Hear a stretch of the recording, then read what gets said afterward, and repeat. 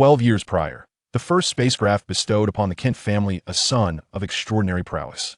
12 years later, a second spacecraft graced them with a Saiyan son. What kind of upheaval will this brotherly duo of Superman and Saiyan bring to the world? Chapter 1. The landing of the second spaceship on Kent Farm. In the vast and chaotic expanse of the cosmos, a streak of luminous energy pierced through the void. One by one, the countless realms of uncertainty either repelled, evaded, or concealed themselves from this radiant beam, as if no world was willing to embrace its presence. Until, passing through an omnipotent universe, a soft exclamation echoed, followed by a force of attraction that drew the light into the omnipotent realm. In that fleeting moment, it seemed as though a golden dragon nodded in acknowledgement to a handsome figure. Omnipotent universe of American comics, Huang 1, the handsome man introduced himself. Dragon Ball, super omnipotent universe, Dragon God Salama. The Dragon God also greeted, his aura gradually dissipating from the luminous form. Dragon Ball Super, a traveler from another realm, and has absorbed various abilities from different races within the Dragon Ball world. Intriguing, such variables are indeed fascinating. An investment might yield considerable benefits. Huang, when mused, his gaze shifting towards the central multiverse of the omnipotent universe. After a moment of contemplation, he declared, Saiyan spaceship, then let it reside within this universe. On a clear night in 1992, in the Kent farm of Smallville, Kansas, 12-year-old Clark Kent sat on the ground, gazing at the starry sky, his eyes reflecting a blend of longing and confusion. Child, what are you pondering? At your age, it's essential to rest properly. Jonathan Kent, embodying the quintessential farmer, seated himself beside Clark, his demeanor warm and hearty. I feel as though the stars are speaking to me, as if they wish to reveal why I was sent to this place. Young Clark Kent appeared somewhat poetic as he continued to stare at the heavens, murmuring softly, "You'll find your answer, Clark. It may take a lifetime, but remember this. Do not rush and never showcase your abilities in front of others. People tend to fear what they do not understand unless you're truly prepared to stand proudly before them and face everything." Jonathan Kent affectionately tousled Clark's hair, speaking earnestly. "Today, you saved Lana and the others. You must have sensed their fear and unease. I know you cannot bear to watch them perish before your eyes, for you are a kind-hearted child, but one day, mark my words, if that day arrives, when you have yet to come to terms with confronting all that lies ahead, even if it means witnessing my demise, do not choose to save me." He recalled a night in 1980 when a spacecraft descended near Kent Farm, and Jonathan Kent, alongside his wife Martha, discovered an infant within the vessel. The childless couple perceived their adoption of child as a divine gift, naming him Clark Kent, taking the surname of Martha Kent. Thus, Clark Kent became an integral part of their family. Initially, the Kents believed that Clark Kent was merely an ordinary extraterrestrial child, indistinguishable from any human, given his striking resemblance to Earthlings. However, at the tender age of 9, Clark Kent experienced an awakening of extraordinary abilities. Countless voices flooded his ears, and his gaze could penetrate through human bones and organs, a transformation that nearly drove him to madness. Under the gentle guidance of Martha Kent, Clark began to acclimate to his newfound powers, learning to manage the fear they instilled in him. Simultaneously, under the counsel of Jonathan Kent, he learned to conceal his peculiarities, adopting a demeanor of silence at school, where he often fell victim to verbal bullying. Earlier today, while riding a school bus with his classmates, an unexpected tire blowout occurred as they traversed a bridge. The bus careened out of control, and the driver, instinctively swerving to avoid an oncoming car, sent the bus plunging into the water below. As the bus submerged and the children struggled for breath in the rising tide, Clark Kent could no longer restrain himself. He revealed his abilities, forcefully propelling the bus back to dry land and rescuing his submerged peers. While the children's parents were relieved, they were also gripped by a sense of dread. Unable to comprehend how Clark had achieved such a feat, their fear of the unknown lingered, overshadowing their gratitude for Clark's heroism, even with the divine providence that had seemingly safeguarded their children. In the midst of Clark's turmoil, Jonathan Kent led him to the basement, pointing to a spacecraft and revealing the truth of Clark's origins, entrusting him with the key to what was presumed to be the vessel. Yet, despite divulging this monumental revelation, Jonathan remained adamant that Clark's extraordinary nature must remain concealed from the world. He understood all too well the profound shock and terror that the existence of an alien among humans could provoke. Thus, Jonathan Kent believed that even in the face of death, be it his own or another, as Clark should refrain from exposing his abilities to save anyone. This was a thrill Jonathan had never before felt concerning Clark. In a moment of bewilderment, he glanced at Clark, only to find him pointing towards the night sky. A fiery streak, akin to a meteor, descended near the Kent farm, followed by a faint sound of impact. Martha Kent, drawn by the commotion, emerged from the house, and she too felt an uncanny sense of familiarity with the unfolding events. Jonathan Kent and Martha Kent, filled with concern for their son Clark Kent, hastily followed him. They soon found Clark intently examining a spherical craft, seemingly at a loss as to how to activate it, until Jonathan and Martha approached him. Chapter 2. Adoption and the Future of Change. Although Jonathan Kent advised Clark Kent to refrain from revealing his abilities when confronted with the death of a classmate, this counsel stemmed from a desire to protect Clark himself. Undoubtedly, Jonathan Kent is a man of profound kindness, and Martha Kent shares this virtue. Otherwise, Clark, tormented by his own powers, would not have maintained a compassionate heart, willing to intervene when witnessing the plight of a bullied classmate. Almost instinctively, Jonathan and Martha Kent were reluctant to leave such a small child exposed to the wilderness, even more so to the scrutiny of authorities that might subject him to relentless experimentation. Furthermore, from Clark's demeanor, Jonathan and Martha grasped an unspoken understanding. With a shared glance, they recognized each other's thoughts. Before the exuberant Clark could utter a word, Martha stepped forward to cradle the infant. At that moment, Jonathan and Martha noticed that while the baby resembled a human infant perfectly, he possessed a small, monkey-like tail, momentarily leaving them in astonishment. Just then, a loud cheer erupted nearby, and instinctively, Jonathan and Martha turned to see their son, Clark, lifting a spherical flying object, his face alight with excitement as he exclaimed, "I think this little spaceship should be placed next to mine. I remember there's still room there." The Kents were oblivious to the fact that their actions were being observed from afar, where a black-haired girl floated in another realm, surrounded by an ethereal golden glow of magic. Beside her, a humanoid figure, luminous with blue light and devoid of clothing, washed with glimmering azure eyes, equally captivated by the scene. "A variable," the black-haired girl murmured after a moment. "Jonathan Kent should only have one child, and that is Clark Kent. He is destined to become a deity among mortals, but now, everything has changed. Dr. Manhattan, what is your perspective?" Originally, Jonathan Kent's future was fated to end in a tempest, but now, I can no longer discern his future, or that of this family. This is decidedly peculiar. Dr. Manhattan shook his head, his demeanor grave. "Since my inception, I have observed that the timeline has not diverged. Theoretically, there are infinite possibilities for the future. Yet this universe's future follows a singular, predetermined path. Now, with his arrival, the future has branched into countless possibilities. Ancient One, can the time stone reveal all futures concerning him?" The seemingly ordinary yet profoundly enigmatic situation unfolded as the girl, cloaked in green luminescence, shook her head, her words laced with mystery. His appearance was abrupt. His spacecraft did not belong to this universe. Additionally, certain cities in this world were peculiar, resembling twin siblings, with identical urban structures, yet bearing different names, situated in close proximity. A flicker of confusion passed through Dr. Manhattan's eyes. From the moment he acquired his powers, the universe should have revealed no secrets to him, yet he discovered that there remained an abundance of mysteries he could not comprehend. With a hum, as soon as Dr. Manhattan's words faded, an irresistible rule ensnared him. "Congratulations. The higher powers have recognized your abilities and promoted you to observer. From now on, we shall be colleagues." A bald observer appeared suddenly, grinning as he grasped Dr. Manhattan's hand. "Your duty henceforth is to observe and record the events of this universe from beyond its dimensions, and you must not intervene." The bald observer offered no opportunity for Dr. Manhattan to respond, casting a teasing glance at the young Ancient One before nodding and vanishing with him. "TCH.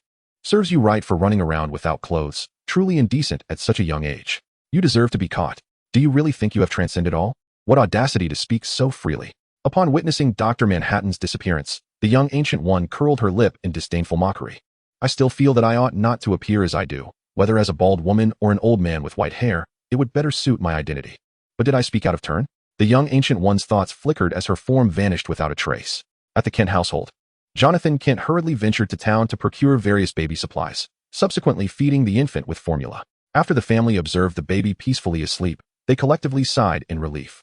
"Clark, you should go to bed. It's getting late. Your mother and I need to discuss some matters," Jonathan Kent remarked, feigning indifference despite noticing Clark Kent's unprecedented excitement. Clearly, the forthcoming family meeting did not involve Clark. "Not fair," Clark Kent muttered under his breath, yet his eyes were darting about, evidently concocting some scheme. Ever since the discovery of the spacecraft and the extraterrestrial infant, Clark's spirits had lifted considerably, and he appeared far more cheerful, as if the impact of the school bus incident had completely faded. "Are we going to adopt this child?" After a prolonged silence, gazing at the slumbering infant, Jonathan Kent was the first to speak. "Weren't you already considering it?" Martha Kent replied with a gentle smile, her voice soft. "After all, Clark is unlike others. Even if he doesn't voice it, we can sense his loneliness and lack of friends. Moreover, Clark is, to us, the greatest gift from God. In our time of confusion, he arrived, bringing warmth. Similarly, When Clark feels lost, this child has appeared, guiding him out of the shadow of the daytime incident. Is he not the best gift for Clark? Indeed, I have never witnessed Clark so exuberant and lively. Previously, he was exceedingly reticent, and coupled with the constraints imposed by his abilities, I found myself concerned for his mental well-being. Jonathan Kent chuckled, shrugging his shoulders, and remarked, moreover, if we do not adopt him, can we truly relinquish him? It is quite beneficial for Clark to have a companion. I suspect he will eagerly take on the responsibility of caring for him, which will certainly alleviate some of our burdens. However, what about his tail? Martha Kent observed the tail curled up behind the infant and hesitantly inquired, what shall we do about his tail? After all, Clark appears no different from us. But this child, while otherwise fine, possesses this tail. Let us show it to Clark. If it can be removed without causing harm, so be it. For now, let's keep it concealed. After all, clothing can cover it, and we'll just need to be careful when he's in diapers, Jonathan Kent responded. Glancing at the infant's tail, he felt a pang of reluctance at the thought of removal and ultimately shook his head in resignation. Chapter 3. The Journey of Robert Kent. I have arrived. As soon as Jonathan Kent's words fell, Clark Kent sprinted over, his exuberant shout echoing through the air. Even from a distance, his extraordinary hearing allowed him to capture every word of his parents' conversation with perfect clarity. Indeed, Clark had been eavesdropping. His earlier glances had been aimed at this very intention, effectively allowing him to participate in the family meeting in a roundabout manner. What brings you here? Jonathan Kent feigned anger, casting a stern look at Clark Kent. Of course, both Jonathan and Martha were fully aware of Clark's superhuman hearing. They simply refrained from allowing young Clark to voice his opinions during family discussions, though listening in was permissible. Moreover, Jonathan had just mentioned Clark's name precisely to summon him to observe the condition of the infant. Haha, I came to see my brother's tail. By the way, I've just named him Robert Kent. What do you think? Clark Kent exclaimed with a playful grin, displaying the demeanor of a typical 12-year-old boy at the prospect of having a new sibling. Robert? That is a fine name. But as you just heard, since you've given him a name, you must also take the time to care for him, understood? Jonathan and Martha exchanged glances and did not dispute the name. Rather, they regarded Clark Kent seriously, imparting the lesson of the challenges of parenthood. Mom, Dad, you've worked hard. From now on, I'll take care of Robert. Clark Kent replied with a serious expression, affirming loudly, then timidly added, but can we not cut off Robert's tail? It's a part of his body, and removing it would certainly be painful. Furthermore, I've noticed that his tail seems more vigorous than his limbs. Even if severed, it might grow back. So let us spare him that suffering. Very well, I shall heed your words. However, you now bear an additional responsibility. Not only must you safeguard yourself and conceal your extraordinary abilities, but you must also protect Robert, ensuring that his tail remains undiscovered. Is that acceptable?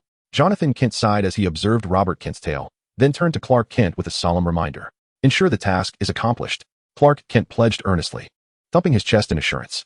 Thus, Robert Kent became the newest member of the Kent family. With the arrival of this brother, Clark Kent found himself considerably more cheerful, dedicating his free time to caring for Robert. Although this journey was fraught with amusing mishaps of child-rearing, Clark reveled in the experience.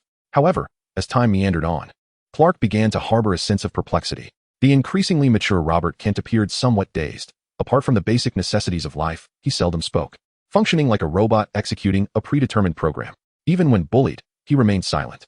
Clark Kent pondered whether Robert, much like his younger self, was concealing his true nature out of fear of being discovered. Yet, upon closer observation, he realized that Robert's demeanor was not an act.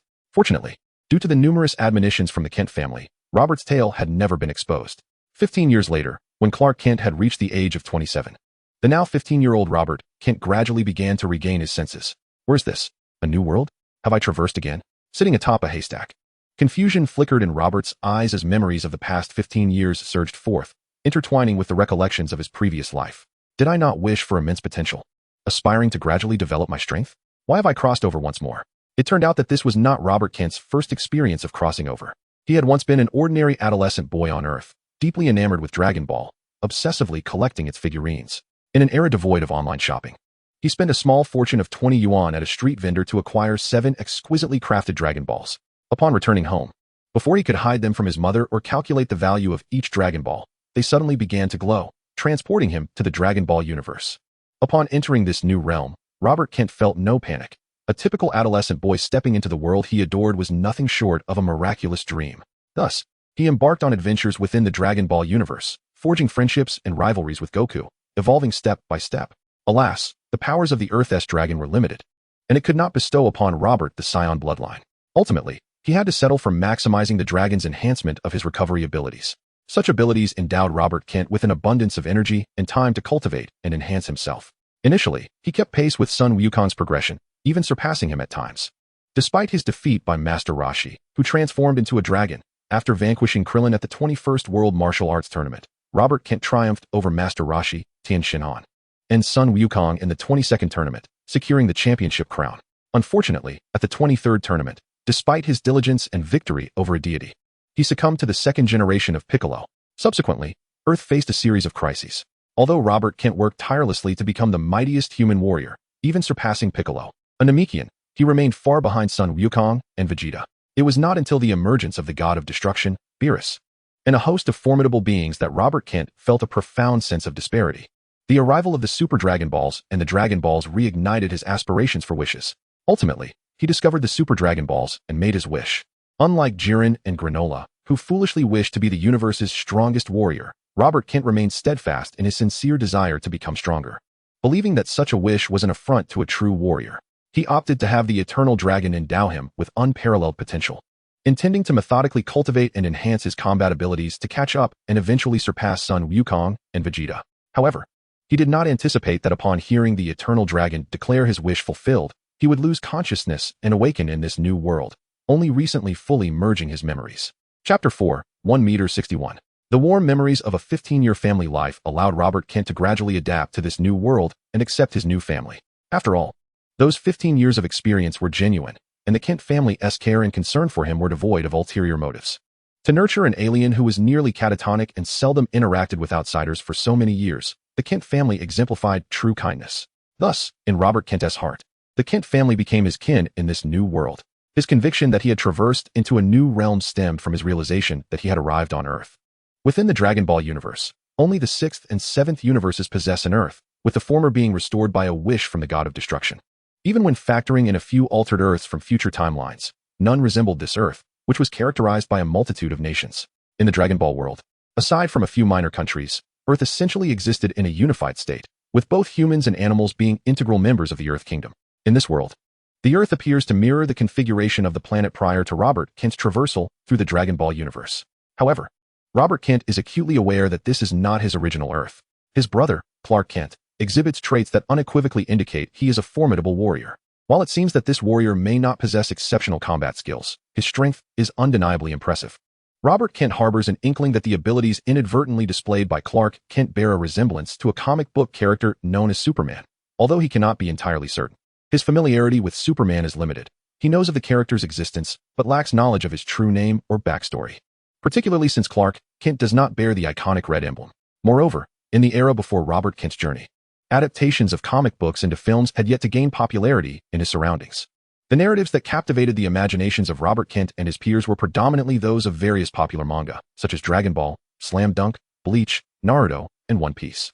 Following these were titles like the Dragon Ball parody and Old Master Q, as evidenced by the sales of comic books and stickers around the school. Prior to his traversal, Robert Kent had only vaguely heard of Superman, Spider-Man, and Batman, without delving into their identities or histories. Thus, to Robert Kent, this world feels almost alien. Yet he takes solace in the notion that it is likely inhabited by powerful beings. The realization that his brother, Clark, is also an extraterrestrial who was adopted by their parents after a spacecraft landed nearby ignites excitement within Robert Kent. Goku shares a similar backstory, and the existence of aliens serves as a testament to the presence of strength within this cosmic civilization. Even if there may not be an abundance of powerful beings on Earth, the two spaceships at home offer an opportunity for him to venture into the cosmos in search of formidable opponents for training and combat. Having experienced numerous interstellar journeys, Robert Kent remains undeterred by the prospect of lengthy and solitary voyages, provided there are sufficiently powerful adversaries to challenge him. In his yearning for battle and powerful rivals, he is no less fervent than a pure-blooded Saiyan. Wait, no, I am indeed a Saiyan now. Although the circumstances of my arrival aboard a Saiyan spacecraft remain unclear, it seems that the mighty dragon has acknowledged my latent potential as a Saiyan. With this thought, Robert clenches his fists, his eyes shimmering with excitement and anticipation. With the physique of a Saiyan, I am destined to transcend my former limitations and attain unparalleled combat prowess. Robert is a splendid name, resonating with a connection to Kakarot and Vegeta. Henceforth, I shall be known as Saiyan Robert. Just as Robert Kent revels in his envisioned future, a figure darts towards him at astonishing speed. With Robert Kent's current capabilities, he is unable to detect this approaching presence in advance. as he remains an ordinary Scion yet to undergo rigorous training. Although Robert Kent's physical attributes naturally surpass those of Earthlings, there remains a considerable disparity when compared to true powerhouses, particularly in the presence of Clark Kent, who has basked in the sun for 27 years. At this moment, Clark Kent stands before Robert, illuminated by the sun's radiant outline, his body shimmering with golden light. He gazes at Robert with a hint of confusion, clearly noticing that Robert seems somewhat different from before. "Brother," Robert Kent greets Clark with a smile and a nod, gently explaining. "The impact during the spacecraft's landing may have been too intense, causing my mind to protect itself by sealing away much of my consciousness. Fortunately, I have now fully recovered. I apologize for the worry I caused you all." For the past 15 years, Robert's vacant demeanor has caused the Kent family considerable concern. However, due to Robert's unique identity and the unmistakably non-human tale he possesses, they refrained from taking him to a hospital for examination. It was only Clark Kent's luminous eyes that assured the Kent couple that Robert harbored no hidden ailments. Otherwise, they might have seriously contemplated whether to first remove Robert's tail before seeking medical attention. "Really? That's wonderful. I shall inform Mom and Dad at once. Let us celebrate this evening," Clark exclaimed with delight, eager to share the good news with his parents. "Wait," Robert called out urgently, his eyes alight with determination. "Brother, I wish to test your strength.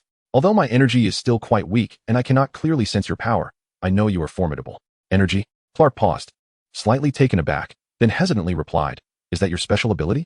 I can see that the strength of your organs and cells far exceeds that of an ordinary human, granting you a physical constitution far superior to that of most adults who regularly exercise. Among all the individuals I have encountered, you are the second strongest after me. However," he continued, "in comparison to me, you still have room for growth, as you are still young and not yet fully developed." At that moment, while Clark was merely stating a fact, it came across as somewhat pretentious, perhaps even embodying the essence of authentic Versailles. Yet, in Robert's time, the term Versailles had yet to be coined. Clark's assertion that Robert had yet to reach full development was indeed accurate. Perhaps it was due to his Scion genes, or simply his age of 15, which had yet to see him fully mature. Currently, Robert stood at merely 1.61 meters tall, undeniably the shortest among his male peers at school, and even when including the girls, he found himself among the lowest in stature. Though Robert was not overly concerned about such matters, he still felt a sense of helplessness and dissatisfaction upon assimilating memories and becoming familiar with his body. Robert Kent, Chapter 5, The Scion's Initial Battle with the Kryptonians. "I harbor no fondness for combat. In truth, I have never honed my abilities, for I possess an intrinsic aversion to such powers." Clark Kent sighed softly and remarked, "Robert, it seems you have a great affinity for battle." "Indeed, I revel in combat. I cherish the pursuit of mastery, and I delight in the exhilarating sensation of becoming ever stronger," Robert Kent replied with a nod, his demeanor radiating a mix of excitement and pride. "One might say that my love for battle is an innate talent, especially now that I belong to the warrior race of Scions. This combative essence is etched into my very blood." "Warrior race of Scions? Is that your lineage? Are you aware of your origins?" Clark Kent inquired, momentarily taken aback, as he gazed at Robert Kent with anticipation.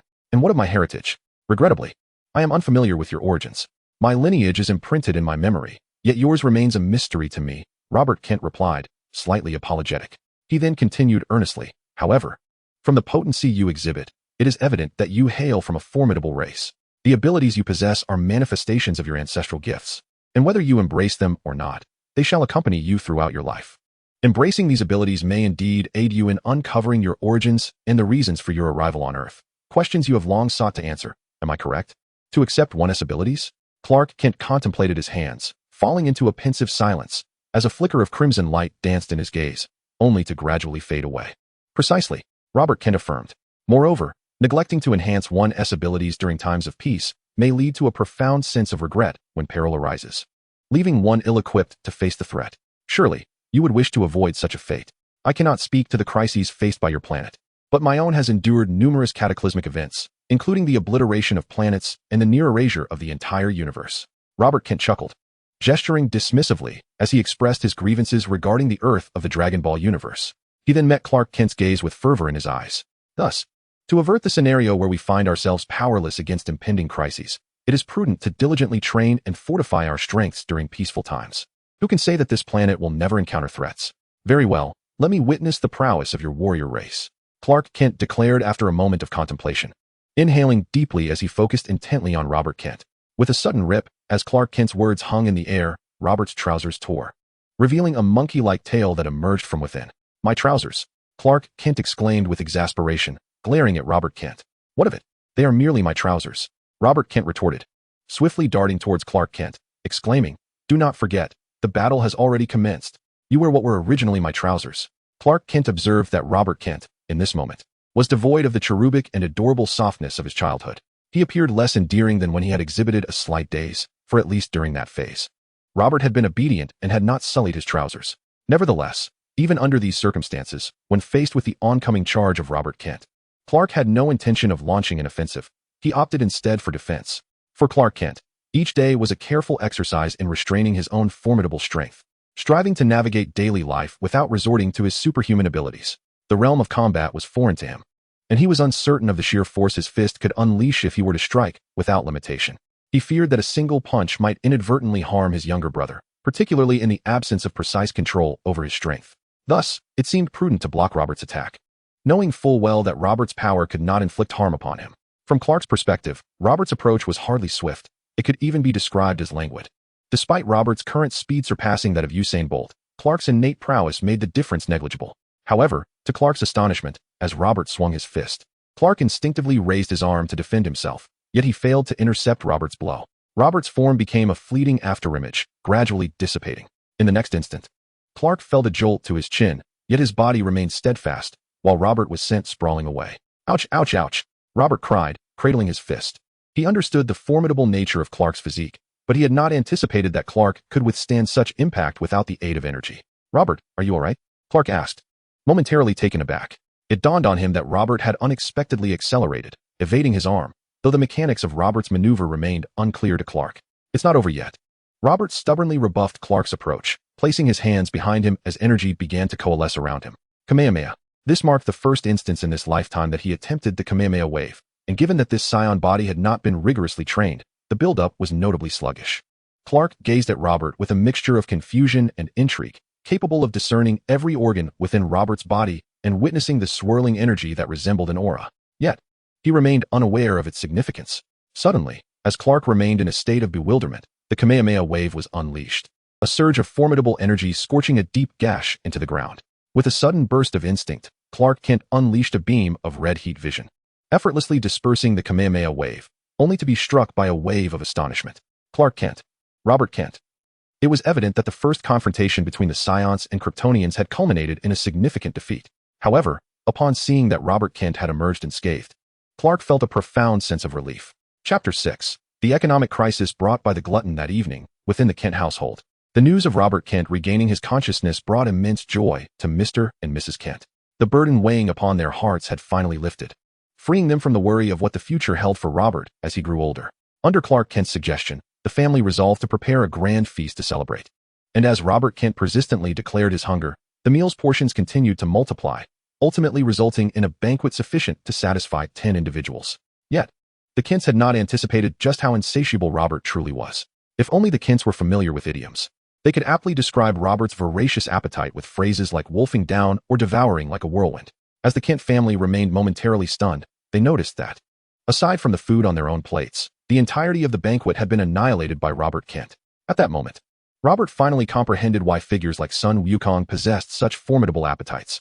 Though Robert had experienced hunger after battles in the Dragon Ball universe, that hunger paled in comparison to the voracity he felt now.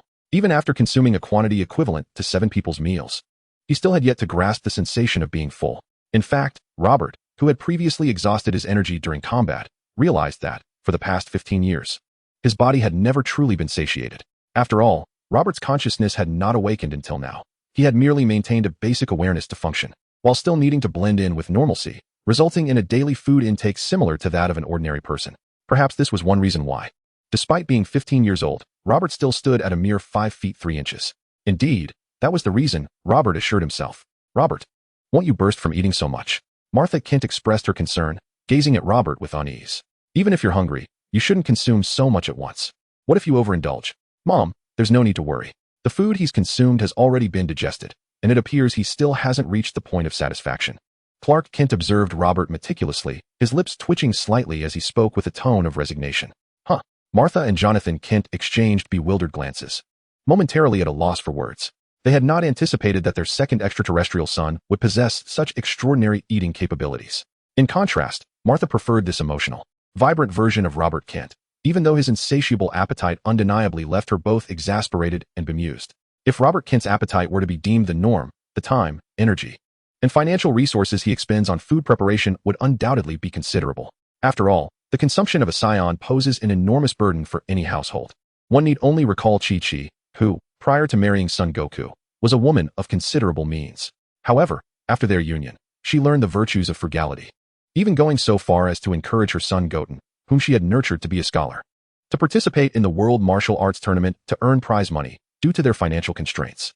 Robert Kent is aware that the Kent family is not impoverished. Indeed, their existence is relatively comfortable, particularly with a farm to their name.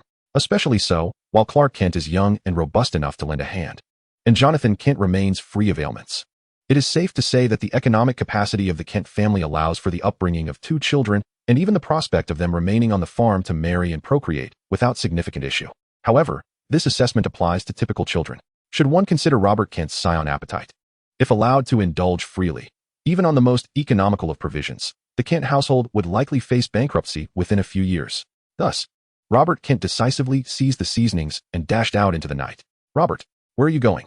Jonathan and Martha Kent exchanged anxious glances as they witnessed Robert's hasty departure. "Venturing out at such an hour is hardly safe." "Do not worry, I shall follow him. You will be fine. You both finish your meal and rest." Clark Kent reassured his parents, having grasped Robert's intentions, before stepping outside himself. "Be careful." Though fully aware of Clark's capabilities, the Kents nonetheless cautioned him, sighing as they returned to the table to eat their meals with little appetite. "Robert is truly a good boy," Martha Kent murmured softly after a moment of reflection. "He has just recovered, yet he is so considerate." She pondered aloud. "Do you think Robert's short stature is a result of his kind's prodigious appetite, compounded by a history of insufficient nourishment?"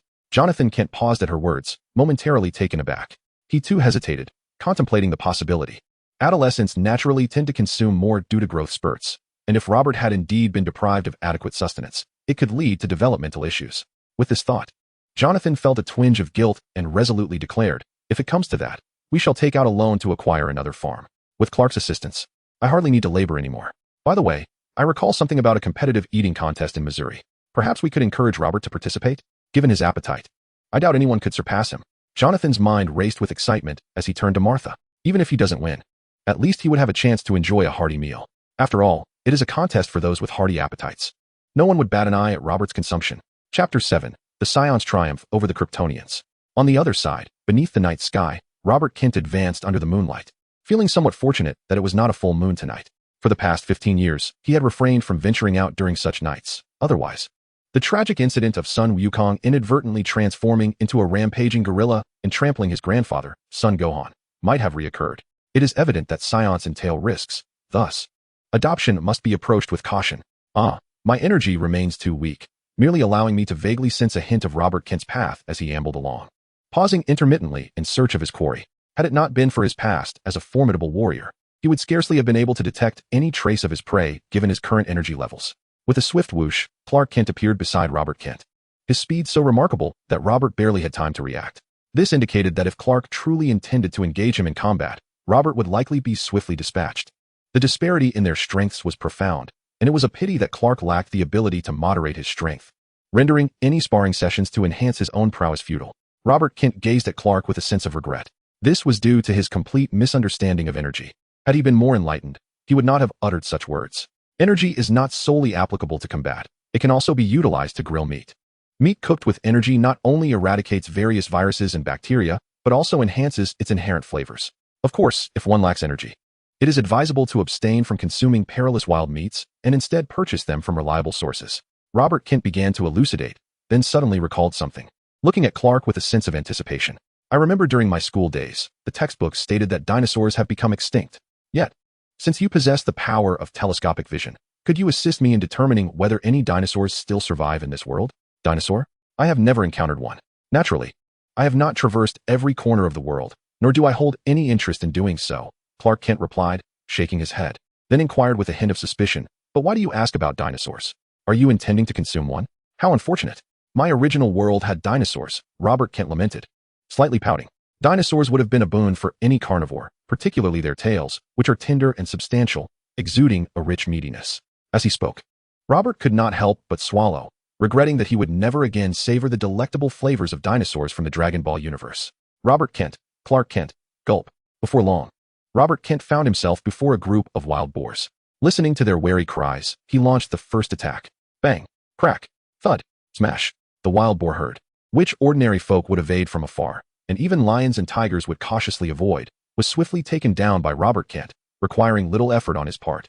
For they were merely a horde of beasts that charged blindly. Clark Kent keenly observed that Robert Kent struck the wild boar's weakest points with remarkable precision, rendering the creature powerless after each blow. Clark found himself perplexed by how Robert could so swiftly identify these vulnerabilities and consistently regulate his strength to the same magnitude with each strike. Was this a manifestation of his innate talent? Just as Robert regarded Clark's physique as grotesquely powerful, Clark marveled at Robert's extraordinary control over his own strength. Was this what it meant to possess combat prowess? Was this the innate gift of a warrior race? Images of Robert's previous words flashed through Clark's mind, filling him with a sense of anticipation. Unbeknownst to Clark, this masterful application of power was not a Saiyan racial gift, but rather a skill honed through Robert's rigorous training as a seasoned warrior prior to his transmigration. Once a mere earthling, Robert understood that if he could not achieve tenfold results from a single unit of effort, he would struggle to keep pace with the exceptionally gifted Saiyan protagonists, let alone surpass the Namekians. Even now, having transcended into a Saiyan form he had never possessed, Robert's battle experience and martial prowess remained ingrained within him, having transformed into his instinctual abilities. After all, though Robert was not a top-tier powerhouse within the Dragon Ball universe, he was undeniably a martial arts master. As Clark's curiosity about Robert's abilities and combat style grew, Robert began to harness his formidable energy to grill the boar, and soon a delectable aroma wafted into Clark's nostrils, causing his throat to instinctively quiver. Observing Robert savoring his meal so delightfully, Clark, who had not been particularly hungry, found himself enticed, especially as the tantalizing scent of grilled meat continued to permeate the air, awakening his appetite. "Save some for me," Clark exclaimed, eagerly vying for food alongside Robert. However, despite being Superman, with his immense strength, he was no match for a Saiyan when it came to appetite. If one were to identify the aspect of Clark that most resembled an ordinary human, it would undoubtedly be his capacity for food consumption. While he possessed a remarkable ability to digest, appetite is not solely determined by digestive prowess. Even though Clark relished the exquisite flavor of Robert's grilling, he found himself unable to consume much. Ultimately, he had to sit by and watch as Robert continued to feast heartily, reluctantly conceding that in the contest of appetite, he had been bested by Robert. In the realm of culinary consumption, the Saiyan triumphed over the Kryptonian. Chapter 8. The Kryptonian unable to cultivate energy. Jonathan has proposed whether to acquire a new farm through a loan or to participate in a competitive eating contest to see if one can emerge victorious. Although Jonathan Kent was conversing with Martha Kent while Clark Kent was quite a distance from home, his acute hearing allowed him to fully comprehend their dialogue. Clark did not express any dissent regarding Jonathan's two suggestions. After all, for Clark, as long as the two farms were not worlds apart, managing an additional farm would be a mere triviality. As for the eating contest, having witnessed Robert Kent's prodigious appetite, Clark could hardly envision anyone as a contender against Robert, not even the most unremarkable earthling, let alone an ordinary extraterrestrial. Burp. Robert Kent swallowed his last morsel of barbecue and beamed at Clark, inquiring, "An eating contest? Is it a competition to see who can consume the most?" "Robert Kent, it seems you are not averse to such an idea." Clark, observing Robert's fervent excitement, felt a slight twitch at the corners of his mouth, followed by a resigned smile. He found it challenging to discern whether Robert was more passionate about food or combat. Unbeknownst to Clark, Robert had originally favored battle. Food was merely a secondary consideration. However, now that Robert possessed Saiyan blood, his warrior nature was accentuated, and what once was a trivial indulgence had transformed into a cherished delight. His genes implored him not to endure hunger any longer. How could one possibly disdain delicious food? Moreover, feasting outside not only satisfied his appetite, but also contributed to the family's finances. What could be more advantageous? Robert chuckled as he wiped his mouth, expressing his eagerness. "Honestly, I can hardly wait to participate in that eating contest." Of course, Robert's face radiated anticipation as he gazed at Clark. Truth be told, Clark's physical prowess had already reached remarkable levels even before training in Ki. Robert could hardly fathom how much stronger he might become once he embraced that discipline. Robert had witnessed transformations from weakness to strength, with the most rapid and significant progress belonging to Broly, who mastered the power of the great ape in his humanoid form, skyrocketing from a state far inferior to that of a warrior to matching blows with Super Saiyan Blue Vegeta, all within the span of a single battle. It is essential to note that this was Vegeta, renowned as invincible, the most formidable incarnation of Vegeta among the Super Saiyan Blues. That clash even shattered the dimensions of the reality universe, underscoring the extraordinary power of both fighters. Robert mused that while Clark's enhancement through Ki might not rival such a dramatic transformation, it could very well parallel the disparity between a regular Saiyan and a Super Saiyan. After all, The formidable physique of Clark Kent signifies his capacity to harness even greater power. The strength of one's energy and body is inherently complementary. Come, follow my guidance, Robert Kent urged, his face alight with anticipation as he observed Clark Kent unravel the mysteries of energy, endeavoring to enable him to summon the force that had always coexisted with his being. Suddenly, as Clark Kent meticulously followed Robert's instructions, a crimson hue surged in his eyes, and an uncontrollable beam of heat vision erupted forth, reminiscent of his previous encounter with the Kamehameha wave. Fortunately, Robert Kent was sufficiently alert and quick-witted, evading the scorching blast and emerging unscathed. Nevertheless, he regarded Clark with lingering trepidation, for the intensity of this heat vision surpassed that of their prior confrontation, leaving an unfathomable fissure in the ground. "Robert, are you all right?" Clark Kent inquired, equally rattled as he retracted the heat vision and gazed at Robert with concern. "Was that a success?"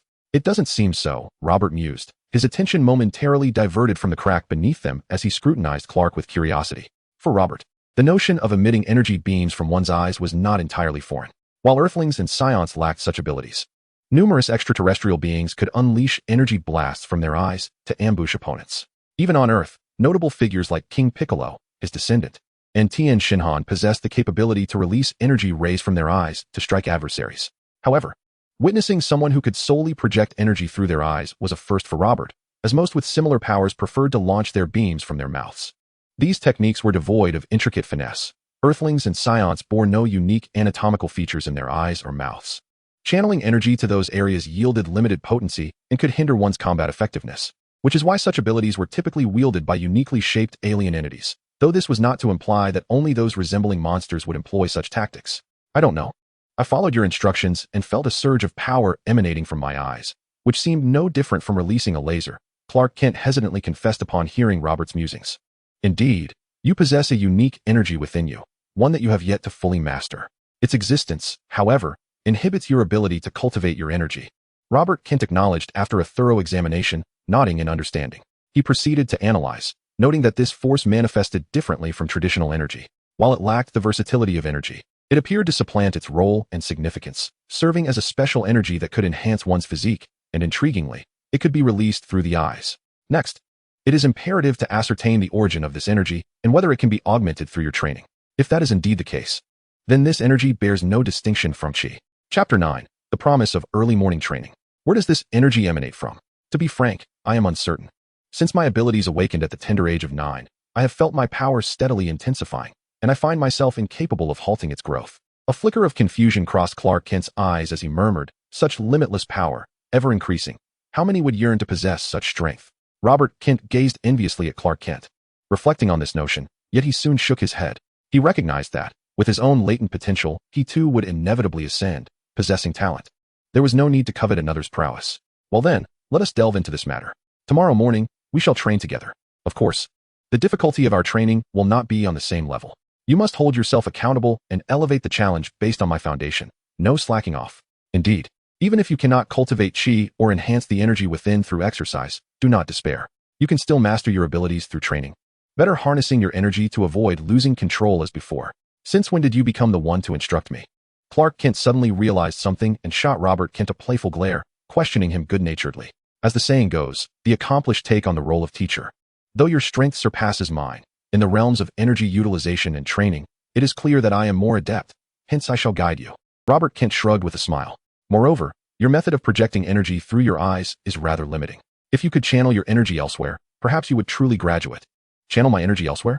A flicker of hesitation crossed Clark Kent's eyes as he recalled Robert Kent's technique of condensing energy in his hands, and once more, his eyes glimmered with crimson light. "Wait." Observing this, Robert Kent hastily intervened. He had no desire for Clark Kent to unleash his heat vision indiscriminately again. "Let us proceed with caution. I believe it would be wiser for you to first master your physical strength. After all, you have navigated life with care for many years and possess considerable experience. The laser vision can wait for a later time. Not to worry. I can wrap it around my waist." Robert Kent adeptly maneuvered his tail, coiling it around his waist, resembling an unusually styled belt, with his clothing draped over it. No one would cast a lingering glance at Robert Kent's midsection. "Then your trousers could use some mending." Observing Robert Kent's crafty antics, Clark Kent, unable to find any flaw in his brother's concealment, was left with no choice but to assert his elder brotherly authority, glaring at Robert Kent with exasperation. "Well, here I am, a proud scion, reduced to mending and patching. How disheartening." I wonder when I shall don a proper battle suit, Robert Kent lamented, feigning helplessness as he shrugged his shoulders. He muttered quietly, without a Saiyan combat uniform, a martial arts outfit will suffice. Oh, we've managed to catch some game to roast for dinner, Robert Kent instinctively remarked, only to observe the subtle change in the expressions of Jonathan and Martha Kentucky. The Kents exchanged glances. Rest assured, Mother, we are not ordinary individuals. Robert Kent waved his hand dismissively, eager to clarify. Moreover, I possess a unique method for preparing ingredients, so there will be no issues. Indeed, Mother, Clark Kent interjected, I have scrutinized the game and found no traces of bacteria. Besides, the food Robert prepares is undeniably delectable. Once he showcases his skills, you shall see for yourself. If circumstances permit in the future, Robert could very well open a barbecue restaurant. With his culinary prowess, it would surely thrive. Is that truly the case? Martha Kent asked, skepticism etched on her face as she regarded her two sons. Despite their lifelong honesty, she felt it prudent to seek further clarification on such matters. Martha. At that moment, Jonathan Kent shook his head and cast a meaningful glance at Martha, signaling her to refrain from further inquiries. Initially, like Martha, Jonathan had harbored concerns upon hearing that Robert intended to hunt for food, recognizing the inherent risks associated with wild game compared to regulated meat. However, it soon dawned on him that his sons were not of this earth. They had never suffered from illness, only grappling with psychological issues at times. Yet, their physical abilities far surpassed those of humans. What posed a risk to humans was inconsequential to these formidable extraterrestrial youths. Dad, I heard there's an eating contest in the neighboring state. Could you take me to participate? With Martha no longer pressing for answers, Robert Kent looked eagerly at Jonathan Kent. Jonathan Kent momentarily paused, then glanced at the composed Clark Kent. A smile of reassurance gracing his features as he responded, All right, the contest is the day after tomorrow, conveniently on Sunday at noon. We shall depart tomorrow afternoon and should arrive by evening. The spotlight will be on you, Robert. Leave it to me, Robert Kent declared confidently, patting his chest in assurance. He then turned to Clark Kent, saying, Brother, I'm off to bed now. Wake you in the morning. Don't forget to mend your pants. Clark Kent called out, a slight smile dancing on his lips as he watched Robert Kent retreat. Chapter 10. The astonishing life of Superman. That night, the Kent family slumbered peacefully. The concerns that had once plagued them regarding Robert Kent's intellectual challenges were now resolved. Although his voracious appetite had emerged as a new dilemma, the fact that Robert had grown to be considerate of his family brought immense comfort to Jonathan and Martha Kentucky. This indicates that Robert Kent not only regained his sanity but also matured, evolving into a more sensible child. Unbeknownst to him, the Kent couple found solace in his growth. Prior to his arrival in this world, Robert was solely a martial artist, dedicated to the pursuit of strength, with little interpersonal interaction apart from exchanges with fellow warriors. Nevertheless, Robert Kent harbors a deep sense of gratitude. The nurturing he received over the past 15 years holds as much significance in his heart as his martial aspirations. At 5 o'clock the following morning, Robert Kent rose, marking the first instance of exercise in his 15 years in this world. Although he felt no particular excitement, he swiftly organized his belongings, setting aside his mended trousers, and called upon Clark Kent to commence their new training regimen. Their training methods were unremarkable, involving the carrying of heavy objects across mountains, long-distance sprints, and various weighted push-ups and frog jumps, along with some manual cultivation of the land at home. Robert Kent increased the intensity of his training, finding great satisfaction in it. However, Clark Kent faced no such challenges, though they engaged in the same exercises. The added weight was far too trivial for him. In light of this, Robert had no choice but to devise an alternative training plan for Clark, which included endless punches and kicks, while ensuring that each strike maintained consistency in force and impact. In the absence of a gravity chamber, even with Robert's extensive experience, he could only conceive methods to help Clark gradually harness his physical strength. Before long, the morning passed without either Robert or Clark feeling fatigued. Clark's lack of exhaustion stemmed from the insufficient intensity of their training, while Robert began to question whether the enhancement of his body's recovery abilities, which he had acquired previously, remained effective. If it indeed proved effective, the combination of Saiyan heritage and extraordinary recovery capabilities might warrant the exploration of unique enhancement methods. It is well known that Saiyans, particularly those from the 7th universe, possess a distinctive trait. Upon returning from the brink of death, their combat power significantly increases. However, if one were to train to their utmost limits, even a near-death experience would not result in further growth and strength. Yet, it was evident that Robert Kent had not yet reached such limits. While Robert preferred to continually elevate himself through training, if his remarkable recovery talent still existed, he could engage in battle with greater abandon, even unleashing his own unique martial techniques that encapsulate his fighting philosophy. Hey, how about you try to beat me to the brink of death? Robert suggested to Clark, as he prepared food in a remote area, feeling a surge of intrigue. This could hardly be considered an unfair augmentation of strength, It was merely a rational utilization and understanding of one's own talents. I, Robert Kent, am not cheating. Clark Kent. As Robert Kent's words fell, Clark Kent found himself in a state of utter bewilderment. He had never before experienced such an emotion. Yet he was overwhelmed with an urge to pry open Robert Kent's head to ascertain whether his mind had indeed faltered. Clark Kent harbored doubts about Robert Kent's claim that his consciousness had fully returned. Surely, his awareness could not be entirely restored, could it? Were those words uttered by a person possessing a sound mind? Even an extraterrestrial being ought not to speak in such a manner. Brother? Noticing Clark Kent's stunned gaze upon him, Robert Kent looked back in confusion and elaborated. Well, it's not exactly about being half dead. You need to reduce me to the brink of breath, rendering me utterly immobile, on the verge of death. I understand this may pose a challenge for you. But simply follow my instructions, avoid the vital areas of the brain and heart, and then, blah blah blah. Clark Kent, shocked for a lifetime. It is fair to say that Clark Kent had never encountered such a request from Robert Kent, asking someone to bring him to the edge of death. And the most astonishing part was the detailed manner in which Robert articulated it. Robert, I've heard there is a renowned asylum called Arkham on the outskirts of Gotham City. Perhaps you could consider hiding your true self there. Clark Kent gradually emerged from his astonishment, inhaling deeply and earnestly addressing Robert Kent. Robert Kent. At that moment, Robert Kent exemplified the notion of a small mind brimming with grand questions, and even he, despite his usual dullness, grasped that suggesting a visit to an asylum implied a concern for his mental state. However, Robert Kent struggled to comprehend why Clark Kent would harbor such thoughts. After all, given that he dared to request Clark Kent to bring him to the brink of death, he must possess a certain confidence in his recovery. Wasn't he that a straightforward deduction? It seemed that Clark Kent was the one with a muddled mind. Moreover, if Clark Kent found himself perplexed, why not simply inquire? Did he truly believe Robert Kent was unwell to the extent of asking someone to bring him to the precipice of death without assurance of recovery? Contemplating this, Robert Kent cast a look of disdain and pity towards Clark Kent, and their gazes met. Chapter 11.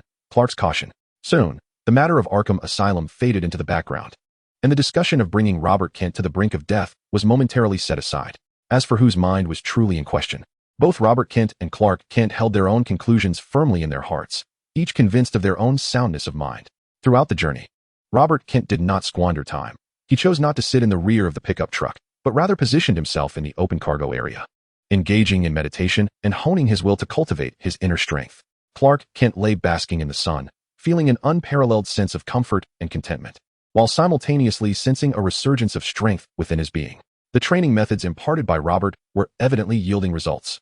Unbeknownst to him, Clark Kent nurtured a delightful misconception in his heart, resolving to continue his training under Robert Kent's guidance. The old pickup truck belonging to the Kent family did not travel at a particularly swift pace, certainly not as fast as Robert Kent and Clark Kent could run. However, the distance from Smallville to Missouri was not extensive, especially considering that the renowned Kansas City, which lay at the confluence of Kansas and Missouri, was also their destination and administratively belonged to Missouri. That evening, the Kent family settled into a hotel in Kansas City. The upcoming hamburger eating contest had stirred considerable excitement, and given that Kansas City was inherently a bustling metropolis, the influx of people was substantial. Robert Kent, however, displayed little interest in the throngs and urban vibrancy. In terms of urbanization and greenery, the cities of the Dragon Ball world far surpassed this one, not to mention the advancements in technology. Nonetheless, Robert Kent eagerly anticipated the hamburger eating contest the following day, and due to the event's popularity, numerous food vendors had set up nearby. Although he had not dined to his fill, he indulged in a variety of delectable treats, relishing the experience.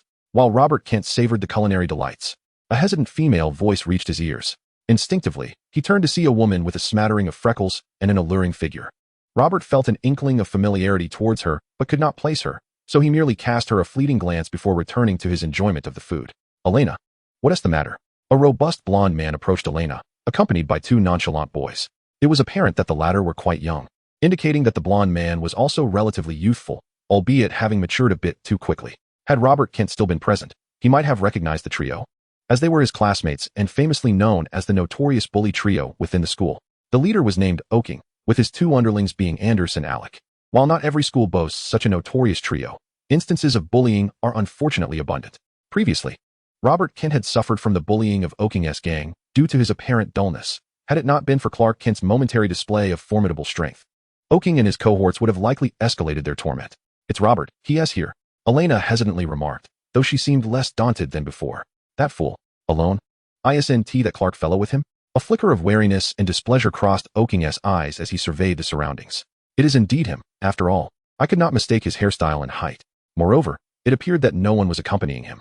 Elena's expression was somewhat perplexed, for she had caught a glimpse of Robert Kent's eyes.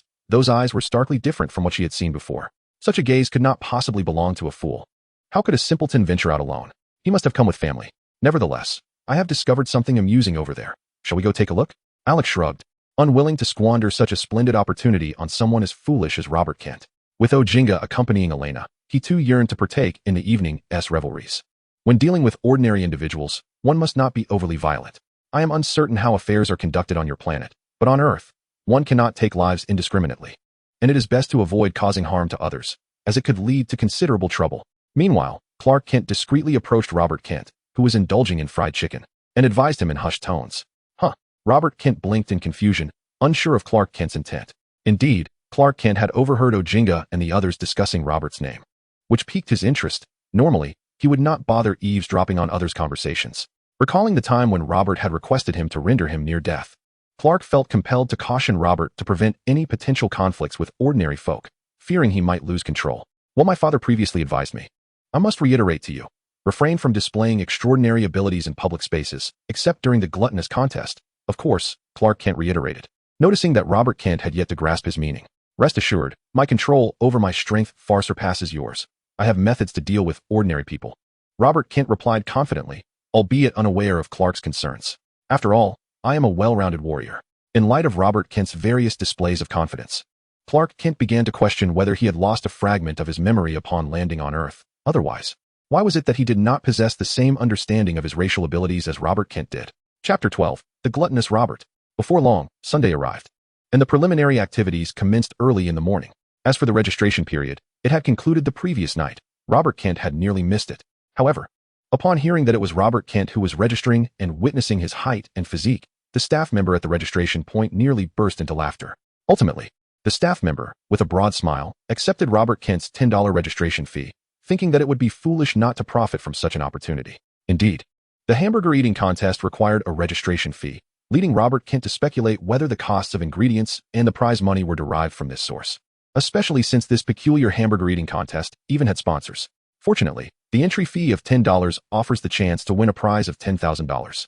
Although it pales in comparison to the hundreds of thousands awarded to the champion of Washington's renowned hamburger eating contest, nonetheless, this represents a thousand-fold return. Robert Kent is resolutely determined to seize this opportunity, so much so that he has even skipped breakfast. Soon, as Robert Kent anticipates the competition with an empty stomach, the event commences. The rules are straightforward. The contestant who consumes the most hamburgers within 10 minutes is crowned the champion. Each round features 50 participants, and the contest consists of 20 rounds. Before each individual lies a timer and a supervisor, surrounded by an innumerable throng of spectators and photographers, ensuring the fairness and integrity of the event. Indeed, each hamburger wrapper bears the name of a sponsor, including those specifically devoted to hamburger production, indicating that the cost of food is not exorbitant. Clark Kent's keen eyesight swiftly discerned the fine print on the wrappers, revealing that sponsors had filled every visible corner with advertisements. In the first round, contestant number 3 managed to consume a staggering 27 hamburgers in 10 minutes. In the second round, contestant number 6 devoured 23 hamburgers within the same time frame. Rapidly, the results of each round were announced. Only the contestant who ate the most hamburgers in a round could remain, and those who succeeded quickly learned whether they would continue to advance in the quest for the championship. When it was Robert Kent's turn to compete, the record had already risen to 33 hamburgers. One must concede that these competitive eaters possess considerable skill, yet Robert Kent's appearance signaled their imminent defeat. With fervor, Robert Kent launched hamburgers into his mouth with astonishing speed, leaving his fellow contestants in awe and slowing their own progress. The spectators were initially stunned, but soon they rallied, cheering and raising their thumbs in admiration, chanting in unison, "Champion Eater! Champion Eater! Champion Eater!" It was clear that the audience was captivated by Robert Kent's remarkable ability to consume such vast quantities of food, leading many to speculate that the championship was already predetermined in his favor. And Robert Kent did not disappoint, devouring an astounding 123 hamburgers in the span of 10 minutes. Seemingly unfulfilled, it is conservatively estimated that the appetite of a Saiyan is roughly 30 times that of an average human. These hamburgers were not particularly large, and an ordinary person might manage 4 or 5, perhaps even 6 or 7 with great effort. However, the disparity between this and the prowess of a champion eater, particularly that of Robert Kent, is monumental. The audience at the scene was perplexed, unable to fathom how the diminutive and frail figure of Robert Kent managed to consume a staggering 123 hamburgers. Nevertheless, this confusion did not dampen their excitement. as the atmosphere of the event reached a fever pitch at that moment. However, the organizers refrained from immediately awarding the championship title to Robert Kent, as subsequent competitions were still underway. Yet, with Robert Kent setting the bar so high, the following contests appeared rather lackluster. Even the competitive eaters, who could devour 20 or 30 hamburgers, found their efforts insufficient to satisfy the audience's appetite. Clearly, the spectators themselves were the true champions of gluttony, forever insatiable in their cravings. Even the most obstinate among them dared not claim they could surpass Robert Kent's remarkable feat. Hence, when the competition concluded, there was no question that the title was rightfully bestowed upon Robert Kent. Staff members rushed to the stage, draping a jacket adorned with sponsor logos around his shoulders, while a trophy and an oversized novelty check were presented to him, commemorating his record of 123 hamburgers and a prize of $10,000. It is worth noting that Robert Kent was no stranger to grand occasions, having previously claimed victory in martial arts tournaments, though he had not donned sponsor-laden attire at that time. Interestingly, during an interview, Robert Kent's gaze fell upon the official who managed the registrations, and his expression seemed somewhat unnatural. Is that Robert? Is he not a fool? How can he eat so much and win such a substantial prize? Meanwhile, in the audience, a visibly fatigued and pale-faced Andal gazed incredulously at Robert Kent on the podium. I told you I saw him, didn't I? And he seems different now? Not as foolish as before. Elena huffed in annoyance. Previously, her remarks about Robert Kent had gone unnoticed, but now this once inconspicuous fool had become the center of attention. And her envy was palpable. For these 15 and 16-year-olds, fame was a source of pride, yet it was not they who garnered it, but someone they had once bullied, which left them feeling quite disgruntled, especially since Robert Kent had acquired such a handsome sum. Damn it, Robert must have been feigning ignorance all along, Alex exclaimed, his eyes darting about before he turned to his companions, indignantly expressing his thoughts. Just as Alex finished speaking, Clark, standing beside Robert, caught a glance from him, which startled Alex and his friends. Boss, that Clark is no ordinary fellow. The last time the three of us confronted him, not only did we fail to inflict any harm, but our hands ached for days afterward, Andal whispered cautiously, suddenly feeling apprehensive upon meeting Clark's gaze. What if he discovers we've taken Robert's prize?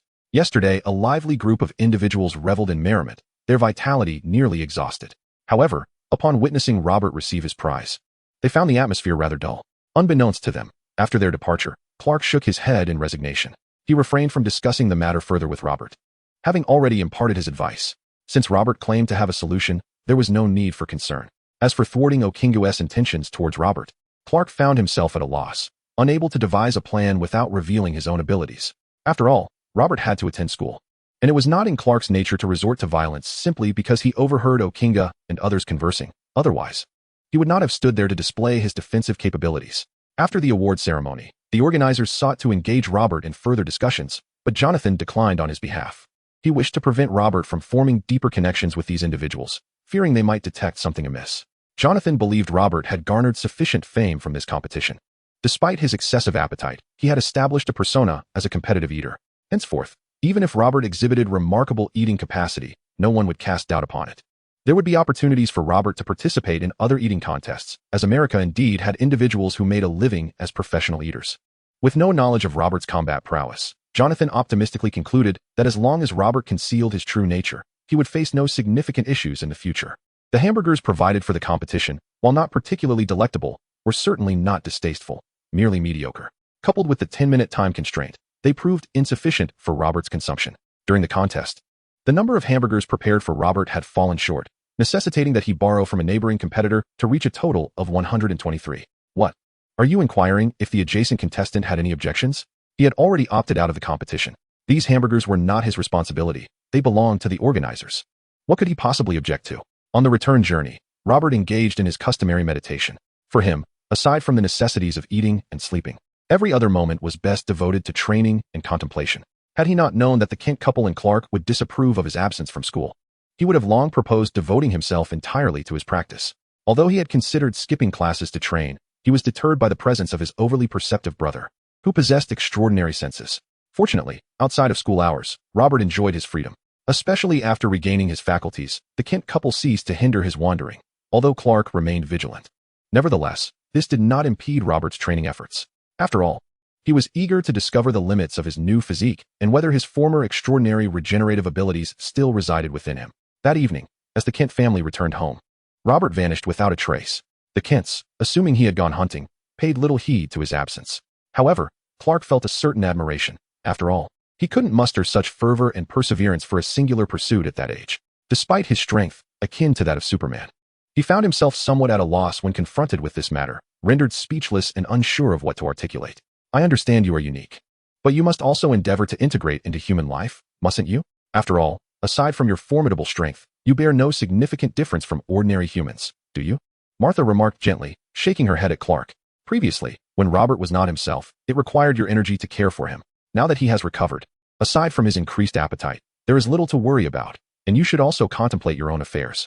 Lana is a fine young lady, or rather, all those children you saved have turned out well. They have never spoken ill of you, and even as they matured, they retained their gratitude, no longer fearing you as they once did. Your relationship with Lana represents a charming beginning, akin to a prince rescuing a princess, so seize this opportunity. You cannot afford to let such a wonderful princess slip away. Indeed, the Lana Martha referenced was one of Clark's classmates from the school bus incident 15 years prior, the moment he revealed his abilities.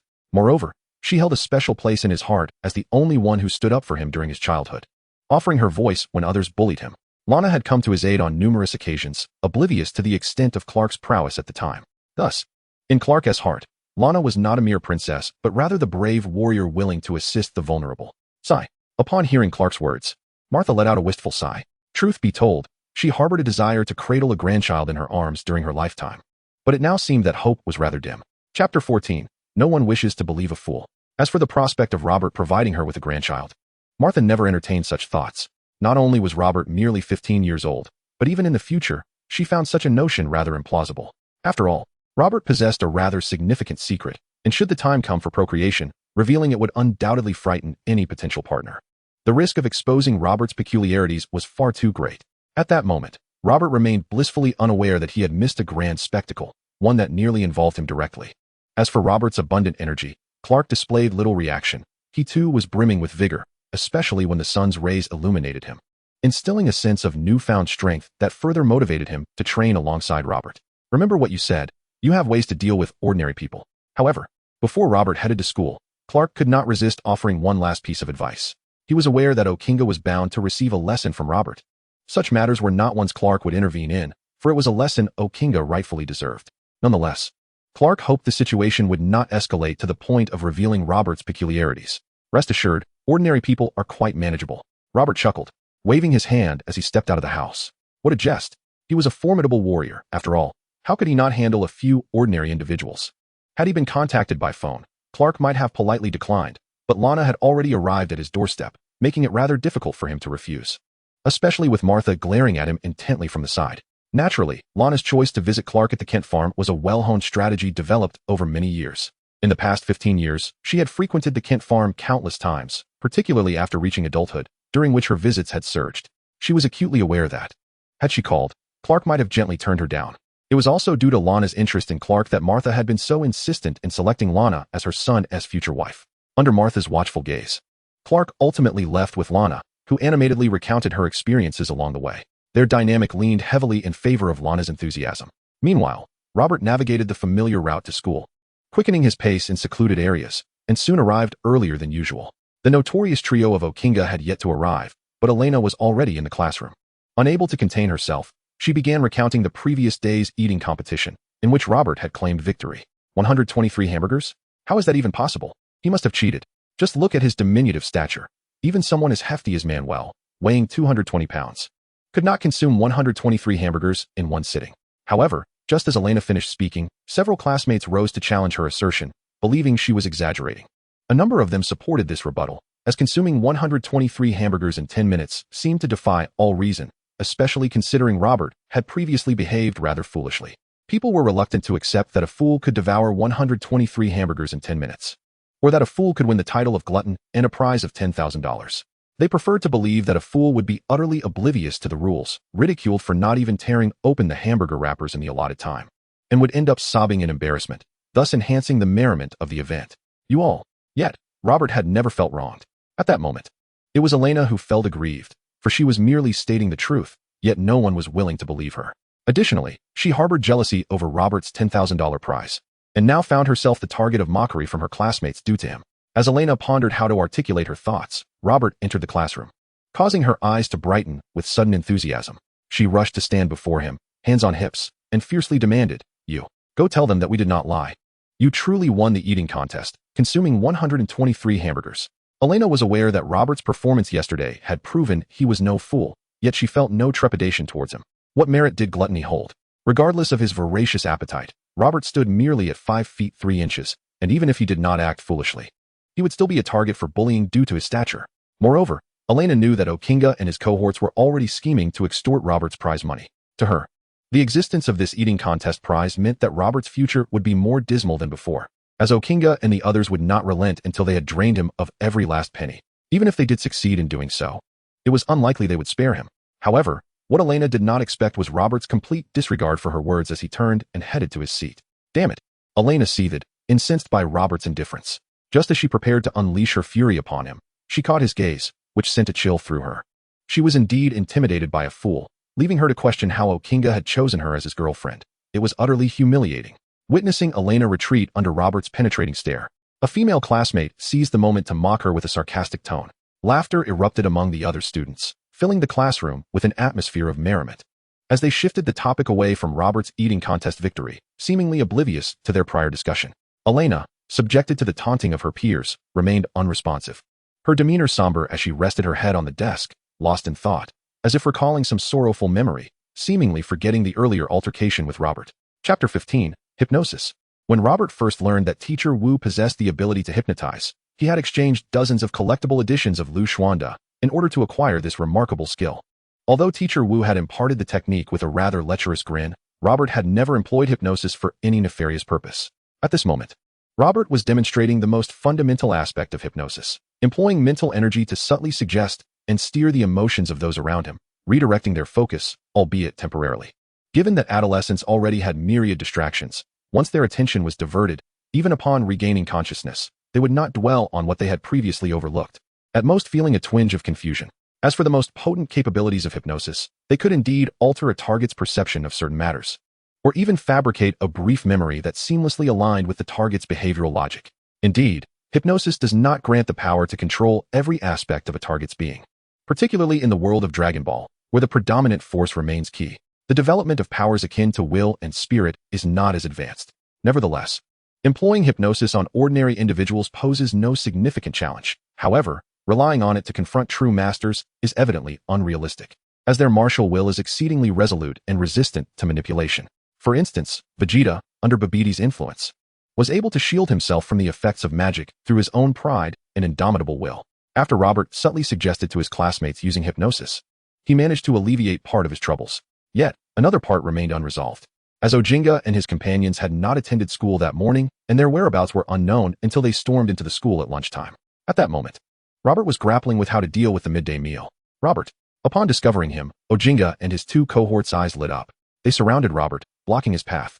Although several classmates noticed the commotion, none dared to intervene, for Ojinga and his group were notorious bullies.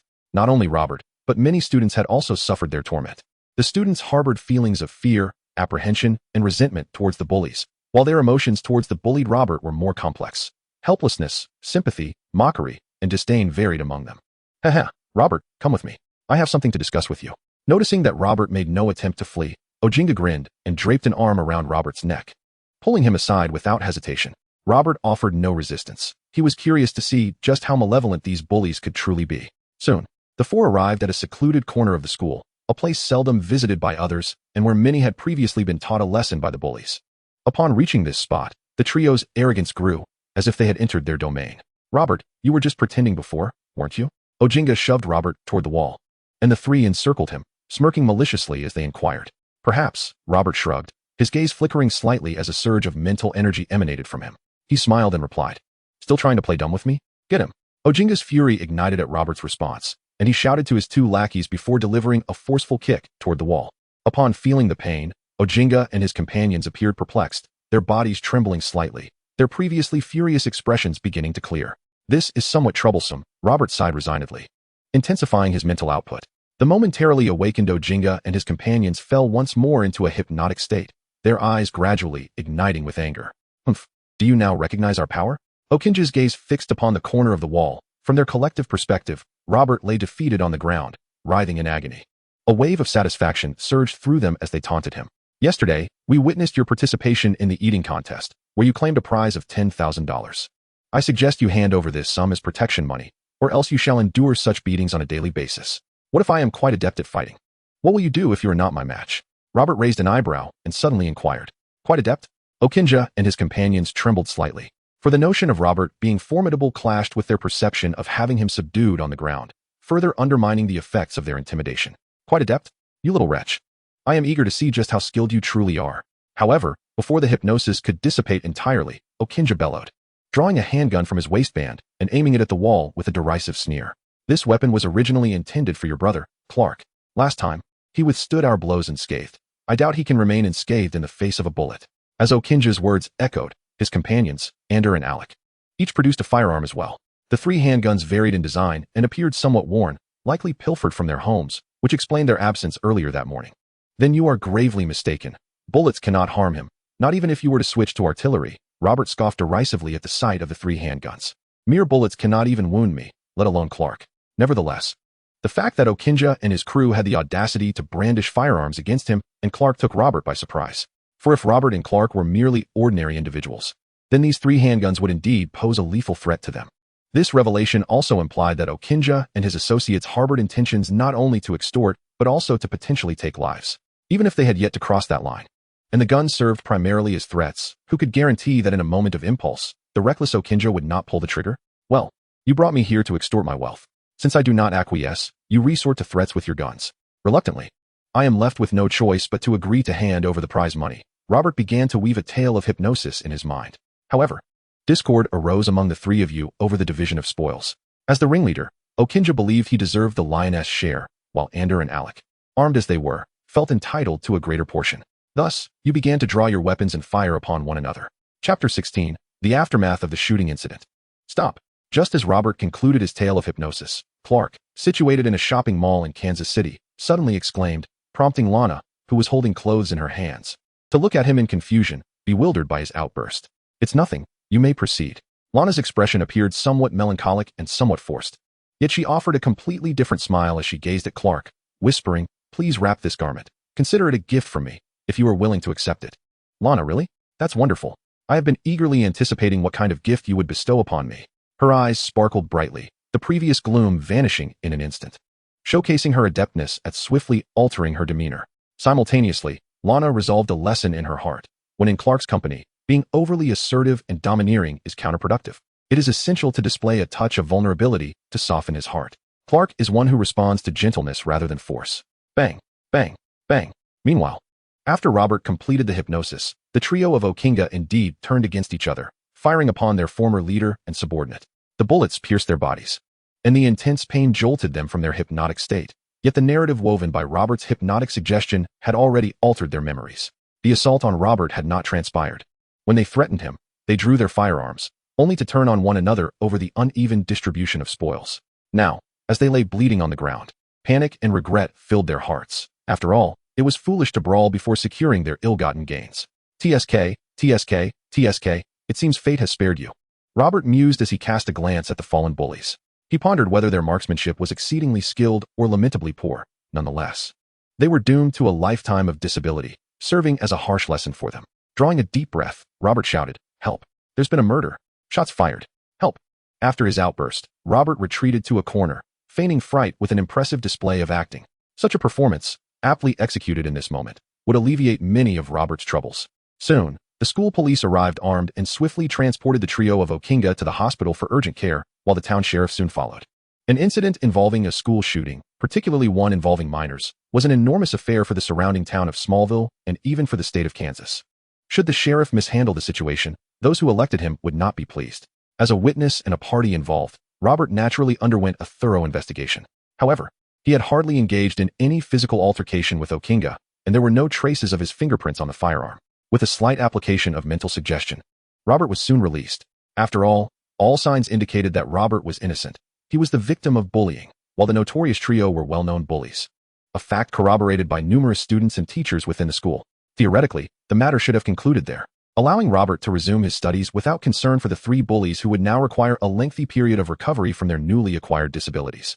In Robert's view, the fate that befell the trio of bullies was not entirely unfavorable. They had received a lesson they would remember for a lifetime. and the pain they endured would accompany them forever. At the very least, it would be exceedingly difficult for them to bully others again. Nor would they have the opportunity to commit even greater offenses due to their previous misdeeds. This could be seen as Robert's way of guiding the bullies towards redemption. Indeed, I am a good person, Robert mused. However, he was unprepared for the unexpected turn of events that followed. Good child, you were frightened, weren't you? It's all right. Martha said as she tenderly embraced Robert, who was seated in the back seat when Jonathan's family picked him up. It is utterly outrageous. Such a young child daring to steal a gun from home. Fortunately, they quarreled over the spoils and turned on each other. Otherwise, this matter would not have ended so easily. Jonathan expressed his indignation, his emotions unusually volatile. After all, to Jonathan and Martha, their young son, aside from his hearty appetite and the peculiar tale he bore, was no different from any other child. They did not wish to see Robert harmed by a bullet or, worse still, meet with death. Don't worry, Mom and Dad. I'm fine, Robert said warmly, noticing the concern etched on Jonathan and Martha's faces. In truth, although I may not be as formidable as my brother, I can manage most minor situations. Minor situation? A gun was drawn. You should have seen how badly your 3 classmates fared. Their future lives will certainly require diligent care, if not complete assistance. But they brought this upon themselves, Martha remarked, a hint of discontent evident in her expression. While she acknowledged the dire state of the bullies, she felt no sympathy for them, as their plight had nearly befallen her own son. Robert, you may not be aware, but the parents of those boys even contemplated shifting the blame onto you. If it weren't for Jonathan's assertiveness and the fact that Okinda and the others were still flustered and revealed their inconsistencies during questioning, this situation would not have been so easily resolved. Clark, who had been silent until now, sighed in resignation. The 3 of them were momentarily taken aback, turning their attention to Clark. Clark, did you hear something? Martha inquired hesitantly, fully aware of Clark's abilities. Indeed, the ramifications of the school shooting incident have been profound. The parents of the students have flocked to the school, demanding the expulsion of Okinda and his associates, Clark remarked, casting a glance at Robert. Chapter 17, The Expulsion Controversy. Though the Kent couple did not verbally express their agreement with Robert's perspective, they refrained from contradicting it, for they, too, shared similar sentiments. Sighing, Clark looked at Robert and softly stated, not only are Okinda and his 2 companions being asked to withdraw, you are also facing the same demand for expulsion. Why? On what grounds? The Kent couple gasped in unison, while Robert appeared merely surprised, devoid of any anger, and even a hint of delight lingered in his astonished tone. As expected, upon witnessing the subtle shift in Robert's expression, Clark's lips twitched slightly, confirming his suspicions. Robert indeed harbored no desire to attend school, as the institution complicated both his training and his meals. Why should Robert be expelled? He was clearly a victim. Was reason no longer of any consequence? Martha questioned, her face a mask of confusion. Once a certain number of people is reached, the concept of reason becomes irrelevant. Their sheer numbers constitute the greatest argument, for no one wishes to witness a disturbance. Clark shook his head and spoke softly. According to their narrative, Robert had witnessed a shooting up close, potentially leading to post-traumatic stress disorder. Should he be further provoked, it could pose a latent threat to their children. Of course, this was merely a pretext they concocted. In truth, they perceived Robert as a harbinger of misfortune, fearing that he would bring bad luck upon their offspring. Seizing this opportunity, they aimed to expel both Robert and the Okindas. Nonsense, Jonathan muttered in disdain, preparing to turn back towards the school to confront the principal directly.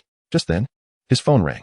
Jonathan halted, his expression darkening as he answered the call, and indeed, it was the school reaching out. Hello?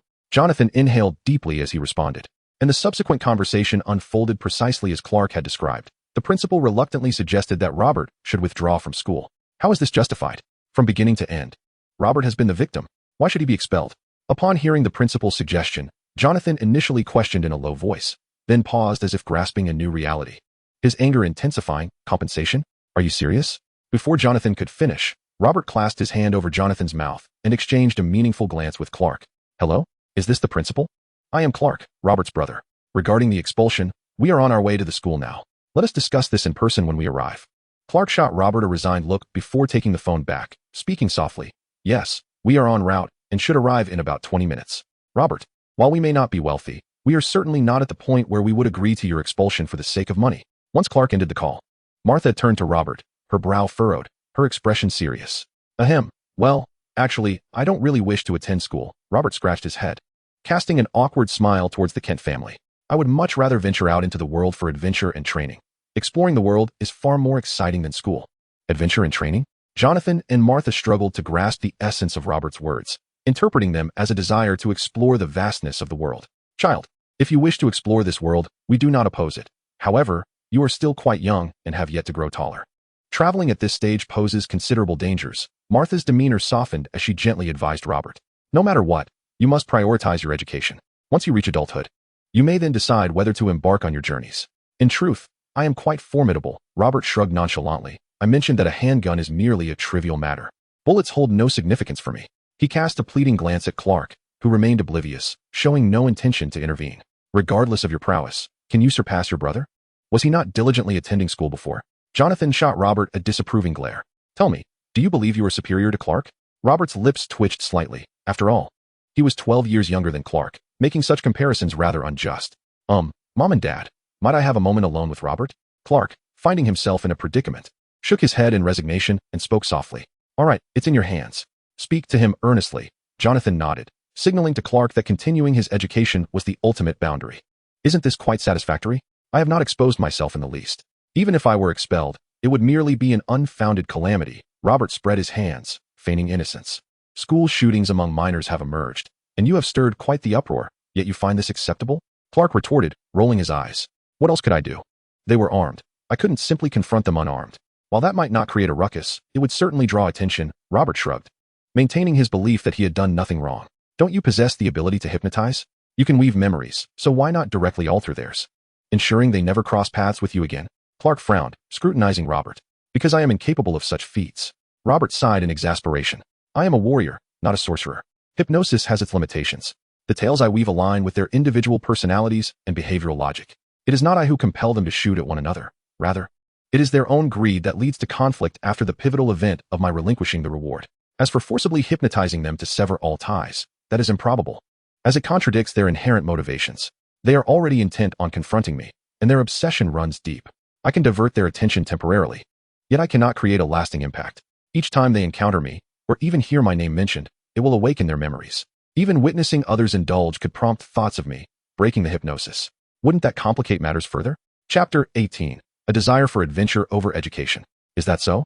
Clark sighed softly, acknowledging that he was not a magician and could not ascertain the veracity of Robert's claims.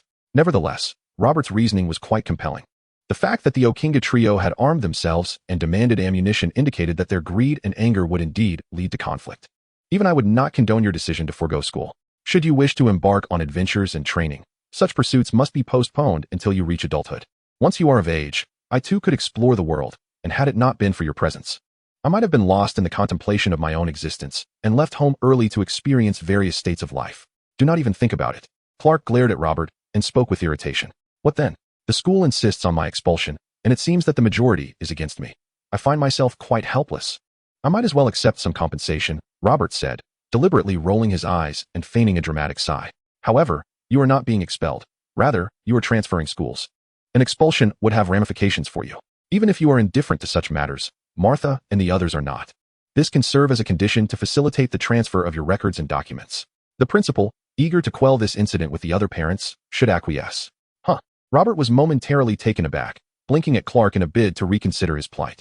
Regarding Robert's ultimate need to transfer, the Kent couple felt a sense of resignation. Yet they acknowledged that Clark had a valid point. Indeed, it was time for Robert to experience a different educational environment. Thus, the old pickup truck set off once more, swiftly arriving at the school. By this time, some parents had departed, yet a contingent remained, engaged in discussions with the school officials, evidently unwilling to leave until their grievances were addressed. Clark overheard the parent representatives attempting to leverage the prevailing public opinion to secure additional benefits, such as enhancing campus security, increasing the number of surveillance cameras, and providing better teaching resources for the children, none of which pertained to Robert, and Clark found no interest in these matters. Before long, the Kent family arrived at the principal's office, where they encountered Principal Bob, who appeared quite flustered. Ah, you're here. Bob exhaled in relief upon seeing the Kents, though his demeanor quickly turned awkward, while his tone had been somewhat more relaxed over the phone. Facing Jonathan's stern expression left him at a loss for how to initiate the conversation. Yet, considering the parents who had not yet dispersed and their ever-growing demands, Bob felt an immense burden. Finally, he sighed and addressed the Kent family softly. The situation is as I described over the phone. I do not wish for Robert to be expelled, as he is also a victim in this incident. However, this is unavoidable. You must have noticed that the parents are still here, voicing their demands. It is entirely reasonable for them to request the expulsion of the Okinga trio. But demanding Robert's expulsion is utterly illogical. The school acknowledges its shortcomings and is willing to offer you a certain financial compensation, hoping that you can understand the predicament we are in. After all, it is not our desire to witness such circumstances unfold, is it? Expulsion is out of the question. Clark, representing the Kent family, commenced negotiations, his countenance grave as he addressed Bob. Surely, you are aware of the repercussions that expulsion would have on Robert. During my own schooling, I recall instances where students were injured and hospitalized, yet no one faced expulsion. Moreover, Robert is an innocent victim in this situation. Should an expulsion occur, I can only imagine that the media would be eager to report on the ensuing events.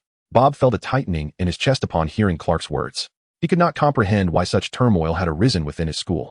If the matter of Robert's potential expulsion was not resolved swiftly to the satisfaction of the parents, the repercussions of public scrutiny would be detrimental to his position, especially given the pressure from the Board of Trustees. The expulsion of the 3 students involved was manageable, as they were already in the process of taking a leave of absence due to their injuries and had committed offenses. Bob felt empowered to handle their situation decisively. However, Robert was different. He was merely a victim. A heavy-handed approach could provoke further unrest from the Kent family, leading to additional complications. In the midst of Bob's internal turmoil, Clark unexpectedly shifted his tone, stating, "However, leaving this school is not entirely out of the realm of possibility, provided we set certain conditions. Speak your terms. The monetary aspect is negotiable." Clark continued, "I heard that Robert won the grand prize in the eating contest, which amounted to $10,000. Therefore, our school is willing to offer $50,000 after taxes as compensation for Robert. It is worth noting that this sum exceeds the average scholarship amounts from many prestigious universities." Bob, upon hearing this, exhaled in relief and quickly responded with a smile. Money is not the primary concern. The main issue is Robert's education. He is not being expelled, but rather transferring schools. If the school assists in facilitating Robert's transfer, then he can continue his studies elsewhere, and we can all be satisfied, correct? Clark waved his hand dismissively, his expression earnest as he gazed at Bob. Robert interjected loudly. "No." Bob, taken aback by this condition, hesitated momentarily before awkwardly responding. Transferring may prove to be somewhat challenging." "Yay," Robert exclaimed. Chapter 19. Come, show us. Unlike Robert, who silently celebrated, Clark's brow furrowed instantly as he directed a piercing inquiry at Bob. Bob felt an overwhelming pressure during Clark's questioning, one that eclipsed even the stress he experienced while facing the board and the parents' representatives. "You must understand, this shooting incident has created quite a stir.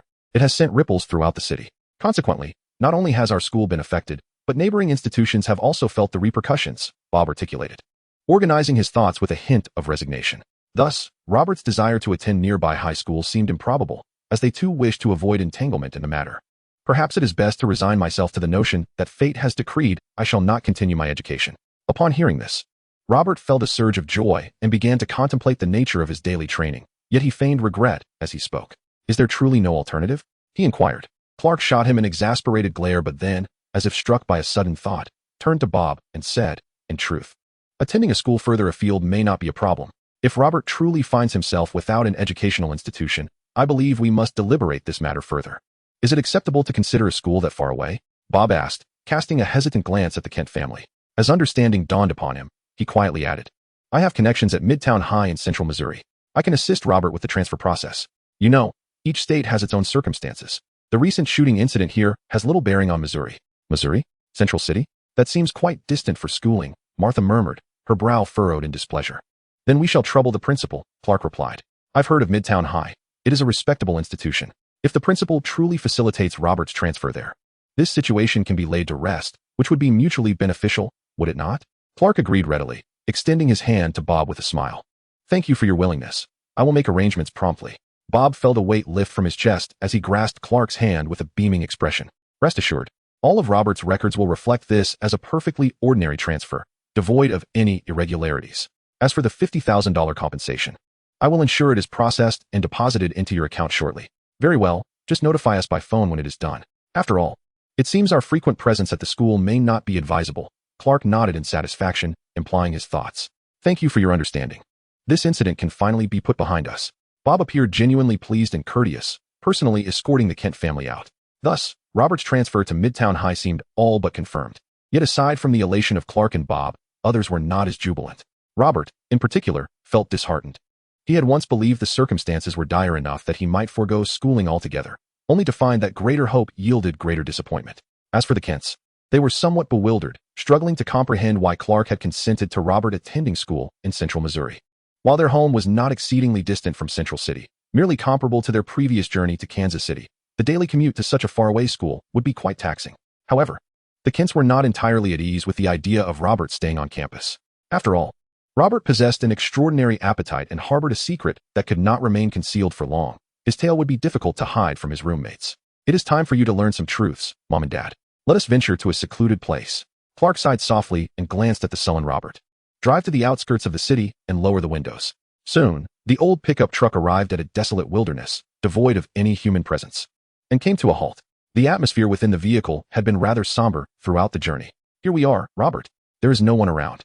Stop pretending to be lifeless and show your parents your abilities, while also proving that you can manage to attend school in Missouri, Clark urged, casting a sidelong glance at Robert, who remained slumped in his seat. Why should I need to prove such a thing? Robert retorted, albeit reluctantly disembarking from the vehicle.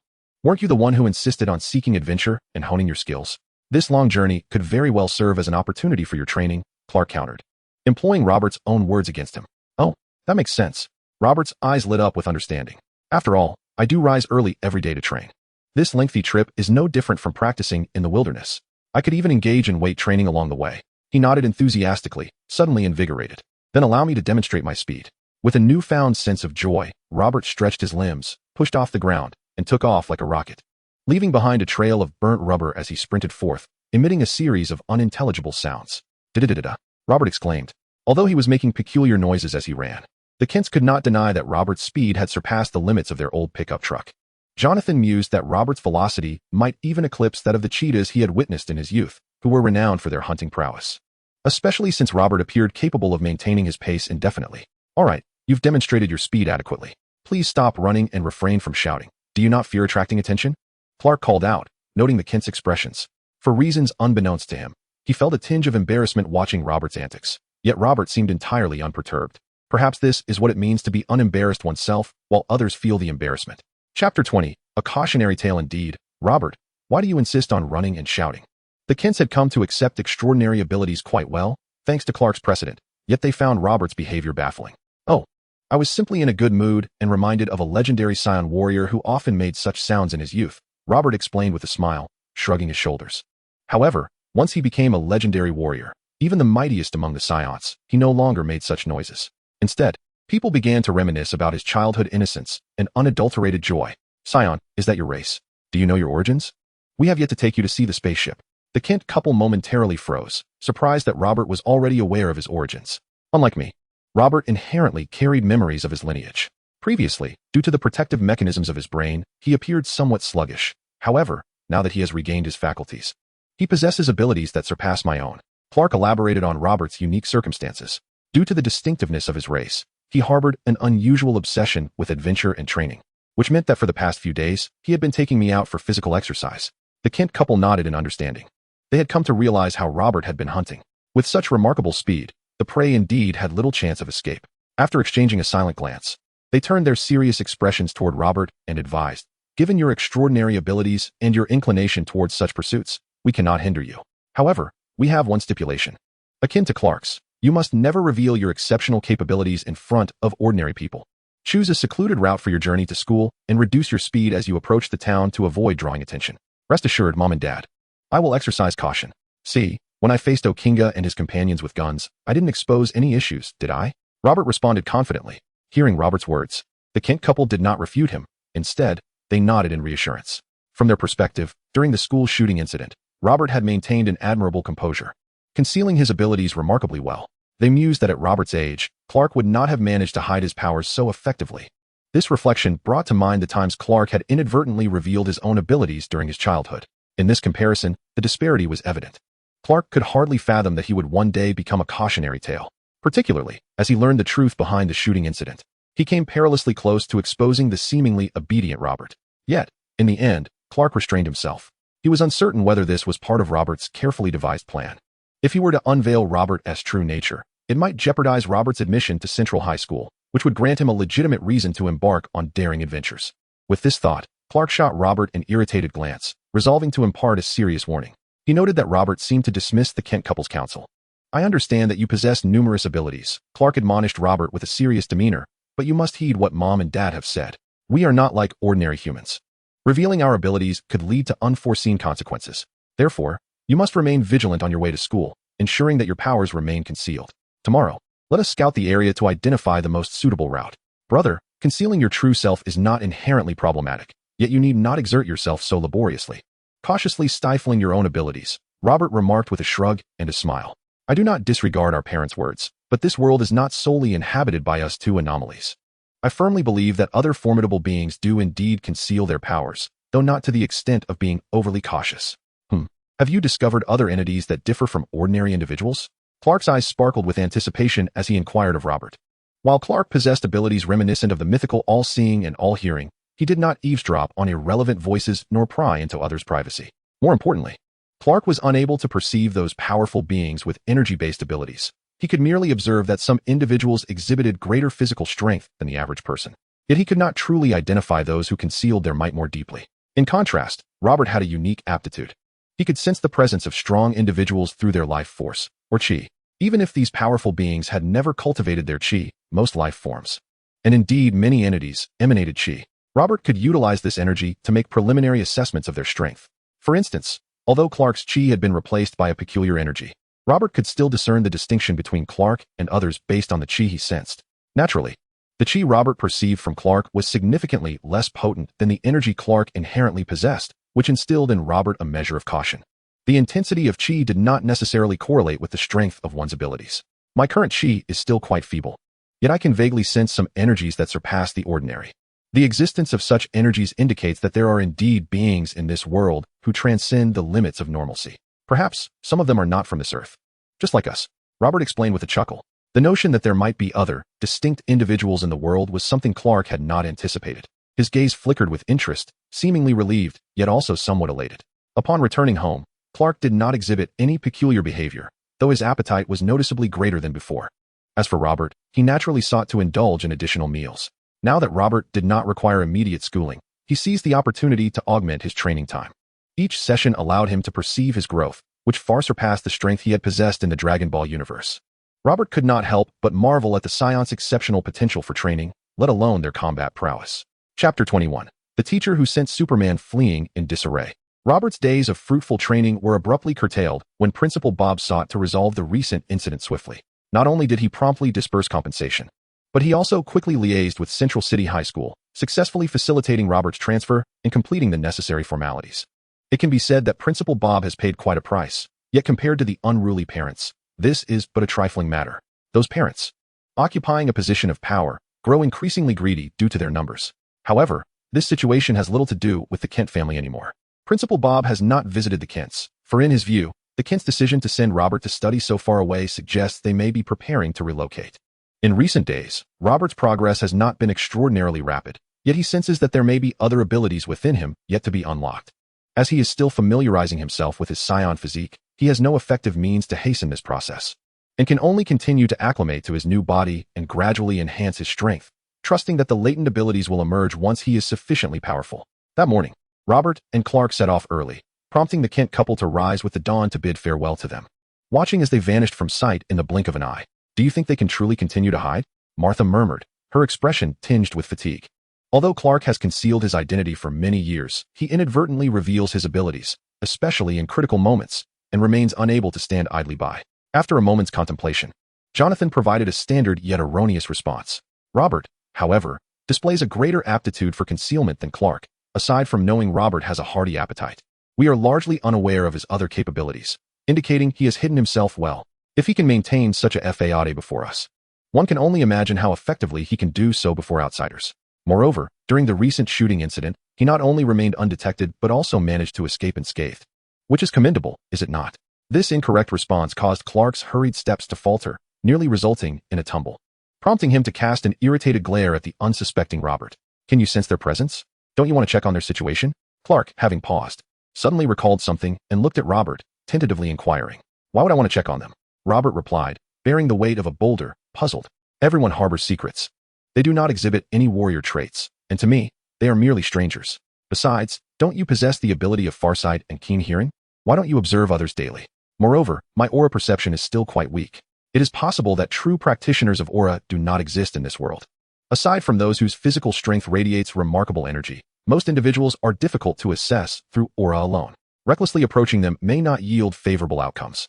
Wait, you aren't thinking of locating those individuals and quietly observing them, are you? Robert exclaimed, his eyes widening as he scrutinized Clark with suspicion. Impossible.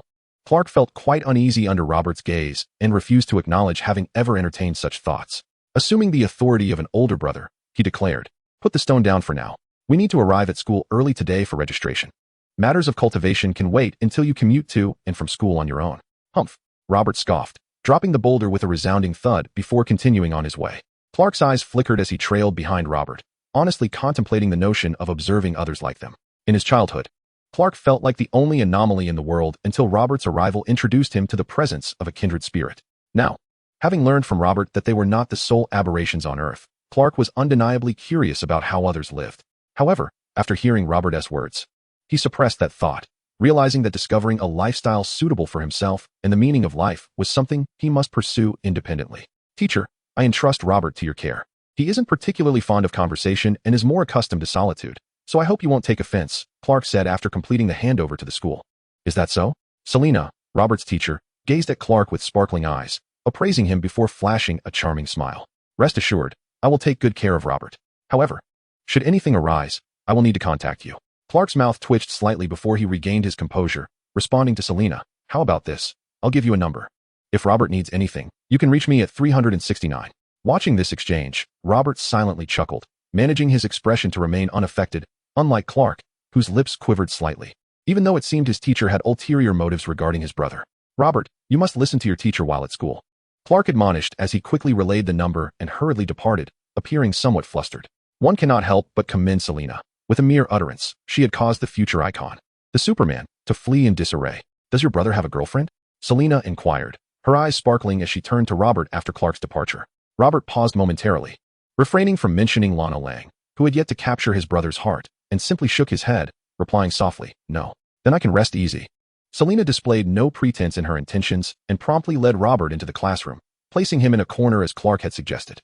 Since there were no classes underway, Selena briefly introduced Robert as the new transfer student to the early arrivals before taking her leave. A few students expressed curiosity about the sudden newcomer, but after Robert's succinct and dismissive responses, they lost interest in pursuing further conversation with him. In search of tranquility, Robert commenced his meditation once more. Time seemed to elapse unnoticed until he suddenly opened his eyes, directing his gaze towards the entrance, where a strikingly beautiful blonde girl made her entrance. Chapter 22, Kara Danvers. As Robert's eyes met those of the blonde girl, they both raised their eyebrows in unison. He sensed an extraordinary aura emanating from her, one that surpassed that of the average person. To his astonishment, he had encountered a formidable being here, a female powerhouse, whose energy rivaled that of Chi-Chi from the Dragon Ball universe. Unbeknownst to Robert, the blonde girl had also perceived his uniqueness, instinctively activating her X-ray vision. She saw beyond his clothing and noticed the tail wrapped around his waist. This revelation was the reason behind their simultaneous eyebrow raise. She had never before encountered a human with a tail. Indeed, this blonde girl possessed abilities akin to those of Clark and was a relative even closer than the Kent family. Her name was Kara Danvers, known on Krypton as Kara Zor-El, and she was Clark's cousin, theoretically older than him. However, during her journey through space aboard a spacecraft, an unfortunate incident occurred just after her ship departed Krypton. A meteor struck her vessel, diverting it from its intended course, resulting in Kara's prolonged absence from Earth by several years, as well as her prolonged state of hibernation during her early years. Clark's ship arrived on Earth in 1980, while Kara's did not land until 1992, when it was inadvertently discovered and adopted by the Danvers couple. Kara had come to Earth at her parents' behest, tasked with caring for her cousin Clark, who was left orphaned. Yet, her parents had not anticipated the cosmic mishap that would ensue. Most importantly, upon her arrival on Earth, Kara had no recollection of her duty to look after her cousin, nor was she aware that he had grown older and become her elder cousin. Upon their eventual recognition, it would be uncertain who would care for whom. Furthermore, due to the meteor impact and her lengthy slumber, Kara's memories were fragmented. She retained only a vague awareness of her extraterrestrial origins and a distant relative on Earth, though the specifics eluded her. Indeed, Kara was the extraterrestrial child who lost her memories due to her ship's journey, while Robert merely used this as a pretext. Inspired by the tales of a benevolent Goku who had once suffered a head injury in his youth. "Hello, my name is Kara Danvers. Are you the new transfer student? What is your name?" In the classroom, Kara was immensely curious about Robert's tale. She discreetly activated her X-ray vision to examine it while also noticing other objects, her face tinged with a slight blush. Nevertheless, she maintained her composure and approached Robert to greet him. Robert Kent." Robert furrowed his brow, sensing a somewhat familiar aura emanating from Kara. This presence bore a resemblance to that of Clark, which left Robert feeling perplexed. Robert, it's not the start of a new term. Why are you transferring at this time? Kara inquired, taking a seat beside him without preamble. Her gaze curiously roamed over Robert, eventually landing, whether intentionally or not, on his tail. Observing closely, she noted that the tail coiled around his waist resembled that of a monkey, yet it possessed an endearing quality, akin to a whimsical creature that had leapt from the pages of an animated tale. This sparked a desire within Kara to reach out and explore why a human would possess such a tail. What do you intend to do? Robert questioned sharply, his expression wary as he regarded Kara, who was inching closer. Oh, my apologies. I find you rather adorable, Kara replied, momentarily startled by Robert's tone. Realizing her forwardness, she offered a bashful smile, slightly apologetic, and narrowly avoided uttering the word tail. As Kara's words echoed, the classmates turned their attention toward them. After all, Kara was the belle of the class, admired by nearly every boy for her striking features and alluring figure. Consequently, most of the male students cast Robert disapproving glances, save for one slender boy who gazed at Robert with envy before shaking his head and returning to his studies.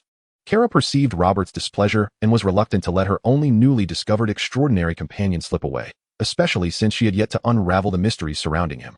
With this in mind, she lowered her voice and earnestly declared, I'm truly sorry. I didn't mean any harm.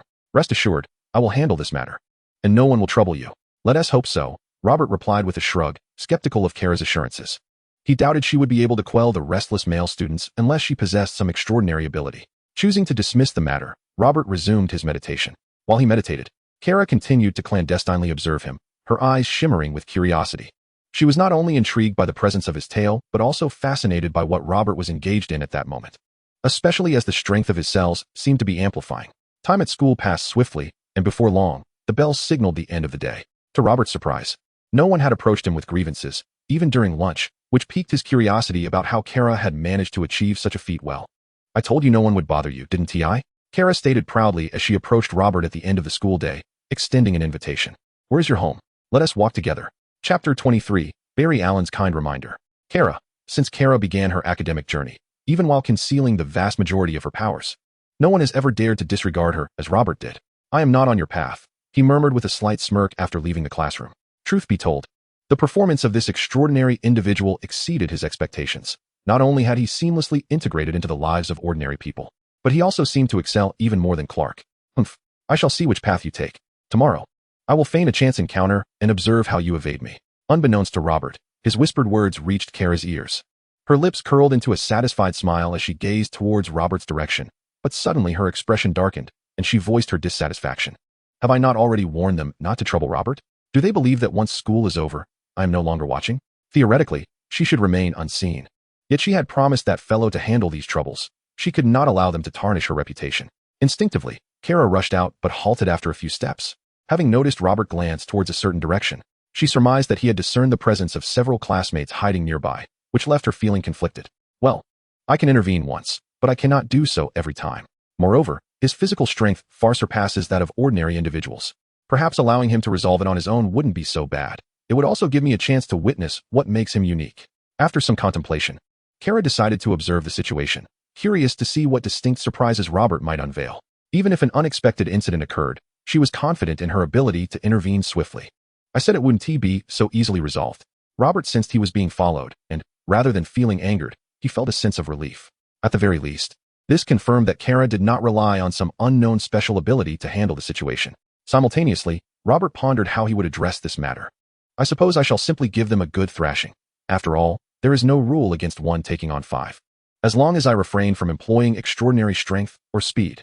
In a short span, Robert had made up his mind. However, at that moment, he raised an eyebrow as a classmate stealthily approached him. He recognized him, when Kara had remarked on his cuteness. He was the only boy in class who looked on with admiration rather than jealousy or disdain. It was evident that Barry wished to avoid trouble but did not want to witness the new student being bullied. Ideally, Robert would take his words to heart and flee the scene. Interesting. After watching Barry walk away, Robert exchanged a knowing glance with himself, unable to suppress a smile. He held a fondness for someone with Barry's character. At least such individuals were far more benevolent than those who remained indifferent, especially since Barry could both alert Robert and protect himself effectively. However, harboring a modicum of affection for Barry does not compel Robert to heed Barry's advice to hastily retreat. After all, such troubles, even if evaded the first time, are bound to resurface. It is far more prudent to resolve them in one fell swoop. With this thought in mind, Robert made his way toward a secluded alley, for he had no intention of confronting Demetrius and his companions in the bustling street. Nor did they wish to escalate matters. Such an uproar would be detrimental to all involved. That fellow has ventured into the remote alley. What a fortuitous spot he has chosen. Demetrius exchanged glances with the 4 others surrounding him and chuckled, saying, "Let us teach that boy a lesson and ensure he keeps his distance from my Carla." "What do you mean, your Carla? She is mine." Cain, Jeffrey, Felipe, and Jimmy simultaneously shot Demetrius a glare, retorting in unison, before engaging in a silent standoff. Their eyes narrowing into hostile slits as they disdainfully asserted, "Carla belongs to me. Someone like you, a pathetic loser, has no right to be her boyfriend. She would never look your way." Indeed, unlike the trio of bullies Robert had previously encountered at school, the ones seeking trouble with Robert now were suitors vying for Carla's affection. Their aim was merely to impart a lesson to Robert, compelling him to maintain his distance from her. The undeniable fact that it was Carla who had approached Robert and expressed interest in him, extolling his charm, was conveniently overlooked by the group. Enough of this infighting. In the pursuit of Carla, let each rely on their own merits. Yet, it is clear that Carla holds no interest in us. This Robert is our greatest threat, and we must ensure he stays away from her, Demetrius stated gravely after a contemplative pause. "All right, let us hasten. We cannot allow him to escape." The other 4 exchanged knowing looks and swiftly hurried in the direction Robert had taken. "Huh, do you truly think you can catch up to me? Each of you is as feeble as an ant. I fear getting too close might inadvertently crush you," Carla muttered disdainfully as she overheard Demetrius and his cohorts. Robert, on the other hand, intrigued her. He was unlike the rest. Might he be more than human? Perhaps an extraterrestrial? Or could it be that he had undergone a genetic mutation, resulting in his unique demeanor? As she pondered this, her eyes sparkled with anticipation as she gazed toward Robert's location, eager to see how he would handle Demetrius and his ilk. Should Demetrius and his companions have heard Carla's musings, it would have been curious to see their reactions. Being unabashed sycophants, they would likely dismiss her words entirely, remaining ensconced in their own delusions. Chapter 24. A handful against 5. They are dreadfully slow. Could they not hasten their pace? I am positively famished. Robert waited in the secluded alley for Demetrius and his band to arrive, yet their sluggishness left him thoroughly dissatisfied. This fellow is actually waiting for us. Does he know we are here to trouble him? Is he attempting to concede? As Demet and his companions beheld Robert waiting for them in the alley, they were momentarily taken aback, their earlier bravado diminished. After all, resolving issues without resorting to violence was undoubtedly preferable. Shouldn't you be discussing this with Kara? Robert feigned exasperation, gesturing with his hands. You see, I just arrived at this school and have no intention of mingling. She approached me first. Silence. Before Robert could finish his sentence, he was abruptly interrupted by 5 thunderous voices. Demet and his companions glared at Robert, their previously waning confidence surging once more. What nonsense is this? Who is Kara? She is a goddess. How could she possibly be the one to initiate contact? It must be a fabrication, a mere figment of Robert's imagination. Especially considering that aside from today's warning, Kara had never sought them out before. This realization only deepened their resentment. After all, Kara's warning on Robert's behalf seemed to imply something significant, though they remained unwilling to accept it. It appears that we cannot come to an understanding. Robert, perplexed by Demet's thoughts, shrugged his shoulders and smiled. Thus, you have 2 options. Either wait for Kara to come and tell her to keep her distance from me and cease bothering me, or you can refrain from provoking me further. I have no interest in that Kara. Humph, you insolent fool. How dare you speak ill of me behind my back? Kara, far away at school, bit her lip in indignation. Upon hearing Robert's words, Demet and his group did not immediately react with anger. Instead, they were momentarily stunned. They failed to grasp Robert's audacity and could not comprehend why he presented his 2 options as if they were of equal weight. What choice was there to be made? Are you mocking us? Demet fumed as clarity dawned upon him and his companions. Even a clay figure would retain some semblance of anger. How much more so for them, who had come seeking trouble with Robert? Moreover, Robert's disdainful remarks about their goddess Kara only fueled their fury. As Demet's words echoed, he angrily swung his fist towards Robert, determined to show the little upstart the extent of their might. However, while Demet believed his furious strike to be powerful and forceful, Robert perceived it as riddled with flaws. Suddenly, Robert realized that his initial assumption of needing to restrain himself against Demet and his cohorts had been overly generous. Surely, mere physicality would suffice to deal with them. With a swift retreat, Robert evaded Demet's punch and delivered a kick to Demet's hamstring, causing him to collapse to the ground. What followed was a series of strikes. Cain was struck beneath the chin, Jeffrey received a blow to his chest. Felipe was knocked off balance by a kick to the ankle, and Jimmy was thrown over Robert's shoulder. Robert's speed was not particularly remarkable.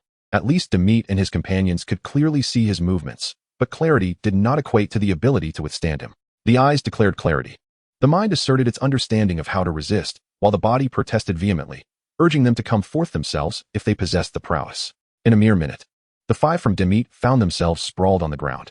Though the points of impact bore no pain, an inexplicable heaviness enveloped their bodies, instilling a sense of panic as they looked towards Robert, fearful of further aggression. We dare not. We dare not. Demet and his companions fervently shook their heads, conceding defeat. We will no longer trouble you. Regardless of how close you become with Carla, we shall not disturb you again. Their expressions grew increasingly despondent, for despite their capitulation, the prospect of Robert's closeness to Carla stirred a bitter pang within them. What do I care for her? I have no interest. Robert gestured dismissively, showing no intention of lingering. Hunger gnawed at him, and he reassured them, you won't suffer for long. Restoration will come shortly. However, should you dare to provoke me again, recovery will not be so swift. Never. We absolutely won't. Upon hearing Robert's disinterest in Carla, Demet and his companions felt a flicker of relief, hastily offering their assurances with fawning smiles. Robert, having no desire to linger, quickly exited the alley, attuning himself to the ambient energy around him. With fewer people about, he quickened his pace towards Kent Farm. Along the way, he retrieved the large stone he had cast aside, resuming his training while simultaneously seeking his quarry. He's extraordinary. We are no match for him.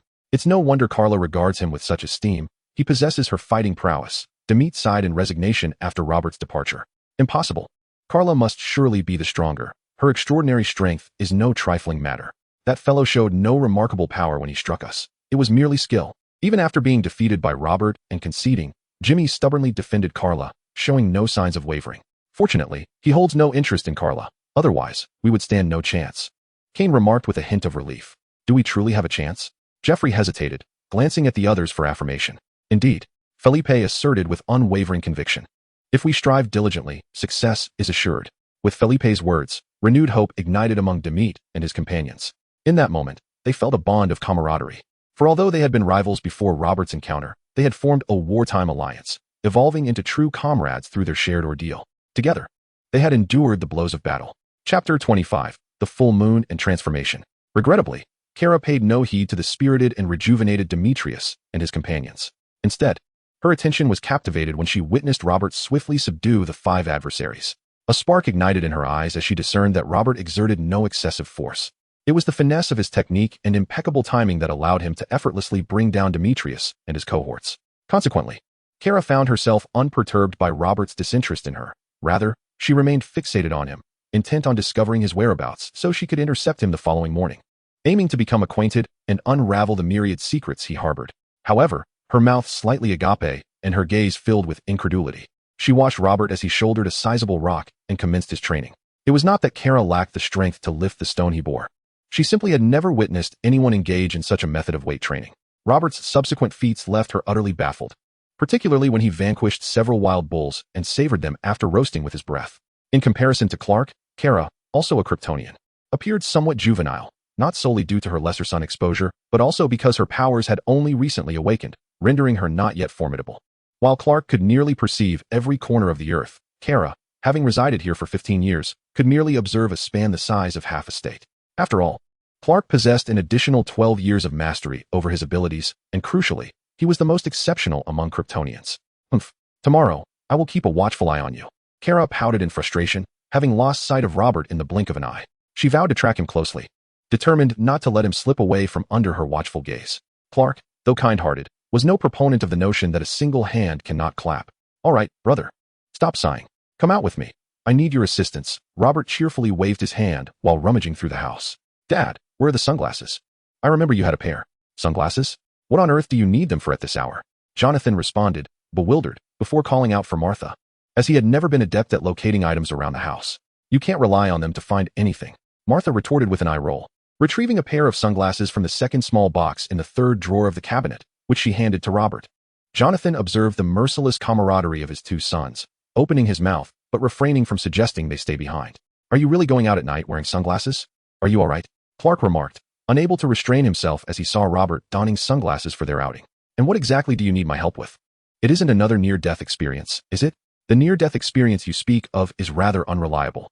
I find myself questioning your ability to maintain control, so perhaps it is best to leave it be.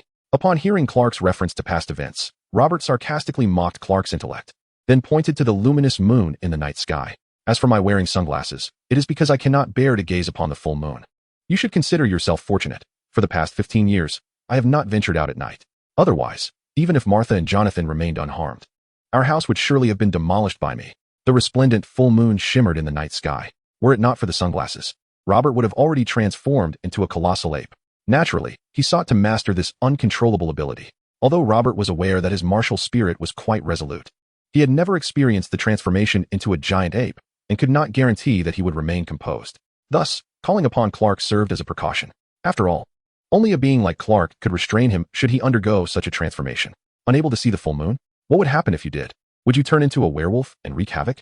Clark gazed upward at the brilliant full moon, associating it with werewolves, yet Robert's demeanor bore no resemblance to such creatures. A giant ape? How large? Would you truly lose control? Why? Clark observed Robert's pants, now torn yet again, and restrained himself from addressing the clothing issue first, instead expressing genuine concern for Robert. How large, and whether I will indeed lose control, remains uncertain. This is my first transformation. You simply need to remember my words. When I lose control, sever my tail. As long as you do that, I shall revert to normal, Robert instructed. Beginning to remove his clothing, aware that this was not a Saiyan battle suit. Should it tear, he would be in a predicament. Wait, why are you taking off your clothes? Clark inquired, bewildered by Robert's actions. I've mentioned that I'm about to transform into a giant ape. Do you think my clothes will withstand it? Robert rolled his eyes, oblivious to Clark's superior intellect. Observing Clark's various reactions only reinforced Robert's belief that his muscular brother might indeed possess a rather simplistic mind. Clearly, the problem was never mine. Chapter 26. The Giant Ape Battles Superman. After dismissing Clark's intellect, Robert tossed his clothes aside and carelessly flung away his sunglasses to avoid any accidental harm. He then lifted his gaze to the radiant full moon. In that instant, Robert felt a powerful energy awakening within every cell of his being. This energy seemed to have lain dormant within him, now stirred by the rays of the moon, gradually rousing from its slumber. As the power of the bruh's light stimulated Robert's cells, it was subsequently channeled to his tail, causing his physique to gradually swell. Dense fur emerged upon his body, and his mouth and limbs swiftly evolved towards a more beastly form. Simultaneously, Robert felt a surge of ferocity crashing into his consciousness, even with his martial will. This overwhelming aggression struck him like a colossal wave, causing his awareness to blur. The primal ferocity began to rise within Robert's giant ape form. Ward Clark, rarely given to expletives, found himself swearing in astonishment at the scene before him. A 17-meter-tall giant ape roared in his presence, so towering that he could not even see the top of its head. Was this a giant ape? No, this was a monster. The sheer visual impact rendered Clark's expression somewhat rigid. He had envisioned a giant ape slightly taller than a gorilla, akin to the ancient giants inferred from fossil remains, standing just over 3 meters. Yet the colossal creature before him could only be deemed a beast. With a roar echoing as Clark's words fell, the giant ape Robert noticed the small ant at its feet and lifted its foot to stomp down upon Clark's form. Had it lost control? Clark's gaze sharpened as he swiftly dodged. The ground resounded with a dull thud, a massive footprint imprinted upon the earth, while Clark furrowed his brow. Casting his eyes towards Robert's tail, where a flicker of red light gleamed in his gaze. Wait, just as Clark was about to unleash his heat vision, a rugged voice broke through, and after discerning it, he recognized it as Robert's. He hastily retracted his heat vision.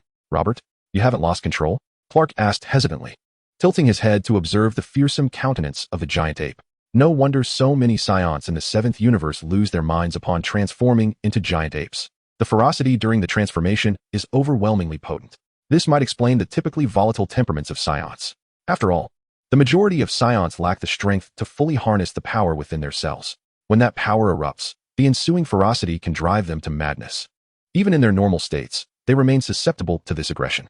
However, as Goku and others grew stronger, their natures, though still combative and eager for strength, displayed far less volatility. It was not that life had dulled their edges, but rather that their strength had intensified, and their will had become more resolute. This is the direction I must strive towards, enhancing my strength, fortifying my resolve, mastering every ounce of power within my being. Robert, are you all right? Clark inquired, observing as the giant ape Robert exhaled a gust of wind and stood frozen in place. Clark, uncertain of what had transpired, gazed at Robert with concern, his eyes fixated on the tail, as if poised to sever it should the giant ape remain silent any longer. Clark, shall we have a spar? In your current state? Clark slowly typed out 2 question marks and then lifted his gaze to the giant ape, Robert, saying, You transformed into a giant ape merely to fight? Are you truly capable of controlling your strength in this form?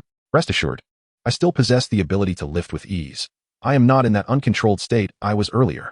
The giant ape Robert declared, patting his chest with a resounding thud. Under Robert's influence, Clark, who had previously shown little interest in his own powers or combat, began to exhibit a noticeable change. Be careful. Despite knowing Clark's formidable strength, the giant ape Robert still offered a cautionary note, for his transformation into a giant ape was unlike that of an ordinary Saiyan. With a thunderous roar, the giant ape Robert, defying his massive size, executed a swift kick. Clark narrowly evaded, but the kick struck the ground with tremendous force, leaving an imprint far deeper than before. Clark's reflexes were quick, yet due to Robert's enormous stature, he had to widen the distance to evade the attack, which made him feel somewhat unaccustomed, especially since the increased distance hindered his planned offensive maneuvers. Roar. At that moment, a powerful aura gathered in the mouth of the giant ape Robert, transforming into a wave of energy directed toward Clark's position after his evasion. Super Magic Mouth Cannon. It was unleashed in his giant ape form, an energy wave emanating from his mouth. What? Robert had previously claimed that only those resembling monsters could unleash energy waves from their eyes and mouths. But that was Robert's assertion. What did it have to do with him, the giant ape Robert? Chapter 27. The Struggling Brothers. Indeed, the Super Magic Mouth Cannon was also a reluctant measure for Robert. For despite his remarkable control and ability to wield immense strength in this giant form, the sheer size of the transformation made it quite challenging to target the diminutive Clark, particularly with punches and kicks. With a hissing sound, as Robert unleashed the Super Magic Mouth Cannon, Clark, having just evaded, was completely locked in and unable to dodge again. Instinctively, a red thermal vision radiated from Clark's eyes, clashing with the Super Magic Mouth Cannon. This time, the Super Magic Mouth Cannon did not dissipate like the initial Kamehameha wave had against the thermal vision. Instead, it engaged in a fierce struggle of collision. Sizzle. The two distinctly different energies collided, causing the ground nearby to tremble slightly, and cracks began to form at the boundary where the thermal vision met the Super Magic Mouth Cannon. Beneath Clark's feet, two small craters appeared, a result of the ground's recoil. In contrast, Robert's side fared worse, as his massive form had already left several deep impressions in the earth. From this brief exchange, it was evident that even with Robert's transformation into a giant ape and a tenfold increase in power, there remained a significant disparity when faced with Clark, who had basked in the sun for 27 years. The intense heat vision and the super magical cannon surged into the sky, gradually dissipating into nothingness. The colossal ape, Robert, took a deep breath and bellowed at Clark, "Come." One final punch. With a surge of fighting spirit, Clark fixed his gaze on the enormous fist hurtling towards him from the giant ape, responding in kind with a powerful strike of his own. The sound of their fists colliding echoed louder than the previous clash of heat vision and the magical cannon. This time, the impact was even more ferocious. Robert's massive frame was sent sprawling backward, crashing heavily into the ground far away, embedding himself deep into the earth. On the other hand, this was the first time Clark had been forced back, landing on the ground in a somewhat disheveled state, though miraculously unscathed apart from his tattered clothing. "Ha! What a thrill!" Robert exclaimed joyfully, while Clark lay on the ground, a faint smile playing on his lips. He found himself looking forward to Robert's growth, curious to see if, once matured, he could unleash his powers freely, no longer suppressing himself as he had for so many years. After a brief moment of feeling quite disheveled, Clark rose, brushing off the dust from his clothes. Upon seeing the irreparable state of his garments, a sudden realization struck him. He had been duped. Fortunately, it was late at night, and there was no one around to witness his disarray. As the energy within his cells dwindled, Clark ceased his observation of the moon, allowing himself to gradually recover from the giant ape transformation. Meanwhile, Robert lay in a dirt pit, sensing the fluctuations of power within his body, silently contemplating.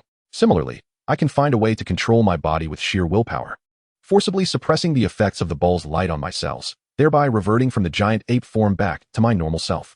Noticing Robert's condition from afar, Clark's expression shifted to one of guilt, realizing he had perhaps been too exuberant, inadvertently injuring Robert. "I should have held back. I didn't mean to use so much power. Are you all right?" "Don't worry. I'm fine," Robert replied with a smile, waving his hand lightly. "It has merely validated my extraordinary recovery ability. This minor bone injury will heal in a couple of days. Now that you've seen my regenerative capabilities, you can trust me to fight without hesitation, right? How was it? Although the battle was brief, did you enjoy it?" "Indeed, to be honest, I have never dared to revel in such exhilaration in over 20 years. Clark sighed in relief after observing the speed at which Robert's arm was healing.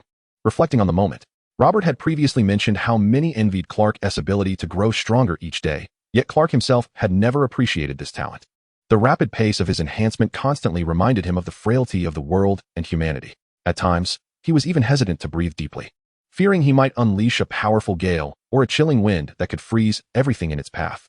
For Clark, the act of merely existing had become rather exhausting. Nevertheless, the bonds of familial affection and Robert's presence propelled him to persevere until this moment. Today's brief skirmish marked Clark's inaugural opportunity to partially liberate himself.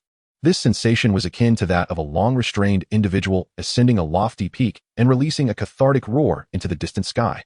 While Clark was lost in contemplation, he noticed that Robert seemed entirely devoid of empathy. Instead, he busily collected his scattered garments and donned his sunglasses, then turned to Clark with a teasing smile, remarking, "It appears that in this bout, I have emerged the victor. Though my arm bears a slight injury, I managed to preserve my attire." Robert struck a pose with his hands on his hips. Clark, upon hearing Robert's words, found himself both amused and exasperated. He shot Robert an irritated glare, inhaled deeply, and exhaled gently. In an instant, his breath transformed into a tempest, sweeping around Robert and rendering his clothing tattered and torn, even more so than Clark's.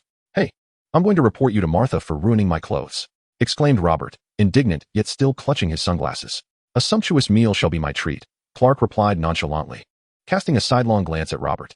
Chapter 28. Kara's revealed abilities. Meanwhile, what of the surrounding environment? The ground was uneven, marred by scorch marks and deep impressions left by your giant ape-like feet. If others were to witness this, it would certainly raise eyebrows. After treating Robert to a meal, Clark surveyed the area, hesitating to speak. "That's simple enough. You still have the strength. Naturally, you should be the one to clear the area. Use your heat vision to level the ground, then summon a gust of wind to disperse the dust and conceal the surface. Wouldn't that suffice? I understand this will test your control over both your heat vision and breath, but isn't it also an opportunity for practice?" Robert said with an encouraging grin. "When you can master the precise intensity of your heat vision, you will surely unlock new applications of the energy within you. Is that truly the case?" Clark squinted at Robert, an inkling of suspicion nagging at him, though he had no proof. "Moreover, my hand is injured, while it heals swiftly. I cannot bear to fight in such a state. Would you truly have me engage while wounded?" "I would," Robert retorted. Clark shot Robert an incredulous glare, convinced that Robert was indeed teasing him. However, seeing that Robert's arm had yet to fully recover, Clark could only shake his head in resignation. He activated his heat vision, beginning the process of smoothing the uneven terrain, physically rectifying the landscape. Nonetheless, Robert was not merely attempting to lead Clark astray. Clark had indeed utilized his heat vision sparingly and had little opportunity to develop its potential.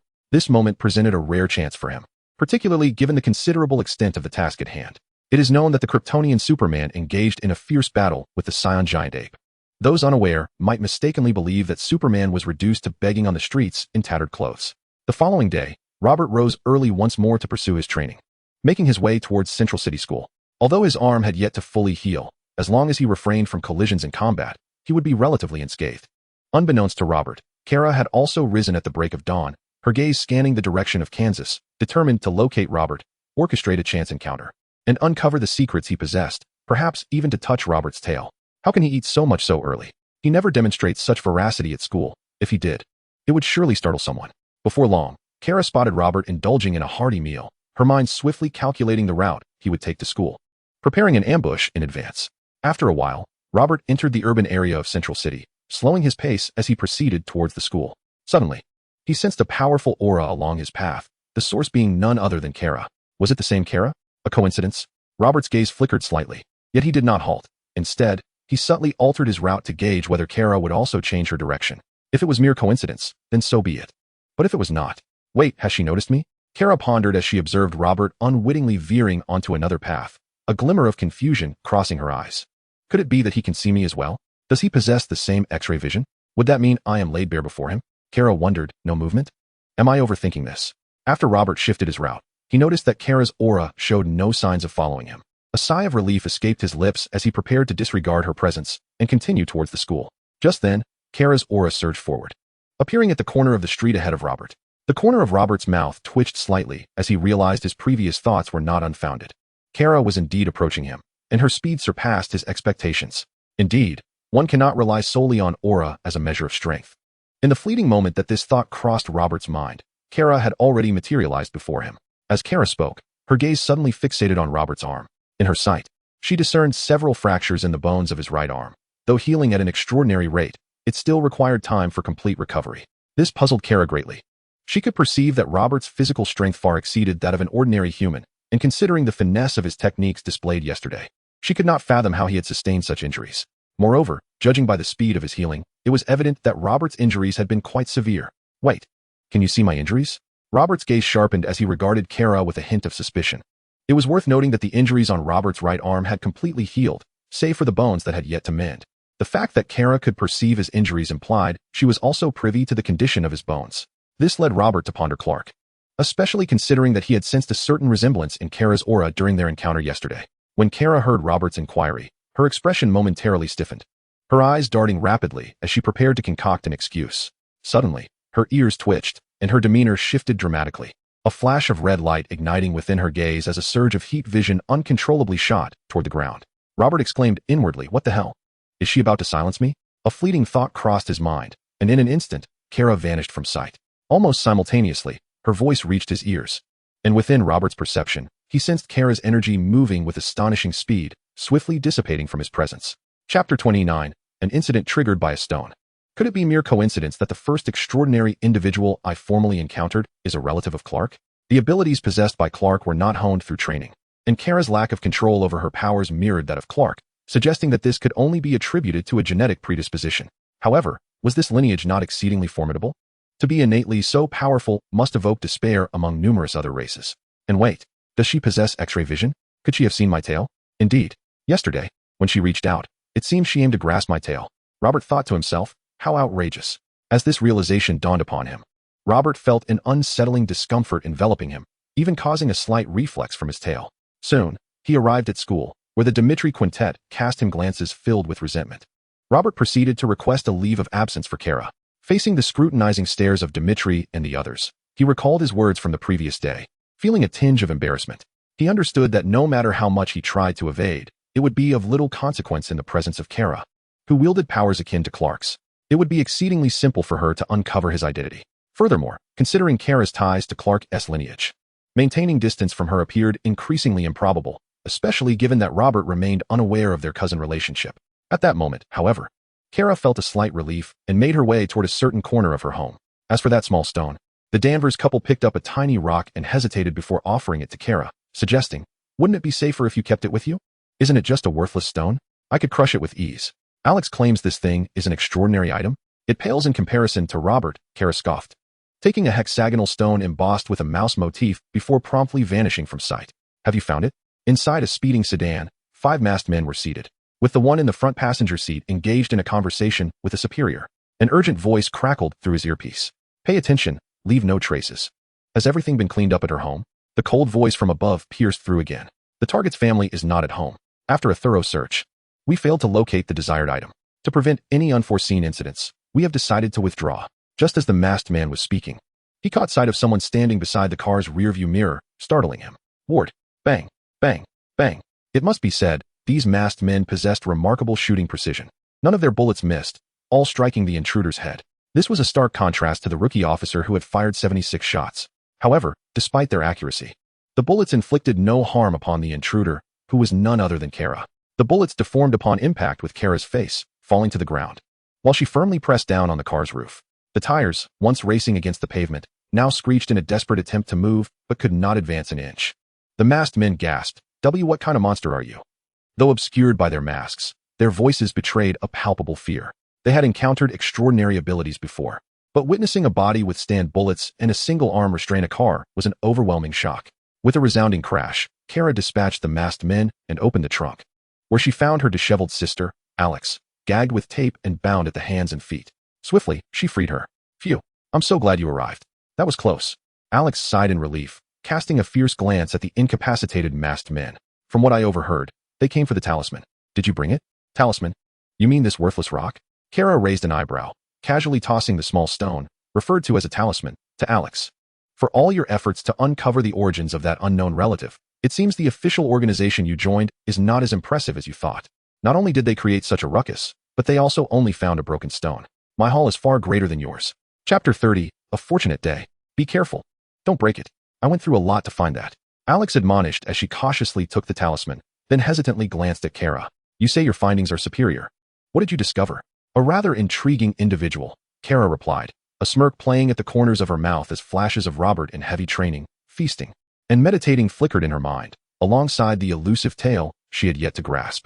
"Otherwise, I'm not afraid of these toys, but if you were to get hurt, my efforts to save you would be in vain." Kara shrugged innocently, eyeing Alex in response. "Are you truly capable of handling this?" A flicker of doubt crossed Kara's mind as she scrutinized Alex, whose demeanor left her feeling uneasy about departing. I have already contacted the agency. You should leave now. After all, theoretically, I must maintain confidentiality regarding my family, Alex declared, his eyes glinting with a fierce light as he systematically dispatched the masked men, snapping their necks one by one. Kara opened her mouth, not to deter Alex or out of compassion. These masked men had nearly threatened the lives of the Danvers couple, and she could not afford to let them escape unscathed. Her hesitation stemmed from the belief that Alex might still have inquiries to make. As she witnessed Alex's brutal efficiency, Kara felt an urge to interject, suggesting that she could handle the task without requiring Alex's exertion, as it seemed quite laborious. Although I am affiliated with an official agency, it is perhaps best that they remain unaware of your existence, considering my limited understanding of them, Alex softly explained after dispatching the last foe. Thus, you should hasten your departure. Why not simply erase all traces? Kara shrugged, her eyes flashing with a crimson light as she unleashed a devastating explosion upon the vehicle, engulfing the surrounding bodies and remnants in a fiery inferno. The ground shook with a resounding boom as flames licked the sky. Kara nodded at Alex before vanishing from his sight, leaving him in a moment of subtle distress. Relocating was now an imperative. After all, Alex was already under scrutiny. The masked men were evidently part of an organization, and should they launch another attack on the Danvers household, the couple might not be so fortunate as to find refuge in their basement again. Yet, moving was not a task to be accomplished swiftly. Therefore, Kara first arranged for the Danvers couple to stay with relatives and began packing their valuable belongings. It is worth noting that the vessel which had brought Kara to Earth was concealed within the basement. Had it not been for the construction of this subterranean refuge to hide the ship, the Danvers couple might have faced dire consequences today. However, Kara chose to defer any action regarding the ship, planning to devise a method to transport it under the cover of night after their relocation. As school dismissal approached, Kara made her way to the institution under the puzzled gaze of the Danvers couple. Meanwhile, Robert, deep in meditation, sensed Kara's presence and opened his eyes to gaze toward the school entrance. Indeed, Kara did not enter the school, for she had taken a leave of absence. There was no need to step into the classroom so close to the end of the day. After all, Robert could not slip away from her watchful eye. Perhaps this approach would even serve to bridge the gap between them, allowing her to uncover the secrets he harbored. Waiting for me, Robert mused. Feeling Kara's essence lingering at the school's threshold, a flicker of understanding crossing his features as he vaguely grasped her intentions. After school, Robert made a beeline for the spot where Kara was waiting. Upon seeing that Robert did not shy away from her, Kara's spirits soared, and she bounced into his view, believing this was the first step in successfully uncovering Robert's secret. After all, part of her own secret had already been discovered by Robert. If she failed to unveil his secret, it would feel like a loss. However, if she could manage to reveal Robert's secret, it would truly be a splendid day. Thank you for helping me take leave, Kara exclaimed with vibrant energy, smiling gratefully at Robert. Let us go and have a chat, Robert nodded, leading Kara away from the school. The Demetrius quintet observed from a distance. I knew it. Who could possibly resist Kara's charm? One remarked. He claimed to have no interest in her, but it seems he was deceiving us. Jimmy lamented, watching Robert and Kara's departing figures with sorrow. I never expected we would experience heartbreak like this. The disparity in our strengths is insurmountable. We have no chance of a comeback. Kane murmured, equally despondent. At that moment, the group's shared sorrow resonated, and a melancholic atmosphere enveloped them, prompting fellow students to steer clear of the five forlorn souls. Unbeknownst to Robert and Kara, who were blissfully unaware of the quintet's despair, Kara, despite her keen senses, was focused solely on Robert. Occasionally, she stole glances at his tail, itching to playfully grab it. Enough. Stop using your X-ray vision to stare at my tail, Robert chided, noticing Kara's lingering gaze on it. Kara froze at his words, her face flushing crimson, and an embarrassed aura seemed to rise around her. She had not anticipated that her secret scrutiny would be exposed by Robert, especially after she had been so careful to control her gaze. Robert, something's off with you. Chapter 31, Meeting the Parents. Then you mustn't use your X-ray vision on me either, Kara retorted, her cheeks still flushed, glaring defiantly at Robert. Robert, is the Kryptonian race not particularly bright? A fleeting thought crossed Robert's mind, oblivious to the fact that Kryptonians possessed extraordinary intellect. It seemed that perhaps the inherent strength came at a cost of wisdom. Why have you fallen silent? Kara, sensing Robert's puzzled stare, began to doubt herself, her confidence waning. After all, her assumption about Robert's X-ray vision was merely conjecture, lacking substantial evidence. I do not possess X-ray vision. Robert's assertion made Kara feel increasingly awkward, her face growing hot once more, her toes curling tightly together as if she might etch a villa into the ground. As Robert's words settled in the air, Clark's figure emerged in the distance. And in the next moment, he sprinted toward Robert and Kara. Indeed, when Roberta decided to arrange a meeting between Clark and Kara, she effortlessly communicated this to Clark without the need for a phone call, merely calling out his name and exchanging a few words. As a close relative of Clark, Roberta's voice pattern was naturally etched in his memory, allowing her to relay information over a distance with ease, albeit without the possibility of engaging in dialogue. Clark? No, you are not Clark. However, Roberta was taken aback when Kara, upon seeing Clark, stood frozen in place as vivid memories surged in her mind, leaving her somewhat disoriented. These were the recollections that had been forgotten due to her amnesia, depicting her parents' reluctance and admonitions towards her. Kara? Kara? Observing Kara's sudden emotional shift and her reddening eyes, Roberta was momentarily stunned. He hesitated before calling out her name, perplexed by the rapid change in her demeanor. Excuse me, what did you call me? Clark inquired with uncertainty. Gazing at Kara, your true name is Kal-El, a Kryptonian.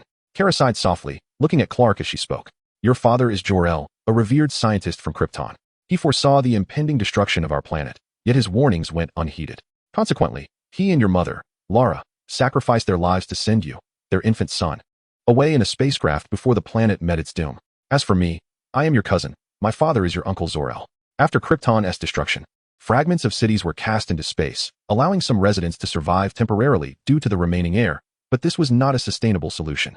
My parents chose to send me to Earth to ensure my survival, believing that a Kryptonian should not live in solitude. Upon my arrival, I intended to care for you. But my spacecraft was struck by a meteorite during the journey, causing me to fall into a state of stasis. I arrived late on Earth and lost a portion of my memories. Fortunately, having encountered you now, I have recalled these events and rediscovered my origins. Thank you, cousin. And thank you, Roberta. I am Kal-El. Clark stood there, bewildered, as the sudden revelation overwhelmed him. He had not anticipated uncovering the enigma of his lineage in such a manner. Although Roberta had previously mentioned the possibility of encountering his kin, the sudden addition of a relative and the revelation of his heritage left him feeling disoriented. Clark even began to question whether he had indeed lost some memories. Why were Roberta and Kara able to recall their pasts before arriving on Earth? Was it due to his age, causing him to miss the opportunity to awaken those memories? No, if my father was a scientist and Krypton's technology was advanced enough for space travel, then why did they not come to Earth with me? Clark was deep in thought when he suddenly identified a blind spot. He looked at Kara, puzzled, and asked, moreover, if your parents managed to send you to Earth, why did they not accompany you? Are space pods so scarce? It seemed that Clark was indeed a touch more astute than Wukong, who had never noticed this oversight. Upon hearing Clark's words, a thought flashed through Robert's mind, leading him to further draw parallels between Clark's experience and that of son Wukong. Perhaps this was what they called the other self? At that time, Krypton was embroiled in chaos due to General Zod's rebellion. Your parents chose to send you away first. But just as you departed, General Zod arrived at your parents' side, and your father was slain by Zod. Kara sighed softly, her expression tinged with sorrow as she explained. As for my parents, they could not bear to leave Krypton. They believed that their fate was to return to dust alongside Krypton. Yet they hoped for a better life and a brighter future for me. Now, they must have vanished with Krypton. My father is dead, murdered, and my mother. Clark's mouth opened, a wave of grief surging within him, rendering him momentarily speechless. He had never before experienced such emotions. He had always sought to uncover the truth of his lineage. However, upon learning of his parents' sacrifice, he found it difficult to accept, even wishing he could remain oblivious to such painful truths. Clark, you still have us, including Jonathan and Martha. You will never be alone. Robert gently patted his back, offering solace. Thank you, but I need some time alone. Clark managed a strained smile, one that looked more pained than joyful. Please tell Martha and the others for me. Chapter 32, Memories of the Enchantment. With a swift motion, as Clark's words hung in the air, he vanished in a blur, quickly transcending Robert's sensory range and Kara's line of sight. However, Robert had not anticipated that Kara would reveal such significant information upon meeting Clark. He had assumed that their connection was merely familial, with neither retaining memories of their original planet. Wait, Kara exclaimed, stopping Robert in his tracks. Did we not agree to visit your home? Let us go. I wish to see my cousin's living environment. Additionally, I want to thank your parents for raising him.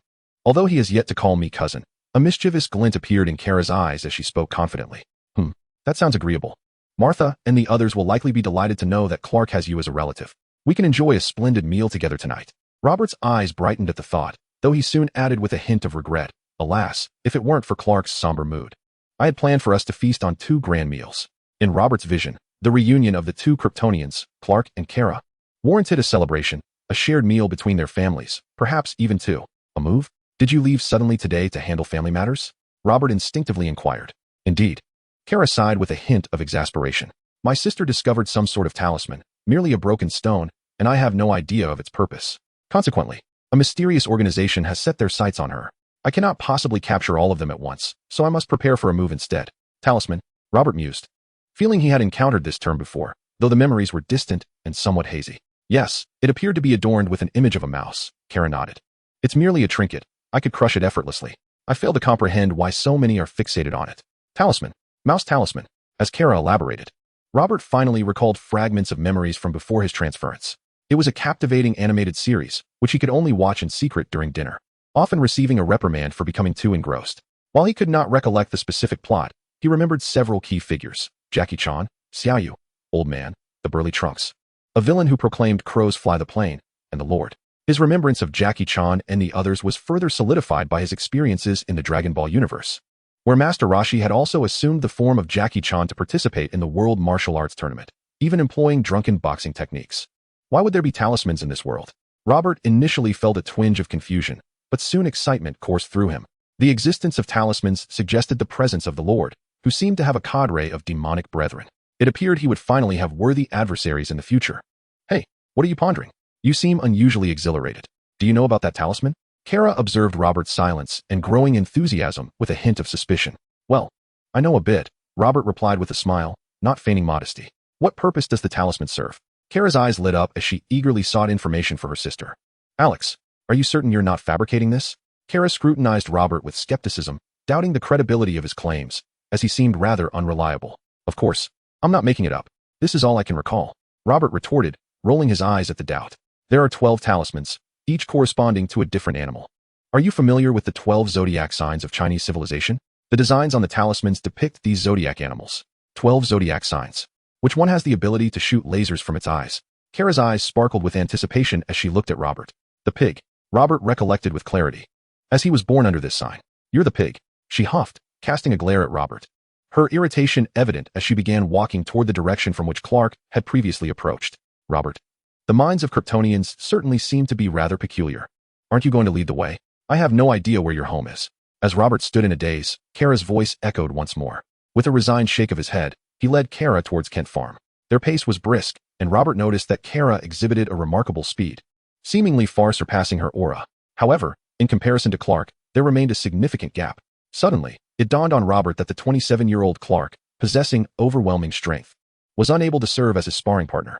Yet, Kara, who had only been on Earth for 15 years, might prove to be an excellent training companion.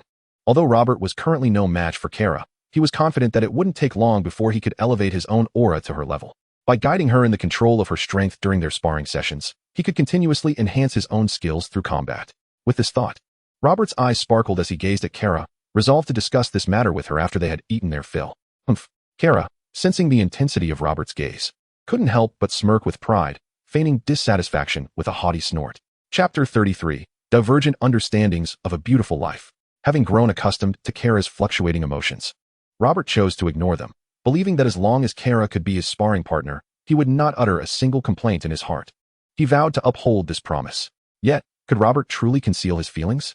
At that moment, the Kent couple simultaneously entertained a thought, their expressions shifting to one of concern. Mom and Dad, this is Clark's relative. Unbeknownst to Robert, the Kents possessed an impressive capacity for imagination.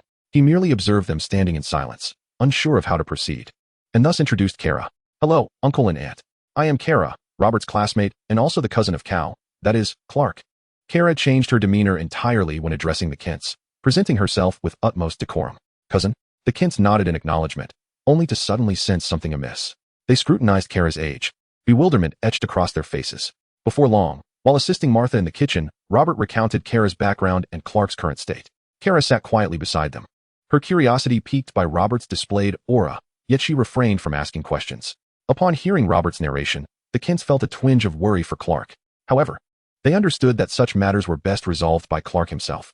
Should he struggle to come to terms with it, they would intervene to help him navigate the emotional hurdles he faced.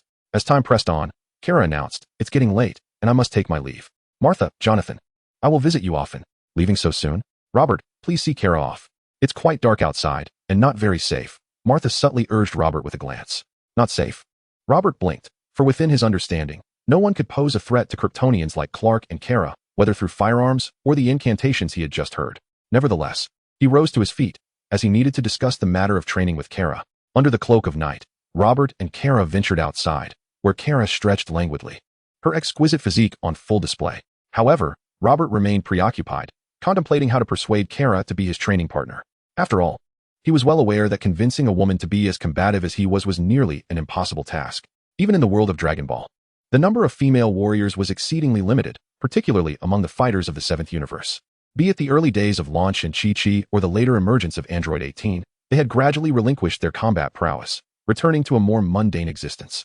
Even Android 18, who had not significantly diminished in strength, found herself replaced by Robert in the tournament of power. Thus, Robert pondered how he might cleverly persuade Kara. At that moment, Kara felt a twinge of dissatisfaction, for as she stretched, Robert was lost in thought, not even glancing her way. She wondered if he was preoccupied with thoughts of food. I find the surroundings quite delightful. I intend to move closer to this area. Kara soon took a deep breath, adjusting her emotions, and gently remarked to Robert, "Huh." Robert was momentarily taken aback, his face lighting up with joy as he exclaimed, "That's wonderful. If you can move here, that would be fantastic.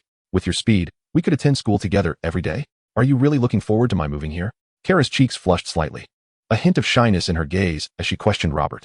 "Of course. Once you arrive, you can train alongside me. We could engage in battles and sparring to enhance our skills. What do you think?" Robert was already envisioning the blissful life that would ensue once Kara relocated. He imagined training together, enhancing their powers through combat, and eventually switching his training partner to Clark after growing stronger. With 2 Kryptonians as training partners, Robert believed his strength would flourish exponentially. However, this idyllic vision belonged solely to Robert. Kara may not share such sentiments. Suddenly, as Robert was lost in his reverie, a sense of danger surged within him. Almost instinctively, he crossed his arms over his chest, just in time for a powerful punch to strike his arm. With a resounding thud, Robert was sent flying, landing in the dirt in a somewhat disheveled state, yet he remained unharmed. "Kara, Robert." What? Hadn't Robert promised that no matter how Kara's emotions shifted, he would never harbor ill thoughts? That was, of course, contingent upon her agreeing to be his training partner. It was now painfully evident to even the most oblivious observer that Kara was upset and had clearly not consented to be his training partner. Thus Robert could hardly be accused of breaking a promise. Although Robert was unaware of where to seek the saint and the talismans, he firmly believed that as long as he continuously enhanced his strength, there would come a day when he could sense their presence. Regarding the powerful beings of unknown origins and morals, Robert would not recklessly approach them to avoid misunderstandings. However, when it came to the saint, who was clearly an antagonist, Robert would not hold back. He was determined to seize the opportunity for a proper confrontation. Chapter 34. A shift in offense and defense?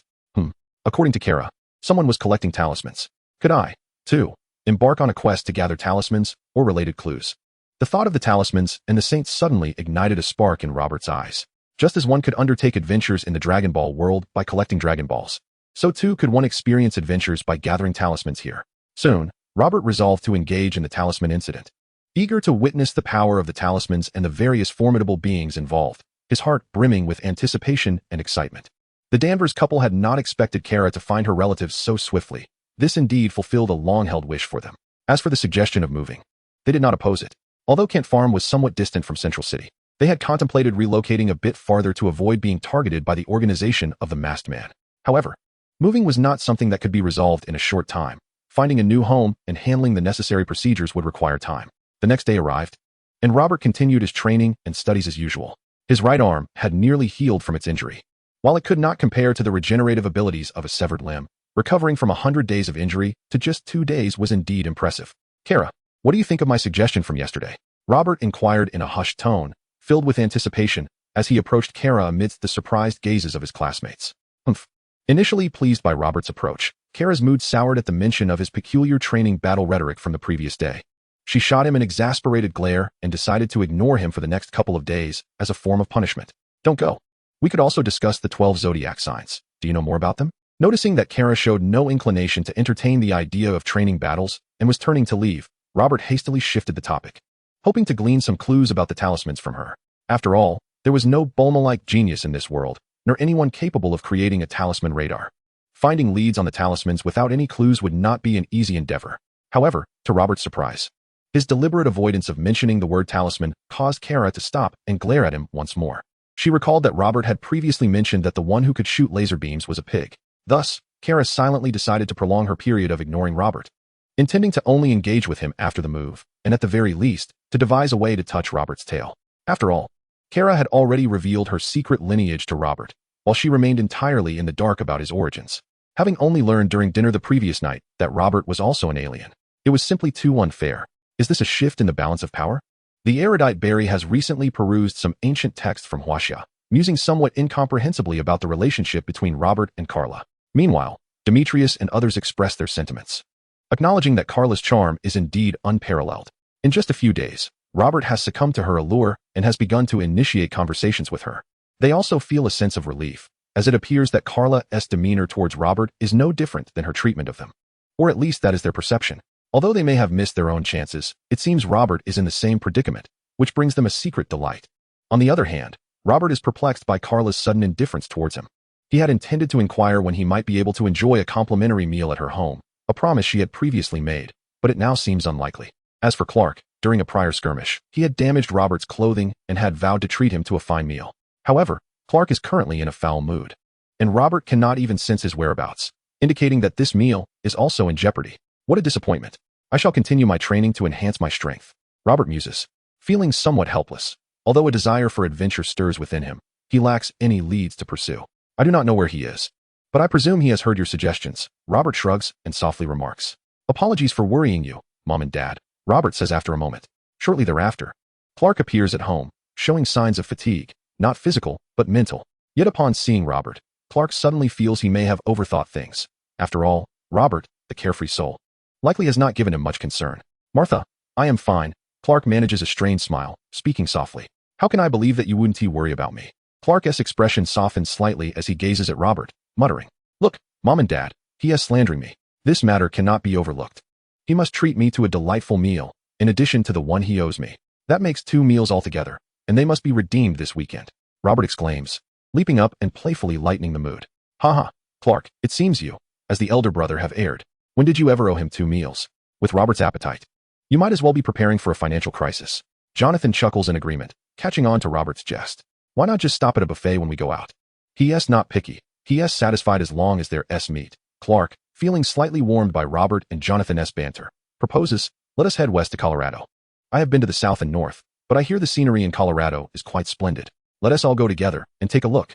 Thus, although they have yet to venture out, Clark feels considerably comforted by the warmth of family.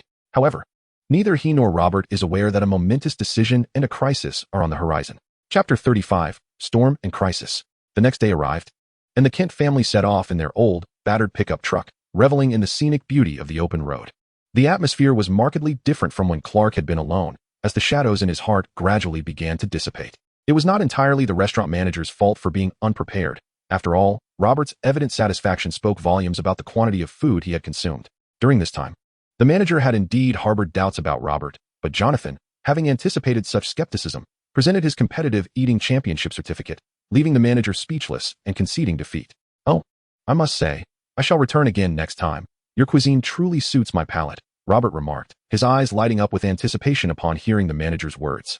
However, the portion of the steak was a tad insufficient. I suggest adding pasta to each serving, and perhaps you could prepare a bit more of that delightful bread. A slight twitch appeared at the corners of the restaurant manager's mouth as he glanced around. Leaning closer to Robert, he whispered, young man, here's the deal. I will cover your expenses if you venture over to the Franca buffet, just down the street. Their prices are $5 higher than ours. But while the other dishes are comparable, they offer a greater quantity of bread, and the chef prepares steaks more swiftly. Really?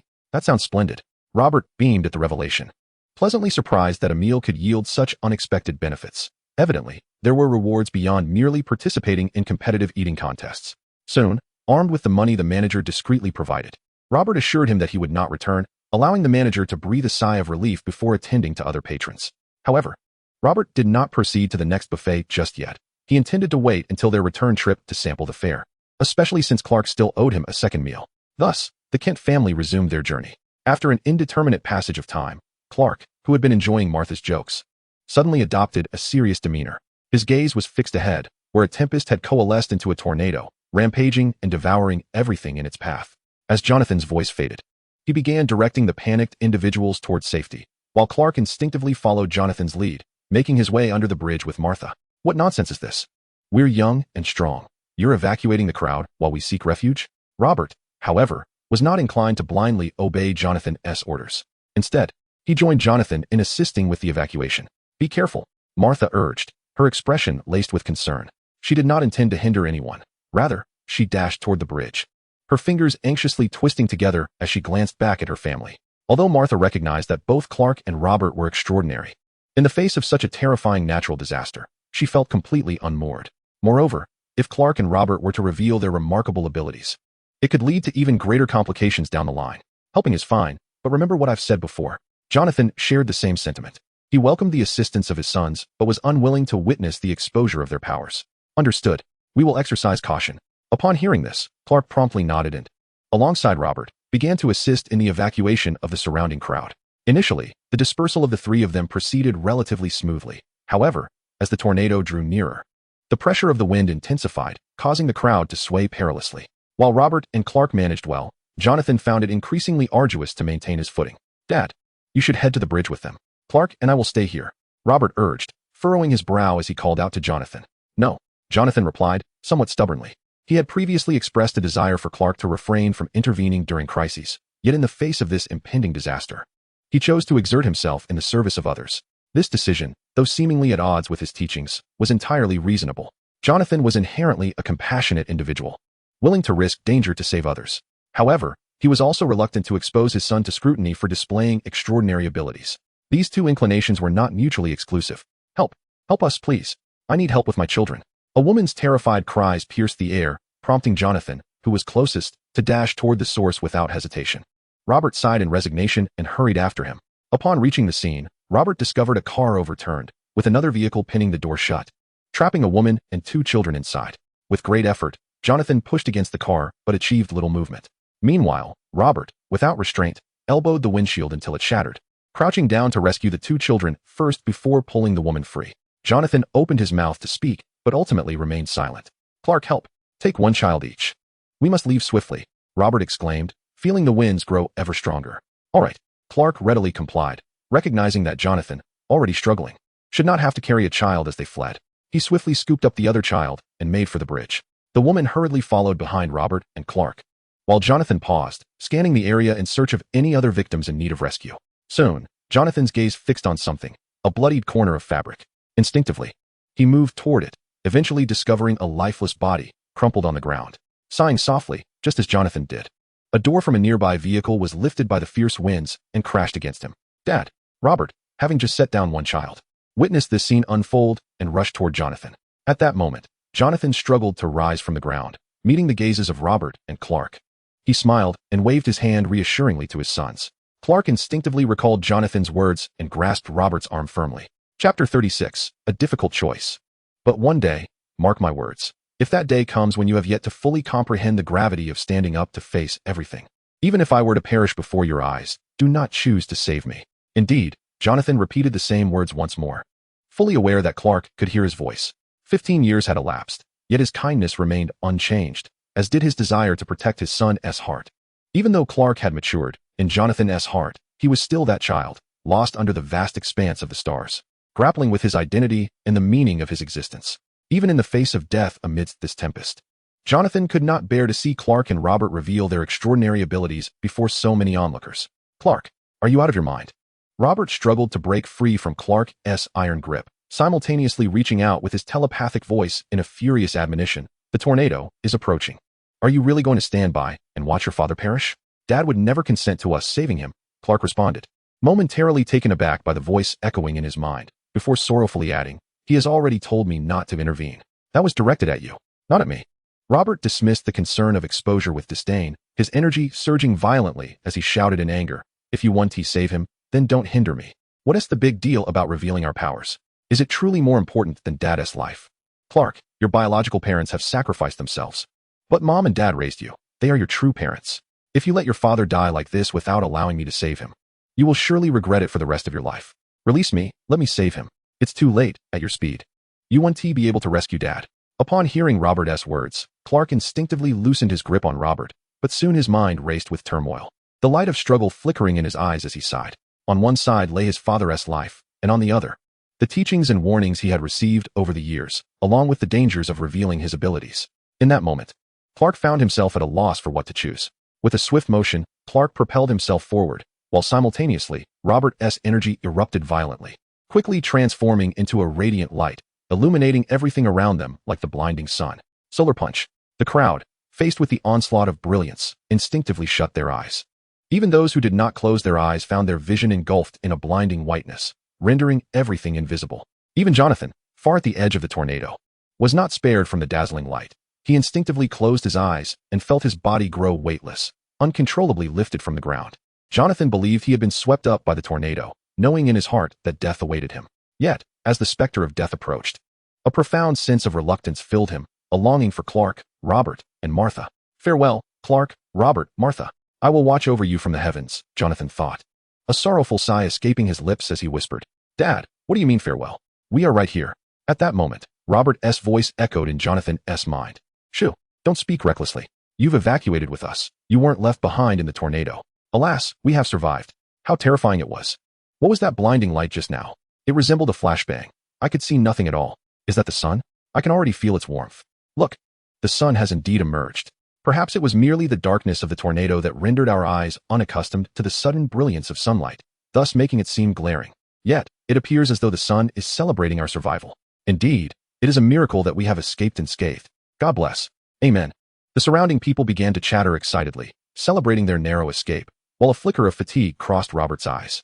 In order to create sufficient shielding for the solar fist, he had converted all the energy within him into light energy. Coupled with the immense mental strain of guiding so many people's attention, Robert appeared somewhat weary. Indeed, the reason the others had shifted their focus to the sun was due to Robert's hypnotic suggestion. Otherwise, with such a glaring light source as the solar fist, there would surely have been doubts. Robert was not particularly concerned about being suspected directly. His primary worry lay in the possibility of the bright light being misconstrued as a divine miracle, leading to unnecessary attention and speculation. I'm sorry, Robert, you were right. Just as Robert felt the weight of fatigue, Clark looked at him with an expression of regret and fear, whispering, I am truly terrified. If I had not saved my father and instead watched helplessly as he was consumed by the tornado, I would have regretted it for a lifetime. Have you really not been discovered? Jonathan, having heard Clark's words, felt relieved to be alive but still looked at Clark and Robert with concern. If we were found out, would they remain so unperturbed? Robert chuckled softly, shrugging his shoulders. Did they not say? The sudden sunlight blinded them to everything else. Seeing this, Jonathan ceased to question his two sons further and instead rubbed his aching arm, gently soothing Martha's emotions. Thank you, Clark said solemnly, looking at Robert with earnestness. For what? Those are not my parents. Robert pretended to be irritated, rolling his eyes in response. Chapter 37, The Art of Mind Reading. It's not just I who must thank you, Clark replied, his demeanor turning serious, his gaze flickering slightly. When I intervened to save my father, I seemed to glimpse figures akin to my own power's essence, yet distinct. They urged me to thank you. Of course, this may simply be a figment of my imagination. Nevertheless, I am grateful for your presence. Without you, I would not have come to accept the power I possess as I do now. I would have been even more lost, and without anyone to guide me in that critical moment. You are simply too anxious. Your imagination is running wild. Robert laughed, shrugging it off. Thus, to celebrate our survival, let us feast. I am famished. Shall we go together? To express our gratitude for saving our family. Before the lady, accompanied by her two children, expressed her gratitude to the Kent family, she happened to overhear Robert's words and extended an invitation. Not only did she approach, but those who had been guided by the Kents to seek refuge beneath the bridge also came forth to convey their thanks. They were unaware of Robert and Clark's extraordinary abilities, yet the Kent family's timely assistance during a crisis was a profound kindness that they felt compelled to repay. Would you care to join us for a meal? Robert's eyes gleamed momentarily before he bashfully scratched his head, a hint of embarrassment in his voice as he replied. I don't think that's appropriate. I have quite the appetite, and I might intimidate you. Let us not dwell on such trivialities. At that moment, we simply felt it was our duty to step forward, Jonathan remarked, relieved as he observed that none around had noticed anything unusual about his two sons. He looked at the crowd of grateful faces and laughed heartily, adding, Moreover, my younger son does indeed possess a hearty appetite and considerable strength. He is, after all, certified as a big eater in Kansas City. No matter how ravenous he may be, we can certainly host one meal, and thankfully he is strong and decisive. If he hadn't opened that escape window, we might have perished trapped in the vehicle. Mrs. Grace smiled and shook her head at Robert, gently admonishing her two children, Micah. Hero, be sure to learn from this young man. Brother, your hairstyle is so cool. Why doesn't it fall down? However, due to their tender age, Micah and Hero had no concept of life and death or the notion of saving grace. Their attention was solely captivated by Robert's gravity-defying hairstyle. Micah, Hero, such impolite inquiries are not to be entertained, Grace softly chided as she patted their heads. Turning to Jonathan, she continued, Our car has either been swept away or destroyed. In any case, we must walk away. Why not find a place to rest together? Indeed, you saved us, and we have yet to express our gratitude. God would surely punish us. It is merely a humble meal, not an extravagant gift. but it reflects our heartfelt appreciation. As Grace's words resonated, others in the vicinity echoed her sentiments. Jonathan, with a resigned smile, ultimately accepted their goodwill, understanding that this gesture would bring them comfort. Soon, a somewhat disheveled group began their trek toward the nearest city.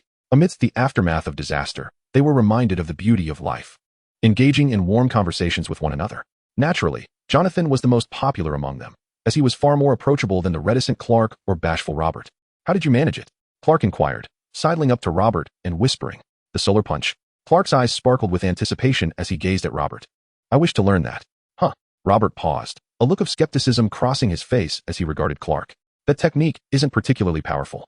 Why would you want to learn it? When you employed the solar fist, I could still perceive the world amidst the radiance, and from the beam of light you emitted, I sensed a warmth and closeness." Clark's voice hesitated as he spoke. "Warmth and closeness? Is the solar fist capable of such effects?" Robert scratched his head. The solar fist is arguably the most widely used technique in the Dragon Ball universe, and while the technique itself is not particularly complex, Robert could not be certain whether Clark could master it, given that the energy within him differs from that of Chi, and that method of communicating directly within the mind. Clark rubbed his hands together, looking at Robert with eager anticipation once more. It was evident that although he had endured a crisis filled with inner turmoil and struggle, for Clark, this may not have been entirely adverse. At least he was no longer mired in the sorrow and confusion of his biological parents' demise. At this moment, Clark had come to appreciate the present. His biological parents had sacrificed themselves, yet the Kents, his adoptive parents, were still alive. He could not let them down, nor should he allow them to continue worrying about him. He must protect them diligently. This is a form of telepathy, a means of communication through mental prowess. "I am uncertain if you can learn it," Robert shrugged. Having already decided to teach the solar fist, imparting another technique like telepathy seemed inconsequential. This telepathy was also something Robert had learned from Master Rashi, who could undoubtedly be regarded as a master of martial arts, possessing abilities that far exceeded those of ordinary Earth martial artists. However, telepathy is not as mystical as it seems. It is merely one application of mental energy. While establishing a mental dialogue is feasible, genuinely accessing another's memories is not so simple. At most, one can glean recent significant memories, but hearing all of another's thoughts is impossible. Consequently, the primary use of telepathy is to establish mental dialogues during combat, preventing adversaries from overhearing one's conversations. In this regard, characters like Kaiatsu, Tien Shinhan, and Piccolo frequently employ this ability, while the original practitioners, Master Rashi and Master Shin, have only used it in verbal disputes. Unlike the solar fist, which requires chi, telepathy extends from mental energy, so Robert succinctly explained some of its principles to Clark. "Is that so?" However, Robert was taken aback when, just after explaining the principles of telepathy, he heard Clark's voice resonate in his mind, prompting him to marvel at Clark's remarkable talent. Chapter 38. If he does not perish, he is destined to become divine. This is indeed quite convenient. Clark, who had just learned a new skill, appeared somewhat exhilarated, continuously communicating with Robert through telepathy. To Clark, this marked his first acquisition of an extraordinary skill through learning, contrasting significantly with the inherent abilities he possessed. Yet, unbeknownst to Clark, his swift mastery of telepathy was due to his inherently formidable mental strength, a gift that he was born with. Moreover, no one can guarantee that, without Robert's guidance, Clark would be able to master similar abilities. Enough of this idle chatter. I am mentally exhausted and lack the energy for a soulful dialogue with you. I simply wish to have my meal. After being pestered by Clark for an entire day, Robert finally interrupted him, exasperated, as he sought a new distraction. It is perplexing that, despite being the elder brother, Clark requires Robert's assistance for everything, whether it be the solar flare or hypnosis. With this thought, Clark's expression grew serious. He resolved to diligently develop and master his own abilities, ensuring that such an incident would not recur. Robert, alongside the determined Clark, followed the group into the city. They found a lively spot to celebrate their survival from the recent calamity, simultaneously expressing gratitude towards the Kent family. Robert, however, spoke little, his thoughts consumed by the prospect of food, prompting admiration from those around him. Indeed, Robert, the glutton of Kansas City, was not undeservedly named. Unbeknownst to Robert and Clark, as Clark demonstrated his prowess by rescuing Jonathan from the tornado, a loom deep within a textile factory began to weave frantically.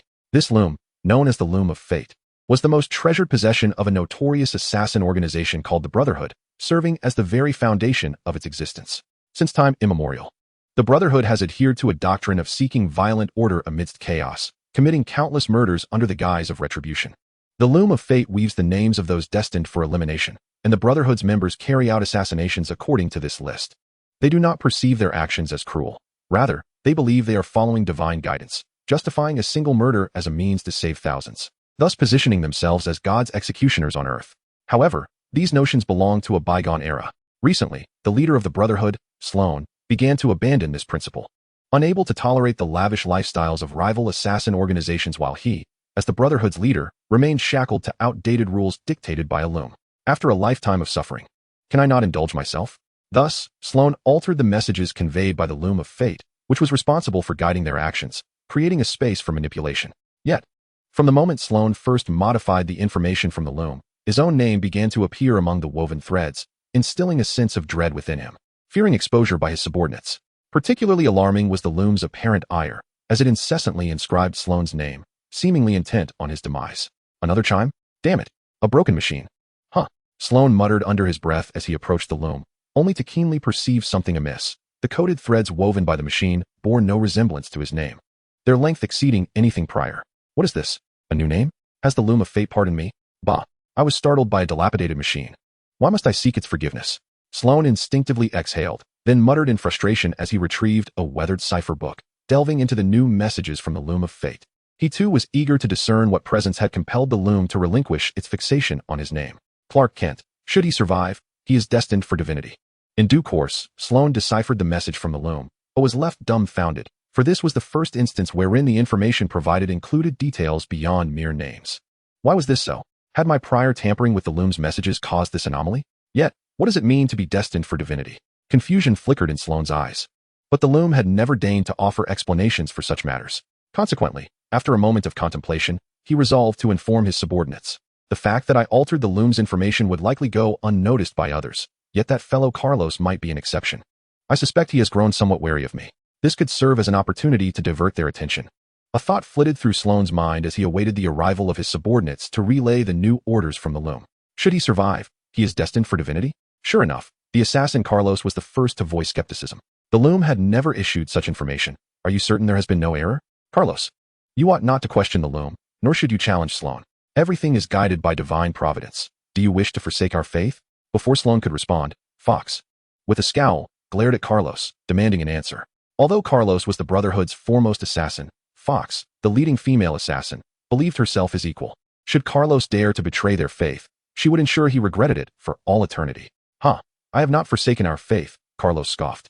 Showing no intent to engage in a quarrel with Fox, he sensed something amiss with Sloan, yet lacked sufficient evidence. Now was not the time to overturn the table. This was a rare message from the loom, undoubtedly a critical moment. While the meaning of destined for divinity eluded him, there could only be one true deity.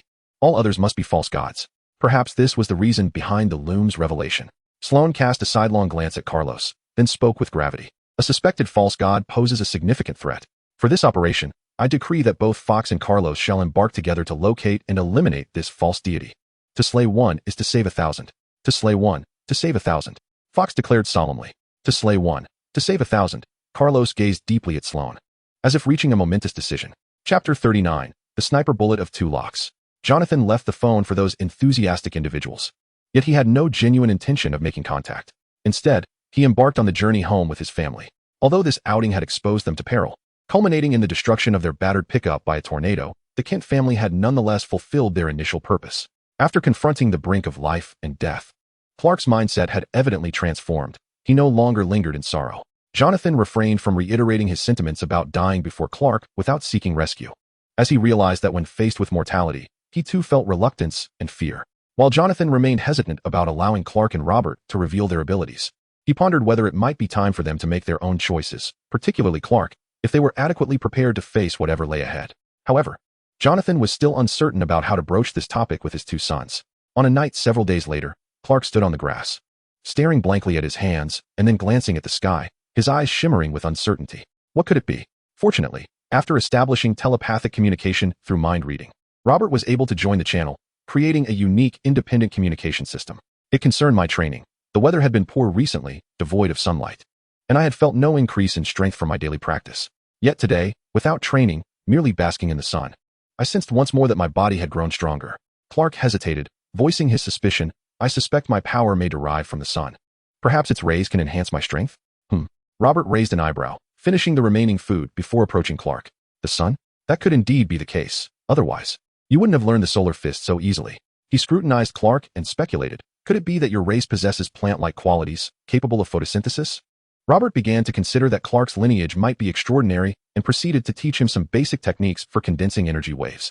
To Robert's astonishment, Clark's eyes emitted lasers once more. At that moment, Robert found it perplexing that Clark could master the solar fist, yet struggled to condense energy waves. But now he began to comprehend. How about this? You call your teacher to request a day off, and we can thoroughly verify this tomorrow. Upon hearing this, Clark gazed deeply at Robert, suspecting that Robert's desire for verification was merely a pretext to avoid school. Clark replied with a reluctant Robert retorted, "Are you not aware that your teacher messages me daily?" Clark's mouth twitched slightly, expressing his exasperation. While Lana seemed to have learned of this matter from somewhere, and now also sent him daily messages. Well, choose one, Robert suggested. If all else fails, try both.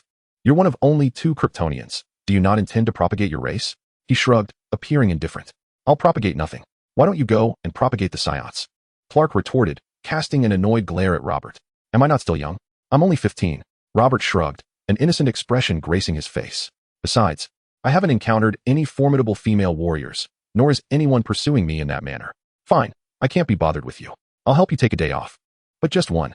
Clark instinctively wanted to say something more, but ultimately rolled his eyes in resignation and turned to make a phone call on Robert's behalf. The next day arrived swiftly. As the sun ascended, both Clark and Robert stirred with renewed energy. Clark attentively sensed the transformative effect of sunlight on his body, while Robert observed the fluctuations in Clark's aura. You experience a slight amplification of energy before returning to tranquility. This must be the sun's power being converted into your unique energy, Robert quickly deduced.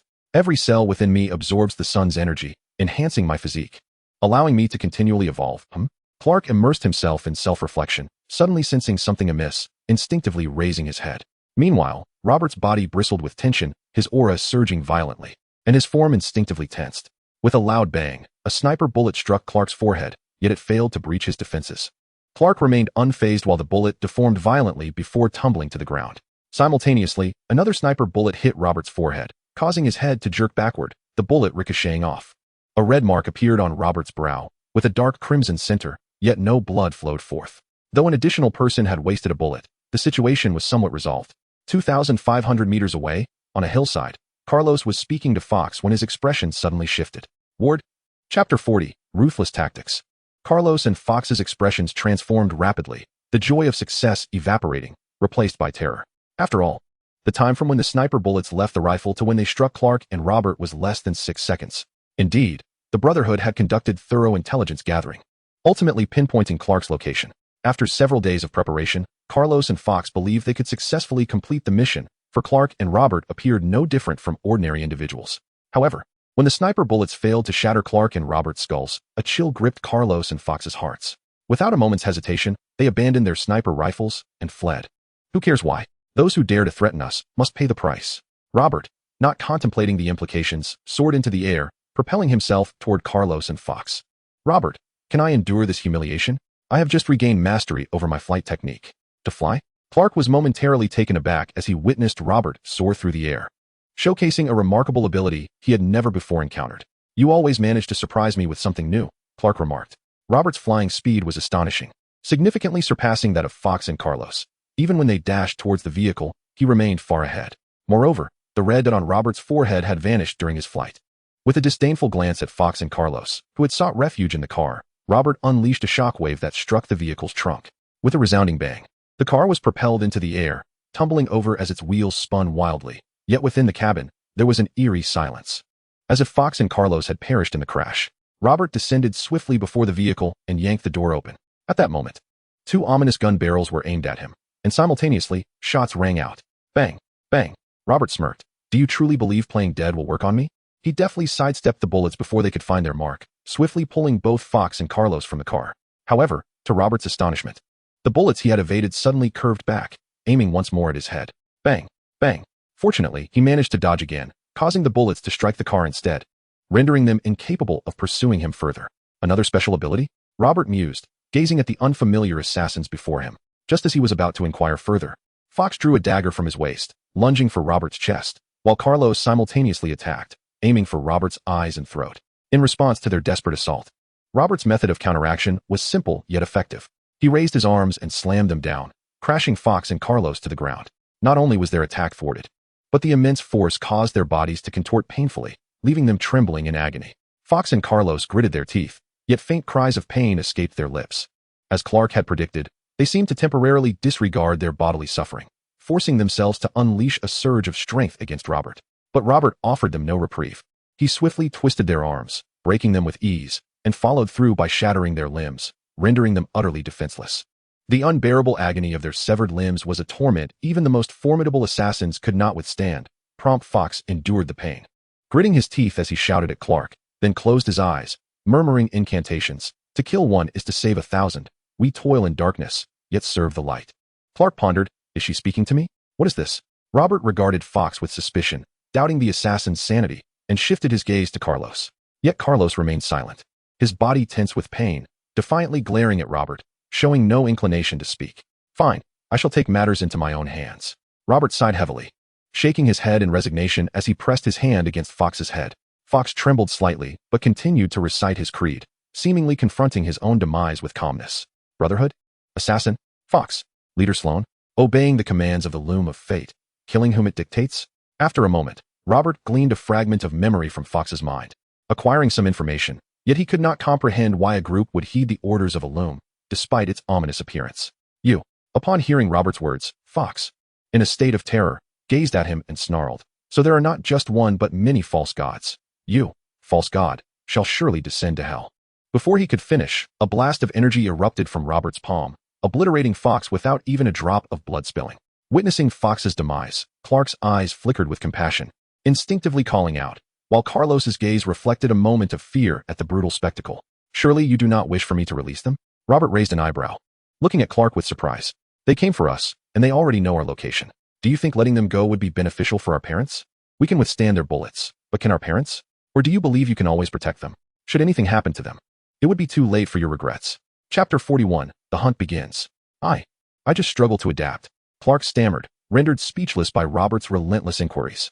Although he had to concede that Robert had a point, the brutality of his actions was far from that of an ordinary 15-year-old. Soon, Robert acquired a series of images that were both similar and distinct, targeting Clark Kent. If he were to survive, he was destined for divinity? This information diverged from the previous revelations of the loom of fate, initially suspected to be a fabrication by Sloan. Yet, upon witnessing our responses, that suspicion was dispelled. With a sudden blast, Robert obtained new information, undeterred by Clark's discomfort, and chose to eliminate Carlos as well. For Robert, the audacity of Fox and Carlos, along with the so-called brotherhood, to dare assassinate Clark and him, even threatening their parents, left only one inevitable fate, death. Such matters, regardless of who speaks, are futile. Even Jesus could not save them, as Robert asserted. Witnessing yet another life extinguished before his eyes, Robert observed Clark's lips part in shock. He suddenly comprehended why Robert had remained composed during the school shooting. Had he acted in the same manner this time, it was likely that Okinga and the others would have left no trace of their existence. Clark, I know you possess a kind heart, but at times, unyielding kindness proves ineffective, Robert stated, refraining from initially sharing the information he had gleaned, and instead, gazing intently at Clark. Since they have chosen to kill us, it is only natural for them to meet their demise at my hands. They are assassins and must bear this understanding. Thankfully, you have not been so kind as to prevent me from dealing with them. I understand. I simply find it hard to accept this side of you. You are merely 15, Clark sighed, a hint of wistfulness in his voice. Moreover, I cannot, like you, comfortably erase other lives. Rest assured, I am not a bloodthirsty individual. Robert replied with a smile and a shrug. My approach is quite straightforward. Save those I deem worthy, assist those who seek my aid, combat those who oppose us, and eliminate those who threaten our lives. It is as simple as that. When it is time to save, I shall not procrastinate. When it is time to kill, I shall not hesitate. And when it is time to fight, I will give my all, remaining vigilant until the battle concludes. After all, some of my can often find themselves in dire straits due to their recklessness during combat. I recognize your goodness, so let me handle the task of ending our enemies' lives from now on. I am a born warrior, unburdened by the guilt that weighs upon you. Now, we must discuss how to address subsequent matters. Subsequent matters? Are they not already dead? Clark inquired hesitantly, regarding Robert with concern. Do you intend to eradicate them entirely? What else is there to do? Shall we await their return? Allow them to realize that we are formidable and turn their sights on our parents? Did you not previously express gratitude for my decisive assistance in critical moments? Now, I have resolved to eliminate any future threats. Robert replied, casting a helpless glance at Clark while recounting the brief memories he had extracted from Fox and Carlos's minds. I do not die, become a god. Why? Clark asked, bewildered, gazing at Robert. Is it truly because such information appeared on a loom that they seek to kill me? To be precise, they seek to kill us, but it is evident that I am implicated due to you. Robert shook his head, his expression serious. From here on, it is up to you to locate their organization. The loom, a certain black man named Sloan. I can share these memories with you. And when the time comes, we shall inquire and discover the truth. Very well. A flicker of hesitation crossed Clark's eyes, yet he swiftly recalled the concerns regarding the Kent couple's safety. Ultimately, he nodded in agreement, sharing the memory visualization before embarking on a search for Sloan, the Brotherhood, and the location of the loom. The loom claimed it could ascend to divinity. However, it appeared to be merely an ordinary young farmer from a small town, without any discernible abnormalities. Could there have been a misunderstanding? Eureka! It seemed Sloan had not anticipated that at the very moment he invoked Clark's name. He was precisely locked onto by Clark. What are we waiting for? Let's set forth without delay. Robert's eyes sparkled with excitement as he spoke, only to abruptly halt, furrowing his brow as he turned to Clark. No, you cannot accompany me. Why? Clark paused, taken aback, gazing at Robert in confusion. Can you guarantee that no other assassins will approach? If we both leave and an assassin arrives, what will happen to Mom and Dad? Robert explained gravely. Thus, you shall remain at home to guide me. You can utilize your telepathy to communicate with me mentally. Should any questions arise, I can relay them. And if the scene becomes too gruesome, I worry you might not handle it well. Clark instinctively surveyed his surroundings, noting the absence of any suspicious figures. Nonetheless, Robert's reasoning held merit. He dared not gamble that Sloan had not dispatched others to confront them. If they departed and an assassin indeed came for Martha and Jonathan, Clark would be left with profound regret. Very well, we shall divide our tasks. I will stay home to guide you, while you confront those adversaries and uncover why I have been targeted. A glimmer of resolve sparked in Clark's eyes as he spoke. However, exercise caution. If the situation deteriorates, I command you to retreat without hesitation. Rest assured, no issue shall arise. Robert replied with a cheerful wave of his hand, his form rising into the air, his eyes gleaming with fervor. Just focus on guiding me. Swiftly, Robert vanished into the ether, following Clark's directions towards the textile factory. The moment of reckoning was at hand. Chapter 42. Peril, Swift Escape. Daring to lay a hand upon me and Clark, I shall ascertain precisely what that wretched loom is and how it has come to target us. As Robert soared through the skies, an aura of menace gradually enveloped him, his speed continuously escalating. Since arriving in this realm, Robert had not experienced any genuine combat, nor had he ever harbored true murderous intent, until now. This accursed brotherhood had provoked his wrath, for they threatened the sanctity of his family. Not long after Robert's departure, deep within the textile factory, the fateful loom resumed its frenzied weaving, and Sloan hurriedly began to decipher the loom's new messages, anxiously awaiting news. Robert Kent. In no time, Sloan acquired this new name, a flicker of perplexity igniting in his eyes. He recognized Robert's name. It had surfaced during his investigation into Clark's identity. However, Sloan was perplexed as to why the loom of fate had once again revealed Robert's name. Could it be that Fox and Carlos had mistakenly identified someone else, prompting the loom to reassign Robert as the key to Clark's identity? Just as Sloan pondered this and prepared to reach out to Fox and Carlos, the loom of fate began to weave frantically once more, its pace surpassing that of the previous two occasions. What was happening?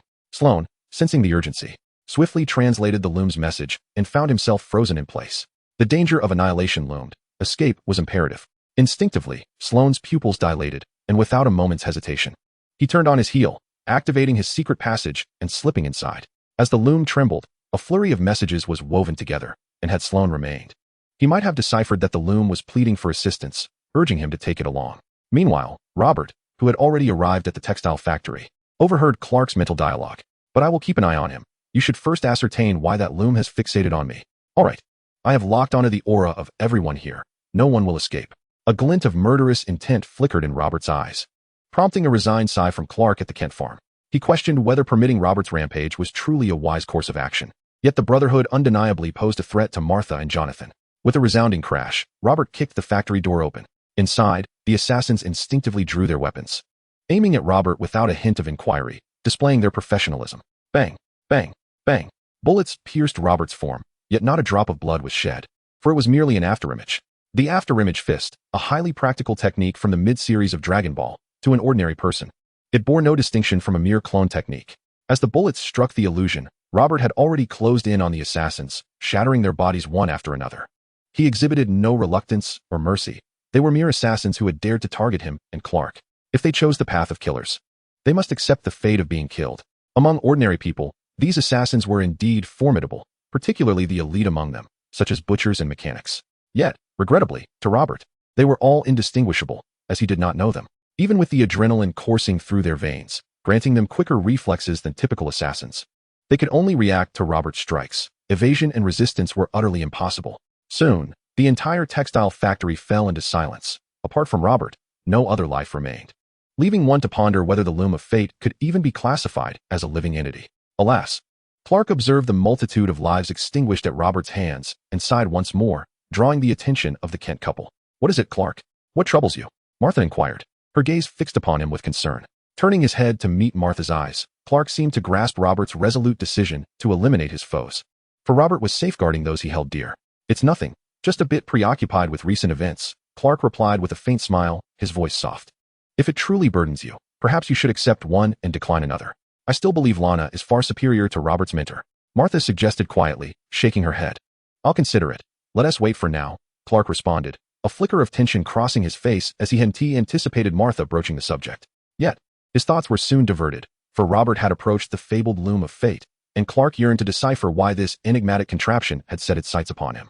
The loom of fate? Is this the device?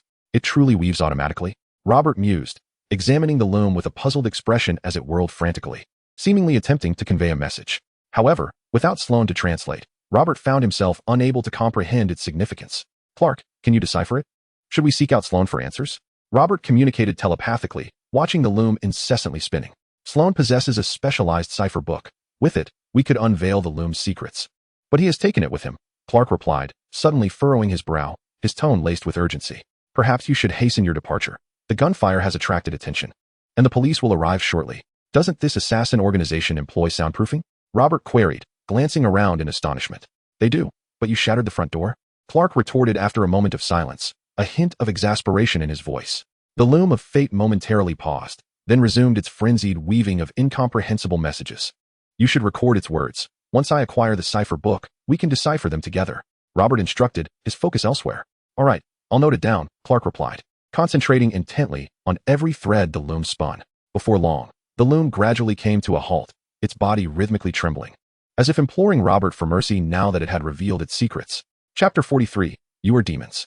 "Well, you may take your leave." Yet, regrettably, Robert could not fathom the loom's intent, let alone recognize that the origin of this assassination lay within the very device he stood before. Naturally, he would not allow it to escape unscathed. With a swift motion, Robert unleashed a shockwave, shattering the loom into fragments. After confirming its silence, he turned to pursue Sloane. However, soon Robert conceived an idea, turning his gaze towards the shattered components and threads of the fateful loom. Anger coalesced in his palm, manifesting as delicate shockwaves that targeted each piece and thread of the loom, reducing them to mere fragments. "Ah, now I am assured of success." Robert nodded in satisfaction before departing, following Clark's navigation to pursue Sloane. Steadfast. Shortly after Robert's departure, the police surrounded the exterior of the textile factory. Initially, they called out to those inside, then attempted to breach the premises, oblivious to the fact that Azu had already withdrawn, leaving no complete body behind. In truth, the combined remains of all the assassins could hardly form even a single corpse. Meanwhile, Sloane had exited through his secret passage, driving away in a prepared luxury vehicle. Although he did not fully grasp the unfolding events, the loom's precognitive warning instinctively urged him to flee.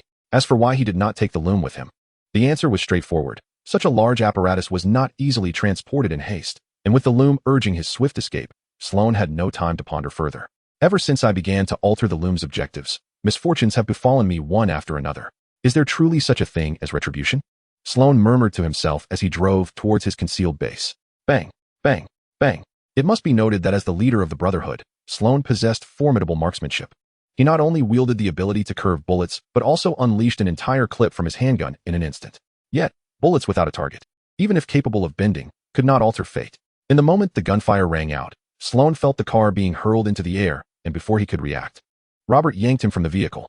Moreover, drawing from his previous encounters with Fox and Carlos, Robert, in seizing Sloane, crushed both his custom handgun and hand, simultaneously breaking the remaining 3 limbs, showing no inclination to interrogate Sloane.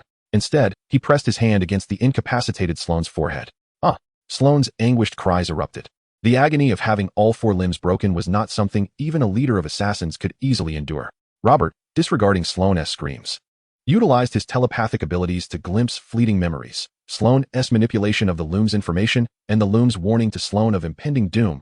A fleeting thought crossed Robert's mind, and he narrowed his eyes at Sloane, saying, "Now, I pose the question, and you provide the answer."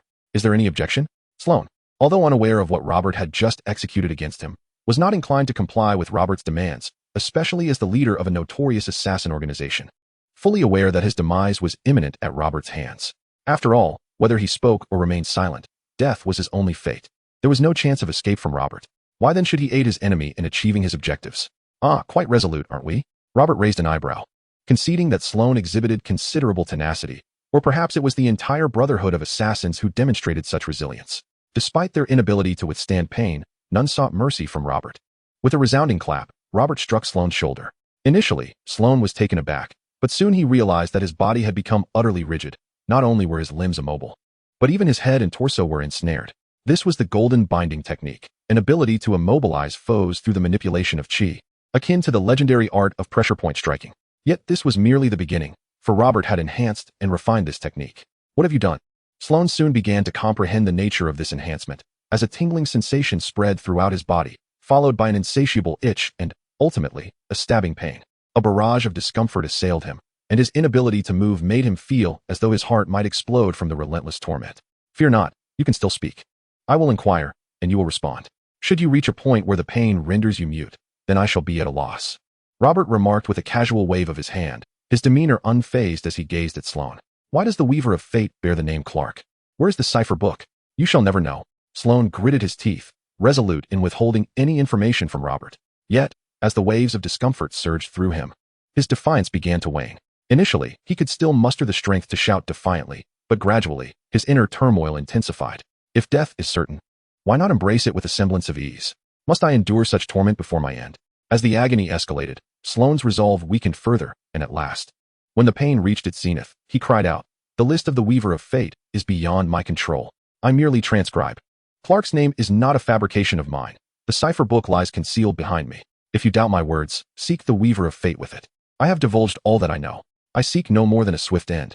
With a sharp tearing sound, Robert interrupted Sloan's plea, rending his clothing to uncover the concealed cipher book. Satisfied, he nodded at Sloan and conjured a sphere of energy aimed directly at him. You are not demigods. You are devils. You are monsters. Sloan, feeling the specter of death approach, clenched his jaw, his voice trembling with dread. Chapter 44. The Transformation of the Kent Family.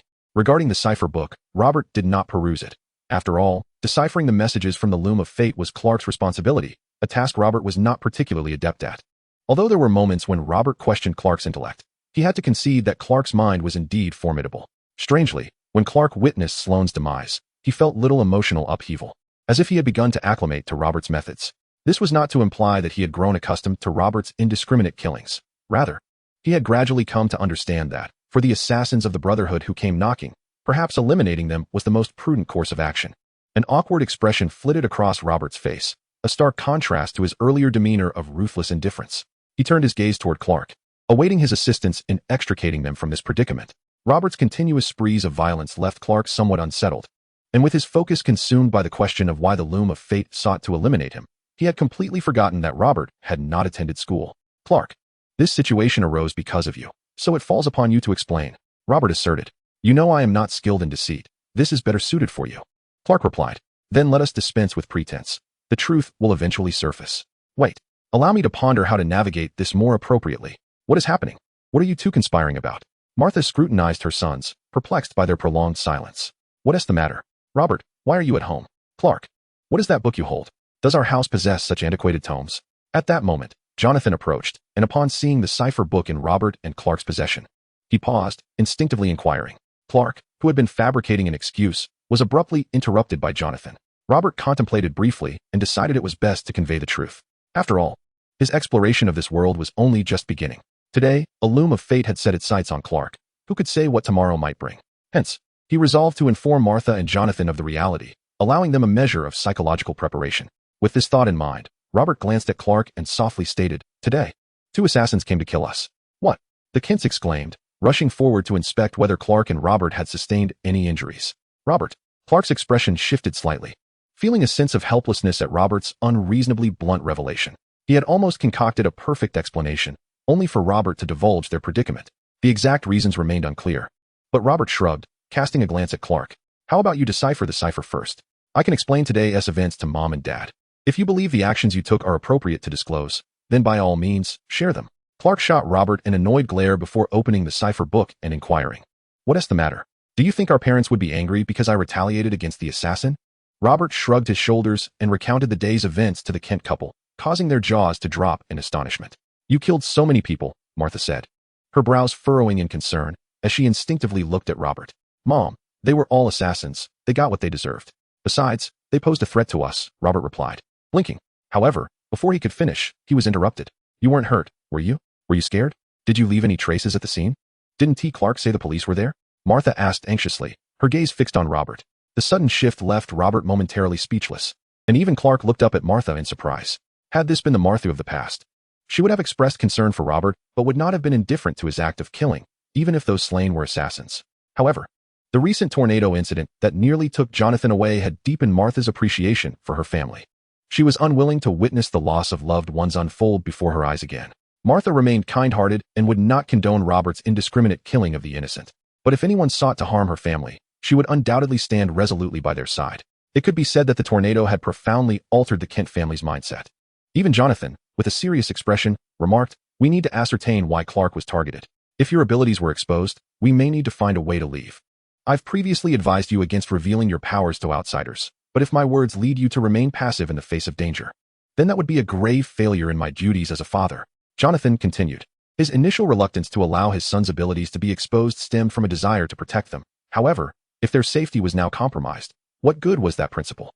Jonathan could accept sacrificing his own secret for the sake of his sons, but he would never allow them to abandon resistance when they possessed the means to confront a crisis. Jonathan was compassionate, yet he had things worth safeguarding, his family being paramount. If he found himself facing assassins from the Brotherhood targeting his loved ones, he would not hesitate to draw his weapon and fire, ensuring no threat came to his family. What kind of man could be considered a father if he could not protect his own family? Chapter 45. Mutual Protection. Fortunately, Robert remained unaffected by my teachings. "Robert, you did remarkably well. Do not harbor any psychological burdens. You are a good boy. No, you are a true man. For you not only protected yourself, but also safeguarded our family," Jonathan said, looking at Robert with a sense of pride. In Jonathan's eyes, Robert was merely 15 years old. Even though he had casually described the act of killing, Jonathan knew that Robert's heart would undoubtedly be burdened by it. Thus, Jonathan wished to uplift Robert, alleviating any psychological weight he might carry. He even glanced at Clark, believing that it was Clark's responsibility to address the matter of Robert killing within the Brotherhood. After all, just as Jonathan was willing to sacrifice his life to protect his son's secret abilities, Clark, as an elder brother, should bear the responsibility of safeguarding his younger brother, Robert. However, Jonathan quickly recalled Clark's character and the impact of his previous teachings, leading him to ultimately refrain from speaking. He had to admit that in educating Clark, he had often oversimplified matters, failing to consider the complex situations Clark might face. Fortunately, Robert was present today. Otherwise, given Clark's nature, it was possible he would have let those two assassins go or handed them over to the police. "This is what I must do. I believe that if it were you, Dad, in this situation, you would protect our family without hesitation, wouldn't you?" As Jonathan pondered these thoughts, Robert smiled at him and softly spoke. "So, I hope you wouldn't say things like, 'Even if I were to die before you, you wouldn't choose to save me.' Such scenarios are impossible. The exposure of abilities and your life are not equivalent matters. Moreover, if you are willing to sacrifice your life to protect our abilities, why can't we expose our abilities to save your life? You are also a member of this family. It shouldn't be solely your responsibility to protect us while we are unable to protect you." This was one of the reasons Robert chose to be forthright. Jonathan's previous mindset was something Robert could never accept. How could one disregard the safety of family for the sake of concealing abilities? "You know, for the past 15 years, you seemed rather oblivious. But now you can articulate your thoughts and demonstrate flexibility," Jonathan remarked with a chuckle, feeling a sense of pride as he patted Robert's shoulder. Looking at his two sons with earnest expressions, he said, "You are right.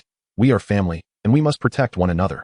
Clark, it was my oversight not to consider that you would face such complicated situations. That is on me. You have grown. Now make the choices you believe are right." "Have I not already made the right choice?" Clark, listening to Jonathan and Robert's exchange, felt a wave of emotion wash over him. After a moment, he shook his head and smiled. At that moment, Clark suddenly felt a profound sense of relief within himself. He was uncertain if he could confront everything ahead, but he realized he no longer needed to hide his abilities with the same caution as before. Living under such repression had been exhausting. "Have you figured out why that wretched loom fixated on you?" Robert inquired, eyeing the notebook in Clark's hand. From the translation of the cipher book, "The loom foresees a scene. I am suspended in midair, revered by the people below as if I were a deity." Clark, leafing through the cipher book, elucidated that the loom does not desire the emergence of deities in this world. Thus, it has instructed the Brotherhood to extinguish me before my ascension. Is that all? Robert asked, somewhat incredulous as he gazed at the cipher book. It saw you floating in the air and concluded you could become a god? Why did it not consider me capable of such divinity? Moreover, having only glimpsed a single image, how could it dare to seek someone to eliminate you without comprehending your true strength? Indeed, based on the scant information available, this appears to be the case. Furthermore, it seems that this loom of fate cannot dictate the specific predictions it makes. It can only randomly perceive certain scenes and then identify targets for the Brotherhood to pursue. Clark softly analyzed. These prophetic images may or may not be related to it. Thus, rather than being a mere belief of the Brotherhood, it functions as a self-aware machine capable of prediction. You cannot fathom. When you appeared before it, the pleas for mercy it uttered were unprecedented in my experience. Oh, so it was begging for mercy. Robert scoffed disdainfully. However, even knowing this, I would not spare it. Such treacherous entities should be utterly obliterated. So, you haven't drawn attention to yourselves? Jonathan inquired, visibly relieved as he regarded Robert and Clark. It seems not, Robert replied. I left no trace with the Brotherhood, and the police have uncovered no leads. However, they have discerned that the textile factory is a cover for the Brotherhood, this assassin organization, Clark remarked, his gaze drifting toward the horizon. Consequently, the police suspect that the Brotherhood's downfall is the result of vendettas from certain individuals in the underworld, compounded by Robert's actions being rather untraceable, leaving the police unable to pursue further. Before the Kents, Clark slightly altered his description, refraining from disclosing the extent to which Robert had decimated the assassins. Though Robert seemed unfazed, Clark wished to preserve his friend's image. He was uncertain whether the Kents could acclimate to Robert's callous method of dealing with adversaries. At least, Clark found it somewhat unsettling. Yet, he could not deny that. At times, Robert's approach might indeed prevent future troubles. Were Clark to manage the Brotherhood's affairs now, he would be capable of eliminating the snipers, Fox and Carlos, to protect his family. Still, he feared he could not summon the resolve to eradicate all the Brotherhood's assassins, even with his altered perspective and the relinquishment of self-imposed limitations. For Clark, slaughter was never a pursuit he cherished. Let me handle such matters of ending lives in the future, Clark recalled Robert's earlier words. He considered that entrusting these affairs to Robert might be a viable option, at least until he discovered a path that suited him. Such a strategy appeared to be the optimal choice for the Kent family at present. Thus, the alarm for the Kent family was temporarily lifted, while the downfall of the Brotherhood stirred significant ripples in the underworld. For Clark and Robert, the Brotherhood was a mere nuisance easily dealt with, their efforts taking less time than the journey itself. However, in the underground realm, particularly within the assassin's domain, the Brotherhood was regarded as an organization of extraordinary power, and its demise raised alarms among all factions. Chapter 46, Shield and Blade. One by one, the underground forces began to investigate the reasons behind the Brotherhood's destruction. Although Robert left no traces of his involvement, the consensus among the factions was that only a force of extraordinary might could have annihilated the Brotherhood so thoroughly, leaving no clues behind. Consequently, some of these extraordinary factions began to harbor mutual suspicions, and despite the absence of any concrete evidence, tensions escalated, particularly among those already at odds with one another. Among those most fervently pursuing the truth were the employers of the Brotherhood. After manipulating the loom of fate, Sloan had accepted several orders, but he had yet to fabricate the subsequent ones before the loom produced Clark's name. At that time, Sloan, feeling anxious due to the appearance of his own name on the loom, sought to divert the Brotherhood's attention and issued orders that ultimately led to the swift demise of the Brotherhood at Robert's hands. Unbeknownst to Clark, the undercurrents of turmoil in the underground world were brewing. He meticulously observed the textile factory and the police station, and upon confirming that Robert remained undetected, he temporarily ceased his scrutiny. Meanwhile, the Kent family resumed their normal lives after the intelligence was lifted, and Robert returned to school the following day. Unable to extend his leave, a thought flickered in Clark's mind. Since the loom of fate had seen him suspended in midair, it stood to reason that he too could fly. After all, Robert had already learned to soar, suggesting that flight was not exceedingly difficult. Should he give it a try? With this contemplation, Clark took a deep breath, pushed off the ground, and soared into the air, only to fall back to the earth. He leapt again, and once more. He plummeted down. After several attempts, Clark sensed himself gradually overcoming the pull of gravity, using his unique abilities to lift himself off the ground without external assistance. He was flying. When he realized he truly hovered in the air, a surge of exhilaration coursed through him. Unlike Robert, who had flown countless times before, this was Clark's inaugural experience of flight, and his eyes sparkled with unmistakable excitement, a smile unconsciously breaking across his face. Even though Clark knew he could achieve this feat, the satisfaction of actually doing so was an entirely different sensation. However, as the saying goes, excessive joy begets sorrow. And even the formidable Clark is not exempt from this truth. During his inaugural flight, As his thoughts wandered, he encountered a slight mishap in controlling his own powers, causing him to suddenly plummet from the sky. Alarmed, Clark swiftly recalibrated his mindset and abilities, managing to halt his descent just before crashing to the ground, leaving him suspended a mere foot above the earth. He wiped away the non-existent sweat from his brow, grateful not to have landed face-first in the dirt. Clearly, with the increasing proficiency of his flight, Clark found himself more adept, and distractions no longer disrupted his soaring. In fact, he relished the sensation of sunlight warming his body while gliding through the air, leading him to drift above the clouds, basking in the sun's empowering embrace. Given the tumultuous influences of Robert, the enigma of his lineage, the Tempest, and the Brotherhood's assassination attempts, Clark had fully embraced his abilities, aspiring to protect his family with them. He recognized that he could not, in the short term, adopt Robert's callousness towards slaughter and the lives of his enemies. Yet he firmly believed that his powers would undoubtedly forge him into a steadfast shield, ever vigilant before his loved ones. Meanwhile, Robert could embody the offensive blade, as this was indeed his forte and passion. At Midtown High, Robert remained unaware that Clark had swiftly mastered flight.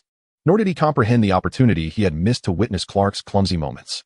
Instead, he was preoccupied with the interruption of his meditation time, as Kara brazenly took a seat beside him. Originally, Kara had set a timeline to ignore Robert after he had upset her twice.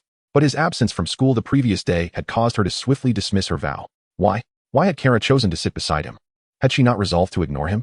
The 5 members of the Dimitri group exchanged glum glances upon seeing Kara beside Robert, their collective disappointment resonating in unison, creating an almost telepathic connection among them, as a pall of sorrow began to envelop their surroundings.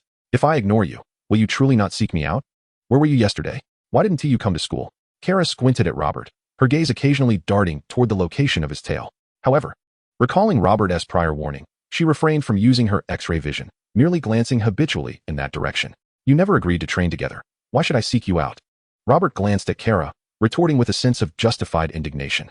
You. Kara was momentarily rendered speechless by Robert's words, biting her silver teeth in frustration. After silently reminding herself not to become angry numerous times, she finally took a deep breath and addressed Robert, stating, Although I possess formidable strength, I am not a warrior. Why should I train for battle? You are indeed not a warrior, though somewhat of a waste. Each individual harbors their own aspirations. Perhaps your race has a general aversion to combat. Robert nodded in agreement at Kara's words, acknowledging her strength, yet in his eyes, she did not embody the essence of a female warrior. Even Clark, in this moment, could merely be deemed powerful, but not a true fighter. Our kind possesses dedicated combatants, destined for battle from the moment of their birth, yet I am not such a warrior, Kara explained softly. Are there any warriors of your kind still alive? Robert's eyes brightened with anticipation as he gazed at Kara. Probably not. With the destruction of Krypton, it seems that only Carl and I remain of our race in this universe. Kara sighed, a hint of melancholy in her voice. Chapter 47. The Blade Shall Be Drawn. In Kara's perspective, displaying her sorrow and disappointment before Robert should elicit some form of consolation from him. This would provide her the opportunity to inquire about Robert's absence from school the previous day. However, unbeknownst to her, Robert had often perceived Kryptonians as somewhat lacking in intellect, failing to realize that he had, in certain aspects, been influenced by the Saiyans, particularly Goku. What a pity, Robert expressed, devoid of any intention to comfort Kara. Instead, he seemed even more disheartened than she, lamenting, You and Clark both dislike fighting. How wonderful it would be to encounter a Kryptonian warrior. You. Kara clenched her delicate fists tightly upon hearing Robert's muttered words. Were it not for the confines of the school, she would have unleashed a punch powerful enough to send him crashing against the wall, drawing undue attention. Yea, the Dimitri group, though unaware of the hushed exchange between Kara and Robert, silently celebrated as Kara stormed off in anger. As Kara felt ignored by Robert, her ire was mingled with a flicker of doubt.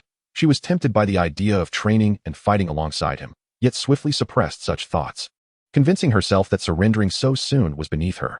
Days later, one evening, as Robert engaged in his training, Clark slowly opened his eyes, gazing at the setting sun, a glimmer of longing flickering in his gaze. Straining against the urge to chase the sun and bask in its warmth, he descended to the ground. Simultaneously, in another time zone, night had fallen over New York. In a shadowy corner of the city, a gang leader donned an unusual mask, clutching intelligence meticulously gathered by his subordinates, his eyes glinting with dissatisfaction. The underlings stood silent, too intimidated to utter a word. The masked man, known as Lester, nicknamed Bullseye, was a notorious assassin in the underworld, possessing an innate precision in projection. Any object in his hands could easily transform into a lethal weapon. At that moment, the target raised his head, narrowing his eyes as he gazed into the eyes of his subordinate, which flickered with a violent glimmer. He spoke in a deep voice. Before the Brotherhood's demise, did you uncover the whereabouts of Fox and Carlos as they headed to Smallville? What about Sloan? Is he truly dead? Wasn't his fate-weaving machine supposed to predict such outcomes? Could he possibly perish at the hands of another? Boss, the brothers truly did their utmost. Before the Brotherhood encountered trouble, only the traces of Fox and Carlos's activities were revealed, and they subsequently vanished. We had no means to act. The subordinate's eyes flashed with determination as he forced a bitter smile in response to the target. With a sudden, chilling sound, the target's eyes glinted with madness as he spat out a toothpick, which pierced through the subordinate's neck. Clutching his throat in agony, the subordinate collapsed to the floor, his body convulsing, blood seeping through his fingers and pooling beneath him, his form growing increasingly cold. Had the subordinate been taken to the hospital at that moment, he could have been saved. However, it was evident that the target had no intention of doing so. He coldly observed his subordinate's descent into death and tossed the intelligence report into the pool of blood. Useless waste, he exclaimed, his eyes sparkling with a frenzied light after witnessing his subordinate's last breath. Yet, this madness was soon replaced by a sense of trepidation. Clenching his fists tightly, he seethed. That bastard Gene Bin, after obtaining that talisman, has completely changed. He expects me to act like some monk, urging me towards benevolence and repentance. It's utterly ludicrous. Initially, he had hoped the Brotherhood would draw Gene Bin's attention, allowing him to devise a plan to steal the talisman. Now, with the Brotherhood in chaos, Smallville, Fox, and Carlos, was there truly something amiss with this town? Should he dispatch someone to investigate? What if there were still surviving members of the Brotherhood? He had already paid his deposit. They must first act as cannon fodder to draw Gene Bin's fire. The underworld craved a formidable underground emperor, not a monk preaching compassion and forbidding enjoyment and profit, attempting to construct a new order. The target had chosen to collaborate with the Brotherhood for a simple reason. He held no regard for those killer organizations lacking extraordinary power, and the Brotherhood barely qualified as such. However, the target remained oblivious that as he murmured the keywords, Smallville, Fox, Carlos, Sloan, and the Brotherhood, Clark had pinpointed his location. Clark did not vigilantly monitor every utterance in the world, but in order to prevent another incident with the fate-weaving machine being caught off guard at his doorstep, he had programmed certain keywords to capture his attention. Clearly, the target's words had successfully triggered these keywords, suggesting that he might soon uncover the truth behind the Brotherhood's downfall, perhaps even meeting its members in person. Clark witnessed the target's brutal act against his subordinate, frowning slightly as he wrestled with his thoughts. After all, the situation with the Brotherhood was distinct. They had already posed a threat to the Kent family. Thus, Clark acquiesced to Robert's lengthy journey to obliterate the Brotherhood. However, as of yet, the target had not truly taken action against the Kents. Robert, perhaps, it is time for you to intervene. Ultimately, Clark resolved that he could not permit someone like the target to threaten his family in the vicinity of Smallville. He swiftly reached out to Robert, who was in training, to inform him of the target's activities. The shield is raised, and the blade is poised to strike. Chapter 48. The Imitator Beneath the Night? Is someone else watching us? Is it because of the Brotherhood? Did I not leave any clues? Upon hearing Clark's telepathic communication, Robert felt a surge of excitement, but he quickly grew puzzled and inquired. It was not you who left the clues. It was those two assassins whose traces were discovered, Clark explained through their mental dialogue, recounting his recent experiences. Wait, did you say? A talisman? That masked man mentioned a talisman? What sort of talisman? As Robert listened intently to Clark's narrative, his eyes suddenly sparkled with excitement as he eagerly probed for more information. Previously, upon hearing from Kara about the existence of talismans in this world, Robert had been keen to uncover more clues, especially since the Major had already been designated as his rival. Unfortunately, Kara had recently been inexplicably irritable, often storming off after just a few exchanges, leaving Robert without the opportunity to inquire further about the talismans. Little did Robert expect that, in this moment of uncertainty, he would once again hear news of the talismans from Clark. What kind of talisman? He did not specify, did he? Do you know anything about that talisman? Clark glanced once more in the direction of the target, but received no additional information. I do not possess extensive knowledge, but I am aware that there are 12 talismans, each corresponding to the 12 zodiac signs, each endowed with unique powers. Oh, and one talisman can even emit lasers from the eyes, Robert succinctly described. Oh, which one is it? Clark, intrigued, eagerly inquired. The pig. Robert revealed the answer, anticipating Clark's reaction. Upon hearing this, Clark's expression darkened, and after a pause, he retorted with irritation, "You should set off. This journey is somewhat lengthy." As if no one else could fly, Clark's lips curled into a slight smirk, feigning indifference as he suggested, "Shall we have a race another day to see who flies faster? You can fly now?" Robert was momentarily taken aback, quickly diverting the conversation. "Your cousin Kara cannot even fly yet." "Well, she probably still cannot fly. Otherwise, she would have taken off previously." Achoo. Meanwhile, Kara sneezed, a look of confusion flashing in her eyes. She had never caught a cold before, so how could she possibly sneeze? However, this time was different. Being in a place like New York, if one were to be seen inadvertently, it could lead to even more trouble. It might be better to leave the target unresolved and wait for him to send someone over. What is the matter? Is there a problem? Clark meticulously displayed the pure black hooded garment before Robert, exclaiming, I painstakingly crafted this. Are you questioning my craftsmanship? Robert firmly retorted, setting aside the matter of skill. I would never don such an unsightly attire. With a hint of regret, Clark sighed. Very well, perhaps we should refrain from venturing so far. I had intended to grant you a few extra days off. He folded the garment and continued softly. Let us wait until they send someone over to address the situation. After all, it is rather inappropriate to take the initiative when they have yet to make a move. Robert fell silent, his gaze fixed on the garment in Clark's hands. In the latter half of the night in New York, a figure soared through the air, shrouded in darkness due to his all-black attire and mask, making him nearly undetectable. Within the Bullseye gang, the bloodstains on the ground had long been cleared away, and the unfortunate subordinate had vanished without a trace. Yet, at this late hour, Bullseye remained vigilant, diligently refining his unique weapon at his workstation. Not enough. Still insufficient. Bullseye furiously hurled his weapons aside, acutely aware that these tools were far from adequate to contend with Jean Bing. Amid his rage, he suddenly sensed something amiss. His subordinates outside had not reacted at all to his outburst. Though the hour was late, his temper was well known, and none of his men dared to slack off under his watch. Remo. Instinctively, a cautious glimmer sparkled in Bullseye's eyes as he retreated, retrieving the weapons he had just cast aside with his exclusive technique, while loudly calling out, Wait, no. Remo has already been slain by me. Huey. As Bullseye's words faded, he beheld a figure clad in black, their mask bearing a striking resemblance to his own, save for the absence of the Bullseye emblem atop their head. You are imitating me. Bullseye's fury ignited instantly, silver projectiles launching from his form, aimed directly at the intruder. You are Jean Bing's replacement, come to usurp my place? It won't be so easy. Chapter 49, Monk Jean Bing. The figure whom Bullseye accused of imitation was none other than Robert, who had been coerced into donning the grotesque attire and had journeyed across great distances to confront the impending threat in this unfamiliar territory. Robert had arrived, seething with anger, displeased by the forced garb he was compelled to wear, even though he had just dispatched Bullseye's subordinates sent to Smallville and dealt with the gang's remaining members. His discontent remained unabated. Imitate you? That is somewhat intriguing. As Robert beheld several needle-like darts hurtling towards him, he could not help but raise an eyebrow, for the lethality of these silver needles appeared to surpass that of bullets. This suggested that the prowess of the marksman was, indeed, more formidable than that of the Brotherhood. However, no matter how powerful a weapon may be, it serves no purpose if it cannot strike its target.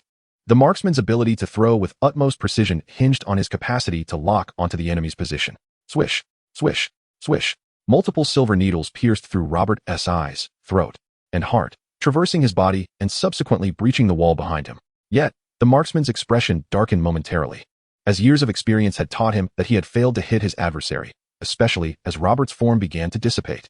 Instinctively, the marksman's lips twitched, and his fingers danced as an array of concealed weapons erupted from his hands, forming a torrent of projectiles before him. He anticipated that Robert, upon vanishing, would inevitably launch an attack against him. These were the very weapons he had just crafted to confront Jean Bing, despite his previous dissatisfaction with them.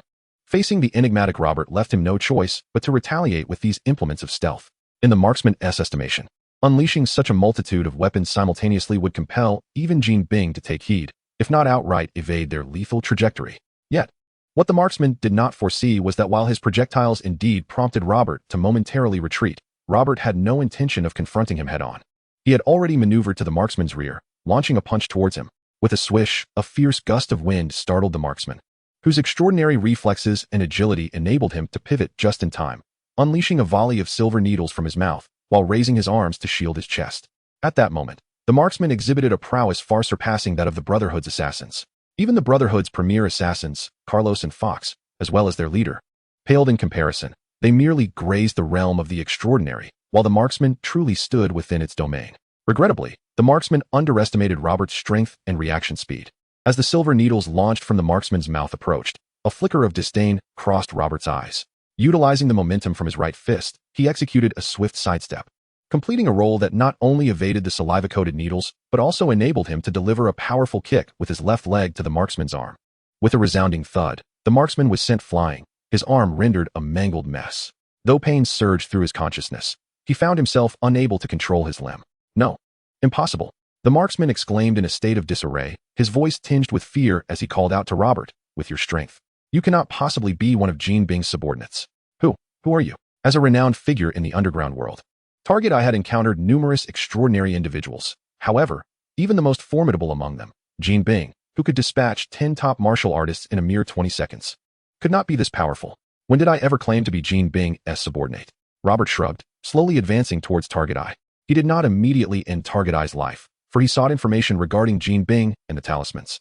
With Robert drawing nearer, Target Eye's mind raced, calculating the impressive reaction speed Robert had previously displayed. As Robert closed the distance to less than half a meter, Target Eye expelled a concealed weapon once more. This particular weapon differed from the previous ones, which gleamed with a silvery metallic sheen. This one was entirely obsidian, nearly invisible in the night, and it represented Target Eye's final trump card. With a swift motion, Robert expressed disdain for Target Eye's penchant for spitting projectiles. He concentrated energy into a sphere, effortlessly deflecting the concealed weapon while simultaneously piercing Target Eye's body, and then unleashed 2 more energy blasts to shatter Target Eye's legs. Ugh! Target Eye cried out in pain, but quickly stifled any further sounds. Forget it, your attacks are too repulsive. Better to play it safe. Robert observed Target Eye, now sprawled on the ground like a lifeless fish, shaking his head as he conjured a small energy sphere and tossed it into Target Eye's mouth, effectively preventing him from expelling any more peculiar objects, while also preparing to end Target Eye's life. While Robert had not gleaned any specific clues regarding the talismans from the ensuing events, he did discover the location of Jean Bing's headquarters and decided to investigate further. However, just as Robert processed the memories and prepared to deal with Target Eye, he sensed an overwhelming presence approaching, far stronger than that of an ordinary individual. Outside Target Eye's gang, a towering figure over 2 meters tall came to a halt, its nostrils flaring. A grotesque visage softened momentarily with compassion and sorrow as it quickened its pace towards the gang, lamenting, "Ba, what a sin this is." Upon recognizing the approaching aura, Robert was soon confronted by the imposing figure, and upon identifying Jean Bing, his lips twitched slightly, overwhelmed by the stark contrast between Jean Bing's appearance and his identity. The arrival of Jean Bing also captured Target Eye's attention. Sounds emanated from his throat, but with the energy sphere lodged in his mouth, he was rendered unable to call for help. Chapter 50. Truly harming oneself. Ba, dear benefactor, would you spare Master Lester? As the saying goes, when will grievances cease? Rather than committing murder by ending Master Lester's life, why not allow him the remainder of his days to seek redemption for his past transgressions? Jean Bing seemed to comprehend the plea emanating from the target's eyes. With his hands clasped together, a flicker of genuine compassion emerged from his rugged visage as he gazed at Robert and spoke softly. Observing the incongruity of Jean Bing before him, Robert fell into a momentary silence. He had a fair understanding of the monk's vocation. After all, not only did Kuririn from the Dragon Ball world embody the essence of a monk from the D-Rin temple, but Robert's homeland had also long embraced the teachings of Buddhism, with countless literary and cinematic portrayals of monks gracing its culture. However, regardless of whether these monks were virtuous or malevolent, the majority possessed a benevolent appearance. To Robert, the towering figure of Jean Bing, muscular and with a face so heavily lined that even a smile seemed arduous, appeared far more formidable than the likes of Lu Zhishan. With a resounding boom, as Robert's words faded, the energy wave erupting from the target exploded violently, unleashing a torrent of blood from its mouth and nostrils. In a swift moment, the target succumbed to the grasp of death. Ba, how lamentable, Jean Bing remarked with a shake of his head, his tone tinged with regret. Lester, poor soul, committed numerous sins throughout his life. Initially, I intended to guide him towards virtue, to seek forgiveness for his past transgressions. Yet it appears he must now atone for his deeds in the depths of hell. Hell, does it truly exist? Robert's eyes flickered with interest. In the realm of Dragon Ball, there were indeed numerous formidable beings dwelling within hell. While he was uncertain if Kryptonians were subject to its dominion, if this world possessed a similar inferno, perhaps he might one day encounter the Kryptonian warriors spoken of by Kara, who had perished. Hell undoubtedly exists, Jean Bing affirmed. For I have encountered a lord of hell who claimed my soul was destined for his dominion, declaring me a rare breed of top-tier villain, a born devil. Jean Bing fixed his gaze upon Robert as he continued. Yet, upon witnessing you today, young disciple, your innate killing intent is palpable, treating life with utter disdain. I dare say that if that lord of hell were to behold your soul, he would be most intrigued. Thus, to avert such a fate, young disciple, you ought to diligently study the teachings of Buddhism with me, accumulating virtue and good deeds, in hopes of ascending to the Western Pure Land and escaping the clutches of unending hell. Robert, perplexed, thought to himself, is he truly unwell? I've heard that you possess an artifact known as a talisman. Might you enlighten me about the nature of this talisman you have acquired? Robert, uninterested in further entangling himself in discussions of Buddhist philosophy, seized the opportunity to clarify the matter regarding the talisman now that Jean Bing was present. You seek it for that purpose? Jean Bing glanced at Robert with mild surprise before retrieving a half-talisman from his robe, softly stating, I regret to inform you, young disciple, that I cannot part with this talisman just yet, as I have yet to resolve its underlying issues. Once I have fully addressed them, I shall present you with the complete talisman. Perhaps it may assist you in becoming a truly virtuous individual who cherishes life, just as it has aided me. Half a talisman? A tiger talisman? A fragment of a talisman evoked a fleeting memory in Robert, a scene involving two dragons in collaboration. This recollection brought to mind the name of the talisman in Jean Bing's possession. However, just as Robert prepared to speak, he abruptly turned his gaze toward the outside, sensing several presences approaching in organized ranks. Jean Bing, clutching the half-tiger talisman, also turned to look. As the talisman in his hand began to emit a gentle warmth, guiding his attention outward. Don't run. Stop. Soon, a cacophony erupted outside, suggesting a pursuit was underway. Rest assured, even without my involvement, they would still create quite a commotion. Robert shrugged, eagerly anticipating the appearance of the dark Jean Bing. I've got you. Yet, as the dark Jean Bing came into view, a hefty figure, slightly taller than him, wrapped his arms around the dark Jean Bing, gruffly stating, "You won't escape. Surrender the talisman." True. Robert blinked, recognizing the hefty individual. However, to Robert's astonishment, as True embraced the dark Jean Bing, he was met with a crushing blow. The dark Jean Bing's elbow struck back fiercely, creating a dent in True's ample stomach, leaving him unsteady from the pain. With a resounding thud, the dark Jean Bing executed a shoulder throw, slamming True to the ground and causing the earth to tremble. Not one to relent. The dark Jean Bing's eyes glinted with ferocity as he aimed a kick at True's head, intent on crushing it like a watermelon. Yet, with a loud bang, his attempt was thwarted as Jean Bing rushed to intervene, kicking the dark Jean Bing's foot and forcing him to retreat. Amitba, have you not learned your lesson? Do you still wish to commit further acts of violence? Jean Bing sighed, positioning himself between True and the dark Jean Bing, urging the latter to reconsider. Shut your mouth. You are not me. You are an imposter. The dark Jean Bing seethed, baring his teeth at Jean Bing. If I am indeed an imposter, then why can you not defeat me? Is it not absurd for the original to be bested by the counterfeit? Jean Bing gently shook his head, speaking softly to the dark Jean Bing. Thus, this is the will of the Buddha. The Buddha has granted us the opportunity for redemption, to cleanse ourselves of our grievances. As the saying goes, put down the butcher's knife and become a Buddha at once. If you can, like me, guide others towards goodness, we may escape the clutches of hell and ascend to the Western paradise. To hell with your Western paradise. I would rather descend into hell than enter your Western paradise. I am Jean Bing. I am the king of the underworld. Perhaps it was the indignation over the idea of the original being outdone by the counterfeit that incited the dark Jean Bing, who roared and swung his fist at Jean Bing. Almost instantly, the two became embroiled in a fierce struggle, their identities becoming indistinguishable amidst the chaos. Reminiscent of the tale of the true and false Sun Wukong. At that moment, Robert sensed the approach of the additional presences. Chapter 51, The King of Flamboyant Banter.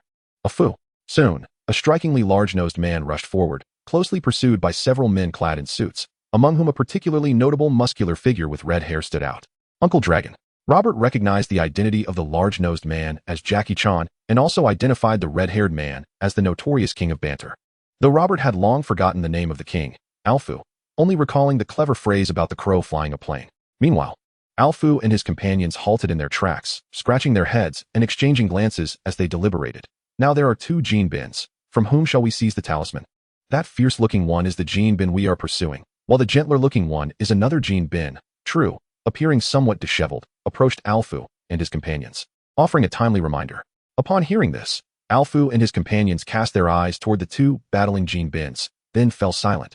Forgive their lack of discernment, for they truly could not distinguish which Jean Bin appeared fiercer and which seemed more benevolent.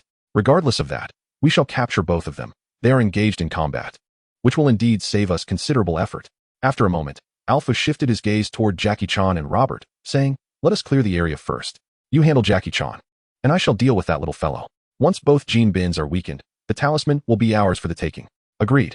True and the others exchanged glances and charged toward Jackie Chan. Hey, what do you intend to do? Faced with the encirclement of True and his group, Jackie Chan shouted in a flurry, yet his movements showed no sign of faltering. He stepped back to evade Lasso's lunge, kicked Joe aside, and sent A Fin flying with a punch, swiftly dispelling the encirclement and engaging True in a one-on-one battle of true warriors. Ada. Jackie Chan let out a peculiar cry to capture True's attention, landing a punch to True's abdomen, only to be met with a powerful thrust that sent him sprawling. It was evident that in terms of raw strength, Jackie Chan was not only significantly outmatched by Black Jean Bin, but also faced considerable disparity against True. However, Jackie Chan's strength lay not in brute force. Rather, it was his finesse and ability to adapt that truly shone. Thus, leveraging True's force, Jackie Chan executed a roll, and slipped into a nearby building.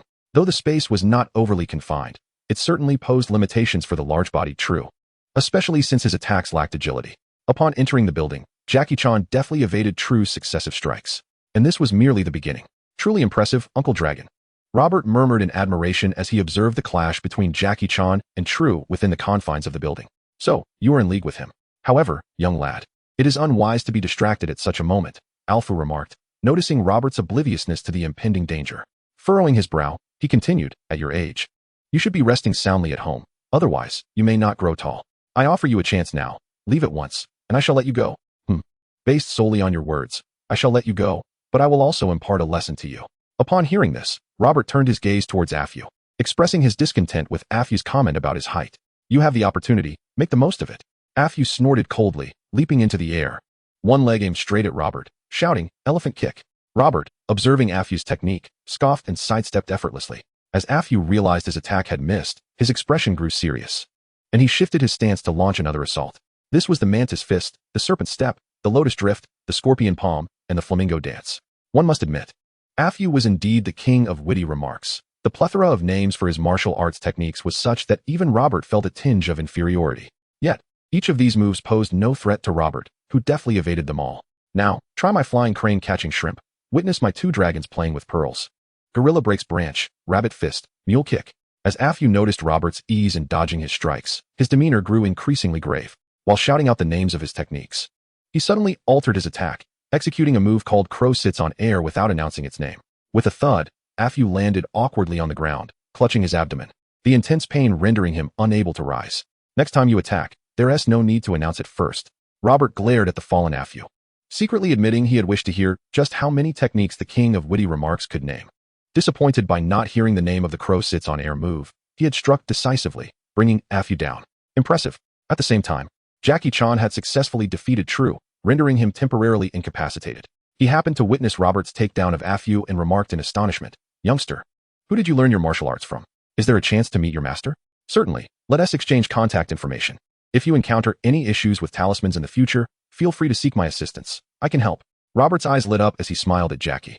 In the world of Dragon Ball, there existed the Dragon Radar developed by Bulma to locate Dragon Balls.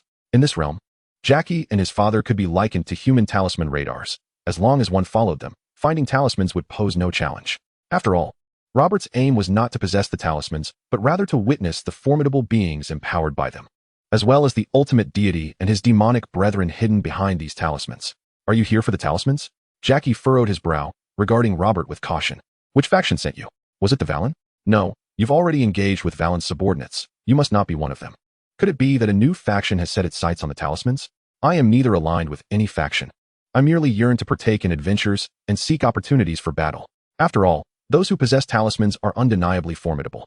Take, for instance, the two individuals currently engaged in combat. They are indeed excellent adversaries. Robert gestured towards the two golden figures with a smile. However, it is said that those who succumb to darkness become tenfold stronger, while those who redeem themselves weaken significantly. I find it perplexing why this redeemed monk, Jin Bing, can dominate the wrathful Jin Bing. Chapter 52, Good and Evil, and Their Fusion. Indeed, Robert is distinct from others. He possesses the ability to discern the differences between the monk Jin Bing and the later dark Jin Bing through their energy. Yet, he struggles to comprehend why. Despite both being manifestations of the Tiger Talisman and possessing equal strength, the monk Jin Bing can overpower the dark Jin Bing. Was it not asserted that those who embrace darkness are more powerful? Dark Jin Bing is truly a disgrace to the realm of darkness. When I stealthily followed Varong's subordinates to the Jin Bing Tower, the Jin Bing who arrived before us was initially imprisoned, having been inadvertently released by Afyu and his companions. Chung Long scratched his head and whispered, so, he was never a match for the other Jin Bing? By the way, do you really intend to confront those two? Their strength far surpasses that of Afyu and his group, and more importantly, their power and defense are on an entirely different level compared to yours. As Chung Long spoke, he glanced at Robert and then at the two Jin Bings. Robert stood at 161 meters, while the two Jin Bings approached 1 meters. This disparity in height and build led Chung Long to doubt Robert's ability to contend with either of them, despite Robert's recent display of impressive skill. With a resounding thud, as Chung Long's words faded, the dark Jin Bing was thrown to the ground by the golden Jin Bing, causing the very earth to tremble. The golden Jin Bing then firmly restrained the dark Jin Bing, denying him any chance to retaliate. Why? You are but an impostor. I am the emperor of the underground world. I am the true Jin Bing. How can you defeat me? The dark Jin Bing, having been previously vanquished and imprisoned by the Golden Gene Bing, could once attribute his loss to a lack of preparation. However, being defeated once more left him utterly unable to accept this reality. Because I know my former self all too well. The Golden Gene Bing sighed softly after securing the Dark Gene Bing. I am acutely aware of the malevolence within me, the multitude of wrongdoings I have committed, and the nature of my actions and combat style. I can anticipate every strike you deliver and how it will come at me. However, you have reached the pinnacle of evil, yet remain oblivious to what a virtuous self, influenced by the Buddha, truly embodies. You know nothing of goodness and have forgotten your past fears of hell. We have but one path before us, to delve into Buddhist teachings and accumulate virtue. Only in this manner can we seize the opportunity the Buddha grants us and escape the threats of hell. No, I refuse to accept this. It is all because of that wretched stone. Had it not been for it, I would not have become this way. I would not have lost. As He-Jin fell into silence for a moment, he suddenly began to struggle with fervor. With a resonant hum, the light emanating from his chest surged forth, colliding with Gene Bing's torso. In that instant, the two halves of the tiger talisman seamlessly merged, devoid of any fissure. Concurrently, a radiant white light erupted from the talisman, enveloping both Gene Bing and He-Jin. Their forms swiftly drew together and amalgamated, soon coalescing into a singular entity once more. Had they merged again? No, that couldn't be right. Wasn't He-Jin Bing previously the more formidable one? How could the aura after their fusion feel so malevolent? Robert pondered. Sensing the ominous energy radiating from Gene Bing, his voice tinged with uncertainty. It is precisely because he understands me so well that he can suppress me in combat. He-Jin, now dominant post-fusion, revealed a sinister smile as he elaborated to Robert. However, this profound understanding also signifies that his grasp of malevolence is not inferior to mine. Previously, when we were apart, he could suppress his own dark inclinations with his benevolence. Yet now that we have fused, the combined malevolence far surpasses his solitary goodness. Clearly, the newly fused He-Jin appeared somewhat unhinged, or perhaps it was simply that the previous He-Jin had been repressed for too long, and now he was eagerly yearning to unleash his pent-up fury. Two portions of malevolence suppressing a single fragment of goodness? Does that imply you possess not an ounce of benevolence? Robert raised an eyebrow, gazing at He-Jin with incredulity. I am a top-tier villain, recognized by the Lord of Hell, a rarity among thousands. I am a born demon. Why should I harbor any goodness?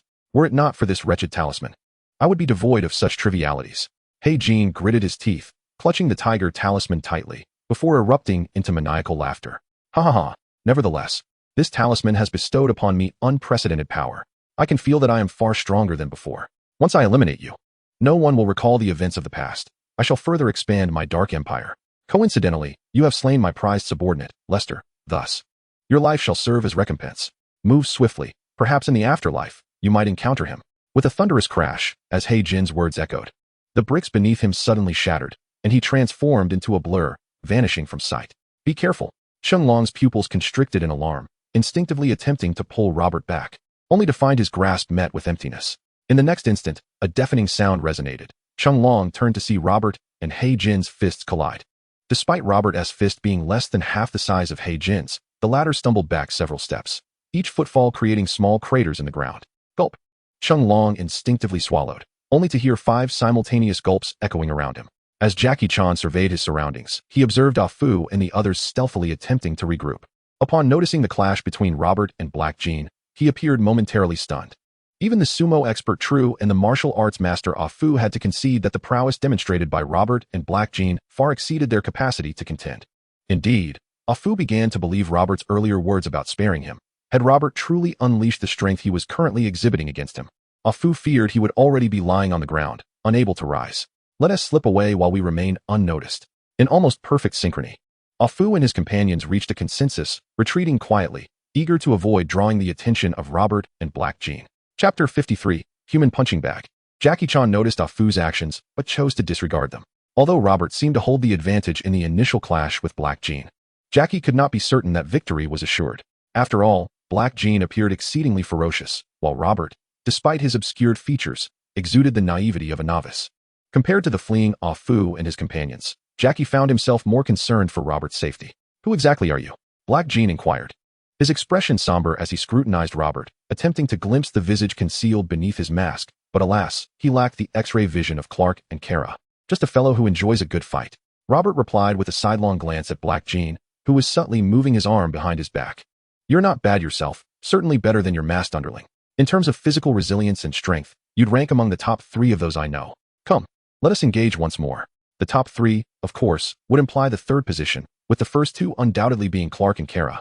One could only wonder how Black Jean would feel if he were to learn he could share a ranking with Clark and Kara. It is worth noting that Black Jean was not originally so formidable. The acknowledgement from Robert stemmed largely from the power of the Tiger Talisman. Theoretically, this talisman was meant to harmonize the balance of yin and yang, yet it seemed to possess unknown capabilities. Upon realizing that Black Jean's strength had been augmented by the talisman, Robert found himself increasingly intrigued by the prospect of encountering other talisman bearers in the future. Arrogant brat. Black Jean's eyes flickered with a mix of fury and trepidation at Robert's words. Faced with this mysterious figure of unknown origin and uncertain strength, Black Jean began to entertain thoughts of retreat. Despite his newfound power through the fusion of the Tiger Talisman, he had clearly found himself at a disadvantage during their recent confrontation, which made him reluctant to continue clashing with Robert.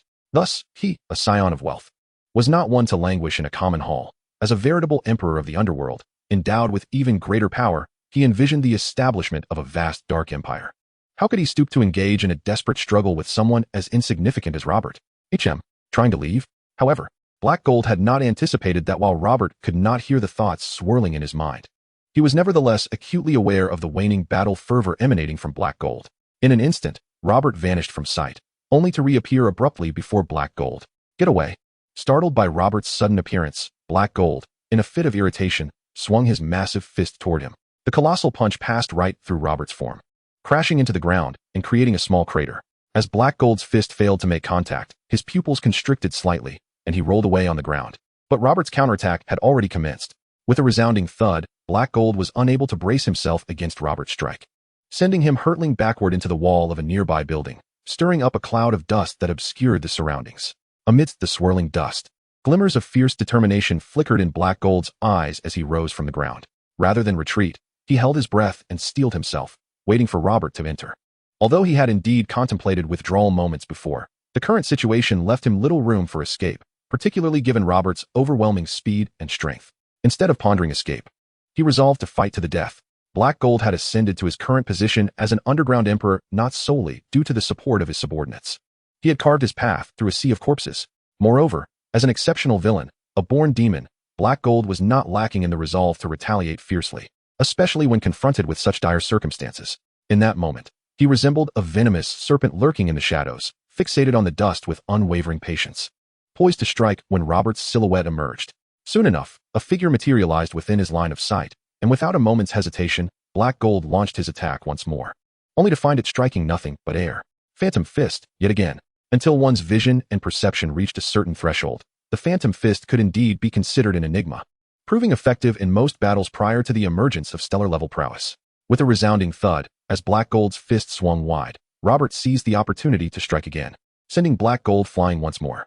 However, after delivering this blow, Robert sensed something amiss. Although Black Gold was formidable, he was not yet capable of withstanding Robert's attacks without sustaining significant injury. Quickly, Robert's gaze locked onto the area over Black Gold's chest, where the Tiger Talisman lay concealed.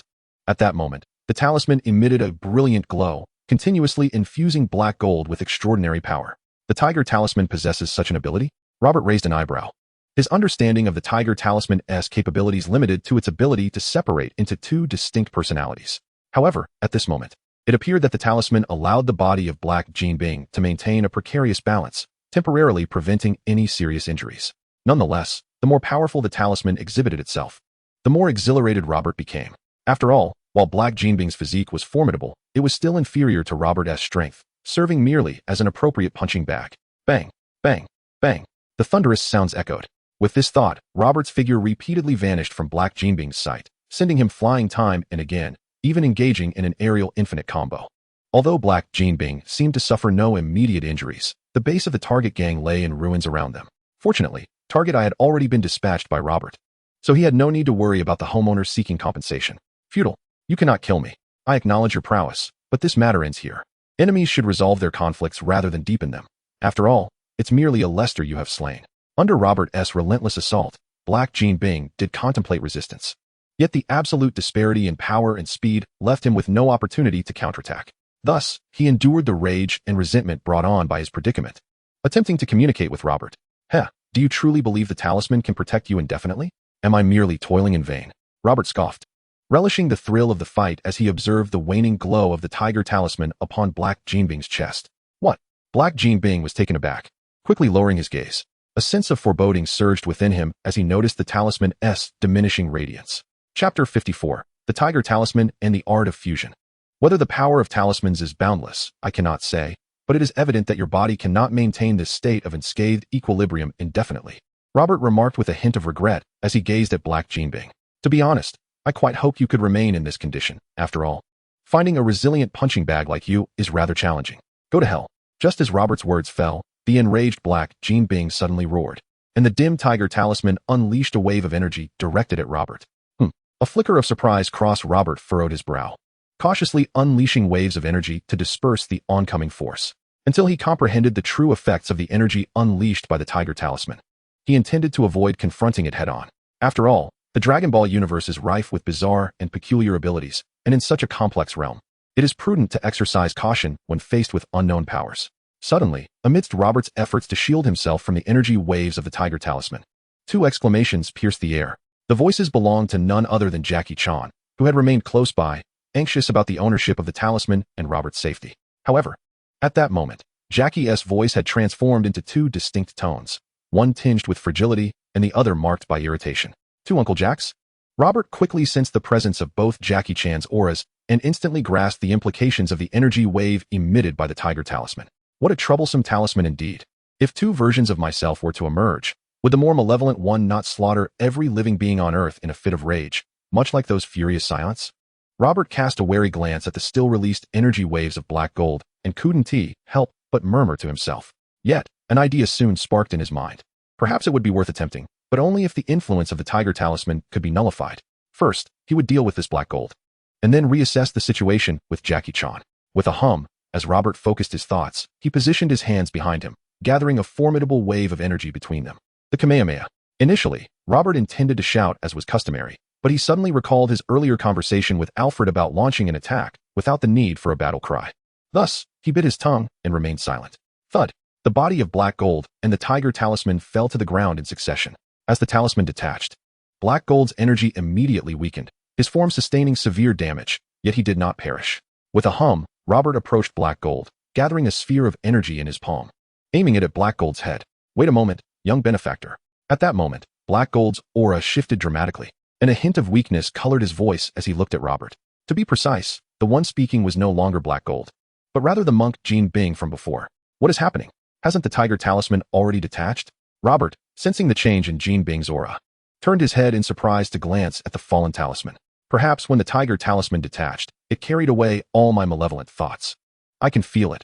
I am incredibly light and pure now, even without the need to suppress my inherent negativity. Jinbing inhaled deeply, gazing at Robert, and softly spoke. Yet, I do not wish to perish just yet. I have yet to atone for my sins. If I were to die now, I would surely fall into the hands of that infernal lord. Wouldn't that be even worse? Robert shrugged, remarking, You have embraced Buddhism. Have you not heard the vow that if I do not descend into hell, who will? Once you find yourself in hell, will it not provide the perfect opportunity for you to showcase your prowess? Jinbing, with a hint of a bitter smile, replied, Such jesting. With my abilities confined to the depths of hell, how could I possibly demonstrate my strength? How could I ever be compared to a bodhisattva? I find myself at an impasse. Robert's gaze flickered with excitement as he proposed, How about this? While you linger in hell, when I eventually make my way there, you could assist me in locating formidable adversaries to engage in battle. What say you? Jinbing was nearly rendered breathless by Robert's suggestion, casting a sorrowful glance and sighing. Is there truly no chance for mercy, young benefactor? The circumstances have escalated to this point. Granting you leniency poses considerable difficulty. Robert gestured toward the energy wave in his hand, exuding a sense of resignation. I cannot perish just yet, not solely because I have yet to absolve my sins, but more crucially, if I, the Emperor of the Underworld, were to meet my demise, chaos would ensue throughout Hell's Kitchen and the entire underground realm of New York. Countless lives would be lost, further compounding my guilt. Jinbing inhaled deeply, regarding Robert with a sigh. What concern is that of mine? Robert remained unfazed, asserting that the world would continue to turn regardless of any individual's absence. Should one underground emperor fall, another shall rise. What significance does it hold? At that moment, Clark's voice resonated in Robert's mind, suggesting, he is not our target this time. Should he genuinely seek the path of righteousness and maintain stability, perhaps you might spare his life. Your argument bears some merit. Robert raised an eyebrow, revealing that whether or not Jinbing lived or died was inconsequential to him. The moral character of Jinbing or his ability to sustain the underground world mattered little. Robert could eliminate him at any time. What truly mattered was that the experimental talisman and fusion technique necessitated a reliable overseer capable of suppressing unforeseen events, and Clark, who had remained an observer, undoubtedly fit the role best. Chapter 55. Preparing for personality splitting. Why is Robert so accommodating this time? Clark, far away at home, was momentarily taken aback by Robert's ready acquiescence to his viewpoint, prompting a wave of suspicion. Clark, after I spare Jean Ben, I will need your assistance. Oh, and remember to craft yourself a suit to conceal your identity. Make sure it mirrors mine. At that moment, Robert's voice echoed in Clark's mind, causing his expression to stiffen. Instinctively, Clark glanced at Robert, clad in that unflattering masked uniform, feeling as though he were digging his own grave. Perhaps it would be better to have Robert eliminate Jean Ben after all. A fleeting thought crossed Clark's mind, but he soon exhaled, relinquishing that notion. Clark meticulously observed the treacherous Hell's Kitchen in New York, a place rife with gangs and rampant criminality. Yet, the presence of Jean Ben maintained a peculiar equilibrium akin to the power of the Tiger Talisman. Perhaps it was precisely for this reason that Jean Ben could acquire and wield the capabilities of the Tiger Talisman. Clark mused that if Jean Ben could indeed cleanse sins and ameliorate the dire situation in Hell's Kitchen, it would be a boon for those residing there. Having come to a conclusion, he reluctantly informed Robert of his imminent arrival and proceeded to stitch together the exclusive nocturnal garb for the Kent family. Alas, young benefactor, your heart is indeed as hard as stone. Nevertheless, I shall accept this fate, a consequence of my past actions. I have laid down the butcher's knife. Yet the opportunity to attain enlightenment remains elusive, sighed Jean Ben, gazing at Robert. Perhaps you should delve deeper into the Buddhist scriptures to mitigate the malevolence surrounding you. Otherwise, it is only a matter of time before the Lord of Hell turns his gaze upon you. As the saying goes, in the face of death, a person's words become kinder. I hope you remember my counsel. By the way, your companion, having been split due to the Tiger Talisman, can only be reunited by its power. They need only grasp the Tiger Talisman together. Thank you for your guidance. I shall fetch them now, Robert replied, retracting his energy wave. To prevent any unforeseen events, he intended to refrain from touching the Tiger Talisman until Clark arrived. As Robert's words faded, he vanished from sight, reappearing on the opposite side of the target gang's territory, where two versions of Dragon were engaged in a fierce skirmish, utilizing furniture and tools as their most convenient weapons. How can one defeat Dragon in Furniture City? By filling Furniture City with dragons.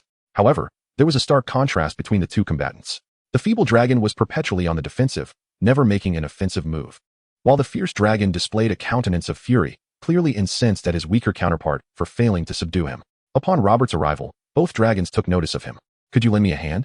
He is so fierce. I am no match for him, the weaker dragon implored, his demeanor somewhat effeminate. Listen, kid. I advise you not to meddle in matters that do not concern you.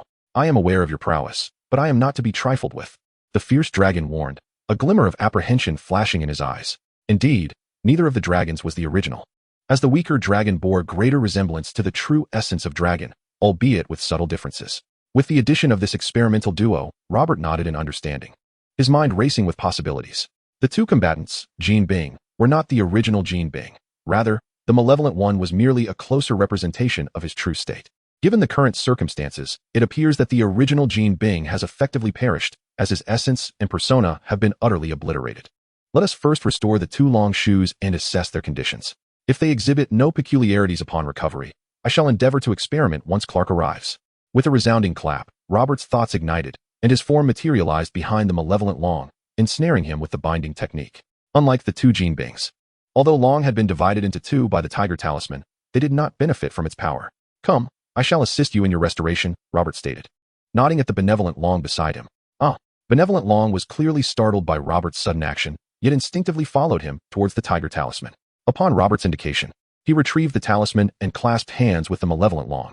In a burst of light, the two Longs rejoined into one. Jean Bing observed that Robert did not personally grasp the Tiger Talisman, and a flicker of regret stirred within him.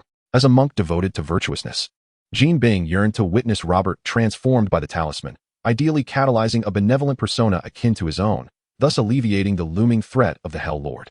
However, Jean Bing was unaware that Robert had no intention of seizing the talisman and could not discern whether Robert had perceived his thoughts. I have arrived. At that moment, Clark's voice resonated in Robert's mind. You may depart, Robert remarked, turning to the contemplative Jean Bing. Pardon? Jean Bing was momentarily taken aback, gazing at Robert in bewilderment, unable to comprehend why Robert would so suddenly grant him freedom. Attend to your duties. Eyes will be upon you. Although Robert had not intended to say much, the thought of Clark prompted him to offer this admonition. Thank you, young benefactor. I shall strive to maintain stability in Hell's Kitchen, guiding more souls towards righteousness. Jean Bing inhaled deeply, struggling to rise from the ground, and with hands clasped in earnestness, declared resolutely to Robert, "Let us depart. I require your assistance with certain matters." Ignoring Jean Bing, Robert grasped Long and exited the premises. "I wish to use the tiger talisman to bifurcate into two distinct personas," Robert stated earnestly to Long. Chapter 56. Have I merged with myself? Emerging from the darkness was none other than Clark, who had unwittingly stumbled into misfortune, now clad in an unsightly uniform. Upon hearing Robert's intention to utilize the tiger talisman to create two personas, he could not refrain from voicing his opposition. After all, he had witnessed the events that transpired with Jean Bing and Long. The tiger talisman had the power to transform the formidable underground emperor, deemed by the Hell Lord as a born demon, into a sincerely devout monk. The sheer magnitude of the talisman's power was truly terrifying. Thus, Clark was reluctant to allow Robert to take such risks. To Clark, it seemed as though Robert's self-destructive impulses had suddenly flared up, akin to the earlier request for him to nearly beat Robert to death, which he considered a moment of folly. Although I am unaware of his identity, I find his reasoning quite compelling. You have not experienced the ordeal I just underwent, hence, you may not grasp the gravity of the situation. Cheng Long was startled by Clark's unexpected appearance, yet he quickly turned to Robert with a serious expression, urging him to reconsider. At that moment, when the power of the talisman struck me, my consciousness remained, yet it felt as though it had dissipated. I could sense two distinct versions of myself engaged in battle, but I was utterly powerless to control them. Had it not been for your assistance in acquiring the talisman, I might have never regained my senses. Therefore, I genuinely advise against using the talisman's power, especially since I have heard from my father that its might is suspected to originate from a demon. Oh, and do not dare touch the talisman yourself. If I were to lose control, you could still restrain me. However, if a malevolent persona were to emerge, your benevolent instincts would likely stand no chance against it. Robert had a fair understanding of Clark's current state. Although the recent significant events had altered Clark's behavioral patterns considerably, his inherent kindness remained intact, now merely augmented by a commitment to protect his loved ones. Should the talisman manifest an even more virtuous version of Clark, it would undoubtedly be no match for a malevolent Clark. Robert even harbored doubts that, in such a scenario, the malevolent Clark might rival the most heinous of beings, potentially obliterating the entirety of Earth's civilization. Hence, Robert felt the need to issue a precautionary warning. Upon hearing Robert's words, Clark instinctively glanced at the talisman in Cheng Long's possession. He could not deny the validity of Robert's concerns. Compared to Robert's potential loss of control, his own would be truly terrifying. Such a situation frightened even him. Why must you manifest different personas? After resolving to distance himself from the talisman, Clark still found Robert's insistence on risking the use of its power perplexing. Very well, let us find a secluded location. Clark sighed deeply, turning to Cheng Long, stating, I will need you to safeguard the talisman when the time comes. Are we truly going to use the talisman? Very well. Cheng Long scratched his head. And just as he spoke, he suddenly felt his body grow light. Before he could react, he was whisked away to the wilderness. Merely a trivial trick. Now, hand the talisman over to me. Robert shrugged, providing little explanation as he took the talisman from Cheng Long's grasp. With a hum, as the talisman fell into Robert's hands, a radiant light emanated from it, enveloping him. Robert tossed the talisman back to Cheng Long, and his form began to divide into two. Is this what different personas are? Even without the enhancement of the talisman, my power remains unchanged, Robert mused as he examined his hands. No, you are still too weak, unworthy of sharing my name. In this world, there can only be one Saiyan, and that is I. Before the words of good Robert could fully escape his lips, he was abruptly interrupted by the ferocious voice of evil Robert. Must we resort to such violence? We are, after all, one and the same. Why engage in conflict? It was evident that good Robert diverged from Robert's true self. Had it been Robert's original persona, he would have regarded their clash as an opportunity for growth and strength. You coward. You do not deserve to be called a Saiyan. You are unworthy of the name Robert. The words of good Robert instantly ignited the fury of evil Robert, who launched an attack while bellowing, Dream on if you think I will merge with a wretch like you. With a resounding crash, however, evil Robert's assault was swiftly suppressed by Clark's overwhelming force. Gulping, good Robert recoiled slightly, murmuring in a low voice, how fierce, how terrifying. You two shall proceed according to Robert's original plan. Clark's expression turned frosty as he fixed his gaze upon the two personalities of Robert, speaking in a grave tone. For Clark, his only brother was Robert. No matter how similar these distinct personas were, they were not his brother. Should they fail to adhere to Robert's plan, Clark would not hesitate to take action. If we must do it, why be so fierce about it? Good Robert muttered softly, drawing back slightly. Humph. One day, I shall surpass you and bring you to heel. Evil Robert glared at Clark, speaking darkly, no. After my fusion, perhaps I shall be able to subdue you. Merge. Body. Huh. A radiant light enveloped the two Roberts, obscuring the events transpiring within, while the tiger talisman emitted a brilliant glow, gradually dimming as if its power were being siphoned away, the entire talisman trembling slightly. Have we succeeded? Soon, Robert's voice echoed, and as the light dissipated, Robert stood there in a new outfit, sensing his own strength, muttering to himself, yet again a failure? Why do I feel that the amplification of power post-fusion is rather minimal? Is it due to my own fusion, or has the talisman's power constrained the merging? Chapter 57, Achieving Cooperation. My power. My power has been stolen by a vile thief. Damn it. Who is it? Varan. Find out who has pilfered my strength. Just as Robert expressed his dissatisfaction with the increase in power following his fusion, a dragon-shaped statue deep within a secret base suddenly roared in fury, its voice causing the entire room to tremble. Shortly after the Lord's roar, Varan appeared, clad in a green suit. His appearance was not particularly handsome, yet his white hair lent him an air of authority, and he stood undaunted before the raging Lord. It must have been Long Chung, they say. Long Chung and his companions clashed with Jin Bing, who was no match for them. The tiger talisman should have fallen into Long Cheng's hands. Long Chung. Once again, Long Chung. The voice of the Holy Lord was laden with palpable fury, his crimson eyes seemingly on the verge of igniting. The last monkey talisman had fallen into his hands, and he berated, "You worthless fool, utterly useless." Yes. Soon, a subordinate hurried to comply. The subordinate trembled slightly, hastily acknowledging the command. After all, Robert and Clark had previously exhibited a myriad of extraordinary abilities. Thus, a mere change of disguise was hardly remarkable. As for the fact that Robert's hood had vanished after his transformation, Jackie Chan, with admirable discretion, chose to feign ignorance. Well, it appears to be a success, Robert mused. Casting a glance at the tiger talisman in Jackie Chan's possession, he contemplated, the power of the tiger talisman has allowed me to manifest two distinct personas. Through the fusion with Metama, I shattered the original merging force of the talisman and forcibly united the two identities, siphoning the strength of those divergent personas into my own essence. Yet, it is evident that the amount I have appropriated is minimal. My energy falls far short of attaining the augmentation of a being like Gogeta. Nevertheless, I have made some gains. Although the tiger talisman no longer allows me to exploit its powers, my current condition will not revert to the separation experienced by Gogeta and Gotenks. This means that the enhancement of my body and energy is permanent, and the transformation of my physique appears to be even more significant than that of my energy. Reflecting on this, Robert felt a sense of satisfaction. The tiger talisman was indeed a remarkable artifact, and this venture could be deemed a bountiful success. Are you all right? Clark inquired, observing Robert intently. Upon noticing that Robert exhibited no peculiarities aside from a notable increase in physical strength and a change of attire, Clark finally breathed a sigh of relief. Rest assured, I am perfectly fine, Robert replied with a smile, turning to Jackie Chan. Uncle Dragon, allow me to reintroduce myself. I am Robert, an adventurer and martial artist. Our collaboration has been quite pleasant, and should we encounter any talisman-related matters or other extraordinary events in the future, do not hesitate to reach out. I would be more than willing to assist. Given that Robert's appearance had already been revealed, he opted to forego any further concealment. Moreover, with only Jackie Chan present, Robert deemed him a trustworthy ally. Not only did Robert possess prior knowledge of him, but Jackie Chan's demeanor during their brief interaction also affirmed his benevolence. Collaboration? Jackie Chan, feeling somewhat embarrassed, scratched his head and replied, "This hardly qualifies as a partnership. I contributed little to this endeavor. The acquisition of the tiger talisman is solely your achievement. Your prowess far exceeds mine." Nonsense, Uncle Dragon. Your combat skills are indeed formidable. Robert cheerfully reciprocated the praise, further solidifying their camaraderie. Recognizing Robert as a formidable ally, Jackie Chan sought to cultivate their relationship, for it was evident that Robert harbored no possessiveness over the talisman. At most, he intended to utilize it sparingly. Moreover, Jackie Chan's two endeavors to seek the talisman have been fraught with misfortune. The previous incident, as one might expect, resulted in the monkey talisman being snatched away by the forces of Warlong.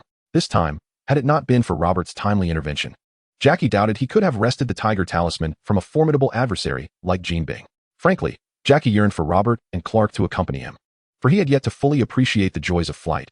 Another opportunity would have been delightful. Nonetheless, he ultimately refrained from voicing his desire, opting instead to traverse the wilderness in silence. Blast it, I should have had them escort me. How long must I tread this desolate expanse? He muttered, regret creeping in as he surveyed his surroundings. Should we accompany him? Clark pondered, casting a glance at Robert after a moment of contemplation. Chapter 58. The transformation without a full moon. The enhancement in his energy was secondary. Primarily, Robert sensed that after merging the tiger talisman with his two physical forms, some alterations had occurred within his body. Eager to investigate these changes, Robert was filled with anticipation. Roar! Just as Clark shed his unsightly uniform, a familiar roar echoed in the air. Giant Ape Robert, what on earth is happening? Today isn't even a full moon. Clark instinctively looked over and was greeted by the sight of giant ape Robert standing still, seemingly lost in thought. This sight bewildered Clark. He could not fathom what antics Robert was up to this time. Aren't you familiar with your powers? How have you transformed into a giant ape? And without a full moon, how did you achieve this transformation? Soon, Clark floated beside the head of giant ape Robert, inquiring with curiosity. In contrast to the last time Robert transformed into a giant ape, this time Clark was at least able to see Robert's face without craning his neck, though the view was hardly worth the effort. Wait a moment. As giant ape Robert's form gradually diminished, he adeptly donned his clothing once more. A hint of regret etched on his features. Upon realizing the changes within his body, Robert aspired to harness the power of the giant ape in his humanoid form, akin to Broly, in order to elevate his baseline strength. However, perhaps due to insufficient strength or incomplete physical development, Robert's attempt to compress the power of the giant ape into his humanoid form failed. Nonetheless, during this process, Robert discovered a temporary trick to enhance his combat prowess. My inspiration. I cannot transform. Clark landed on the ground, gazing at Robert with a mixture of surprise and confusion. Can't you absorb the energy of the sun? Essentially, your cells store solar energy and convert it into your own power, Robert nodded, explaining. After analyzing your abilities, I forcibly stored the energy from the full moon within my cells using my ki. Although my cells cannot convert it into my own strength, I can utilize ki to summon this power for transformation, thereby transcending the limitations imposed by the full moon. Moreover, after I began to harness this power through ki, I can freely control whether to transform even under a full moon. Regarding the Saiyan transformation into a great ape, there are indeed numerous solutions available to Saiyans. Some opt to refrain from transforming by severing their tails, while others utilize ki to simulate an artificial moon. Robert merely introduced a slight innovation. It is not of great significance. Robert exclaimed, what? I was promised more days off. His displeasure was palpable as he protested to Clark. From Robert's current demeanor, Clark could finally ascertain with absolute certainty that Robert had not been affected by the tiger talisman. Thus, Clark refused to concede that Robert's insistence on dressing him in such an unattractive uniform was the reason for his change of heart. He simply wished to see if his foolish younger brother retained his original self. Even if Jackie doesn't contact me, I still wish to venture out. You cannot impede me. Otherwise, I'll show our parents just how hideous that uniform you stitched together truly is. With a sharp sound, as Robert's words lingered in the air, a fiery glimmer flashed in Clark's eyes, and the abominable uniform was reduced to ashes. Uniform? What uniform? Do we possess such things in our household? After disposing of the ashes into the trash, Clark inquired of Robert. Robert, who had just entered, witnessed this spectacle, his lips twitching slightly. He suddenly felt that Clark's recent changes were not entirely positive. Clark, what is that smell? What are you doing in here? However, Clark was not without his adversaries.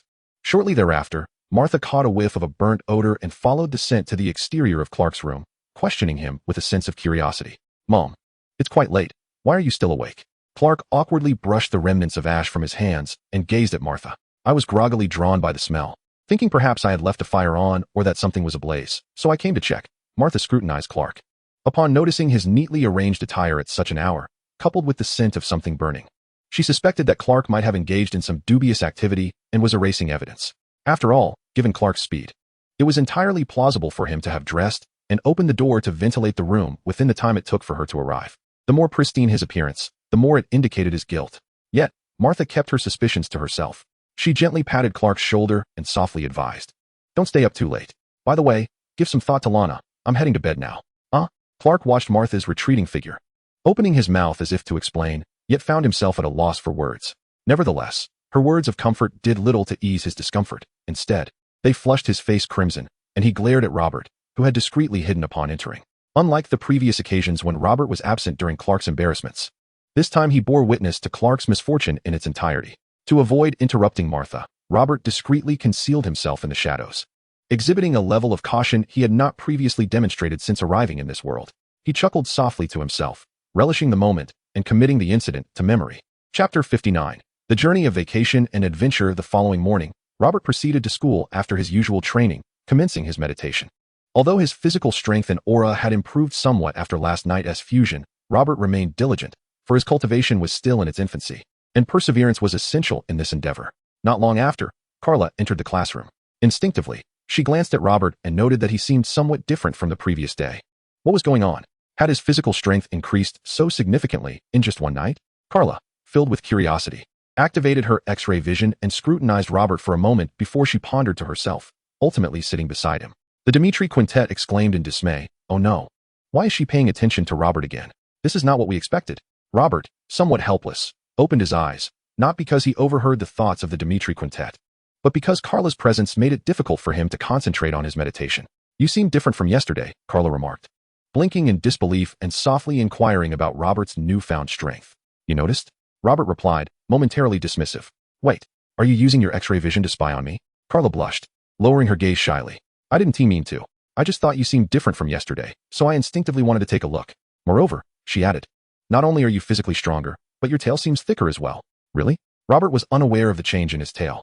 As he shifted it around his waist, it inadvertently lifted his clothing, causing Carla's cheeks to redden further. Despite her lowered head, her eyes couldn't help but steal glances at Robert's tail. Hey, Robert chided, signaling Carla to cease her scrutiny. He felt rather uncomfortable. The Dmitri quintet, eavesdropping on snippets of their conversation, felt a chill as they misinterpreted the context. What are they talking about? Stronger? Thicker? This can't be true. We must have misheard. However, Carla would soon face disappointment, for within a few days, Chung Long contacted Robert with news of a new lead on a spell. Abroad? Rome? How far could that be? Clark furrowed his brow upon hearing the news about Jackie Chan. This was already on the other side of the earth, far exceeding Clark's expectations. He had assumed that such matters, like talismans, would be confined within the borders of America. Rome? The Colosseum? Robert's interests clearly diverged from those of Clark. As his eyes brightened with curiosity, is there a Colosseum there? Are there any masters? As for whether there are masters, we are uncertain. We wouldn't have ventured this far otherwise. Initially, our target was Mexico, but recently he received an invitation to perform in Rome, Jackie explained. I've already booked my flight. Would you like me to secure a ticket for you as well? It can be reimbursed. No need. It's quite all right. Robert interjected hastily. I can make my own way there. All right then, I'll see you in Rome tomorrow afternoon. I'll contact you then. In the antique shop. Jackie soon hung up the phone and turned to his father, who had gray hair. Father, there's no need for you to accompany me. I found external support. Are you sure you don't need me, son? Don't mess this up. His father scrutinized Jackie for a moment before offering his caution. Meanwhile, at Kent Farm, the Kent couple had learned of Robert's impending adventure. Initially, they were somewhat apprehensive. However, when Robert demonstrated his flying capabilities before them, they consented to his journey and urged him to flee quickly should he encounter danger, emphasizing that his safety was paramount. After the family finished their meal, Robert chose not to fly directly to Rome. Instead, he prepared to embark on a journey with weight training. After securing his specially designed gear, Robert set forth to traverse mountains and seas, practicing along the way, for that was the essence of adventure. Unexpectedly, it was Robert who left home first. After his departure, Martha sighed softly, expressing her reluctance. The child has grown up. It's natural for him to have his own ideas. Besides, Robert is quite intelligent and self-assured. We need not worry excessively about him. Jonathan comforted Martha, almost mentioning Clark's name, but managing to restrain himself just in time. Clark, if you have the opportunity, you should venture out as well. You need not remain here to accompany us two elderly souls. After all, Robert won't require your supervision once he starts school, Martha advised. Turning to Clark with earnestness, you should live the life you desire. Don't worry, Mom. If the opportunity arises, I will explore, Clark replied softly, his gaze flickering. Chapter 60. The Bull Talisman and Family Dinner. Keep a close watch on Robert. If he truly encounters danger, you must do everything in your power to save him. After a moment of silence, Jonathan gazed in the direction Robert had departed, his eyes flickering with concern. Rest assured, Dad. We are family, and we must protect each other. I won't let anything happen to Robert.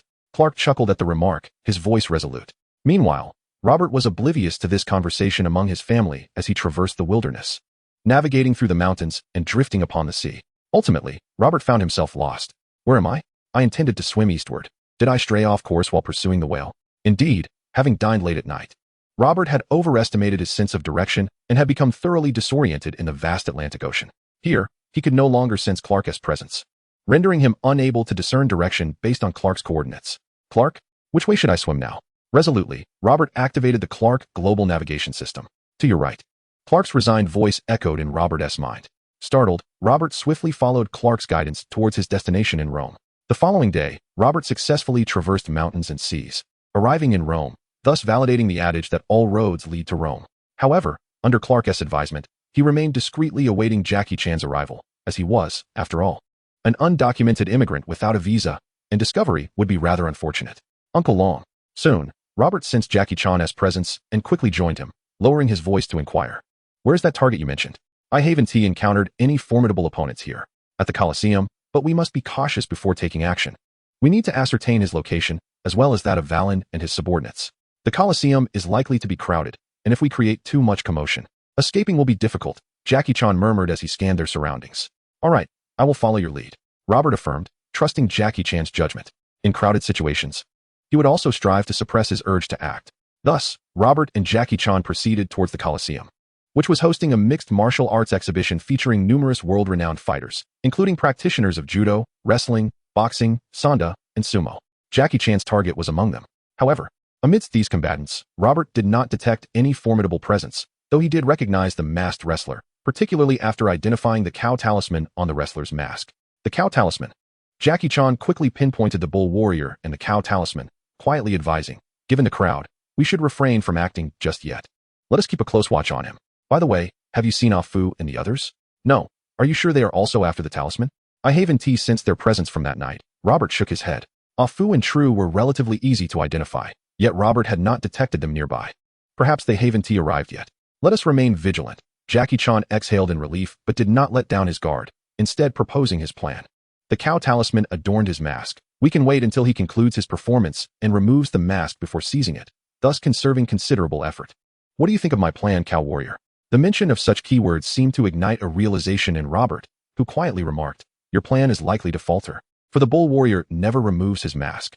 Ah? Jackie widened his eyes, gazing at Robert in bewilderment. Fear not, once I defeat him, I shall be able to claim his mask openly. Robert confidently patted his chest, assuring Jackie. Very well, let us wait until he is alone. Jackie nodded, still perplexed. And thus they quietly awaited the moment. Meanwhile, at Kent Farm, a figure was racing toward the estate, capturing Clark's attention. Kara? The exuberant individual arriving at Kent Farm was none other than the enthusiastic Kara. What, Kara? You should address me as cousin. Kara placed her hands on her hips and shot an indignant glance at Clark. As she surveyed her surroundings, her excitement gradually morphed into confusion. After a moment, she turned to Clark and inquired, where's Robert? Didn't he just have a break? Where is he? He went on an adventure. He left yesterday. Are you looking for him? Clark shrugged, a hint of exasperation evident in his voice. Adventure? He has already gone. Humph. Kara huffed with dissatisfaction, stubbornly asserting, I did not come to find him. I'm here to inform you that my family has moved near Kent Farm. Henceforth, we shall be neighbors. This was the surprise Kara had intended to share with Robert. At least from her perspective, it was a delightful revelation, as she had planned to accompany Robert in training and combat when the mood struck her. However, she had not anticipated that Robert would vanish just as she had set her plans in motion, leaving her feeling profoundly disappointed. You've moved nearby? That is wonderful. Have you settled in? Is there anything I can assist you with? Clark raised an eyebrow, though he was still acclimating to Kara's cousinly role. He welcomed the fact that a relative was now living nearby. My spaceship hasn't arrived yet. I intended to call Robert for help this evening, Kara replied. Her demeanor somewhat deflated, pouting slightly.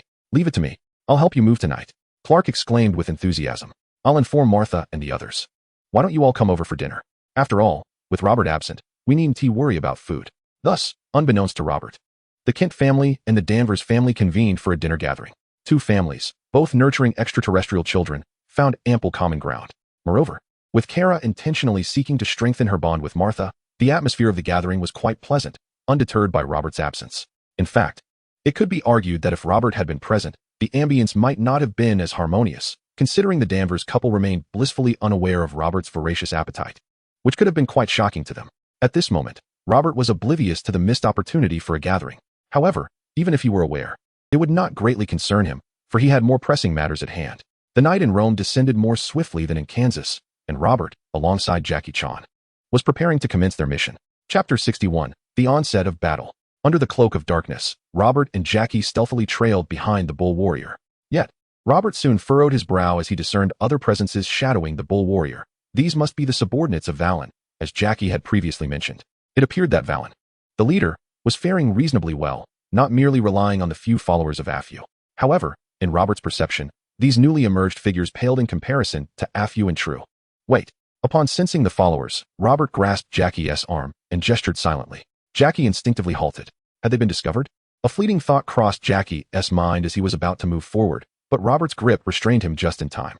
Being new to the art of talismans, Jackie lacked sufficient experience and nearly exposed their position to the bull warrior. Yet, some individuals were even less composed than Jackie. Swish, swish, swish. Shadows erupted from the darkness, masked figures advancing in an orderly manner toward the bull warrior. Some approached unarmed, while others wielded an assortment of melee weapons, and a few at the rear brandished firearms. If Carla had been present, she would have recognized that these assailants bore a striking resemblance to the masked men who had invaded her home previously. Humph. Do you think you can contend with me? The bull warrior observed the approaching masked figures, a smirk of disdain curling at the corners of his mouth. Since acquiring the bull talisman, he felt invincible, dismissing the so-called experts who were now sharing the stage with him. Had the payment been secured earlier, he would have effortlessly vanquished them all, basking in the sole spotlight. Bang, bang, bang. It must be said that the bull warrior was indeed a master of wrestling. Even without the enhancement of the bull talisman, his combat skills rendered him more than a match for 10 or 8 unarmed assailants. In mere moments, several masked figures lay incapacitated at his feet, unable to resist. However, soon the bull warrior found himself confronted by those armed with lethal weapons, the sheer number of which began to exceed the limits of his combat prowess. Crack, snap. In the next instant, a variety of weapons, mountain knives, daggers, and batons, struck the bull warrior, the masked assailants seemingly equipped as if for a gang brawl. Yet, regrettably for them, these weapons failed to inflict any harm upon the bull warrior. It was as if he possessed an impenetrable shield against blades and bullets alike. Bang, bang, bang. The bull warrior instinctively shielded his head, attempting to evade, but his speed was no match for the bullets. He was struck in all vital areas except for his head. Before the bull warrior obtained the bull amulet, he had tested his defensive capabilities. He felt no fear towards cold weapons, for he was certain they could not harm him. However, he harbored a degree of apprehension regarding bullets, having never tested his resilience against such projectiles. Yet, when the gunfire erupted, the outcome surpassed his expectations considerably. The bullets struck his body, merely tearing some small holes in his clothing without inflicting any substantial harm, even when they impacted vital areas. The bullets, having deformed violently, fell to the ground, startling the masked individuals nearby. They exchanged glances, choosing to retreat, abandoning their fallen comrade's body, and swiftly melted into the shadows. Indeed, the bull warrior's strength and defensive prowess exceeded that of these masked figures. However, when it came to speed, his towering stature did not afford him a significant advantage, particularly as the bull amulet did not enhance this aspect. Frustrated, the bull warrior pursued for only a few steps before halting abruptly. Casting an irritated glance at the corpse on the ground, he instinctively touched the bull amulet on his forehead and muttered to himself, questioning why these individuals had targeted him. Was it because of this? Yes, it was precisely because of the symbol on your mask that they had set their sights on you. Once Robert sensed the masked figures had indeed retreated, he stepped out alongside Jackie Chan. Aside from the three of them, only the few corpses remained in the vicinity. Huh. Is there still someone else? As Robert and Jackie emerged, the bull warrior's pupils dilated sharply, and he immediately regarded Robert and Jackie with caution, clenching his fists as he asked in a low voice, "So, are you also here for it?" To be precise, he is here for the amulet. I merely wish to engage you in a proper duel, Robert replied with a shake of his head. To Robert, a bearer of such an amulet as the bull warrior was not an enemy, but merely a worthy opponent, hence his brief explanation. A duel? Upon hearing Robert's words, the bull warrior seemed to sense the warrior's spirit emanating from him. As a seasoned wrestler, he was well acquainted with such an aura, having once been equally combative. Instinctively, a surge of fighting spirit welled up within the bull warrior, catching Robert's attention.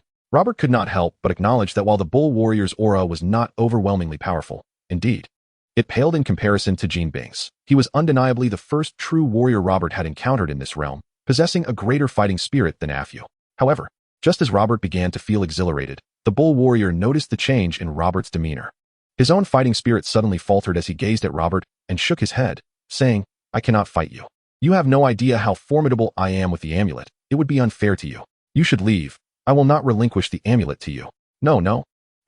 To me, it is just right that you possess the amulet. Without it, you may not be worthy of battling me." Robert's aura suddenly erupted, fixing his gaze on the bull warrior. "Come, let me witness the true extent of your strength and defense endowed by the bull amulet. Not worthy of battling you. Young one, you may not have heard of the formidable reputation of the bull warrior." Upon hearing Robert's words, the bull warrior narrowed his eyes, fixing a stern gaze upon him. "You are not someone of your inexperienced stature who can contend with me. Let us see about that." With a swift motion, Robert propelled himself forward, vanishing from his original position and suddenly reappearing before the bull warrior, delivering a punch aimed directly at him. Robert's speed exceeded the bull warrior's expectations.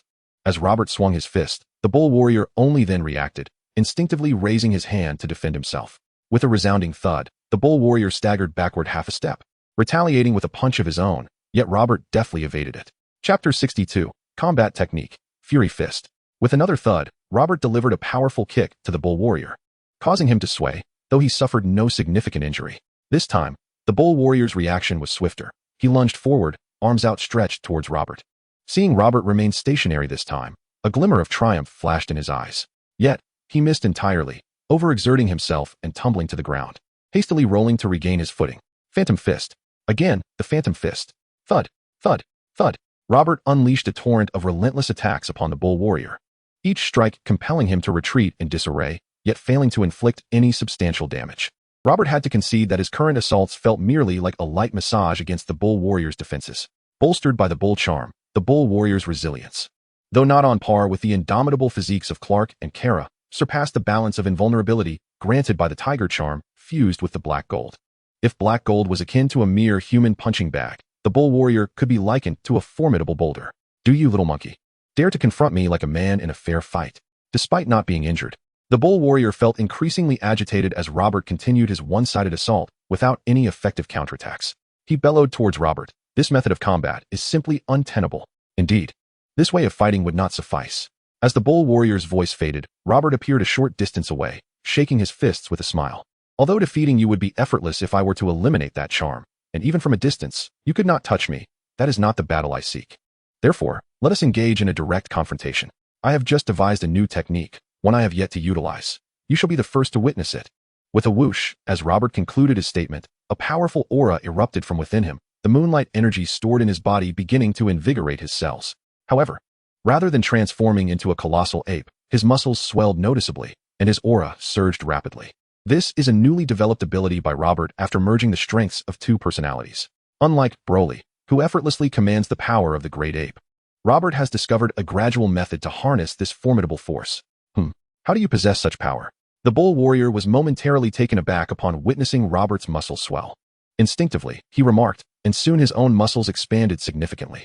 "Your ability is of no use to me. While you can grow, so can I. Similar abilities do not equate to identical effects." Robert slowly shook his head, propelled himself off the ground, creating a small crater beneath his feet, and dashed towards the bull warrior. With a resounding thud, the bull warrior raised his arm to block Robert's attack, stepping backward and shattering the ground beneath him. He then retaliated with a powerful punch aimed at Robert. The two fists collided with a deafening impact, sending Robert staggering back. Seizing the opportunity, the bull warrior launched a relentless barrage of punches at Robert. Yet Robert stood his ground, refusing to yield. Despite his body being pushed back and blood oozing from his knuckles, he showed no inclination to evade. To him, injury was merely a source of exhilaration. This exhilarating clash was precisely what he craved. As the battle intensified, Robert's fighting spirit surged, becoming so potent that it began to affect the bull warrior's senses. The bull warrior, who considered himself a seasoned fighter, had never encountered such a fierce and almost tangible fighting intent as Robert's. Meanwhile, far away at Kent Farm, a flicker of worry and anger crossed Clark's face as he witnessed Robert's true injuries for the first time. The last time he was shot, it was merely a superficial wound. "What's wrong?" Kara and Martha, engaged in conversation, turned to Clark, curious about his sudden mention of Robert. "He has been gone for just 2 days, and you're already missing him?" Martha chuckled. "How is Robert? Can't you see him? He's doing well, having a great time." Clark replied, though he fell silent, watching Robert laugh heartily despite his bleeding fists. The sheer excitement Robert exhibited was unprecedented, and Clark struggled to comprehend it. He suppressed the urge to rush in and assist. Going out without inviting me." Kara pouted, slightly displeased. "Ha ha ha." Meanwhile, Robert's laughter rang out, undeterred by his injuries. His aura intensified, solidifying, as his fighting spirit surged until it completely fused with his energy. Battle technique, Berserker Fist. With another thunderous clash, Robert's fist collided with the bull warrior's once more. This time, however, Robert did not retreat. He stood firm against the bull warrior's might, even initiating a counterattack. Why? The eyes of the bull warrior glimmered with confusion. Despite his superior offensive and defensive capabilities compared to Robert, and despite Robert being the one who had sustained injuries, why was it that, in both momentum and assault, he found himself under Robert's overwhelming pressure? Did Robert not feel pain? Did the incessant flow of blood and the mounting injuries not affect him? Why, as the wounds intensified, did Robert's fighting spirit and combat prowess continue to ascend? Chapter 63, Diana Prince. The bull warrior struggled to comprehend these questions, becoming increasingly distracted in battle, which only amplified his disadvantages, rendering the fight all the more frustrating. Unbeknownst to him, if he was a battle-hardened wrestler, then Robert was a martial artist forged in countless deadly confrontations. Most of those battles were life-and-death struggles. During his time in the Dragon Ball world, Robert engaged in fierce battles against foes when they appeared, and when no enemies were present. He fought vigorously against his comrades without holding back. Even with his formidable recovery abilities granted by the Dragon Shinran, he had often found himself on the brink of death. Yet, time and again, Robert persevered, ultimately crafting his own unique combat style, the Berserker Fist. This exclusive technique belonged solely to Robert, and it was only after creating such a distinctive fighting style that he could rightfully be called a martial arts master. The inspiration for the Berserker Fist stemmed from the Kaioken, yet it diverged significantly from it. Robert harnessed the explosive power of the Kaioken, augmenting himself with that very intensity. Although the increase in combat power was not substantial, the relentless vigor and indomitable fighting spirit that surged within Robert fused together to shatter any incoming force and control effects. Robert could be defeated, injured, or even killed, but he would never be pushed back or restrained. In this state, neither the enemy's attacks nor Robert's own injuries would impede his combat readiness, until either his energy was depleted, his blood ran dry, or he achieved victory. It is worth noting that prior to his crossing over, there were no appearances of the League of Legends or Olaf. Otherwise, he might have renamed the Berserker Fist to Twilight of the Gods or shouted Demacia before charging forth. The most glorious achievement of the Berserker Fist occurred during the Tournament of Power when Robert forced Jiren to retreat, granting Son Goku and his companions a much-needed respite. Ultimately, witnessing Robert, bloodied yet undeterred, Jiren could only choose to temporarily evade his onslaught, offering Goku and the others a chance to recover. Thus, compared to the injuries he had previously sustained, the wounds Robert bore at that moment could only be deemed trivial. Nevertheless, these minor injuries enabled Robert to unleash the Berserker Fist once more, reversing the tide of battle. Bang! With a resounding crash, Robert's fury and combat spirit merged completely, resulting in a bloodied fist that sent the bewildered bull warrior flying, who, upon crashing to the ground, coughed up a trickle of blood. This marked the first time the bull warrior had truly sustained an injury in his battle against Robert, as well as the first injury he had experienced since acquiring the bull charm. He sensed that the formidable power granted by the charm was beginning to wane. The bull charm bestowed upon him immense strength, rendering him nearly impervious to blades and fire, yet it did not grant him immunity to injury or death. The charm's power, too, had its limitations. Elation surged within Robert as he unleashed that punch, his combat spirit and rage intertwining, radiating from him in waves. He exuberantly shouted, relishing the exhilaration of combat he had not experienced in ages. This was the essence of true battle. As Robert reveled in this fervor, the combined might of his spirit swelled, exerting a palpable pressure on the bull warrior, who had just risen to his feet, causing him to hesitate momentarily. Feeling the weight of the challenge before him, Robert Clark observed the injured yet exhilarated Robert with a sigh, realizing that such encounters would likely become a frequent occurrence in the future. Meanwhile, over 1,400 kilometers away in the Louvre Museum in Paris, a tall woman, engrossed in the beauty of the Venus sculpture, suddenly turned her head. Her features were without flaw, embodying an intellectual grace paired with a rare feminine vigor. The loose-fitting work attire she wore exuded a fashionable aura, and as she tilted her head, her elegant silhouette and alluring curves were subtly revealed. Diana Prince, known as Wonder Woman, was an Amazonian warrior from Paradise Island. As the daughter of Zeus, the king of the Olympian gods, and Hippolyta, the Amazon queen, she possessed the blood of demigods. Currently, Diana was working at the Louvre, adeptly blending into human society, where those around her noticed nothing amiss except for her extraordinary beauty. Despite maintaining a certain distance in her interactions, Diana's demeanor was relaxed, leaving others at ease. Such strong combat spirit. Has Ares been resurrected? Yet, if they could witness Diana in that moment, they would find their perceptions shattered. Her gaze burned with intensity towards Rome, a palpable battle spirit rising within her. As the air of intellectual beauty began to fade, replaced by the undeniable essence of a warrior. Soon after, Diana departed the Louvre, her form vanishing into the night. At this moment, Robert's combat prowess reached unprecedented heights. Despite his injuries remaining unhealed, they did not hinder his relentless engagement in a brutal clash with the bull warrior. However, at this moment, the bull warrior displayed no intent to continue the battle. He gazed at Robert, who was drenched in blood, resembling a creature that had emerged from the depths of hell, and fell into a contemplative silence. Particularly, Robert's indomitable fighting spirit, which had begun to permeate reality itself, steadily eroded the bull warrior's own resolve. Despite his extensive combat experience, the bull warrior had never confronted an adversary as fearsome as Robert. After all, he participated in wrestling matches where opponents did not inflict such brutal harm. Robert, keenly attuned to the bull warrior's waning spirit, furrowed his brow with discontent and remarked, as a warrior, are you truly prepared to concede upon encountering such minor adversity? Do you believe your injuries surpass mine? With the bull sigil, you are indeed a formidable foe. How can you crumble so easily? Come, let us fight once more. Upon hearing Robert's words, a surge of indignation welled within the bull warrior. Yet, this fervor was swiftly subdued by Robert's formidable fighting spirit. Consequently, the bull warrior found himself in a state of despair, silently acknowledging his limitations.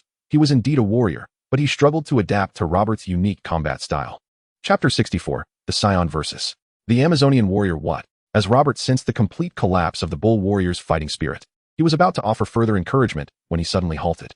His gaze shifted towards the heavens, for he sensed a powerful energy approaching with great velocity. The intensity of this energy surpassed that of Kara and was almost on par with that exhibited by Clark. While this did not necessarily indicate that the newcomer was stronger than Clark, it certainly confirmed that they were a formidable presence, one far beyond the capabilities of the Bull Warrior, even with the Bull Sigil's enhancement. Most importantly, Robert detected a profound fighting spirit emanating from this force, one that was strikingly comparable to his own. The newcomer was a warrior, a true warrior. With a resounding hum, Robert's attention was instantly diverted upon sensing the arrival, and his own fighting spirit surged anew, his mood elevated, and his gaze sharp as he fixated on the source of the energy. With the presence of a genuinely powerful warrior, who would concern themselves with a bull warrior bearing the sigil. With a thunderous crash, an Amazonian warrior, resplendent in armor, descended gracefully to the ground, her fierce gaze locking onto Robert. The newcomer was none other than Diana, who had traversed great distances from the Louvre. Upon seeing Robert, she felt her previous suspicions solidify into certainty. This was undoubtedly the resurrected form of the war god Ares. No ordinary human could possess such a potent fighting spirit, one that could even influence reality itself. Who else but Ares could achieve such a feat? Even her own fighting spirit seemed to pale in comparison to Robert's, despite her divine heritage as a demigod endowed with the blood of gods. Ares, you have returned, Diana exclaimed, but before she could finish her sentence, a blur rushed toward her. With a frown, Diana unleashed a punch toward the specter. Swish! Diana's fist met only air. Bang! With a resounding thud, Diana felt a powerful punch land on her abdomen, causing her to momentarily falter. In facing both Diana and the Bull Warrior, Robert unleashed his berserker fist. Yet he exhibited two distinctly different styles. Robert could clearly sense that Diana's strength far surpassed that of the Bull Warrior, who wielded the Bull Talisman. If he continued to absorb all the attacks without evasion, the outcome would be far worse than his previous encounter at the strength tournament, where there was a rule against lethal force.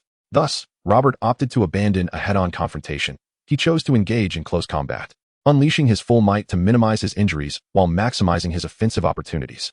Diana, momentarily taken aback after being struck by Robert's punch, initially believed him to be the resurrected Ares. However, upon witnessing his display of power, she realized her error. Although Robert's power was imbued with fighting spirit, it lacked any divine essence. This unique strength was unlike anything Diana had encountered before, and she was certain it did not belong to any deity. This realization was sufficient to confirm that Robert was not the god of war Ares. It was merely a misunderstanding. Just as she contemplated this, Diana prepared to speak. But Robert launched another assault. This time, Diana felt she had discerned Robert's trajectory and readied herself to block his punch, intending to clarify the misunderstanding with him. What remarkable technique! However, Diana, rising from the ground, bore no trace of anger. Instead, her previously waning fighting spirit surged anew. She was baffled as to how Robert had honed such prowess, yet she resolved to see what further surprises he might unveil before explaining the misunderstanding. With a resounding impact, Diana chose to disregard Robert's initial charge, instead anticipating a concealed ambush. She found herself struck once more. As she braced against Robert's first punch, she remained alert for a potential second strike, only to discover that it was yet another illusion, resulting in another hit. The Phantom Fist. This technique employed high-speed movement to create afterimages, generating an effect akin to a clone technique to deceive the opponent. Yet, its efficacy rivaled that of true duplication. Indeed, the illusory became reality, and as the multiple afterimages of Robert's fists appeared before Diana, she faced a predicament similar to that of the Bull Warrior. While attempting to unravel the mystery of the Phantom Fist, she found herself relentlessly assaulted by Robert, with the ground beneath her feet fracturing under the onslaught. Even though Diana was inherently swifter than the Bull Warrior, against the unpredictable nature of the afterimages, her speed proved insufficient. Finally, after an indeterminate number of strikes, excitement glimmered in Diana's eyes as she seized Robert's fist. "I've got you," she declared, her gaze fixed intently upon him. Now it was her turn. In the next instant, she prepared to counter Robert's earlier tactics by executing a shoulder throw, intending to slam him to the ground. With a sudden movement, Robert instinctively unleashed a wave of energy from his other hand, targeting Diana's form directly. In a split second, Diana reacted with remarkable swiftness. She instinctively sought to release Robert, crossing her arms to shield herself with her silver bracelet against the impending energy wave. However, Robert clung tightly to her arm. Everything transpired in the blink of an eye. As the energy wave drew nearer, Diana swiftly summoned a divine shield behind her, successfully blocking the oncoming force. The impact resounded as the energy wave collided with the divine shield, pushing Diana back several paces and creating deep impressions in the ground beneath her feet, yet failing to breach the shield's defenses. In that moment, as Diana defended against the energy wave, she seized Robert's arm and hurled him forcefully away, intending to send him crashing to the ground. Chapter 65, all methods deployed. While airborne, Robert released a powerful gust of air towards the ground with one hand, dissipating the force of his own throw, while his other hand unleashed another energy wave. Initially, Robert had intended to engage Diana in close combat. However, he had to concede that his physical strikes were inferior to the energy waves, which posed a genuine threat to Diana, unlike his punches that had failed to inflict any harm. Nonetheless, Robert's awareness had only recently awakened, and perhaps due to the gradual unlocking of his latent potential, he had not immediately acquired formidable combat abilities upon his emergence. Yet, he distinctly sensed untapped power within his being. Previously, he had utilized the talisman to unlock a fragment of his potential, allowing him to access the rudimentary application of the great ape's strength. Furthermore, through this battle, he had grasped the technique he developed prior to his journey, the Berserker Fist. It was worth noting that before his journey, Robert had been capable of effortlessly creating stellar explosions with the Berserker Fist, and now, although he had only just begun, he possessed the ability to forcefully execute this technique. Excellent. At that moment, as Robert launched an energy wave toward Diana, a glimmer of excitement flashed in her eyes. However, instead of employing the divine shield again, she drew the sword of the god of fire from behind her and struck down upon the energy wave. With a swift motion, the wave was cleaved apart, rendering Robert's latest assault futile once more. An airborne human, what a delightful surprise you are, Diana remarked, her gaze fixed on Robert as he hovered in midair, her eyes sparkling with intrigue. Your power may not be overwhelming, yet your astonishing technique allows you to unleash such formidable energy. Do you possess any other abilities? You are the mightiest warrior I have ever encountered. Robert gazed at Diana with eyes aglow, proclaiming, though I may currently fall short, do not underestimate me. You must exercise caution for what comes next. With a swift motion, his right hand rose into the air, swirling energies coalescing within his palm. Chi round slash. A signature move birthed from the genius of Kirin. With a whoosh, the Chi round slash was propelled forth like a flying disc, and Robert felt a slight decrease in his energy as it soared away. As the Chi round slash approached, Diana's brow furrowed. She sensed an imminent threat from its sharp edge, prompting her instinctively to evade. Whoosh! The Chi round slash carved a profound gash into the earth, revealing the battlefield's desolate nature. Had it been amidst buildings, not even the sturdiest concrete would withstand such force. How sharp! Diana's pupils constricted as she beheld the deep scar on the ground. Her fire god sword could undoubtedly achieve more, yet it was an artifact, while the Chi round slash was merely a skill conjured by Robert, each wielding a different level of difficulty. Just as Diana's gaze lingered on the ground, an overwhelming sense of danger enveloped her. With no time to react, she instinctively swung her fire god sword behind her. Clang!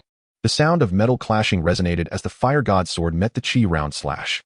Zzzzz. The sword unleashed divine energy, awakening the hidden power within, slowly eroding the Chi round slash. At that moment, Robert raised a finger, directing a wave of energy towards Diana. Deing wave.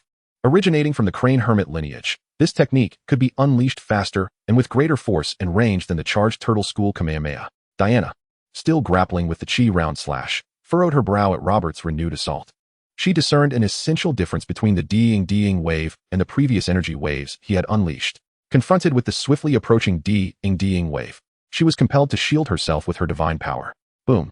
The deing wave struck her divine shield, bending her arm under the force. Caught between the Chi round slash and the deing wave, Diana found her feet sinking into the ground. Look here. Just as she prepared to unleash her divine power, Robert's voice pierced through. Instinctively, Diana glanced in his direction, only to be blinded by a sudden, brilliant light. Solar Fist. In that fleeting moment, Robert seized the opportunity to launch a potent Kamehameha. Having successfully obscured Diana's vision and temporarily restrained her with the Chi round slash and deing wave. Boom! With a resounding strike. The Kamehameha wave could be regarded as Robert's ultimate effort. Following the release of this powerful attack, Robert's energy swiftly diminished, and he fell from his state of berserk fury. His fighting spirit remained, yet he found himself utterly depleted. Danger! Although Diana was unable to see at that moment, her acute senses detected the imminent threat. Without a moment's hesitation, she chose the most prudent course of action. Releasing the sword of the fire god and the divine shield, her arms collided with great force, activating the divine power contained within her protective silver bracelet. With a resonant hum, the divine energy instantly formed a protective barrier, not only blocking the energy wave and the piercing wave, but also dispersing the Kamehameha wave, which had been infused with all of Robert's remaining energy. Gulp! Having retreated to the side earlier, Jackie Chan and the bull warrior witnessed the fierce clash between Robert and Diana. As their vision returned after the blinding light, they were struck by the sight of deep craters where the ground had once been solid, except for the spot where Diana stood. They instinctively swallowed hard. Were they still human? The bull warrior, having felt invincible after acquiring the bull talisman, found himself schooled by Robert, and now, witnessing the battle between Robert and Diana. His worldview began to crumble. The talisman did not seem so formidable after all. Indeed, would those talismans truly threaten the world? Jackie Chan, too, began to question his existence. Realizing that in the presence of such powerful beings as Robert and Diana, talismans seemed rather insignificant, explaining why Robert looked down upon them. This was the first time he encountered a warrior with such an array of formidable weapons. At that moment, Robert stood still, catching his breath as his injuries rapidly healed. Observing Diana standing not far away, he murmured in resignation, only to suddenly realize she had vanished. "I've got you," Diana's excited voice rang out. Chapter 66, Bringing Home a Wife. As Diana disappeared from Robert's line of sight, he instinctively began to evade. Though stripped of his energy, his speed remained impressive. Just as he commenced his evasive maneuvers, he noticed a peculiar rope lashing toward him. Caught off guard, Robert could only reflexively grasp the rope, which unexpectedly ensnared his arm, binding him in a somewhat humiliating manner. No matter how he struggled, he found himself unable to break free, sensing a force assailing his consciousness. At that moment, Diana's exhilarated voice broke through. She had to admit that Robert was the most extraordinary human she had ever encountered. "You are the most powerful human I have ever seen. What is your name?" she inquired. Her curiosity piqued as the truth lasso constrained Robert. "My name is Robert, and you are the most formidable warrior I have encountered. Unfortunately, I am not yet your match. Even without your weapons, I fear I cannot overcome you," Robert instinctively replied under the influence of the lasso of truth. "However, that may change in the future. As I continue to enhance my combat abilities, there will come a day when I can defeat you, even if you wield those weapons. Do you truly wish to best me? What do you intend to do after you win?" Diana inquired, her brow raised in curiosity. Meanwhile, Clark, who had previously soared into the sky upon sensing Robert's exhaustion, abruptly halted midair, gazing in Robert's direction with his mouth slightly agape, momentarily unsure if he should intervene. Initially, Clark believed Robert was oblivious to matters between men and women, given that anyone could perceive Kara's peculiar attitude towards him, much like Lana's feelings towards Clark. However, Clark was not ready to accept any connection with humanity, while Robert seemed blissfully unaware of such matters. Yet, Robert's words plunged Clark into silence, and after some time, he murmured, "What does this signify? A primal instinct for genetic propagation? Thus, he is attracted to powerful female warriors." It seems that, in Robert's eyes, Kara does not qualify as a warrior, as she lacks the spirit and interest in combat. With this thought, Clark instinctively glanced towards the Kent farm, where the still-grounded Kara was comforting the Kent couple, entirely oblivious to Robert's interest in another formidable female warrior. On the other side, Diana was momentarily taken aback by Robert's declaration, but soon she smiled warmly, shaking her head as she gently replied, "My dear child, such matters are best discussed when you are older. It is rather premature for you to consider this now. When I grow up and defeat you, you won't utter such words again, will you?" Robert huffed defiantly, suddenly furrowing his brow as his consciousness clashed intensely with the lasso of truth, subtly awakening. Gradually regaining his awareness, Robert was momentarily stunned. He instinctively looked at Diana, but before he could speak, he noticed her nodding at him. With a powerful push of her legs, she soared into the sky and vanished from sight. At that moment, Clark felt a twinge of headache. He had yet to resolve his own issues and was now confronted with Robert's complications. These dilemmas were not easily solvable, even for a superintellect. As for whether Robert could eventually triumph over Diana, Clark harbored no doubts. In his view, Robert's relentless emergence of abilities and rapid growth rendered it abnormal for him not to surpass Diana, especially as Clark observed Robert, despite his exhaustion and injuries, was rapidly recovering, with his physical strength seemingly enhanced over time. At this moment, Clark comprehended why Robert was so enamored with combat, and equally understood the fervor with which Robert pursued it. For this was indeed the essence of what Robert cherished, as well as one of the avenues through which he rapidly enhanced his prowess. Alas, I shall no longer concern myself with this. If any issues arise in the future, let Robert resolve them on his own, for I have yet to tackle my own dilemmas. How peculiar is this rope, capable of compelling me to speak the truth?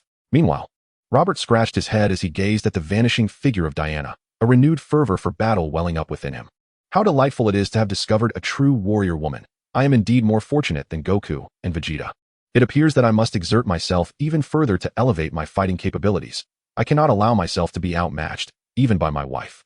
Chapter 67. The assault of enhanced firepower. Indeed, it is over. It seems there is no need for further conflict. The bull warrior instinctively nodded, following up with his words. At that moment, Jackie Chan appeared to have momentarily forgotten the purpose of his journey. While the bull warrior seemed to overlook the fact that he and Jackie were not allies, Jackie was here to seize the bull talisman. Faced with extraordinary events that transcended their comprehension, the two instinctively banded together for warmth, seeking affirmation of their existence. Yes, it is over. I did not anticipate such a delightful surprise this time. Clearly, my venture into the unknown was indeed worthwhile. Robert approached Jackie and the bull warrior with a smile. Fear not. I have thoroughly enjoyed myself today. However, should the opportunity arise in the future, we may engage in further sparring. Robert gestured with his hand, a glimmer of anticipation in his eyes as he looked at the bull warrior. No, that won't be necessary. I am not your match. The bull warrior hurriedly shook his head, conceding defeat. How could that be? As long as you possess the bull talisman, you still have the strength to fight. Robert's gaze fell upon the bull talisman on the bull warrior's mask as he spoke earnestly. Even with the bull talisman, I remain no match for you. Once you unleash that laser cannon, my body may withstand it, but my mask will not. The bull warrior sighed despondently, stroking the bull talisman on his forehead. Moreover, I have come to realize that compared to individuals as formidable as yourselves, I am insignificant.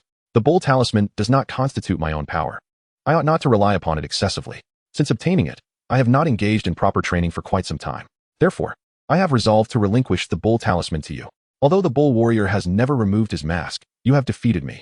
And according to the traditions of our wrestling fraternity, you are entitled to have me unmask. Have you truly never removed your mask before? Robert inquired curiously, scrutinizing the bull warrior with persistent questions. How do you wash your face? What of bathing? Furthermore, does your mask not get dirty? When you train and sweat, do you not emit an odor? Just as the bull warrior was about to remove his mask, he suddenly halted. Though his face remained concealed, one could easily imagine the rigidity of his expression beneath the mask. Cough. Well, I sincerely appreciate your cooperation. At this moment, Jackie Chan sensed that the atmosphere was somewhat tense and promptly stepped forward to smooth things over. While to Robert and his companions, talismans might not seem significant, to us ordinary individuals, they remain exceedingly perilous.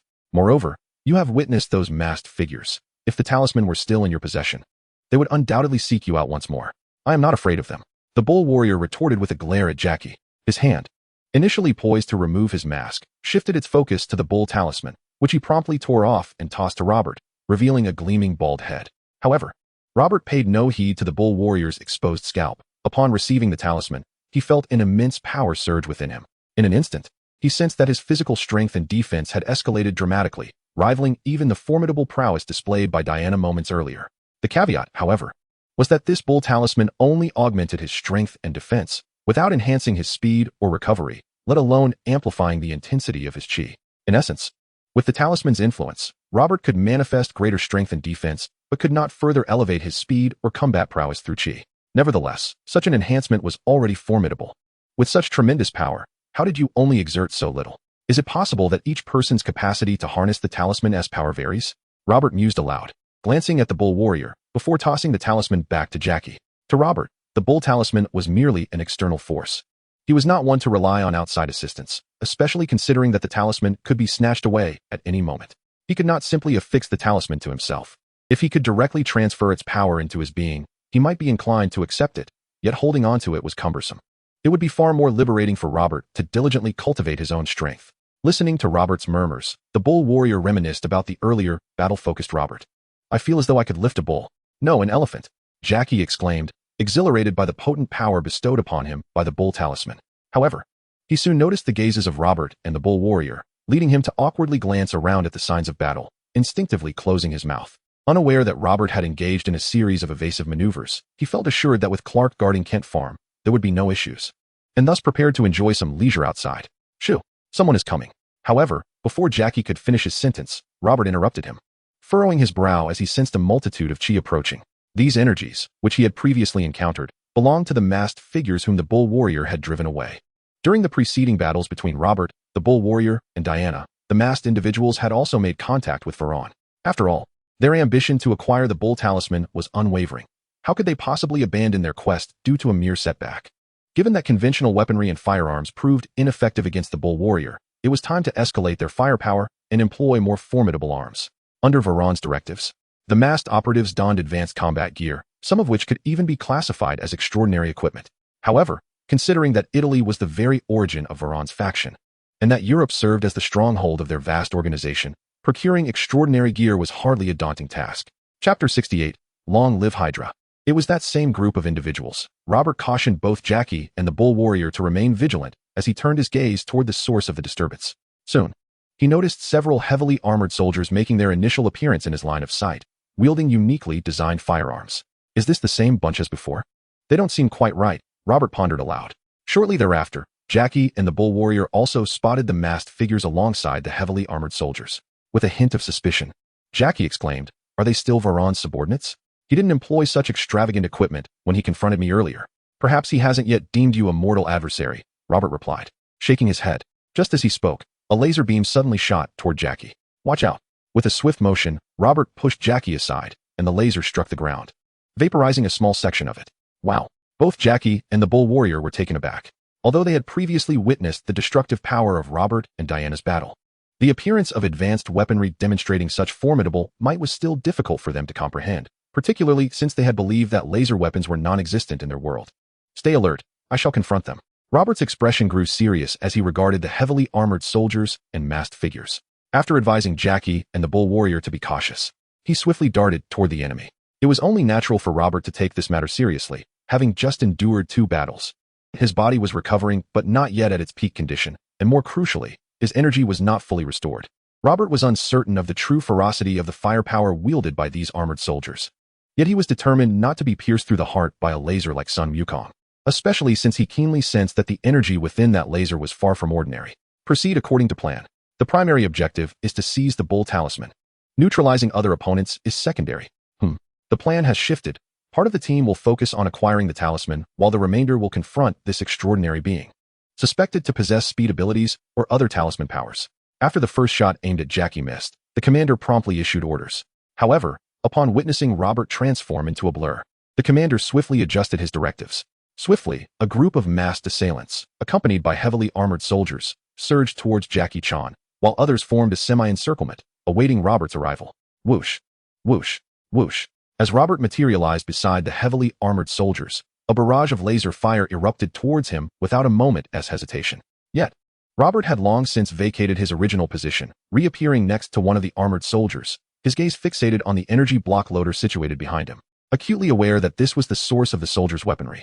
With a resounding thud, Robert unleashed a powerful strike, channeling the airflow into an assault that struck the energy block loader's location. Boom. Almost instantaneously, as the energy block loader was hit by the force of the airflow, flames erupted, engulfing the armored soldier and consuming the nearby masked assailants as well. A weakness, how fortuitous. Robert's eyes gleamed with realization, and he swiftly darted towards the next armored soldier. In Robert's perspective, these soldiers had transformed from a formidable threat into controllable explosives. Disperse. Shield the armored soldiers within the firing range. Upon sighting that individual, open fire immediately. The commander, witnessing Robert's disappearance once more, hastily resumed his orders. The flamethrowers at the ready for instant suppression upon detection. Whoosh. Just as the commander finished his command, a flamethrower in the hands of one armored soldier unleashed a torrent of searing flames, for Robert had already appeared beside him. Quite the quick reaction. A flicker of surprise crossed Robert's eyes as he countered with a palm strike, dispersing the scorching flames.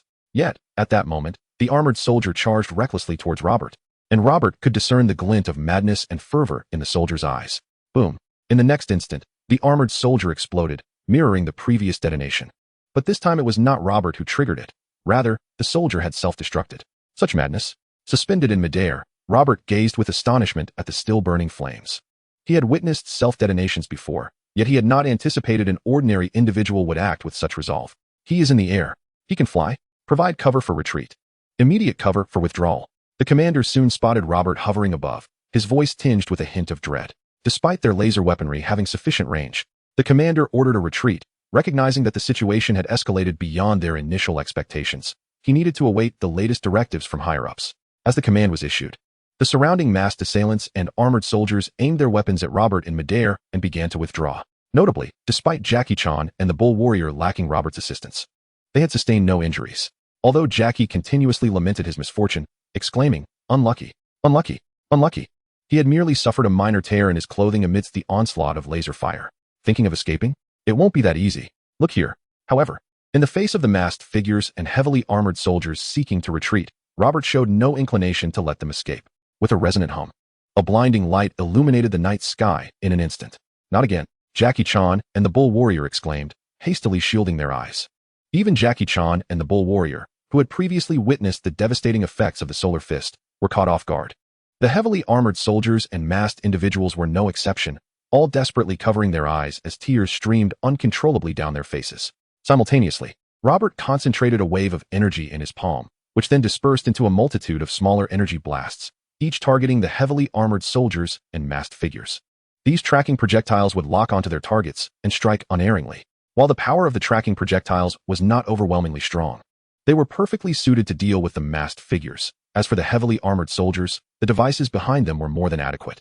The sounds of explosions echoed relentlessly, leaving nearly all adversaries obliterated amidst the chaos wrought by the blasts and tracking projectiles, with only the commander remaining, clinging to life on the ground.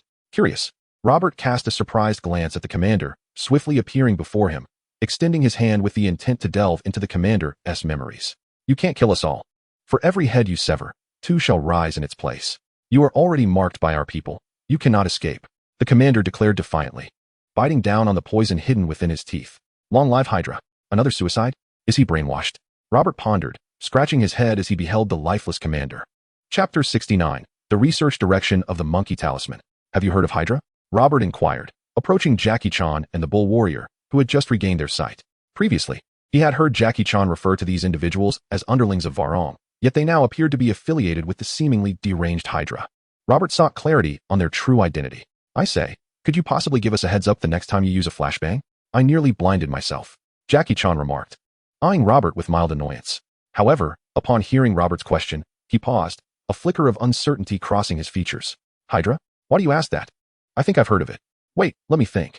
Hydra? Is that the monster from Greek mythology? The Bull Warrior interjected, scratching his head awkwardly. I remember my mother telling me stories about Greek myths when I was a child. Greek mythology? That's not out of the realm of possibility. Considering those individuals seemed utterly brainwashed, completely disregarding life and death, Robert nodded in agreement, only for Jackie Chan to suddenly interject. Did you hear about Hydra from those people? Aren't they supposed to be Varong's subordinates? Isn't Varong affiliated with the Mafia? How did they turn into Hydra? Jackie Chan asked, his brow furrowed and expression serious. And what was that last person shouting before he died? Long live Hydra. Was he deranged? If he hadn't shouted it, I would have been none the wiser about their origins. But really, what exactly is Hydra? Robert could not help but express his incredulity. Perhaps it is a matter of belief. Jackie Chan shook his head and quietly elucidated. Regarding Hydra, my knowledge is rather limited. I am aware that it was an insidious organization during World War II, far more malevolent than the Mafia. They wreaked havoc and instigated wars worldwide, with the ultimate aim of dominating the entire globe. However, based on the information I possess, Hydra should have been eradicated long ago. How could it resurface now, especially with such intricate ties to Valen? A centipede, even when dead, does not lie still. Upon hearing Jackie's explanation, Robert instantly grasped the positioning of Hydra. It is akin to the Red Ribbon Army of this world. Such an organization is indeed difficult to obliterate completely. And one must not forget their peculiar motto of cutting off one head only to have two more sprout in its place. This situation has grown rather troublesome. If Valen is truly linked to Hydra, or if he is Hydra himself, then their interest in the talismans may bear far more profound implications. A flicker of concern crossed Jackie's eyes as he spoke. The enemy lurks in the shadows while we stand in the light. There is no need for such haste. After all, their focus is on the talismans, and they will undoubtedly reveal themselves again. Once they do, we shall vanquish them and locate their lair. Robert shrugged nonchalantly. He was well versed in the tactics of dismantling villainous organizations. Wait for the enemy to show themselves, then strike at their heart, extinguishing their living forces, and finally await the remnant's futile resistance. For Robert, the soldiers of Hydra rely heavily on laser weaponry. Should Hydra possess true powerhouses, his anticipation would only heighten. Here, I return the talisman to you. I shall remember your kindness. The Bull Warrior earnestly tossed the talisman to Jackie. Having received information about Hydra, Jackie felt compelled to depart hastily after accepting the Bull talisman. Already, the Mafia had caused him considerable distress, and now with the emergence of Hydra, he sensed that collecting and safeguarding these talismans had become an insurmountable challenge. Fortunately, Jackie need only focus on gathering the talismans, for their protection would not rest upon his shoulders. They would be placed in what is reputed to be the safest location in this world. Simultaneously, within the base where Valen resided, he received word from Baron Strack, learning that his entire force had been annihilated, even in possession of advanced laser weaponry. Strack, are you certain you are not jesting? A glint of cold fury flickered in Valen's eyes as he questioned, how could such a well-equipped army meet total destruction? Is the Bull talisman truly that formidable, or do you wish to hoard it for yourself? Valen, please maintain your composure. Regarding the talisman, we are in a collaborative partnership, and I could not possibly conceal anything from you. Baron Strack sighed in resignation, speaking softly. The matter of the talisman was initially your undertaking, while I merely assisted you in its study, as was agreed from the outset. I did not hesitate when you requested to borrow equipment. After all, those are among my limited reserves, and and I certainly do not wish for my treasures to be obliterated so easily. Is it the power of the Ox Talisman? Is the Ox Talisman truly that formidable? After all your research on the Monkey Talisman, have you made no progress whatsoever? Valen furrowed his brow, realizing that the talismans were not something he could comprehend alone. Even Baron Strack, no matter how greedy, could not hope to monopolize the talismans. Moreover, the secret of the Holy Master seemed to be firmly in his grasp. My men detected energy fluctuations at the scene, which are not from our laser weaponry. Thus, it is possible that another force has intervened. I am still investigating, Baron Strack explained softly. As for the Monkey Talisman, I have made some progress. It can transform targets into animals, and I am researching how to harness this power to retain the abilities of the animals within our warriors. By then, we shall be able to forge a legion of animal warriors, whose strength will far surpass those so-called super soldiers. And the success rate? Valen inquired, noting that various factions possessed parts of the super soldier serum formulas, all conducting their own research. Despite some success in creating super soldiers, the mortality rate was alarmingly high.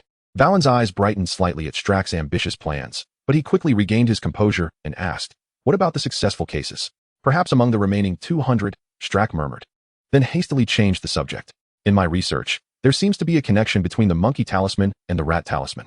For now, do not concern yourself with the Ox Talisman. Focus on helping me acquire the Rat Talisman. Once I have it, my plan should come to fruition. You make it sound so easy. Do you think the Holy Master will be so accommodating if we fail to secure the Ox Talisman? After all, you are not the one who has faced his ridicule," Valen retorted, a flicker of anger in his eyes. "If you are willing, I can make a trade. Introduce me to the Holy Master, and I shall handle the negotiations," Baron Strack replied with a knowing smile. Chapter 70, The Holy Master and Valen. When you have completed your research, then you may seek to contact the Holy Master. Otherwise, if he discovers that the Monkey Talisman is in your possession, he will not spare you," Valen said coldly, then snorted derisively. "The Ox Talisman has appeared in your domain, so it is your responsibility to ascertain its whereabouts and provide an explanation for my fallen subordinates. Let us see which faction has set its sights on the talismans. From the intelligence we currently possess, aside from us, there are at least 2 other factions. One is Chung Long and his backing from the 13th District, which is not particularly strong. The other is the faction that has acquired the Rat Talisman. Originally, I had information on Alex, but her connections have since been severed. It appears that the opposing force is quite formidable. But how formidable can they truly be? They are still an official force. How deeply can they hide? Unlike us, the world has long forgotten our existence," Baron Strack remarked with a disdainful chuckle. "Indeed, we have remained in silence for far too long. However, the time for our emergence has not yet arrived. Each of our factions is amassing its strength, and when the moment comes, the position of the supreme leader shall be claimed by merit alone." Valen inhaled deeply, ended the call, and cast his gaze towards the hidden chamber housing the statue of the Holy Lord. It is prudent to exercise caution.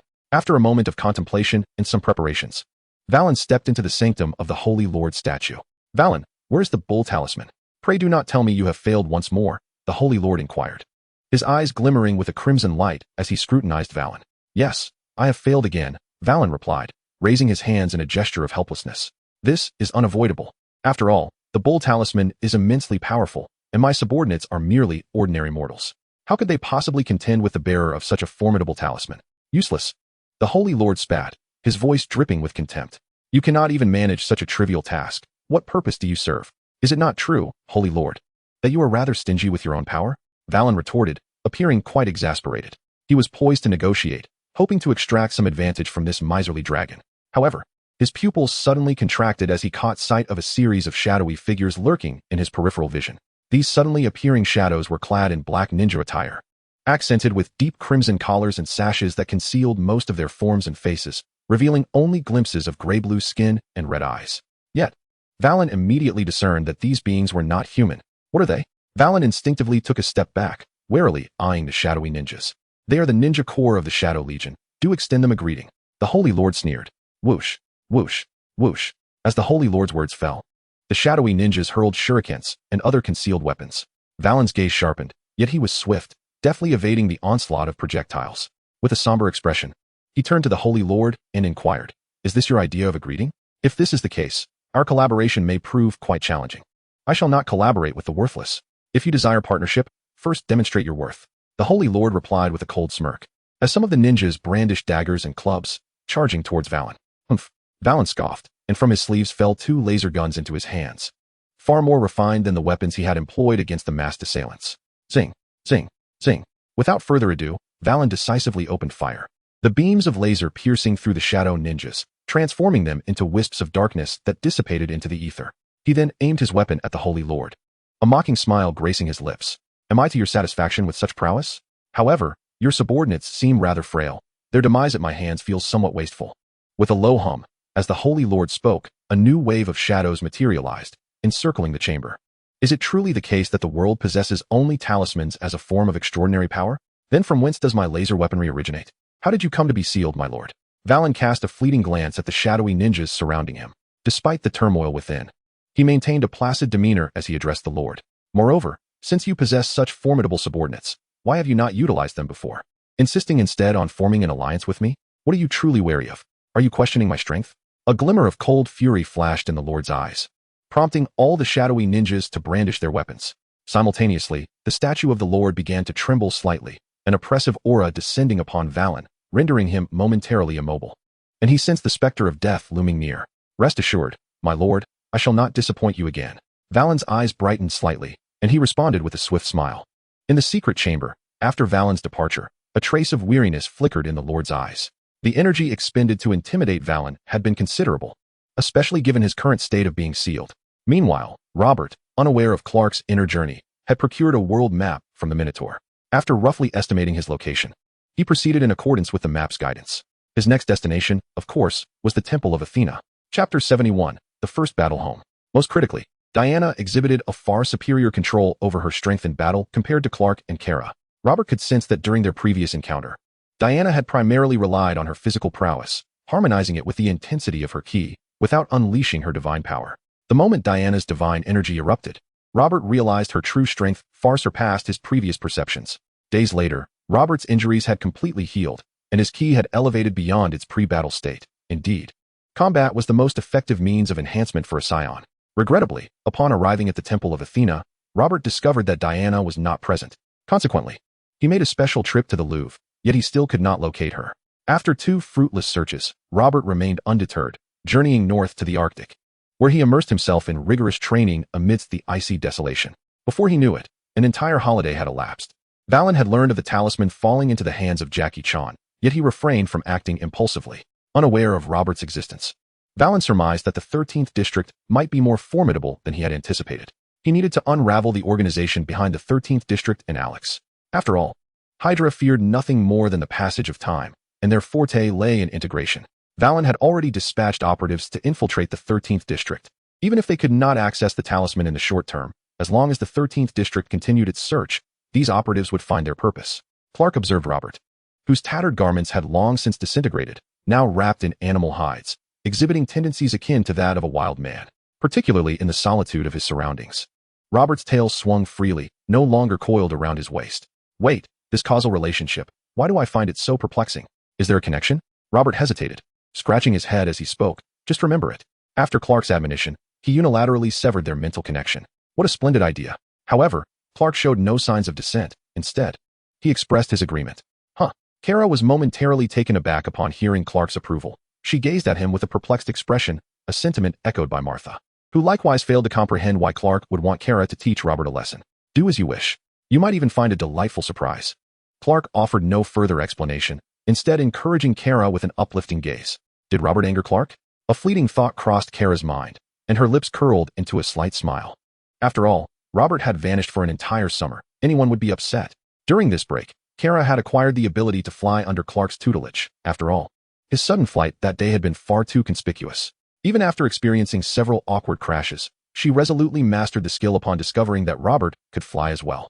Wait, Kara, you've learned to fly too? Fortunately, Uncle Dragon and the others couldn't fly. Robert soon sensed the rush of Kara's approach. As he spoke, he suddenly noticed her accelerating toward him, throwing a punch. With a whoosh, Kara's fist struck nothing but air. Robert had appeared high above, looking down at her in confusion. Why did you ambush me? Who ambushed you? Don't you enjoy fighting? Come, let's have a proper match, Kara declared, raising her fist as she addressed Robert. Let me see if you've made any progress after gallivanting around for so many days. It's a battle, not just a fight. It's training, not play. Robert attempted to correct her, but then shook his head in resignation. Well, practicing with Kara would be quite beneficial. If it was a fight, then so be it. With a whoosh, Robert's aura surged, his form vanishing from sight, only to reappear suddenly before Kara, launching a punch her way. Humph. Kara narrowed her eyes, as if everything around her had slowed down. When Robert's figure materialized in front of her, She let out a cold grunt and retaliated with her own punch. Bang! The sound of flesh colliding echoed, but it wasn't Robert who was struck. Kara had been deceived by an afterimage. Robert's fist landed in her abdomen, causing her to stagger back slightly. Embarrassed and furious, Kara swung at Robert once more, only to miss again, in a straightforward race of speed. It was difficult to ascertain who was swifter between Kara and Diana at that moment. However, in terms of combat prowess, Kara certainly lacked experience, especially as her frustration mounted from failing to hit Robert. Just then, seeing Kara's irritation, Robert's eyes glinted with excitement. He was eager to gauge the gap between himself, after a summer of training, and the unrestrained Kara. Bang! In the next moment, Robert's punch collided with Kara's fist, resulting in his body being sent flying backward, crashing into the ground. Chapter 72. Misunderstandings and Sparring. Oh, did I actually hit something? Kara's eyes sparkled with surprise. She had not anticipated that her strike would connect with Robert's true form rather than merely a phantom. The moment her fist made contact with Robert's hand, she felt a brief stillness in her own body, only to witness Robert being propelled backward, crashing to the ground. There's still quite a disparity, Robert muttered as he rose from the earth, brushing off the dust from his clothes.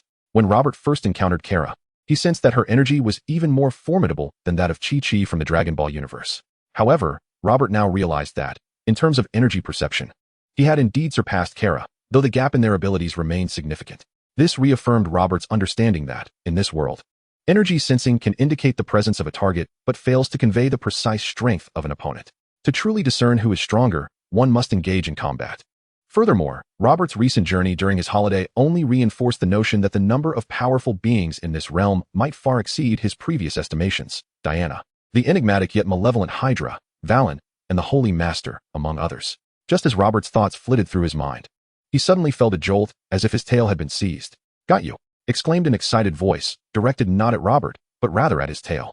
Unlike most Saiyans, Robert's tail did not render him powerless when grasped. He had consciously trained it. While it was still not as formidable as his fists and feet, it possessed considerable strength. However, compared to his limbs, the sensitivity of his tail was quite pronounced, especially as the person who had caught it began to curiously scratch the fur. Indeed, the one gripping Robert's tail was none other than Kara, who had long harbored the desire to do so. As she held onto his tail, the irritation she previously felt dissipated, replaced by a glimmer of curiosity in her eyes as she continued to poke and prod at it, observing its reactive movements. Hey, enough already, Robert complained, a hint of dissatisfaction in his tone as he noticed Kara's unwillingness to let go. Coughing slightly, Kara's face flushed as she reluctantly released Robert's tail, then swiftly vanished from sight. Well, not bad, Clark remarked from a distance. Observing the interaction between Robert and Kara, though they haven't truly fought, there's been a unique form of progress. Kara, my cousin, I'm doing my best to assist you. Seize this opportunity. Oh, I accidentally wore this out during training, so I made myself a new one. What do you think? My craftsmanship is quite decent, yes? Far superior to Clark's, I trust? Robert inquired with a smile, showcasing the animal hide he wore. Your skills are indeed commendable. Keep it as a keepsake. Now, go change your clothes. Don't let Kara see you in this state. Martha, upon seeing Robert, was relieved to find that aside from his soiled clothing, he bore no injuries. Instinctively, she began to direct him, but then a thought struck her, and she cast a dubious glance at Clark. Wait, when did Clark make clothes? Is it a gift for Lana? Martha's voice was not loud, yet the others in the room had keen ears. Kara's face flushed, and she lowered her head, choosing silence. Clark mused that Robert might be quicker, but the recipient might not be the one Martha was aware of. Huh, Mom, how do you know? Woo-woo, Robert exclaimed, his surprise evident as he looked at Martha, but was swiftly silenced and pulled away by Clark, who was concerned that if Kara heard Robert's subsequent words, their home would be in shambles. You're both still young, don't rush. Martha clearly misunderstood Robert's intention and winked at Kara as a subtle reminder. All right, remember to prepare a bit more. Though Kara's figure had already vanished, Martha, accustomed to her absence, still called out with a smile. As night fell, the Kent family and the Danvers family finally gathered for a dinner. However, according to the Danvers account, they had an eldest daughter who had departed for outer space before leaving Earth. Nonetheless, in the couple's descriptions, their eldest daughter was portrayed as more assertive than either Kara or Alex, and they ultimately chose to silently support her and wish her well. It was precisely because of their eldest daughter's influence that the Danvers couple maintained an open-minded perspective towards extraordinary events, showing support for Alex's endeavors to help Kara uncover her heritage. More importantly, when faced with the impressively voracious Robert, the Danvers were quite accepting, especially when they saw Kara preparing more food for him. Thus, in the remaining days of the holiday, the two families visited each other almost daily. Kara had begun training alongside Robert, even managing to exert some control over her powers while sparring with him. Although there were moments when she would exert excessive force during their practice, it was evident that Kara was making continuous progress, which was enough for Robert to regard her with newfound respect. Even though Kara still lacked any warrior spirit or distinctive gifts, Robert believed that her initiation into training would prevent her from squandering her remarkable potential. The reason Kara was willing to train with Robert was that she had resolved before the holiday to spend a few days practicing with him when she was in a good mood, and she had been feeling quite cheerful during this time. The source of her good spirits stemmed from two factors. She had finally achieved her wish of catching hold of Robert's tail, and she was buoyed by Martha's earlier conversation with Robert. Chapter 73, Catwoman, Little Snake, and Jackie Chan. Before long, the time for school arrived, and Robert found himself accompanied by Kara on his daily journey. Yet, it seemed little had changed from before, aside from the shorter time spent preparing food and the opportunity to practice a bit along the way. When the 5 members of the Demeter group discovered that Robert and Carla arrived at school together each day, it was as if they heard the sound of their hearts shattering. They gritted their teeth, determined to stifle their tears, ultimately finding solace in one another's company amidst the pervasive aura of sorrow. A serpent talisman in a museum? How could it possibly be in such a place? One day, Jackie, who owned an antique shop, received a call from his friend Sheriff Blake, the head of District 13 and Jackie's collaborator in collecting talismans. What? You want me to steal the serpent talisman? Are you joking, Blake? I'm an archaeological adventurer, not a common thief. Indeed, Jackie, you are not a thief. But the serpent talisman is no ordinary exhibit. I will send you a detailed map. I hope you can acquire the talisman successfully. After all, this should be the simplest operation yet, Blake encouraged softly. Isn't District 13 an official agency? Can't you send someone to retrieve the talisman directly? Jackie replied, a hint of exasperation in his voice. We are indeed an official agency, but the museum is privately owned, Blake responded with a touch of frustration. If it were possible to act officially, I would have done so already. Have you ever witnessed an extraordinary event where the authorities could act openly? All right, you have a point. Sometimes, the official route is indeed ineffectual, Jackie conceded reluctantly, murmuring, I will attempt it, but I cannot guarantee success. By the way, how is your investigation into the Hydra situation going? I have yet to clarify the details, but are you sure you Haven T made a mistake? All the intelligence I've gathered indicates that Hydra has been completely eradicated, Blake questioned, a hint of doubt in his tone. I am certain I haven't erred, Jackie asserted firmly. Very well, I trust you, Blake remarked, noting the unwavering conviction in Jackie's voice. So, you will handle the serpent talisman while I continue my investigation into Hydra. Uncle Long, are you going on an adventure? Will Robert be there? Can I come along to see? Upon hearing Jackie hang up, Xiaoyu bounced into the room, her eyes filled with anticipation. Jackie refrained from informing Blake and District 13 about Robert. Although he was unsure whether Robert cared about being exposed to official scrutiny, Jackie chose to keep Robert's existence a secret. However, concealing matters from his father proved to be more challenging. While explaining, Jackie inadvertently mentioned Robert's remarkable feats, piquing Xiaoyu's interest. Although Xiaoyu found it hard to believe that one individual could create a massive pit in the ground, she was eager to witness the prowess of Robert, whom Jackie claimed was even more formidable than her father, despite the latter's denial of such a notion. Xiaoyu, I am going to work, not to play. Jackie shot a glare at the exuberant girl, his tone irritable, and stop eavesdropping on my conversations. It's not acceptable when I'm on the phone or discussing matters with your father. Now, be obedient and do your homework before going to bed. Humph. Little Yu huffed in dissatisfaction, crossing her arms defiantly. After making a face at Chung Long, she turned on her heel and stormed off. However, the way her little eyes darted around revealed that she harbored other intentions. That night, Chung Long, armed with the strategy provided by Blake and clad in a stealthy outfit, ascended to the rooftop of the museum building. He stealthily infiltrated the museum, unaware that a small figure had been quietly trailing him. Despite Chung Long's agility, this little one managed to keep pace effortlessly. Unbeknownst to Chung Long, the museum was abuzz with activity that evening. It was not only he and his niece, Little Yu, who had arrived there. In the shadows, 2 additional figures in black had also made their entrance. Judging by their stature, it was evident that these 2 were female thieves. One of them donned a uniform that stirred the imagination, complete with a mask and what appeared to be cat ears. These 2 female thieves were not mere amateurs. The masked one, known as Little Snake, was a renowned thief within the industry, possessing remarkable reflexes and agility. The other, adorned with a mask and cat ears, was none other than Selena Kyle, famously dubbed Catwoman, a master thief with skills that were second to none globally. By an intriguing twist of fate, both female thieves had set their sights on the same treasure within the museum, not the snake talisman, but an enormous pink diamond known as the Pink Puma. Upon spotting the Pink Puma among the museum's exhibits, both Little Snake and Catwoman were captivated, convinced that no woman could resist the allure of such a gem. Thus, they made their respective entrances into the museum. For thieves of their caliber, the museum's security measures were child's play, and Little Snake, having arrived first, succeeded in pilfering the Pink Puma. Little you, what are you doing here? On the opposite side of the museum, Chung Long stealthily maneuvered past layers of security. After a struggle, he finally retrieved the snake talisman and stowed it in his bag. Suddenly, he caught sight of a small figure out of the corner of his eye, prompting an involuntary gasp. Quickly covering his mouth, he lowered his voice. Never mind that now. It's pointless to discuss it. Hurry over here. We need to leave. Uncle Long, where's Robert? Little you scanned her surroundings before darting over to Chung Long, whispering her inquiry. When did I ever say he was coming? Chung Long shot her an exasperated glare, prepared to articulate further when a sudden noise interrupted him. A sharp crack echoed through the museum. An exhibit had shattered. What is going on? Didn't I tell Robert not to come? Chung Long instinctively glanced toward the source of the sound, only to see a lithe figure in a tight suit hurtling toward him.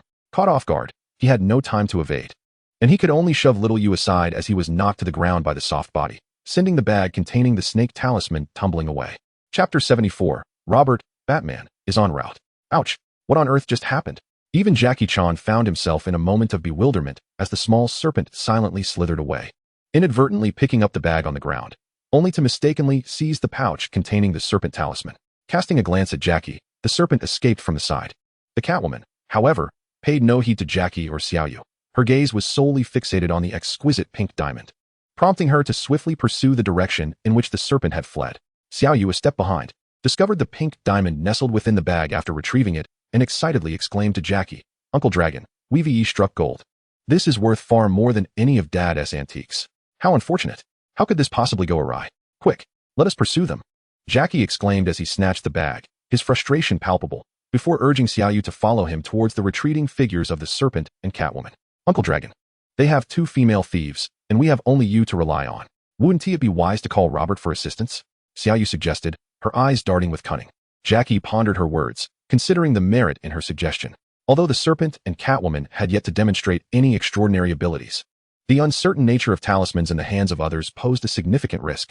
Wait, where did Robert go? Kara inquired, having noticed Robert soaring skyward from her home. Before she could fully comprehend the situation, he had vanished from her sight. What is Robert up to? Kara asked Clark, who was nearby. He has a friend in need of assistance. It's nothing to worry about. I'll keep an eye on him, Clark replied, offering a brief explanation that hinted at the involvement of talismans. That is unnecessary. He has no intention of collecting talismans. He merely wishes to partake in the adventure associated with them. You know how he relishes battle and adventure. It serves as a means of personal growth for him. Akin to basking in the sun, Clark quickly clarified. Of course, if any issues arise with your sister's talismans, you may call upon Robert for help. He would be more than willing to oblige. Is that so? Kara mused, her thoughts visibly shifting as she nodded in understanding. Hey, do be cautious. Don't let it backfire, Clark cautioned, observing her contemplative demeanor. Rest assured, I won't be reckless. I'm not foolish. Kara waved off his concerns. Meanwhile, beneath the cloak of night in the crime-ridden city of Gotham, a gentlemanly butler, Alfred Pennyworth, spoke softly into a communication device. Master, Miss Kyle has a new target. What concern is that to me? Bruce Wayne, now embodying Batman, replied nonchalantly, having just apprehended a criminal under the shroud of darkness. It is a pink diamond known as the Pink Panther. However, I have noticed that some extraordinary forces seem to have simultaneously set their sights on that museum, which is rather unusual, Alfred continued without a pause, undeterred by Bruce's dismissive tone. Indeed, with a single utterance from the butler, Bruce discharged a tranquilizer dart, swiftly neutralizing the criminal. After sending a message to the police, he vanished into the cloak of night. Surrender my diamond. Meanwhile, near the museum, Catwoman relentlessly pursued the elusive Snake. Despite Catwoman's superior speed, Snake matched her agility, rendering their abilities nearly equal. Had it not been for Snake's distraction by the pink diamond and Catwoman's ambush, the outcome of their encounter might have been uncertain. Your diamond? Hee, that's my diamond. Snake taunted, brandishing the bag in her hand. Catwoman, I once thought you were the leader among us female thieves, but now it seems you're not so remarkable after all. Humph. Feigning indignation, Catwoman emitted a cold huff, diverting Snake's attention as she flung a grappling line that ensnared the bag in Snake's grasp. You want it? Here, take it. Yet, Snake showed no intention of resisting. She loosened her grip and accelerated away, allowing Catwoman to seize the bag effortlessly. Empty. Catwoman's realization dawned as she opened the bag, discovering only a small iron ball, no trace of the diamond. Competing against me? It appears my reputation in the world of thievery shall soon eclipse yours, Catwoman. Eluding Catwoman, Snake grinned as she retrieved her hidden bag, which she had believed contained the pink diamond. However, upon opening it, her expression shifted dramatically. Damn it. Switched? When? Truly, Catwoman, you are cunning. I didn't even notice. This isn't over. In the depths of the night, both women, feeling duped, encountered one another again. Upon recognizing each other, they momentarily froze. But the flames of anger ignited a fierce confrontation. However, their clash, marked by comparable prowess, lacked the spectacle of a typical catfight, consisting merely of mundane kicks and unarmed brawling. In terms of flexibility, reaction speed, and arm strikes, Catwoman held the upper hand. Conversely, Snake excelled in leg techniques and body speed. After an extended struggle, neither could claim victory, though Snake, having sustained a minor injury from Catwoman's earlier ambush, began to falter. Hand over the diamond. Seizing the upper hand, Catwoman intensified her assault, alternating punches and claws towards Snake, while commanding in a low voice. Switch. Wait. At that moment, both women sensed something amiss and, in perfect sync, halted their attacks and retreated. Snake produced a serpent talisman from her bag, which emitted a radiant glow, causing her form to vanish instantly. Chapter 75. How much longer will you hide? What is this? Disappeared? Catwoman's pupils narrowed as she gazed incredulously at the spot where Snake had been. What just happened? Was it because of that small stone? Where did that stone come from? Could it be? Finally caught up. I must say, you all run remarkably fast. Huh, why is there only one of you? As Catwoman contemplated a myriad of thoughts, she suddenly heard the sounds of a struggle. At that moment, Jackie Chan, slightly breathless, rushed in with Xiaoyu. Upon noticing that only Catwoman was present, he paused in surprise and inquired, "So, the diamond is in your possession?" Catwoman's eyes sparkled at the sight of Jackie. Though she was unaware of why the little snake had vanished so abruptly, her desire for the pink diamond was far more pressing. "It's with me. But you must trade me that talisman," she exclaimed. Jackie instinctively nodded, but just as he began to speak, he noticed Catwoman transform into a shadow, pouncing towards him like a cat.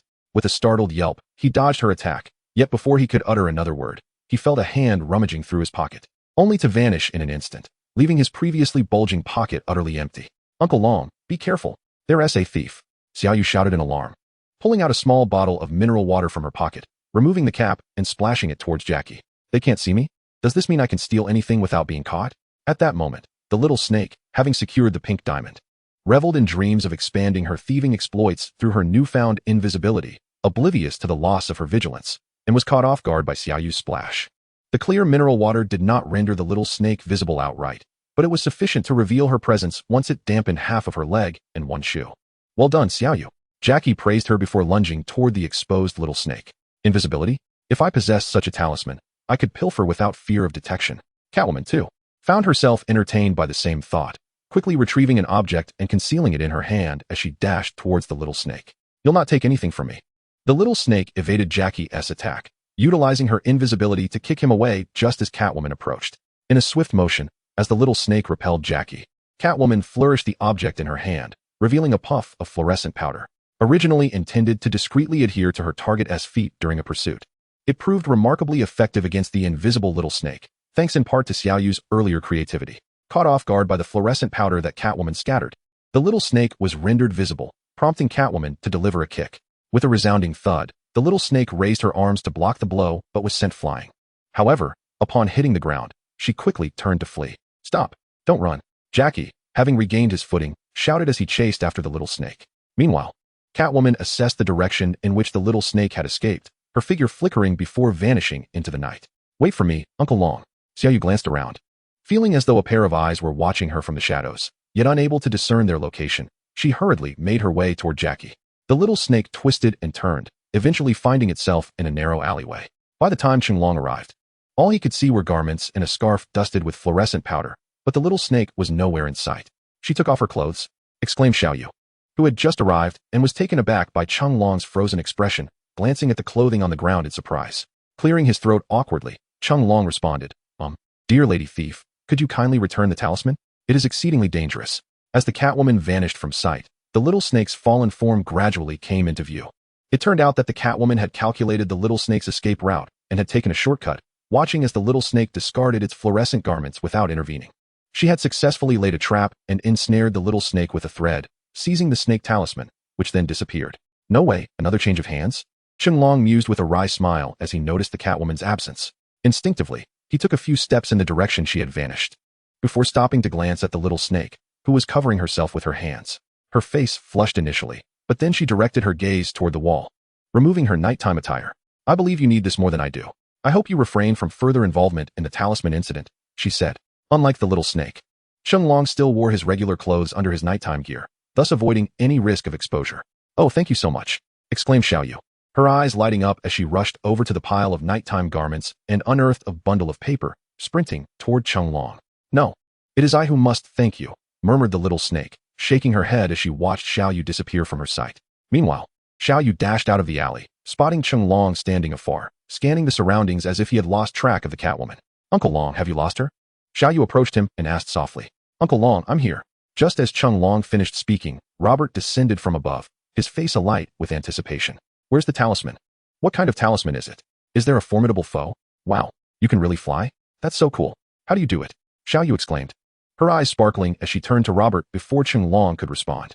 "Xiao Yu, don't cause trouble." Chung Long pulled Xiao Yu back slightly, and, with a wry smile directed at Robert, continued, "You're a bit late. We were dealing with a snake talisman that grants invisibility. That individual has already vanished with it." "Invisibility, you say?" Robert inquired, his figure flickering as he moved to the wall, lifting his gaze to it. "How much longer will you hide here?" Chapter 76, Because I Am Batman. At this moment, the Catwoman, perched on the wall, felt a flicker of confusion. She had intended to leave after evading Chung Long, but upon witnessing a figure descending from the sky to land beside him, her curiosity was piqued by this flying human. Not expecting that Robert would be able to detect her presence, curiosity killed the cat, perhaps? She pondered. Not going to speak? Robert observed the stillness upon the wall and, without hesitation, unleashed a gust of air that sent the Catwoman tumbling to the ground in a most undignified manner. Yet, even in such a predicament, she did not relinquish her state of invisibility. Instead, she scrambled to her feet and darted away in a frenzy. Faced with Robert's unfathomable prowess and the revelation of her concealed form, the Catwoman exhibited no inclination to retaliate, opting instead for a decisive retreat. After all, as a world-class thief, the gravest folly lies in persisting in the face of certain defeat. "Did you find her? How did he manage that?" "Uncle Long. He is far more formidable than you," exclaimed Xiao Yu, her eyes widened in astonishment as she gazed in Robert's direction. "Indeed," Long remarked with a shrug, a flicker of concern crossing his features. "If he were not exceptional, why would I have called upon him for assistance? Yet, I hope this does not end in tragedy. If that female thief willingly surrenders the talisman, all will be well. However, should she linger in her defiance, she may find herself in peril." Before Long's mind, a multitude of images of the fallen Hydra agents flashed. None had survived Robert's wrath, save for one who had chosen to take their own life. Yet, given Hydra's notorious reputation, Long felt little sorrow for their demise. The Catwoman, in contrast, appeared to him as far from a villain, much like the young serpent, which is why he had bestowed his nocturnal garb upon her. As for the two female thieves and their transgressions, Long had pilfered a talisman himself within the museum, rendering him unqualified to cast judgment upon them. "Is he truly that ruthless?" Xiao Yu murmured, drawing her neck in surprise. With a sudden explosion, a cloud of smoke enveloped Robert, causing Xiao Yu and Long to exchange startled glances. "Come this way," rang out a deep, gravelly voice. Recognizing the owner of the voice, the Catwoman promptly surged towards its source. Yet, within the obscuring smoke, Robert remained undeterred. He swiftly maneuvered to her side, reaching for her. At that moment, a gunshot pierced the air. Sensing imminent danger, Robert furrowed his brow and sidestepped the unidentified bullet. After encountering Hydra's energy weapons, he had no desire to endure the impact of unknown armaments, particularly when their form eluded his sight. A net crackling with electricity fell to the ground, failing to ensnare Robert. "Open," he commanded, and as he evaded the attack, a tremendous force erupted from him, dispersing the surrounding smoke with ferocity. In an instant, 3 bat-shaped projectiles hurtled towards Robert, but he deftly evaded them once more. "Are they both invisible?" he pondered. Just as he sidestepped the bat projectiles, the silhouette of Batman vanished from sight. Robert keenly detected 2 forms of energy merging and fleeing into the distance. Boom. With a decisive shake of his head, Robert unleashed 2 tracking missiles that locked onto the essence of Batman and Catwoman. Meanwhile, Batman, who was cloaked in invisibility alongside Catwoman, felt a slight constriction in his pupils. Uncertain of how Robert had released such an energy attack, he attempted to evade with Catwoman, only to keenly realize that the tracking missiles had pinpointed their location. In a swift motion, Batman hurled a bomb, triggering an explosion that dispersed the tracking missiles. The force of the blast shielded Catwoman behind him, though he was propelled away, emerging from his cloaked state in a rather disheveled manner. Upon witnessing Batman's attire, Robert momentarily faltered, particularly noting the emblem emblazoned on Batman's chest and the bat-shaped shurikens scattered on the ground. Hesitantly, Robert murmured, "Is this Batman? So weak?" Had Bruce not donned the bat suit, even if he stood directly before Robert and proclaimed his full name, Robert might not have recognized him. Yet, the bat suit and the emblem on his chest evoked memories of this iconic figure. Just as Clark would undoubtedly be recognized as the illustrious Superman if clad in his emblematic costume with the red briefs. However, Robert began to question his own judgment. For Batman's displayed aura was not particularly formidable, seemingly on par with Jackie Chan and Catwoman, and Robert was unaware of the extent of Batman's capabilities. Batman, overhearing Robert's muttering, initially believed Robert recognized him. Yet, upon hearing the latter's subsequent words, the expression beneath Batman's mask darkened, silently noting Robert's earlier remarks in his mind. "Are you truly Batman?" Robert inquired, scrutinizing him with uncertainty. "Then what would you say your superpower is?" "I possess no superpowers. I do not require such things," Batman replied after a moment of contemplation, his voice low and gravelly. "Because I am Batman." Robert was taken aback, bewildered by yet another individual seemingly confused about cause and effect. Just then, Batman's reflexes matched Robert's, as he sensed an encroaching darkness. His hand instinctively reached for his utility belt. In a rapid succession, shadows of ninjas surged from the ground, splitting into several waves directed towards Robert and Batman. "Who are these people?" Xiao Yu exclaimed in astonishment upon witnessing the shadowy figures. "I do not know, but I must assist," Jackie Chan replied seriously, shaking his head. "Xiao Yu, stay here and do not wander off. This is not a game. Lives are at stake, understand? Rest assured, Uncle Long, I will not be a hindrance." Xiao Yu affirmed earnestly. "Has the master made his entrance?" On the other side, Robert's eyes glimmered upon spotting the shadowy ninjas. Waves of energy surged from his hands. While he flickered into action, each strike landing on the ninjas with such force that a single blow was sufficient to dissolve them into wisps of darkness. Meanwhile, Batman, confronted by these shadowy foes, felt a tinge of darkness beneath his mask, for the ninjas' techniques and weaponry bore an uncanny resemblance to his own. Shurikens, smoke bombs, grenades, and grappling hooks. He mused that donning the garb of a shadowy ninja would render him perfectly camouflaged. Chapter 77, Explosive Thunderbolt. Batman possessed an extensive array of self-crafted equipment. Yet this outing was merely a routine for combating crime. The need to rescue Catwoman was an unforeseen circumstance, leaving him ill-prepared and inadequately armed. Question: how can one defeat Batman? Answer: engage him immediately, leaving no opportunity for a formal confrontation. Fortunately, Batman was a tactical master. Despite the unfavorable conditions of battle, he swiftly devised a strategy to turn the tide. Once more, he vanished from sight, fully embodying the Dark Knight, seamlessly melding with the night. Even the shadowy ninjas could not pinpoint his location, and in the face of his stealthy assaults, they ultimately disintegrated into darkness. However, Batman's pace in neutralizing the ninjas was not particularly swift. He was only slightly faster than Jackie Chan, who had arrived unarmed to assist him, and nowhere near the speed of Robert, who seemed to mow down foes with ease. Initially, Batman had assumed the ninjas were not formidable, given Robert's effortless dispatching of them. Yet, after a brief skirmish, he recognized that these ninjas were indeed skilled fighters, well within the realm of expert human capability. Batman had previously engaged in combat with various masters of ninjutsu, and few could surpass these shadowy ninjas in individual prowess. Where had this little monster emerged from such strength? As he dealt with the ninjas, Batman pondered how he might effectively confront Robert in battle. "Do not even think of escaping." Robert seemed to sense Batman's gaze and spoke languidly. "These fellows are not here because of me. They are drawn by the talisman in your companion's hand. As long as you possess the talisman, they will relentlessly pursue you, and I will too. Perhaps we should surrender the talisman?" Upon hearing Robert's words, Catwoman, who was synchronously battling the ninjas alongside Batman, glanced at the seemingly endless swarm of shadowy figures and murmured, "Surrendering it now would be futile. Once we relinquish it, we would lose our invisibility, and the ninjas would continue their assault. Moreover, his words may not hold any truth." Batman's deep, gravelly voice echoed in Catwoman's ear. "Yet these ninjas seem inexhaustible. They do not appear to be normal life forms." Her brow furrowed beneath her mask as she struggled to comprehend how a simple diamond heist had spiraled into such chaos. Power without limits is an illusion. Even if these ninjas are not truly alive, they inevitably incur losses. If we cannot eliminate them, it is not us who should feel urgency. Batman shook his head, reducing his strike frequency to conserve his strength. Had he not discovered that the shadow ninjas could effectively track his and Catwoman's concealed forms, he would have already vanished into the night. Little did Batman know, Robert was in no rush, for to him, these shadow ninjas were merely living targets. Eliminating them required minimal effort and energy, providing an excellent opportunity to practice dispatching the greatest number of foes with the least force. However, Robert's calm was juxtaposed with the mounting anxiety of others behind the scenes.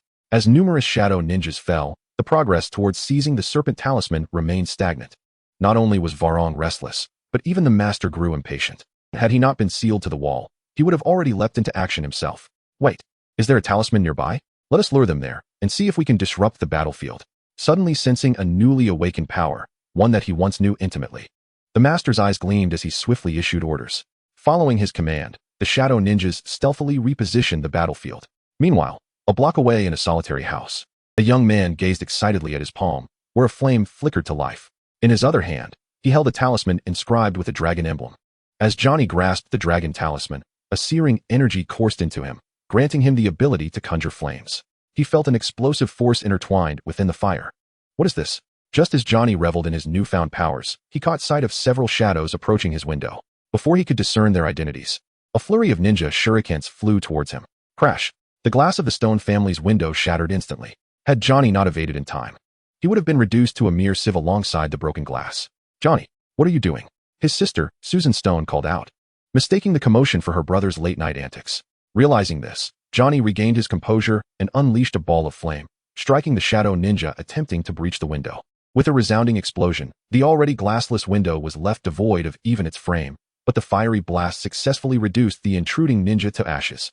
Yet, Johnny did not pause. As more shadow ninjas rushed towards their window, he hurled explosive fireballs, obliterating one after another of the shadowy assailants. Monster? What are you talking about? Oh my god. Johnny, what on earth are you doing? In the dead of night, Susan was abruptly awakened by a cacophony, instinctively drawn to investigate Johnny's unreliable explanations. To her astonishment, she beheld her brother Johnny hurling explosive flames with his bare hands. At that moment, Susan questioned whether she was still ensnared in a dream. Mistaking Robert for an ally of the shadowy ninjas, Johnny instinctively launched a fiery projectile toward Robert, who hovered midair. Chapter 78. The Invisible Susan. Robert sensed a wave of heat rushing toward him, furrowing his brow as he swiftly retaliated with a ki blast.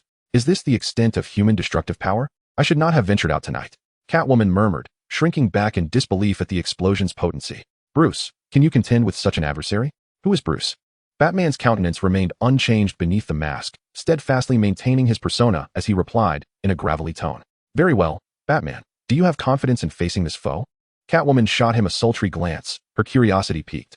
I do, but it will require time, Batman solemnly responded, observing Robert suspended in the air alongside Johnny at the window. No wonder they lured us here. It appears there is another talisman, Robert mused, noticing the dragon talisman in Johnny's grasp. A flicker of understanding crossed his eyes, followed by a surge of elation. How splendid. I was concerned about the snake talisman and these ninjas. The dragon talisman is quite promising. I wish I could enlighten you. But regrettably, I remain perplexed about the situation. Johnny fixed his gaze on Robert, insisting, I only know that it is perilous. You must take cover. The danger you face stems from the talisman in your hand. Those ninjas are pursuing you because of it. As long as the talisman remains in your possession, they will relentlessly chase after you. Allow me to clear the area first, and then we shall relocate, Robert declared, dispatching several shadow ninjas with ease, smiling at Johnny. You wouldn't want your home to suffer further damage, would you? Clear the area? Johnny stared at the shadow ninjas, momentarily bewildered by Robert's intent. Even with the dragon talisman granting him control over explosive flames, the prospect of vanquishing so many shadow ninjas at once seemed implausible, especially as more continued to emerge. With a resounding hum, Robert coalesced a ki blast in his palm, which then erupted like a celestial shower, striking down upon the throngs of shadow ninjas below. The force was precisely calibrated to disperse the ninjas without inflicting harm to the ground beneath. This was a culmination of Robert's experience from previously vanquishing countless shadow ninjas, demonstrating his near-perfect mastery over his burgeoning powers without causing collateral damage. Simultaneously, apart from Batman, the others swallowed hard, the spectacle before them transcending their understanding, even as their perceptions had already been shattered multiple times that evening.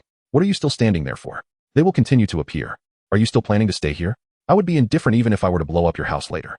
Although someone advised me not to cause too much commotion while out, Robert glanced at the stunned Johnny and said, Everyone, is this what you call not causing too much commotion? Or perhaps, you intend to hand over the talisman to me? In that case, you need not leave. However, I suspect that having acquired such power, you would feel a sense of reluctance to forfeit without a fight, wouldn't you? Robert provocatively remarked, observing Johnny's hesitation.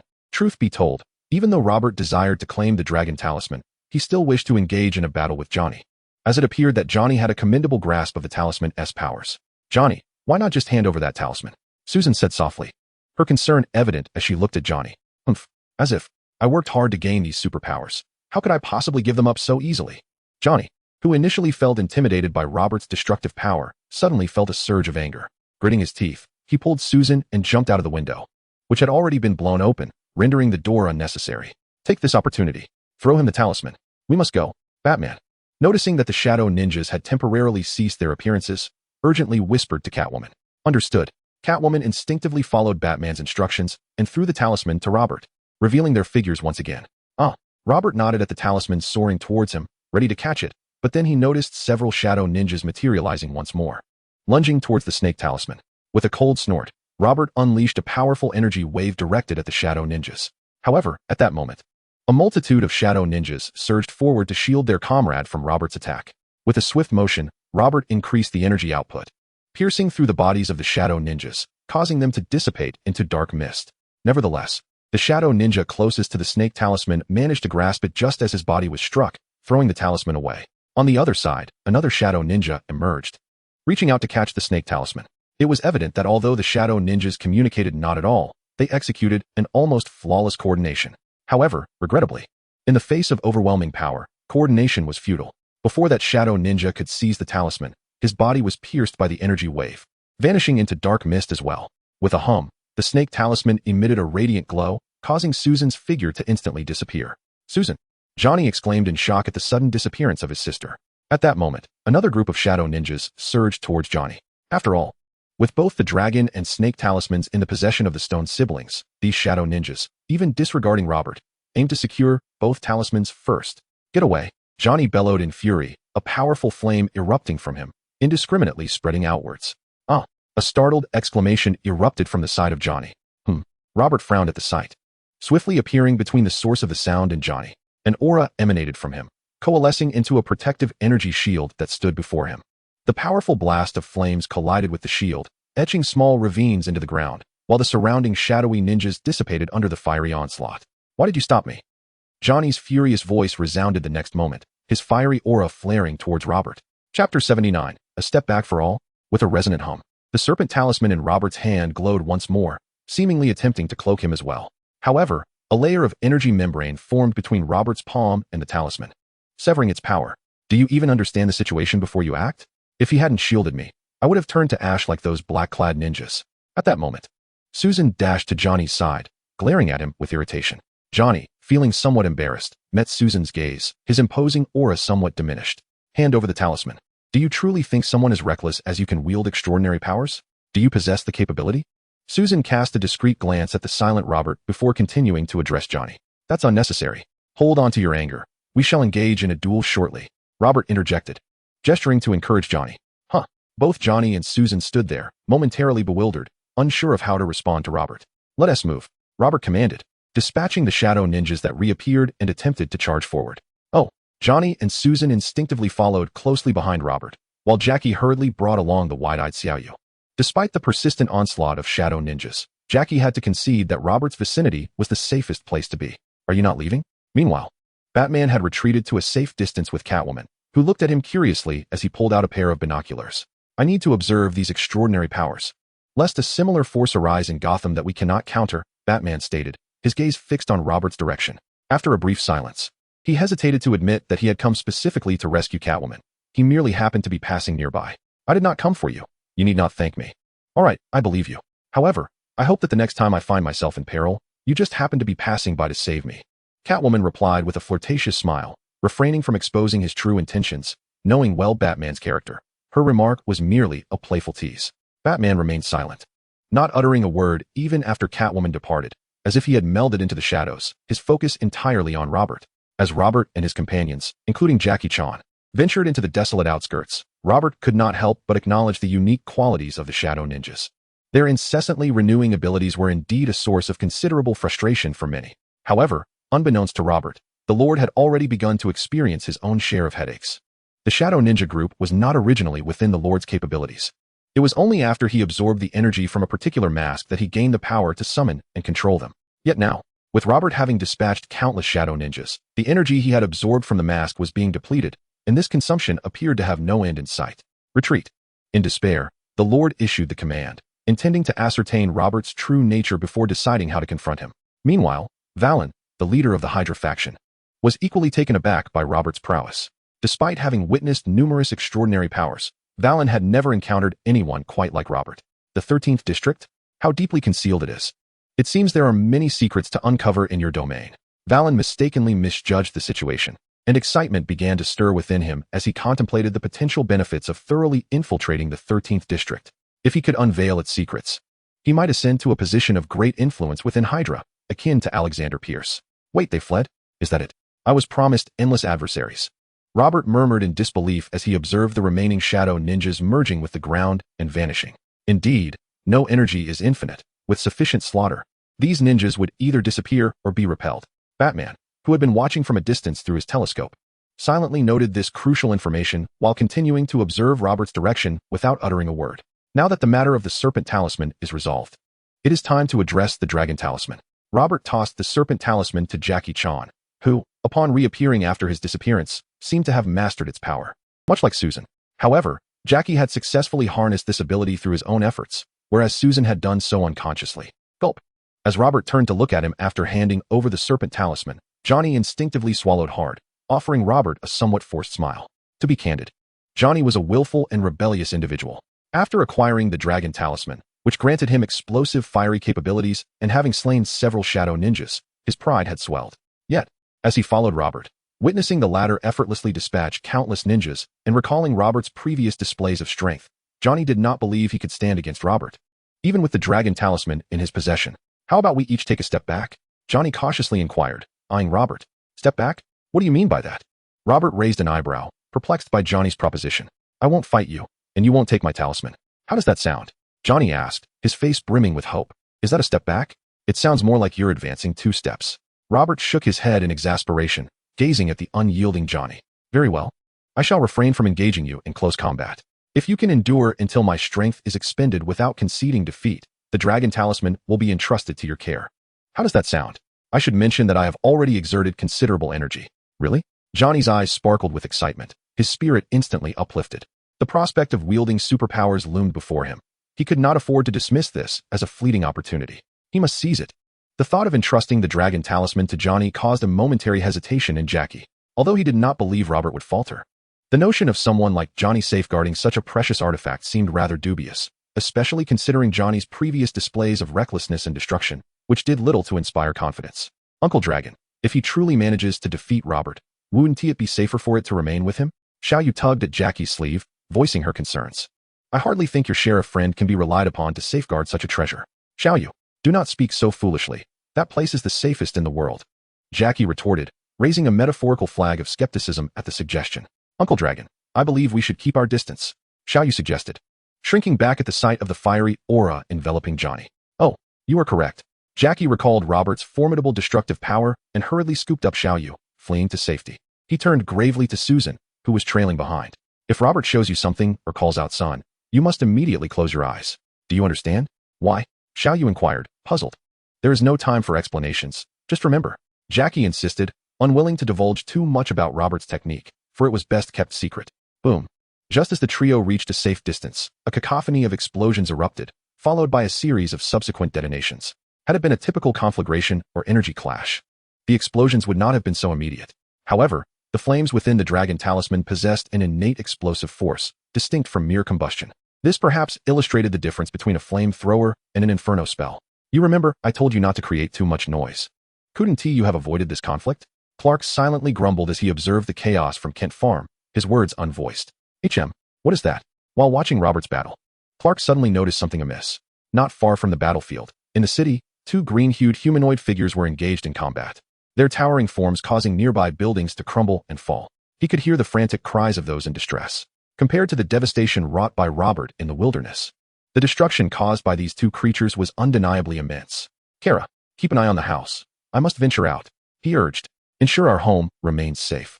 Clark gazed silently at the chaotic scene in the city for a prolonged moment, eventually vanishing in a flash after donning an outfit that concealed all but his eyes.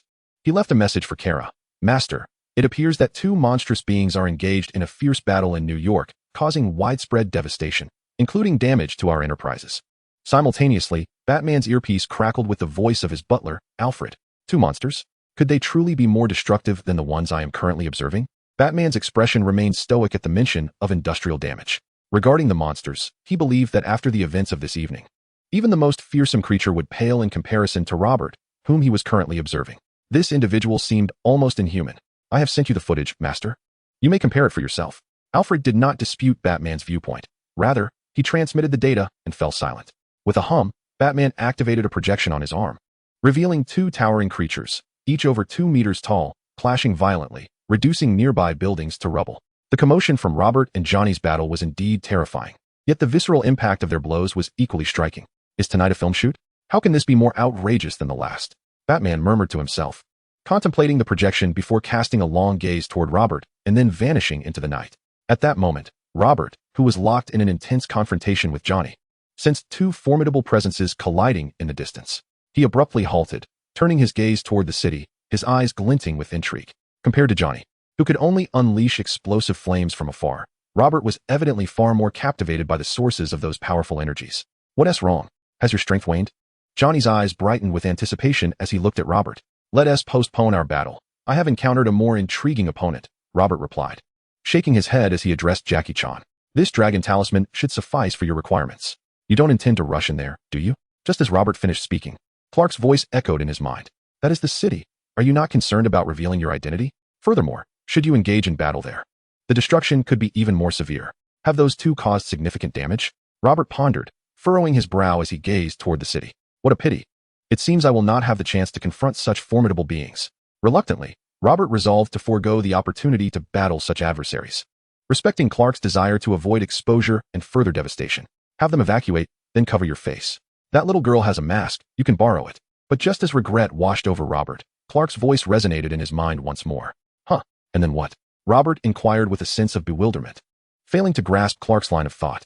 I have it, exclaimed Xiaoyu, her eyes sparkling as she hurriedly produced a masked hood from her bosom and handed it to Robert. Meanwhile, in the bustling streets of New York, two green humanoid creatures were engaged in a fierce battle. One was known as Hulk, and the other as Abomination. Both grotesque beings mutated by gamma radiation.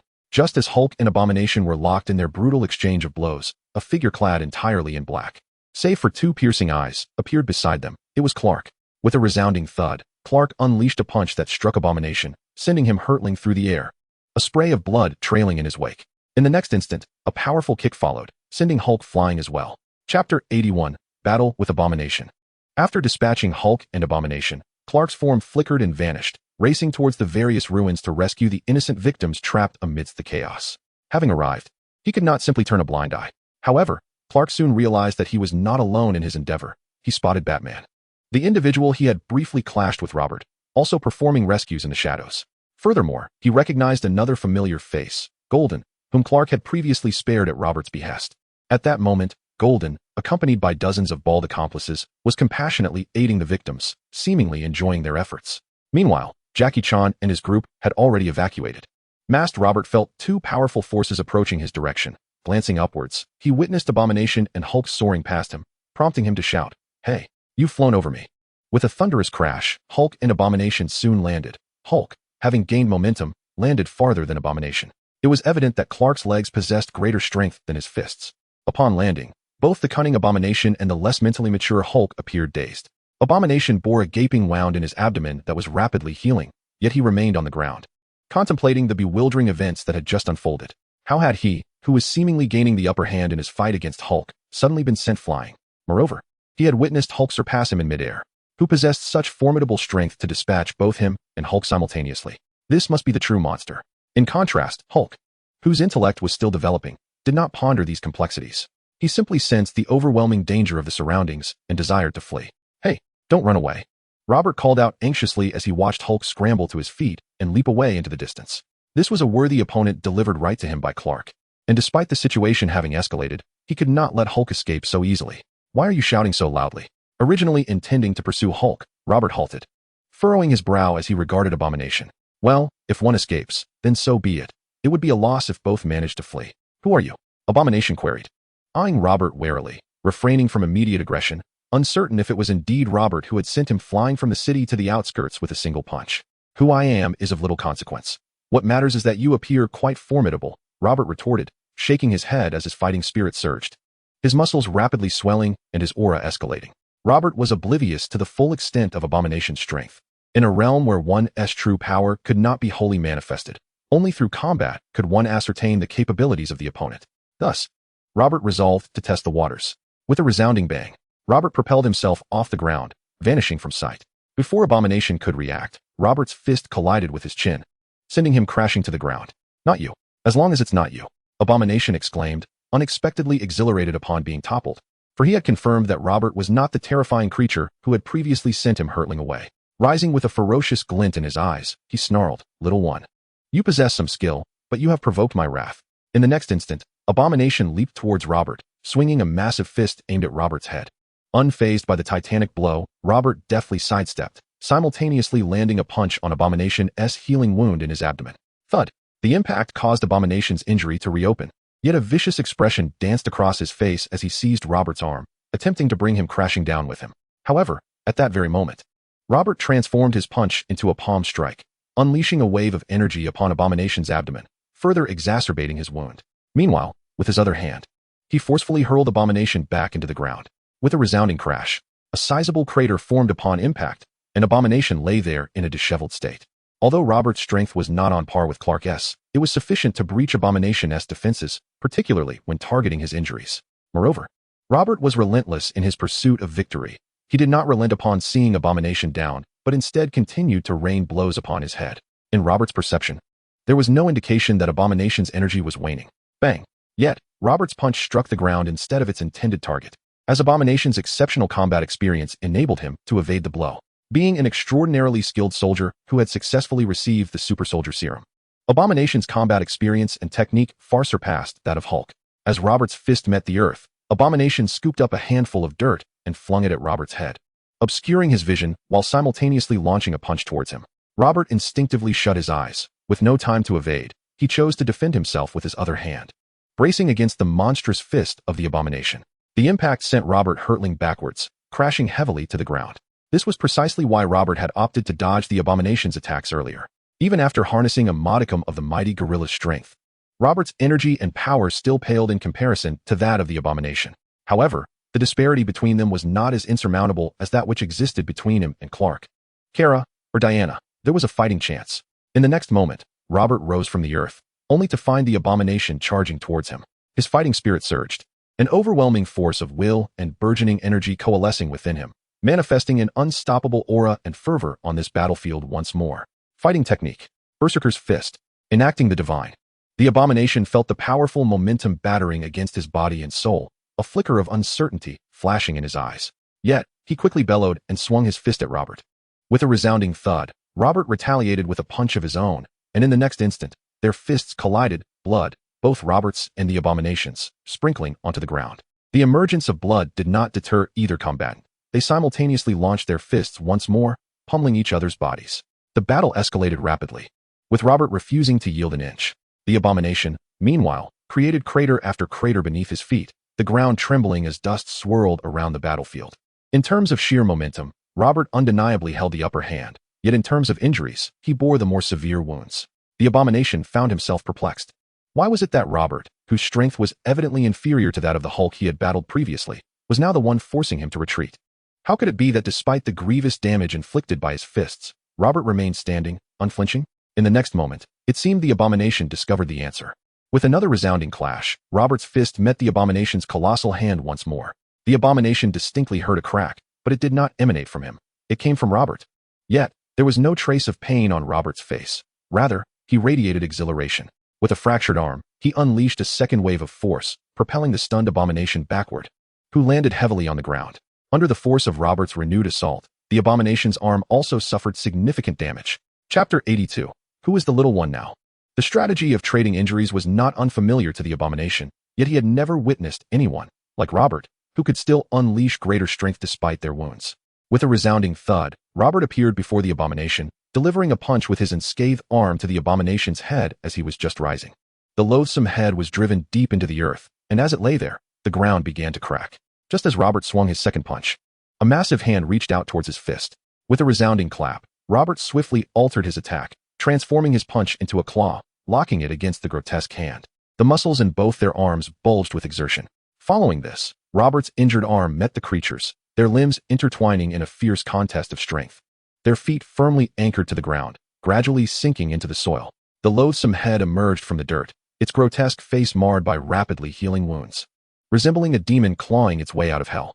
Wrestle with me? Do you dare? Even the Hulk is no match for me, let alone you, little one. The creature's face twisted into a sinister grin as it exerted its strength, attempting to lift Robert and slam him into the ground. Despite the vast difference in size and the creature's superior power, it could not lift Robert, who seemed to possess an indomitable weight. as if the fierce spirit and aura emanating from him rendered him as immovable as a mountain. Indeed, you dare to challenge me, Robert replied with a grin, his eyes gleaming with defiance. And you even wish to trade injuries? Let us see who can endure. In the next moment, empowered by sheer will, Robert forced his injured arm to exert strength once more, eager to discover who would outlast the other amidst their shared suffering. Crack, crack, two distinct sounds of breaking echoed. And in the following instant, both Robert and the creature released their grips, their left arms hanging limply at their sides, the bones shattered. With a grunt of pain radiating from his arm, the creature grimaced, yet Robert's visage betrayed no anguish. Seizing the moment while the creature was distracted, Robert swiftly yanked back his right hand and delivered a vicious headbutt. With a resounding thud, the creature was momentarily dazed by the unexpected blow. Both of them bloodied and battered, a true testament to their mutual destruction. Before the creature could regain its bearings, Robert, undeterred by his own head injury, delivered a powerful kick to the creature's still healing abdomen. Thud! The creature was sent flying, crashing to the ground and bouncing twice, stirring up clouds of dust. Rather than immediately pursuing, Robert began to move his injured left arm, having endured similar wounds countless times. He possessed ample experience in temporarily restoring its function, ensuring that his injuries would not hinder him in battle. Little one, you think you can contend with me? You are woefully overestimating yourself. The creature clumsily rose from the ground, gingerly touching the wound on its forehead. Observing Robert, bloodied yet resolute, moving his arms, a flicker of apprehension crossed the creature's eyes. Though it quickly masked its concern with bravado, nursing its injured arm as it attempted to buy time. Initially, I believed you to be formidable. However, it has become apparent that you are merely fierce, with both your strength and defense being woefully inadequate. Yet, considering your diminutive stature, what prowess could you possibly possess? You may have inflicted wounds upon me, but you too bear significant injuries. Alas, I possess the ability to recover, whereas one so small as you, how long can you endure? How much blood can possibly flow from that frail frame of yours? Upon hearing the loathsome taunt, Robert cast a penetrating gaze at his adversary, then turned his neck with a twist and offered a benign smile. The lunar energy stored within him began to invigorate his cells and tail. Robert had a change of heart. He resolved to deliver a severe lesson to this mere 2-meter-tall adversary. With a resounding roar, a deep growl emerged from Robert's throat, and his form swiftly expanded. In an instant, a colossal ape towering over 10 meters loomed before his opponent, instilling a paralyzing dread that rendered the foe speechless. Now, tell me, who is the diminutive one? The giant ape Robert bared his fearsome teeth and mockingly inquired of his adversary below. Freak, the grotesque figure of his opponent, already a monstrosity in its own right, could only utter these 2 syllables in response, as they were the sole words that could encapsulate its sentiments. The creature was uncertain whether the monster that had previously hurled it and hulk away bore such terrifying attributes, but it was undeniably true that it wished to encounter neither of these 2 abominations. In the presence of such titans, the once fearsome entity appeared as innocuous as a timid little rabbit. When a being of over 10 meters stands before one merely 2 meters tall, the overwhelming dread of such a colossal presence is beyond articulation. The creature found itself ensnared in this paralyzing fear. Upon my transformation, I awakened a rather useful ability. You shall soon discover what it is. Robert chuckled mischievously, deliberately withholding details. After completing a mental link with Clark, the giant ape Robert gazed down at his adversary with a sinister grin and prepared to stomp down upon it. Sensing imminent peril, the creature finally extricated itself from its paralyzing fear, as the instinct for survival supersedes all else. Instinctively, the creature attempted to evade the impending footfall of the giant ape Robert, but it was already too late. It could only raise an arm in a futile attempt to resist. With a thunderous impact, the earth trembled, and the creature's fist shattered upon collision, rendering it immobile. As it was driven into the ground beneath the might of the giant ape Robert, the creature was utterly powerless against such overwhelming strength. Before his transformation into the giant ape, Robert's strength was somewhat lacking compared to his adversary. However, even in his current state, injured and not at full capacity, the sheer augmentation of power he wielded was sufficient to obliterate his foe. The initial strike of the giant ape Robert upon his adversary was merely a prelude, for in the next moment, he began a relentless series of stomps upon the earth. Boom, boom, boom. As the colossal ape Robert unleashed his warlike rampage, the ground trembled incessantly. Even the urban expanse of New York felt the subtle vibrations. Beneath Robert's feet, the abhorrent creature was reduced to a gruesome amalgamation of shattered bones and flesh, merging grotesquely with the soil, clinging to the last vestiges of life. Suddenly, as the giant ape prepared to launch another assault, a missile soared towards his head, swiftly followed by a fleet of armed helicopters that encircled him. What manner of beast is this? The pilots and soldiers were struck with profound shock upon witnessing the towering figure of Robert. The prior encounters with the Hulk and the Abomination had already left them reeling. Now, This giant ape shattered their understanding of reality, leading them to ponder whether some clandestine military experiment had gone awry. Humph. Robert snorted disdainfully, showing no courtesy towards the encroaching helicopters. With a swift motion, he grasped the incoming missile, condensing a surge of energy in his massive hand, enveloping the projectile and allowing it to detonate without inflicting a scratch upon him. In the next moment, a devastating beam of energy gathered before his gaping maw, transforming into a shockwave that swept away the surrounding helicopters. Boom. The air was filled with a cacophony of explosions. In the face of Robert's formidable power, the helicopters shattered like fragile porcelain, igniting in brilliant flames. General. The report of total destruction reached General Ross, who sat in the command vehicle, enveloped in a heavy silence. Ross prided himself on being a battle-hardened veteran, unwavering even in the presence of monsters like the Hulk. He believed that no creature was insurmountable, that his troops could handle any threat. For there was nothing that firepower could not overcome, unless, of course, it was a lack of firepower. Yet now, confronted with the giant ape, Ross hesitated. After reviewing the reports from the front lines, he realized that against a creature like Robert, perhaps only nuclear weaponry could hope to be effective. To his astonishment, Ross felt a flicker of relief.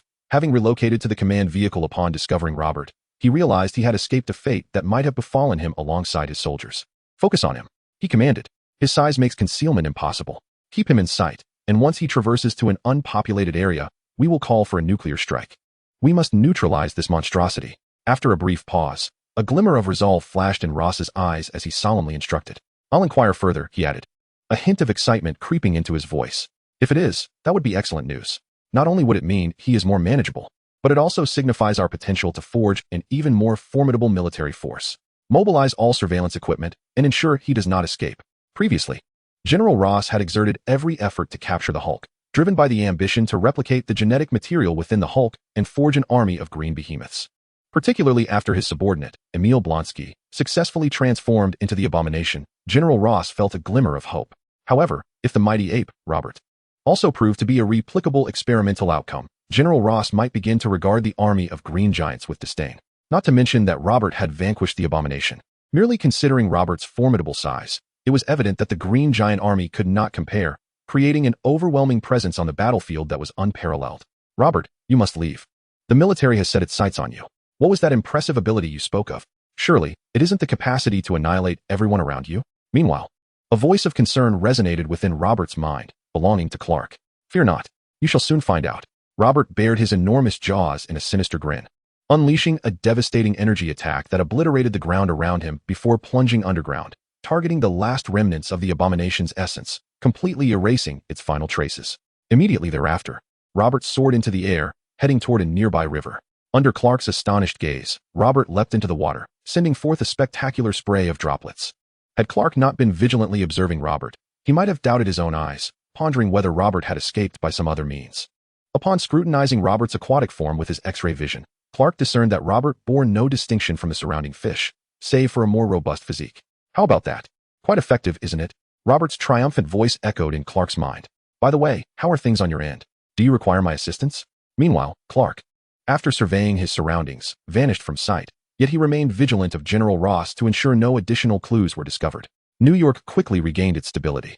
Although the remnants of damaged buildings persisted for the residents, it was still a relatively peaceful day. Chapter 84. The Utility of Transformation. Soon, General Ross received word from his subordinates that the giant ape had vanished into the water. He also learned that there was no laboratory in America dedicated to studying the giant ape. Though there were labs focused on monkeys, they were entirely unrelated. Enraged, General Ross vowed to capture Robert for research, despite not knowing how to seize the giant, where it had gone, or who it truly was. He could not swallow his indignation. Unfortunately, the significant destruction wrought by the battle between the Hulk and the Abomination in New York City ultimately fell under General Ross's responsibility. After all, not only had the Hulk consistently been pursued under Ross's command, but the Abomination had originally been one of Ross's soldiers. Therefore, the devastation resulting from the uncontrolled clash between the Hulk and the Abomination naturally implicated General Ross in bearing the consequences.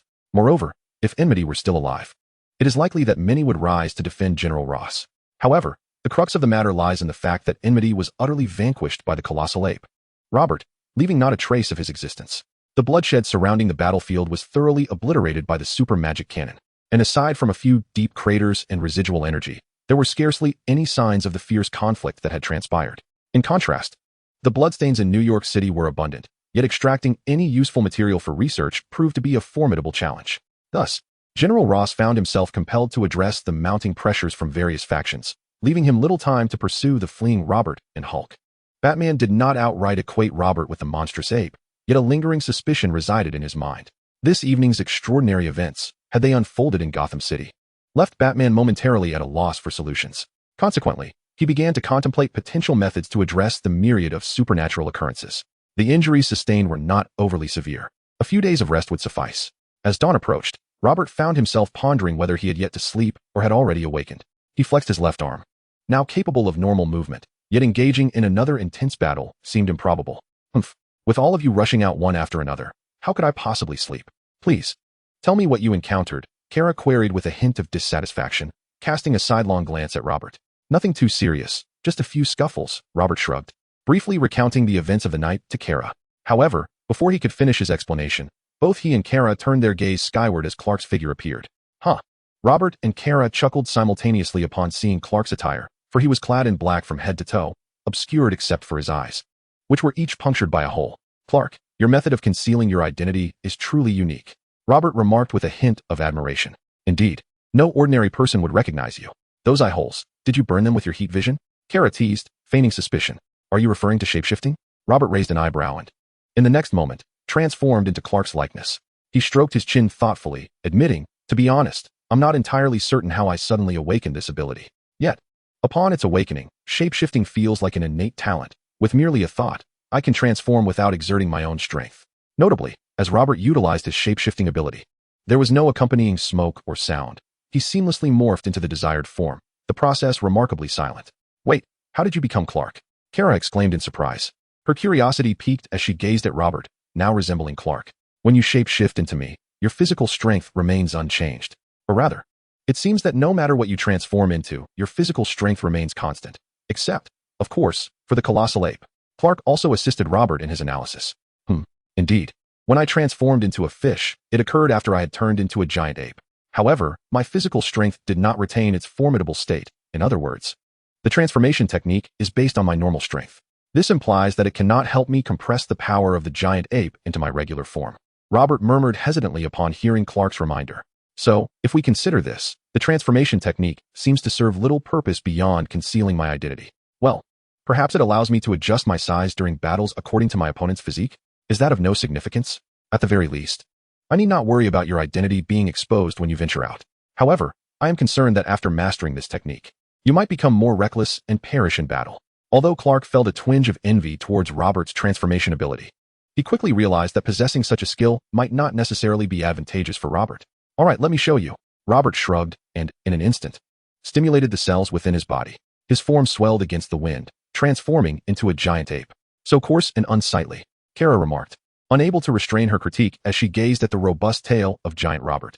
This giant ape's tail is nothing compared to your original tail's cuteness. Chapter 85, Johnny Under Surveillance. Yes, but why are you wearing clothes? Kara questioned with a hint of regret as she looked at Robert. Just moments ago, she had clearly seen him transform into a giant ape, tearing his clothes apart. The sensations of seeing it through her X-ray vision were utterly different. Now that I have mastered the transformation technique, changing my attire should be a trivial matter, right? Although I cannot directly conjure a flexible combat suit, it is still quite convenient, Robert replied, shrugging. He had discovered yet another application of his transformation ability. At least he wouldn't need to dash for cover after battles anymore. You should refrain from training for the next few days. Wait until your injuries are fully healed before resuming. This time, your wounds are far more serious than before, Clark advised, shaking his head as he looked at Robert. There's no need for that. I want to experiment with whether I can transform into someone else and train to enhance my own strength.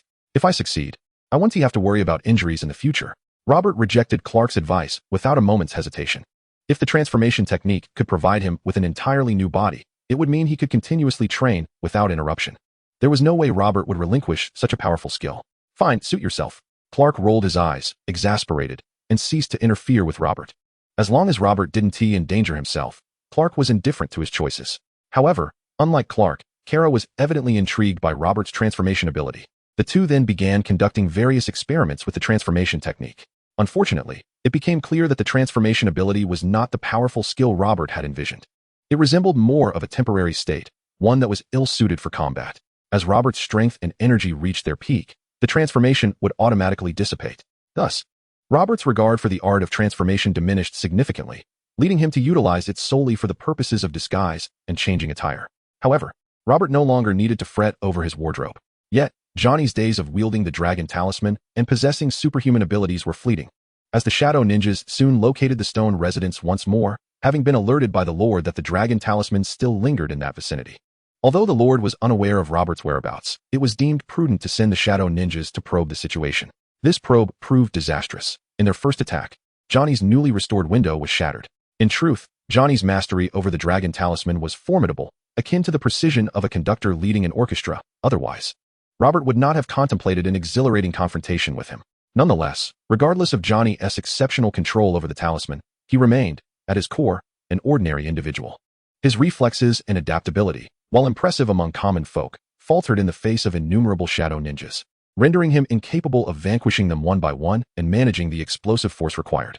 Thus, during the first assault, Johnny lost a window, during the second, a wall. And ultimately, he found himself without a home. Even so, the relentless pursuit by the Shadow Ninjas did not cease. Upon discovering that Johnny was devoid of the peculiar Robert, the Lord commenced incessantly harassing him, fully aware of the vulnerabilities inherent in the talisman's bearer. Johnny, after all, was in need of rest. How long could he maintain his resolve under duress? In desperation, a weary Johnny reached out to Jackie Chan, recognizing that possessing superpowers was far from a simple endeavor. Particularly in recent days, Johnny began experiencing hallucinations, perceiving the attacking Shadow Ninjas as having transformed, appearing taller and slimmer. In hindsight, wouldn't it have been wiser to relinquish the dragon talisman to Jackie Chan? Susan, who remained at Johnny's side, glared at him with frustration, lamenting their current predicament. She had once hoped that Johnny would hand over the talisman, but his reluctance to part with his powers ultimately led to their dire situation. Who could have anticipated that these adversaries would harass them incessantly? Exhausted, Johnny sighed deeply, but then his pupils dilated in alarm. Be careful, they are coming again. Boom. Johnny unleashed another blast of explosive flames, clearing the vicinity of the Shadow Ninjas. Susan, do you not perceive that those adversaries seem somewhat different?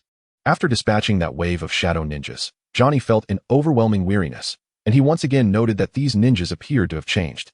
He turned to Susan and quietly inquired, "How can I discern the difference?" "I'm not sure," Susan replied hesitantly. "After all, those beings are not truly alive. They all look quite similar. Let us depart from this place for the time being." Jackie remarked that he had already contacted Robert, and once Robert arrives to retrieve the dragon talisman, we shall finally have the opportunity to rest. Johnny sighed in resignation, choosing not to dwell on the matter any further. He merely hoped that Robert would arrive swiftly to take away the talisman. As for the superpower, it was of no interest to him. In light of the ever-looming threat posed by the Shadow Ninjas, Johnny resolutely rejected the notion of possessing such abilities, unless someone could entirely eradicate the relentless horde of Shadow Ninjas. Initially, after witnessing Robert's prowess that fateful night, Johnny had yearned for the extraordinary world.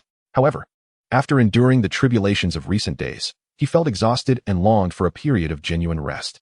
Unbeknownst to Johnny and Susan, not far from their location, an old woman was observing them through binoculars, her eyes shimmering with curiosity. This old woman, known as Lady Gao, was one of the leaders of the Hand, a nefarious organization within the underground world. They worshipped a dark king named Terra, having gained control over a faction of the Shadow Legion while drawing extraordinary power from the depths of darkness. Recently, Lady Gao, as the leader of the Hand in New York, had discovered the emergence of Shadow Ninjas beyond her dominion, prompting her to investigate. She soon detected an intriguing source of extraordinary power. It appeared that this outing might yield unexpected rewards. Lady Gao fixated her binoculars on the dragon talisman in Johnny's possession, her eyes gleaming with excitement. Chapter 86, An Opponent of Comparable Strength. It seems these two youngsters are somewhat fatigued, allowing me the opportunity to reap the benefits, Lady Gao noted, keenly observing the weariness etched upon Johnny and Susan's faces. However, it was imperative to ascertain who had usurped her master's power, capable of summoning the Shadow Ninjas, as this undermined the very foundation of the Hand.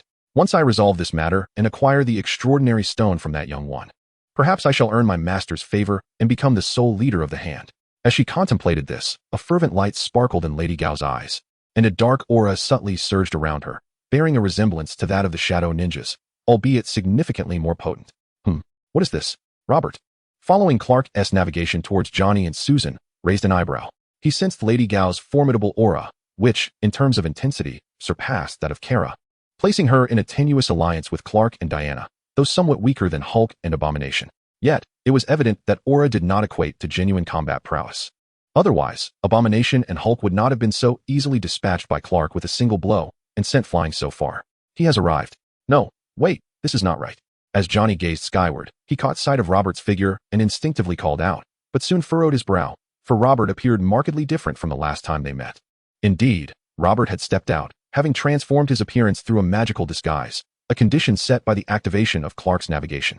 Thus, Robert took on the visage of Sun Wukong, or Kakarot, rather than the great sage equal to heaven. Consequently, when Johnny perceived the incongruity in Robert's form, he instinctively drew Susan behind him, his countenance wrought with vigilance as he gazed at Robert hovering in midair. Johnny harbored uncertainty about whether anyone else could fly besides Robert. Yet upon encountering the unfamiliar guise of Robert, he resolved to remain on high alert. "Do not worry, it is I." Robert waved his hand, a smile gracing his features as he addressed Johnny. "Why have you altered your appearance?" "No, how can you prove that you are indeed yourself?" Johnny inquired, furrowing his brow, his eyes glimmering with skepticism. "Well, I saved her life." Robert pondered for a moment, gently indicating Susan as he spoke. "And I vanquished the Shadow Ninja that day without expending much effort." "I knew it." Johnny exhaled in relief, yet immediately muttered his dissatisfaction. "Is this your true form?" Susan blinked curiously at Robert's appearance, her interest piqued. "Oh, no," Robert replied, opting not to engage Susan in extended conversation. He waved dismissively before turning towards Johnny. "Hand me the dragon talisman, and you need to depart swiftly. It appears others have set their sights on you. Others are targeting us." Johnny's eyes brightened as he eagerly voiced his observation. "I noticed those shadow ninjas looked somewhat different. They have become taller and leaner. I thought I was mistaken. But it turns out I was not imagining things." With a buzzing sound, before Johnny could finish his words, shadows began to coalesce around them, forming new figures. These shadows, known as shadow blades, were even taller and leaner than the shadow ninjas, wielding claws that resembled razor-sharp blades, their feet resembling the pointed edges of a scissor-like weapon.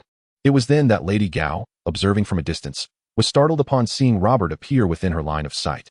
From her vantage point, she had not witnessed Robert's approach, only noticing him leaping from the air to converse with Johnny and the others. Thus, to preempt any unforeseen developments, Lady Gao decisively commanded the shadow blades to engage, seeking to ascertain Robert's true capabilities. "Unable to restrain yourselves?" Robert cast a glance at the surrounding shadow blades. His interest piqued little, for a formidable opponent lay not far away. He had little inclination to contend with a mere throng of minions lacking genuine life. "Keep the dragon talisman here for now. Ensure your own safety. I shall investigate the strength of those who have set their sights upon you. Remember, do not draw too near." Robert cautioned Johnny, his form launching towards Lady Gao's position with great determination. Puff, puff, puff. As Robert advanced, his aura erupted, scattering the nearby shadow blades, which dissipated into dark mist. Madame Gao sensed the formidable aura emanating from Robert, and before she could react, he had already appeared before her, scrutinizing her with keen interest. Her pupils narrowed slightly, a flicker of apprehension flashing in her gaze as she beheld Robert.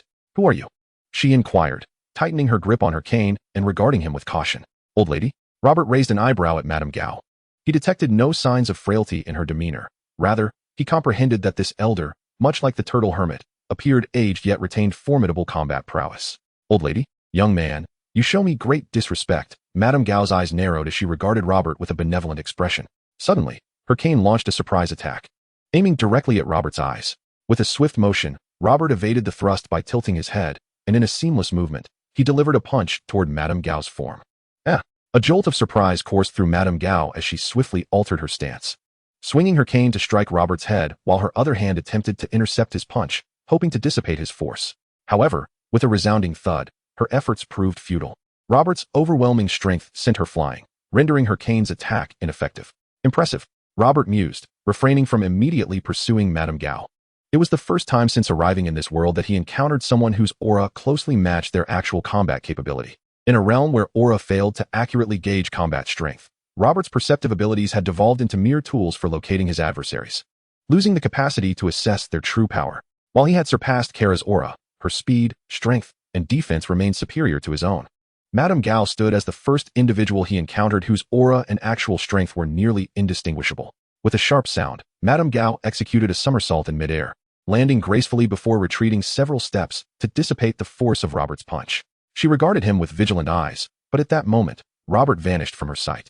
In an instant, his afterimage appeared, causing her pupils to constrict. Reacting instinctively, she thrust her cane forward. Chapter 87. Why are you jumping so high? With a sudden tightening of her pupils, Madame Gao's extensive combat experience and the feedback from her cane informed her that her strike had meant nothing tangible, even though she distinctly perceived having struck Robert's form. As uncertainty flooded her mind, A surge of danger enveloped her, prompting her to unleash a wave of mental energy. An intangible barrier materialized before her, ready to defend against any impending threat. Crack, crack. As the ethereal barrier began to coalesce around Lady Gao, a fist struck it with a force reminiscent of shattering glass, yet Robert's blow was thwarted. In an instant, Lady Gao's eyes sparkled with determination as Robert's punch was halted. She swiftly thrust her cane forward with remarkable speed, only for it to pierce through the intangible form of Robert. To his astonishment, Robert found himself 10 meters away, scrutinizing Lady Gao and muttering, "Dumplings? Superpowers? Or perhaps, the materialization of mental energy?" He had initially assumed that Lady Gao was merely a warrior like himself. Yet he was taken aback to discover her ability to wield psychic forces. However, rather than instilling fear, this revelation invigorated Robert. Lady Gao's aura surpassed that of Robert's unenhanced state, and with her newfound psychic capabilities, she promised a more exhilarating confrontation. After all, engaging with opponents who possessed greater strength or unique abilities was far more captivating. But then, a moment of confusion arose. What happened? Why did he suddenly shrink? Lady Gao pondered, momentarily taken aback by Robert's unexpected diminishment. Yet, her vigilance surged as Robert's unleashed energy posed a significant threat. Once more, Lady Gao opted to strike first. Her invisible psychic force surged forth, colliding with Robert's form. Shatter. Robert's eyes gleamed with excitement as he gathered his energy into a fist and launched it at the intangible manifestation of her mental power. With a resounding crack, the psychic force shattered under his blow, and once again, Lady Gao lost track of Robert's whereabouts. Here, her alertness peaked as she pointed her cane to the side. But her expression shifted as she hastily conjured a psychic barrier to shield herself. Another crack echoed through the air. After a pause, fatigue flickered in Lady Gao's eyes. Her vitality noticeably diminished. Every force has its source, and her psychic energy was no exception. It was not inexhaustible. Whether manifesting as an offensive strike against Robert or as a defensive barrier against his attacks, each exertion exacted a toll. Especially since each wave of her psychic force was forcibly shattered by Robert, this took a toll on her mental state. It is worth noting that even the equally seasoned Diana had endured countless blows from Robert before uncovering the flaw in his phantom punch. How much more challenging would it be for Lady Gao? Moreover, Diana's ability to exploit the vulnerability lay in her resilient form, which could withstand Robert's relentless onslaught. Lady Gao, however, could not afford to absorb even a few of Robert's powerful strikes. The tension between Lady Diana and Madame Gao was palpable within Robert's perception. Yet their physical defenses were worlds apart. With a resounding thud, as Madame Gao depleted her mental energy, Robert's fist struck her aged visage, sending teeth mingled with blood flying through the air. To Robert's astonishment, despite Madame Gao's advanced age, she still possessed genuine teeth. With a crash, Madame Gao landed awkwardly on the ground, her face grotesquely deformed. It was evident that, compared to other formidable beings of her caliber, there was an overwhelming disparity. Not only was her defense lacking, but her healing abilities were also insufficient. In fact, Robert observed little evidence of any wounds healing upon her. Chuckling softly, Madame Gao rose from the ground, gasping heavily. Having lived for so many years, she could hardly recall the last time she had endured such a humiliating defeat. Her eyes flickered with flames of fury as a new, dark power surged within her, a sinister aura that closely resembled her own essence and bore a striking resemblance to the energies of the shadowy ninjas. So, is this the power behind the shadows? Robert raised an eyebrow, intrigued by the dark force emanating from Madame Gao. This is the power bestowed upon me by the great master. To perish under this force would be your honor, Madame Gao declared, her heavily deformed face contorting with a terrifying expression as she glared at Robert, her eyes ablaze with murderous intent. With a sudden movement, she propelled herself off the ground, transforming into a shadow as she lunged towards Robert. Very well, let me witness just how formidable the power you speak of truly is. I hope it is not merely for show. Robert responded with a smirk, vanishing from his position and intercepting Madame Gao midair. As her dark energy surged through her cane, she aimed to strike at Robert, only to realize in frustration that she had once again pierced through an illusion. With a crash, Robert materialized above Madame Gao and kicked towards her head.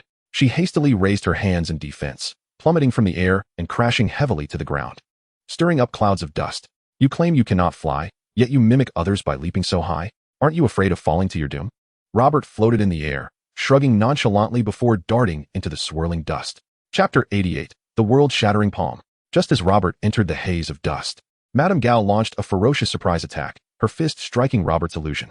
Well-versed in the art of ambush amidst such obscurity, Robert was already prepared. However, the moment he initiated his counterattack, a cane darted toward him with precision. At last, I've pinpointed your location. Madame Gao's voice rang out, brimming with manic excitement as dark energy surged from her cane, laden with her lethal intent. Humph! Robert let out a cold snort, and swung his fist directly at the cane, intending to shatter Lady Gao's weapon completely. However, as soon as Robert made contact with the cane, his expression shifted slightly, and an explosive force erupted from his fist. Crack! As his fist collided with the cane, the wooden layers shattered into splinters, only to reveal a sharp long sword concealed beneath it. Robert was unaware of the material of the sword. Remarkably, it did not break upon colliding with his fist. Instead, it surged with dark energy, countering the force of his punch and piercing through his hand. Oomph! Faced with the sharp blade, Robert snorted again, summoning all his strength to firmly lock the sword in place with the bones of his fingers. He stepped forward, yanking the sword backward with his right fist, while delivering a thunderous blow with his left. The impact resounded as Lady Gao's abdomen was grievously injured, Robert's fist puncturing through her, leaving her pale and devoid of color. "You!" Lady Gao lifted her head to gaze at Robert, seemingly about to utter something. With a resounding crash, she was kicked into the ground, rendering her motionless for a time. Her strength was slightly superior to that of the bull warriors possessing the bull talisman, yet her defense was considerably weaker. It remained uncertain whether this sword could penetrate the bull warrior's hide. Robert, with the long sword gripped in his right hand, noticed that the wound had ceased bleeding. Yet his curiosity compelled him to examine the sword further. Although Robert preferred the visceral satisfaction of hand-to-hand combat, this did not imply an aversion to weaponry. In fact, he mused that using Lady Gao's hidden weapon to eliminate her might be a prudent choice in this battle. Just as a thought crossed his mind while gazing at the sword, he suddenly sensed a violent surge of energy emanating from Lady Gao's direction. In an instant, it escalated from a level comparable to Clark and Diana to a realm of abhorrence, with an upward trend. What the hell? Have I encountered someone capable of transformation? Robert paused momentarily, then looked toward Lady Gao with a flicker of anticipation. Boom! An explosion erupted, and the ground where Lady Gao stood shattered. A dark figure emerged from the earth, coalescing into a humanoid form, reminiscent of the shadowy blades, but retaining Lady Gao's grotesque and aged visage. What is this? Has she been consumed by the dark forces? Observing Lady Gao's new form, Robert did not perceive this as a mere transformation. Rather, it appeared as if she had been overwhelmed by a power beyond her control, leading her towards a dark aberration. Rebound? You have no comprehension of this. It is the supreme power bestowed upon me by my great master. I can feel it coursing through me, granting me the ability to annihilate everything, including you, little wretch. Lady Gao's eyes sparkled with deep hatred as she absorbed Robert's words, her body enveloped in swirling dark energy that began to spread outward. As the dark currents surged forth, shadows coalesced from the depths of darkness, resembling shadowy blades yet distinctly different, for they lacked the glowing red eyes. Instead, they seemed to be manifestations of Lady Gao's power and consciousness. Soon, the dark forces swirled around Robert, and the shadows rushed towards him with a ferocity surpassing that of the previous shadow blades. With an unwavering demeanor, Robert faced the oncoming shadows, gracefully twirling his sword before executing precise and decisive strikes against the encroaching figures, dispersing them as he advanced towards Lady Gao. Although Robert possessed the ability to wield a sword with the elegance of a startled swan or the fluidity of a drifting dragon, he preferred a more lethal approach, one swift kill at a time, leaving no trace behind. How grotesque, Robert remarked, observing Lady Gao's current appearance. While I have encountered many unsightly beings, your visage certainly ranks among the most strikingly repulsive. Ugly. Fear not. Soon you shall find me far from unappealing. For you will become a part of me. Lady Gao retorted, her gaze burning with intensity, seemingly unfazed by Robert's words. Did you think it would be so easy to extinguish my dark powers? With a resonant hum, as her words faded, a shroud of darkness enveloped Robert. Oh, and pray tell, why would I venture so close to you? Robert queried, unperturbed by the encompassing gloom, instead smiling at Lady Gao, who too was ensconced in shadows. What do you mean? She inquired, her pupils narrowing momentarily.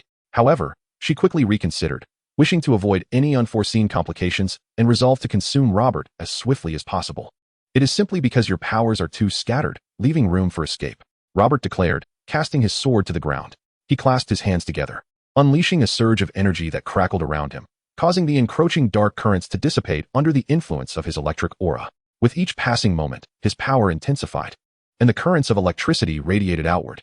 With a powerful hum, a tremendous surge of electricity erupted from Robert's palms, hurtling toward Lady Gao.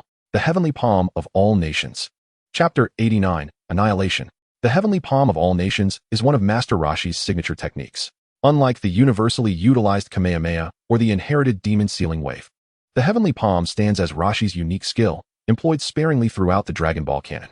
The limited dissemination of this powerful technique is due to its inherent constraints, akin to those of the demon sealing wave. Firstly, the universal Thunder Palm cannot be wielded against opponents of significantly greater strength, as its effectiveness would be severely diminished, if not rendered entirely futile. Moreover, the Universal Thunder Palm is not an explosive technique. Rather, it embodies the continuous output of lightning attributes, converting Qi into a formidable current that inflicts damage upon adversaries. Should it miss its mark, it would incur a substantial depletion of Qi. However, the Universal Thunder Palm possesses its own advantages. It is a control skill of considerable potency. Once an opponent is struck, they find it exceedingly difficult to amplify their strength in a short span of time, making escape nearly impossible. Furthermore, the electrical output from the Universal Thunder Palm inflicts greater internal damage than a standard ki blast, effectively attacking every inch of the enemy's body and making it exceptionally suited for obliterating foes. In the presence of a formidable adversary like Lady Gao, who can manifest her dark powers to influence the surrounding environment, Robert discerned that the Universal Thunder Palm was the most fitting approach to confront her. Sensing an anomaly, Lady Gao reacted swiftly. However, the dark powers she summoned were somewhat unwieldy, as they were not inherently her own, thus commanding them with precision proved challenging. Zzz. Ultimately, the powerful current of the Universal Thunder Palm struck Lady Gao's form, swiftly spreading and firmly binding every inch of her being and strength. Upon being hit by the Universal Thunder Palm, Lady Gao emitted a heart-wrenching cry as the current wreaked havoc on her body, causing her dark powers to gradually dissipate. Should he thrust a sword? Indeed, he decided to do so, for he had already contemplated this course of action. After amplifying the power of the Universal Thunder Palm, Robert glanced down at the sword at his feet and muttered before kicking it away. The blade flew straight towards Lady Gao, who was ensnared in midair. Zzz. Crack. However, Robert was taken aback when the sharp sword did not possess the resilience he had anticipated. Upon encountering the formidable current of the Universal Thunder Palm, it shattered effortlessly. It appears that weapons are indeed fragile. Robert paused momentarily, shaking his head in resignation as he observed Lady Gao unleashing her remaining Qi. Zzz. The powerful current swiftly obliterated the dark powers enveloping Lady Gao, revealing her true form. Yet, her true visage did not linger for long. As once her dark powers were extinguished, her body proved too fragile in the face of the Universal Thunder Palm. With a soft thud, a cloud of dust emerged amidst the current of the Universal Thunder Palm, gradually dissipating. Thus, Lady Gao was completely annihilated by the Universal Thunder Palm. Sighing deeply, Robert exhaled a cloud of stale air and retracted the Universal Thunder Palm. One must acknowledge that its consumption was considerable, even surpassing that of the charged Kamehameha wave.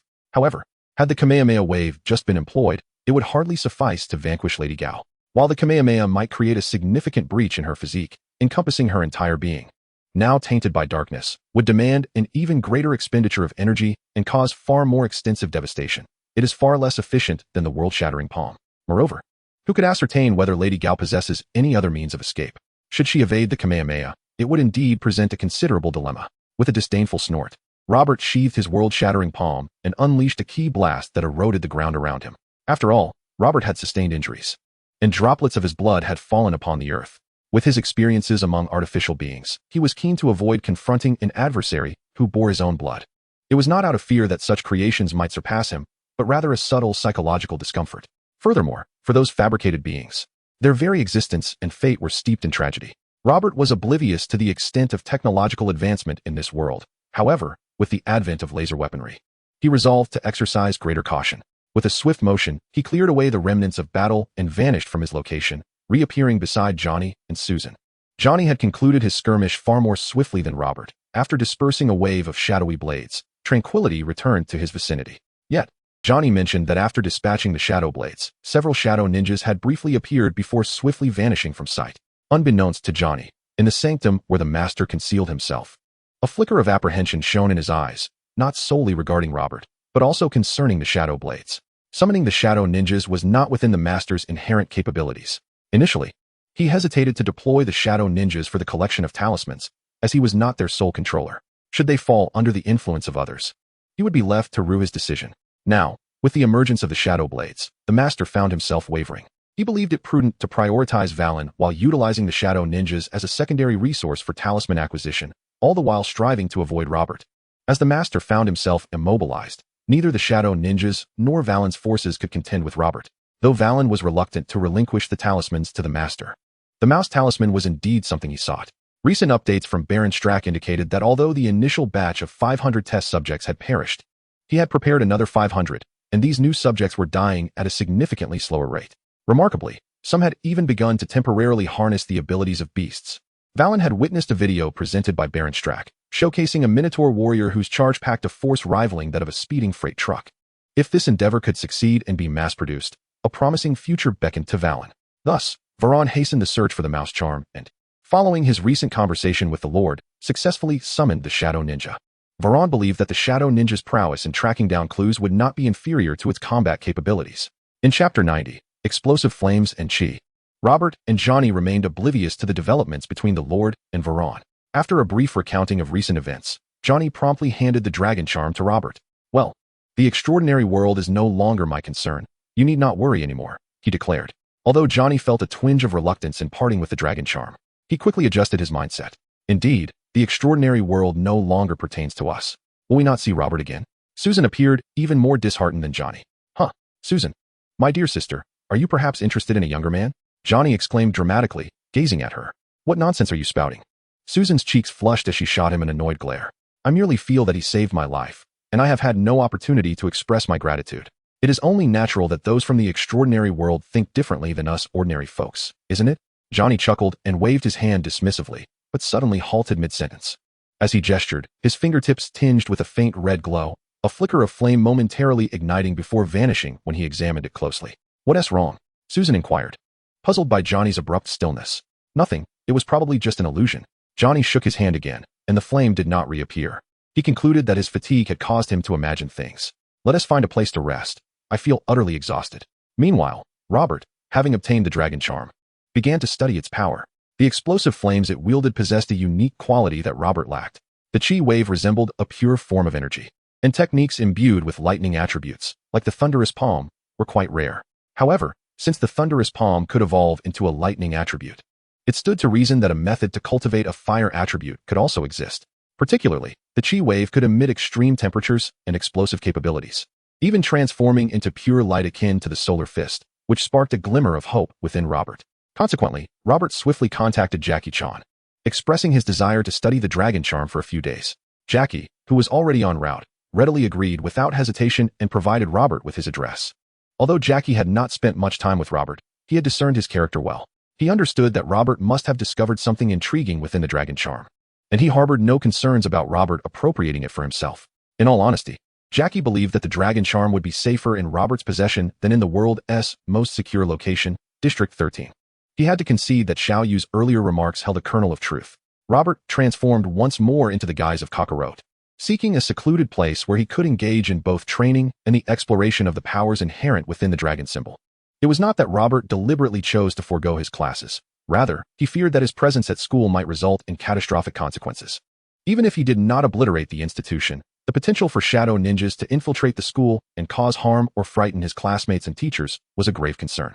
This sentiment was conveyed to Clark, who, upon hearing it, expressed a sense of helplessness.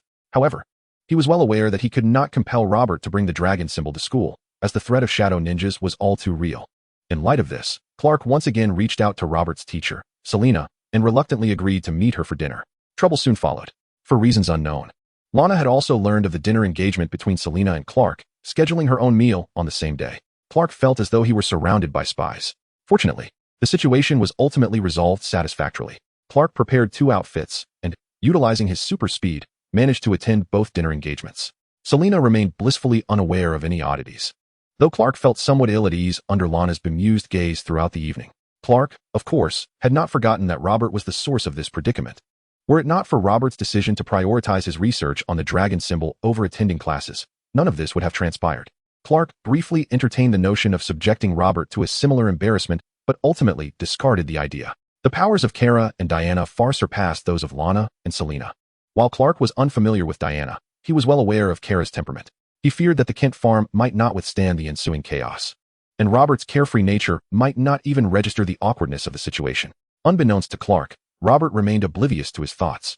However, he was privy to the latest developments concerning Clark's experiences, as Kara was currently by his side. In fact, it was Kara who had revealed the details of Clark's dinner with Selena to Lana, rather than Martha, as Robert had initially believed. Influenced by Martha, both Robert and Kara had come to regard Lana with a certain favor, especially since Lana had long been aware of Clark's abilities, making her a far more reliable confidant than Selena. "I am not merely studying the dragon symbol," Robert stated, shaking his head with a serious expression. "My primary focus is on transforming energy into other attribute powers. Just as you and Clark possess heat vision alongside freezing breath and the ability to generate hurricanes. These powers are all manifestations of the energy derived from the sun within you. Qi is a pure form of energy. It does not inherently possess attributes. Yet it should be possible to develop it in these directions. If I can successfully research this, my understanding and utilization of Qi will advance exponentially, potentially allowing me to achieve tenfold effects from a mere fraction of Qi. Likewise, I hope to completely suppress the power of the great ape into a state of normalcy, thereby significantly enhancing my combat prowess. I understand now. It is indeed about enhancing combat prowess, much like your own training, Kara murmured with a hint of disinterest. No, it is not the same, Robert replied, shaking his head, his thoughts drifting. Chapter 91, Warriors and Mages. At this moment, Robert's mind was somewhat scattered. Initially, upon realizing he had transformed into a Saiyan, his foremost desire was to continually augment his combat strength, striving to attain the transformation into a Super Saiyan, a dream he had harbored since his arrival in the Dragon Ball universe. However, as he began to grasp the intricacies of this world and unearth his own potential, Robert found himself less eager to become a Super Saiyan, for he perceived a glimmer of hope in mastering the power of the great ape. It is crucial to recognize that there exists a significant disparity even among Super Saiyans, not to mention the differences between levels such as Super Saiyan 1 and 2. For instance, neither Goku nor Vegeta, both Super Saiyan 1s, could stand against Broly without fusion, which is the only means to suppress Broly in an equivalent state. The crux of the matter lies in the fact that Broly's base form is extraordinarily formidable. In theory, the battle power increase for Saiyans transforming into Super Saiyans of the same tier should be relatively uniform or closely matched. Thus, the importance of one's base strength becomes particularly pronounced. The reason Goku often struggles to maintain his combat effectiveness in prolonged battles is that his base form is significantly weaker compared to his transformed state. Forceful transformation imposes an excessive burden on his physique. Robert wished to avoid such a predicament, hence enhancing his base strength became his new aspiration. Moreover, emulating Broly's ability to harness the great ape's power while remaining in humanoid form undoubtedly represents a fitting path for Robert. Of course, in addition to this, he sought to explore further the potential of his own physique. The stronger his body became, the greater the leap in power upon transformation, and his capacity to endure the burdens of transformation would also increase accordingly. Particularly after witnessing the formidable forms of Clark and Kara, he aimed to rectify the deficiencies of his body devoid of Qi enhancement, striving to evolve into a true hexagonal warrior. After Kara's departure, Robert continued his studies on the dragon seals and Qi. Ultimately, he succeeded in developing a flame explosion form of Qi, but for the time being, that was the extent of his achievement. Thoroughly mastering and exploring Qi to develop various elemental attacks or other abilities was not something he could accomplish in the short term. Following his research on the dragon seals, Robert had no intention of continuing to wield them, as he had recently been troubled by a small number of shadow ninjas sent to confront him. It appeared the master intended to deal with Robert in a manner similar to that of Johnny. However, it was evident that the master was well aware of Robert's strength and was reluctant to summon a multitude of shadow ninjas. For Robert, the quantity mattered little. Whether few or many, the outcome would invariably be the same, utter annihilation. Thus, a handful of shadow ninjas were sufficient to serve as a mild annoyance to Robert. In the antique shop of Chinatown, the old man was dozing leisurely behind the counter. Suddenly, a glint of awareness flickered in his eyes, and he turned his gaze warily towards the entrance. The old man sensed an extraordinarily powerful presence approaching the shop. Soon, Robert appeared at the door, resembling Kakarot, and his eyes locked onto the old man. In Robert's perception, the old man's aura was far from weak. In fact, it was considerably stronger than that of Jackie Chan. Someone's here? Welcome. What can I assist you with? Jackie, unaware of Robert's true identity, greeted him as he stepped out upon hearing the entrance bell. Robert, who are you? Jackie scratched his head, a hint of hesitation in his voice as he looked at Robert curiously. TSK, TSK, TSK. The old man observed Robert with keen interest, his excitement growing as though he had stumbled upon a rare artifact. What are you doing? Jackie tugged at the old man's sleeve, feeling a bit awkward, and offered Robert a sheepish smile.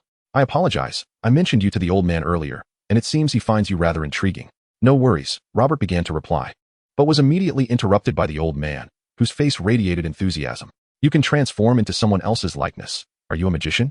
The old man gazed at Robert with eager anticipation. Jackie spoke of your battles. They must involve magic, right? This foolish boy simply cannot comprehend. Magician? Robert paused, then shook his head, responding candidly. I'm afraid not. I am a warrior. A warrior. The old man's voice soared an octave, and he stared at Robert in disbelief, pacing back and forth while shaking his head. Such a waste. Such a waste. With such a powerful and pure aura. You are akin to Jackie, a mere brute warrior? What good is that? Jackie. First of all, I am not. How can one elevate their aura if not through being a warrior? Do you not cultivate purely through training? Or perhaps meditate alone? Robert, who had been contemplating the cultivation of aura, brightened at the old man's words and earnestly sought advice. Aura is a vital life force, an energy present within every living being. However, it embodies both righteousness and darkness. The old man paused, fixing his serious gaze on Robert. But you are unique. I cannot fathom how you achieve it, but your aura lacks the dichotomy of righteousness and darkness. It resembles the purest form, akin to the essence of nature itself. This is exceedingly rare, even coveted by many. It signifies that you can accomplish feats beyond the reach of others.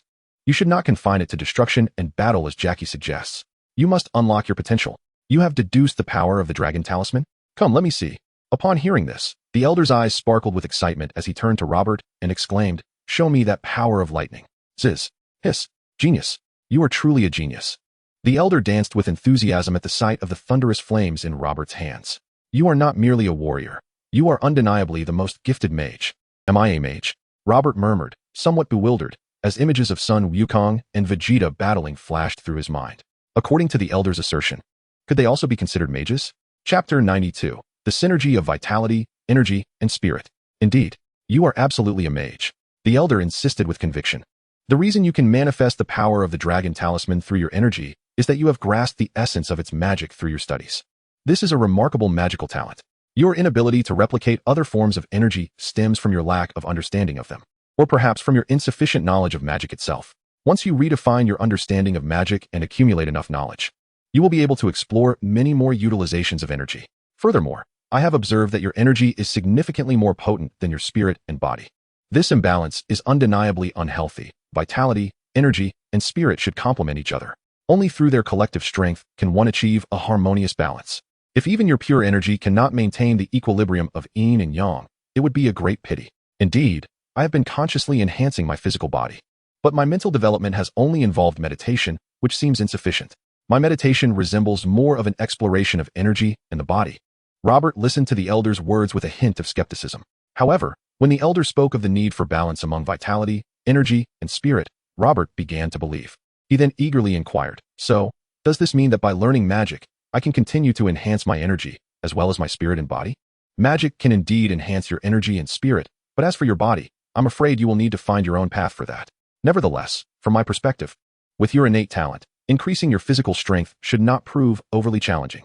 The elder remarked with a playful glint in his eyes. Then where can I learn magic? Robert, recalling a similar expression from the elder reminiscent of Master Roshi's hints to Liu Bei, pondered for a moment before asking earnestly. "Ah, you are fortunate. Before you stands the apprentice of Master Fong, the heir of the energy magic lineage, a mage and antique shop owner, me." The elder nodded approvingly at Robert's earnestness. "Since you sincerely wish to learn energy magic, follow me. I shall lead you to the threshold of a new world. Then I must trouble you, elder." Robert replied with a deep bow, his tone serious and respectful. As the saying goes, those who excel become teachers. Since the elder could impart to Robert new ways to harness his energy, Robert felt a profound respect for him, truly regarding him as a master. Seeing Robert's attitude, the father felt increasingly satisfied. Not only was Robert a fine gem in terms of talent, but his earnestness as a practitioner was also evident, a trait that far surpassed the years he had spent cultivating Chunglong. With this thought, the father cast a glance at Chunglong and said, "Prepare dinner." "No need for dinner. I have quite the appetite, and preparing it would be too troublesome. Let us commence our studies promptly, as I have numerous questions to ask," Robert interjected hastily. "Moreover, with the dragon talismans present, the shadow ninjas might come to disrupt us, and it would be unfortunate if this place were to be torn apart. Indeed, your considerations are thorough, truly a natural-born wizard, so clever," the father praised, nodding approvingly at Robert. For the father, who was currently in high spirits, his satisfaction with Robert, this unrefined gem, was boundless.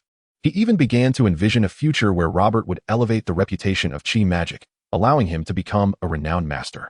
Upon witnessing the father and Robert retreat into the back of the house, Chunglong fell into silence, only to then hear the father's voice. "There is one more matter. If you wish to enhance your mental strength and master the diverse applications of Qi, you must also embark on the path of formal magic." "Is there any issue with that?" "None whatsoever," Robert replied decisively. "Originally, we practitioners of Qi magic require a medium, but you are different. Your Qi is unique. As long as you can develop your mental strength alongside it, the absence of a medium becomes inconsequential. After all, most legendary figures rarely relied upon any medium." The father explained contentedly. He was indeed suited for this, for the power within him could be considered a form of Qi magic, an extraordinarily potent and rare kind. If I had not witnessed it with my own eyes, I would scarcely believe such a person could truly exist, the father remarked, shaking his head as he elaborated. "In essence, Chi magic is a manifestation of life force. Warriors and wizards are merely titles. The 8 immortals of legend also wield Chi magic, yet we commonly refer to them as deities rather than wizards. Nevertheless, it is true that everyone has their own area of expertise. Some prefer close combat, while others excel in stealth. It is merely a matter of personal inclination. Moreover, once Robert masters Chi magic, even if he were to face his enemies with his fists, who could claim he is not a wizard? Listening to the father's words, Long felt somewhat dazed. In his youth, he had chosen to practice martial arts due to his lack of interest in magical knowledge, which underscored his limited aptitude for the pure path of magic. Thus, Robert began a life of routine, attending school during the day and after classes, diligently practicing before coming to the father to study the path of magic. He devoted himself to developing new meditation techniques and training his body, mind, and chi. He did not wish to neglect any aspect. During his magical studies, Robert also imparted some fundamental chi cultivation methods to Long and Xiaoyu, perhaps indicating that the two were indeed more suited to the pure path of chi cultivation. Due to this, Jackie Chan Xiaoyu need not delve into the intricate mysteries of chi. She merely needs to diligently cultivate her chi to enhance herself. Thus their rate of progress remains commendable. As for Robert, his advancement is quite remarkable, although he is yet to truly experiment with the combat capabilities of chi magic. It is evident that his chi has acquired a greater range of transformative abilities, surpassing its previous destructive nature. Most importantly, after practicing a new meditation technique, Robert has unlocked new potential, successfully materializing his mental energy, akin to the telekinesis exhibited by Dumpling and Lady Gao. For Robert, the primary utility of this telekinesis lies not in combat, but in empowering himself during practice, creating an effect reminiscent of a gravity chamber to refine his body and chi. This, indeed, is his greatest achievement. Chapter 93, The Pig Talisman. During this Christmas holiday, Robert, for once, did not venture to his father's antique shop to continue his training, as the Kent family and the Danvers family chose to travel during the festive season, with even Alex joining in, leaving Robert with no choice but to accompany them. However, this outing was devoid of any unforeseen incidents, and no one troubled Robert and his companions. Yet, Robert learned an intriguing piece of news from Carla. The mouse talisman has drawn the attention of the Shadow Ninjas. I suggest you send it to Zone 13. At least there, the talismans have shown no signs of invasion, Robert proposed, stroking his chin upon hearing the news. There was no denying that Jackie Chan incessantly touted Zone 13 as the safest place in the world, and Robert felt somewhat brainwashed by these assertions. Moreover, since the talisman was sent to Zone 13, indeed, no mishaps had occurred, and it appeared that neither the Lord nor the Shadows had discovered it. One could only wonder how Zone 13 managed to maintain such security. How could that be? Our Super Investigation Department and Zone 13 are two independent entities. It is inconceivable to hand the mouse talisman over to them. However, before Robert could finish his suggestion, Alex swiftly dismissed it. Not only was Alex currently in a position of lesser influence, but even if she were a high-ranking member of the Super Investigation Department, she would still be unlikely to agree to transferring her department's extraordinary items to another. You're such a typical guy. Only Carla can communicate with you. After casting a disapproving glance at Robert, Alex turned on her heel and departed. Their Super Investigation Department still possessed the mouse talisman. Yet Robert was already contemplating the aftermath of its loss. Did he not recognize the complications that would arise from the loss of such an extraordinary item? Not only would there be repercussions from the loss itself, but there would also be accountability to contend with. Don't mind her. If the mouse talisman truly goes missing, she will undoubtedly seek your assistance.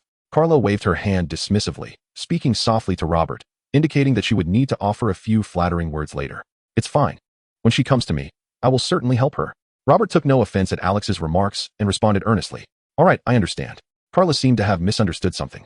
Her cheeks flushed as she lowered her head and spoke in a voice barely above a whisper. It appears they are getting along quite well.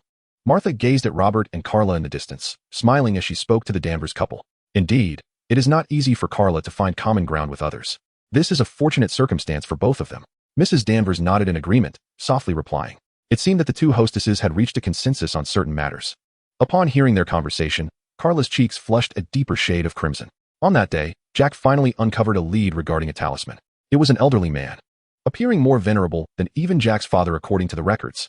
Residing in distant London, he was an artist whose work featured a talisman resembling a pig. The pig talisman. Robert recalled it vividly as one of the most distinctive talismans. The possessor of the pig talisman could wield the ability to emit laser beams from their eyes, albeit the color of the laser might differ. Pig talisman. Robert, practicing with Carla on their way home from school, received a message from Jack. His eyes lit up at the prospect of a talisman that could allow one to emit laser beams, piquing his interest. Especially since Robert could already release shockwaves from his eyes, though his power was evidently inferior to Carla's, let alone Clark's. Moreover, Prolonged use of this eye technique brought about discomfort, prompting Robert to contemplate whether the pig talisman might inspire him. Is that the talisman that allows one to shoot lasers from their eyes? Carla inquired, her eyes sparkling with anticipation as she looked at Robert. Can I accompany you? Ever since Robert began to release energy waves through his eyes, Carla had selectively forgotten that the ability to emit lasers was linked to a pig, and she had developed a keen interest in the pig talisman. Additionally, she was curious about whether, upon acquiring the pig talisman, the beams emitted from her eyes would be a result of her thermal vision or the talisman's lasers. Somehow, Carla had begun to ponder such peculiar questions, perhaps influenced by Robert. You want to come along? That is fine, but just observe. Do not interfere with my opponents. Robert cautioned, his gaze wary as he addressed Carla. Don't worry, I won't steal your opponents. Carla exclaimed, her eyes brightening at Robert's acquiescence as she eagerly nodded in assurance. Absolutely not. Carla cannot accompany you. However, while Robert had given his consent, someone else was not as agreeable. Clark soared beside them, casting a wary glance at Carla as he exclaimed, Why are you looking at me like that? And why can't I go? Carla furrowed her brows, scrutinizing Clark with suspicion. Cousin, do you intend to restrict my freedom? Coughing lightly, aware that his demeanor had been rather suspect, Clark met Carla's gaze earnestly. It's not that I wish to limit your freedom. It's just that you are not like Robert. He possesses the ability to transform and disguise himself without revealing his identity. But can you do the same? Or do you wish to don the same masked attire I wore previously? If you are willing, it is certainly not impossible. No, Kara interrupted Clark before he could finish. For she would never don such an unsightly garment, and wearing such attire in the company of Robert would be utterly humiliating. Thus, it was best that Robert handle this matter himself. Clark sighed in relief as he spoke, while discreetly signaling Robert with his eyes. Very well, I shall depart alone then. Although Robert did not fully grasp Clark's intent, he acknowledged the necessity of Clark's guidance and took flight, arranging to meet Jackie Chan in London. Chapter 94. The Art Exhibition and Undercurrents. The reason Clark rushed over to prevent Kara from accompanying Robert to London was not solely due to concerns about her revealing her identity. While he did consider that aspect, the paramount reason was that Diana resided in that vicinity. Clark feared that if Kara were to encounter Diana, Robert, in his obliviousness, might inadvertently provoke Kara, leading to disastrous consequences. After all, when Robert traveled to Rome previously, Diana had also hastened from elsewhere. Who could say whether she might do the same this time? Clark did not investigate Diana's whereabouts, but if she were in the Louvre, the distance from the Louvre to London was certainly shorter than to Rome. To err on the side of caution, Clark believed it would be safer for Kara to remain on the American continent, avoiding the European mainland altogether.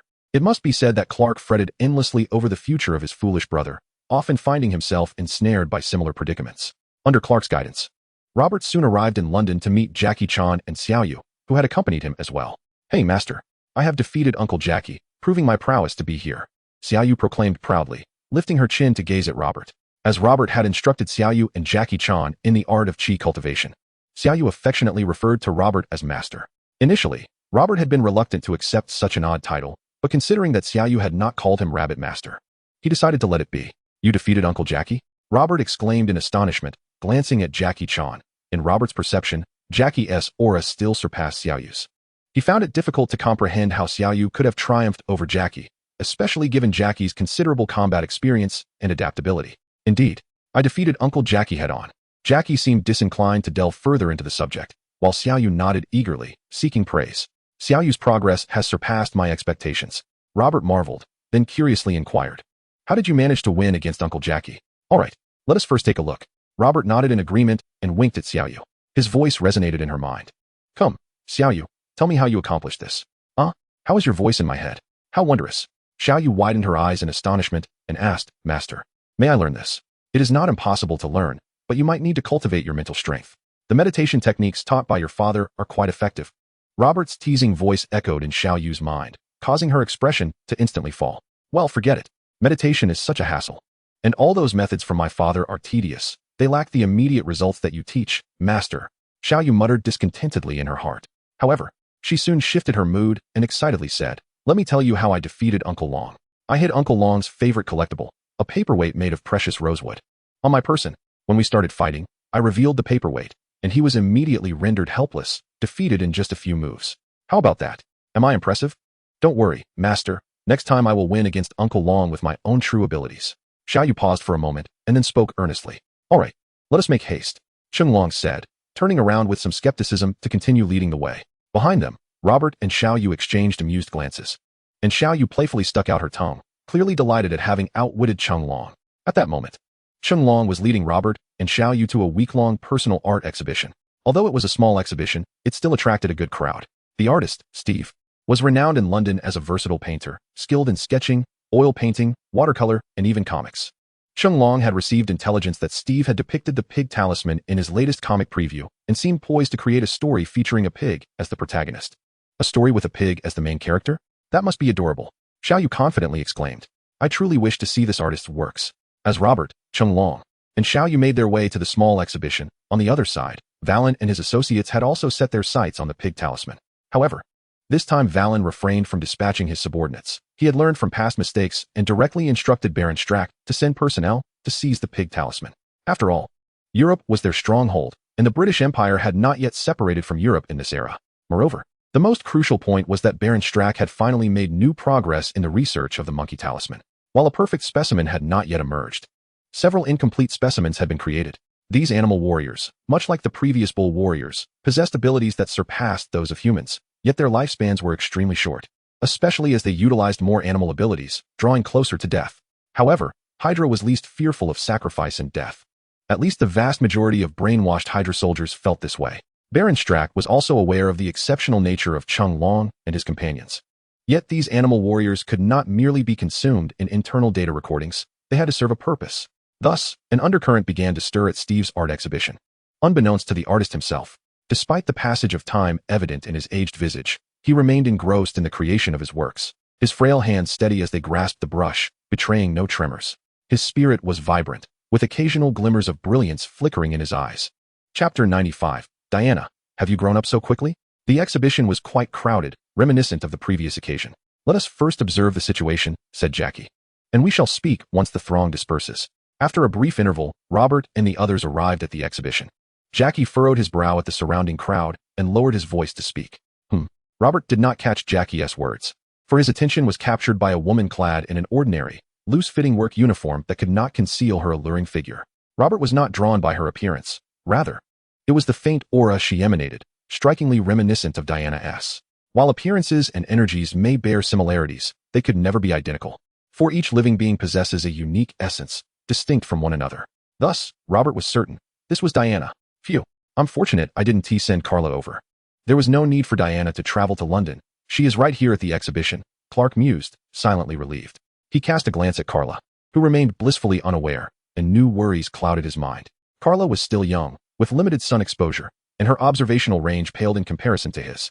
However, he feared the day would come when Carla would grow to a height capable of surveying the entire Earth, at which point he would have no means to conceal the truth from her. Robert, I can shield you for now, but in the future, you must rely on yourself. If trouble arises, remember to keep your distance from home. We must not dismantle the house and farm, Clark sighed, feeling a twinge of reluctance at the thought of such a scenario. Diana? At the exhibition, Robert approached Diana from behind, a thrill coursing through him as he whispered excitedly. Diana turned, puzzled, not expecting anyone to recognize her in this setting. Yet, upon seeing Robert, she did not immediately recognize him. It was only when her gaze fell upon his distinctive hairstyle that a flicker of hesitation danced in her eyes. Robert, have you grown up so quickly? You seem quite different now. To be honest, Diana had not anticipated Robert's rapid maturation. Based on her last encounter with him, she believed it would take at least 3 to 4 years for him to change. Yet, merely 6 months had passed. Chi magic? A spark of realization lit up Diana's eyes as she glanced around, drawing Robert aside to inquire softly. You know about chi magic? Robert asked, astonished by Diana's words. No wonder I couldn't find you at the Temple of Athena or the Louvre last time. Robert nodded, a glimmer of understanding illuminating his expression as he grasped the reason for Diana's recent absence.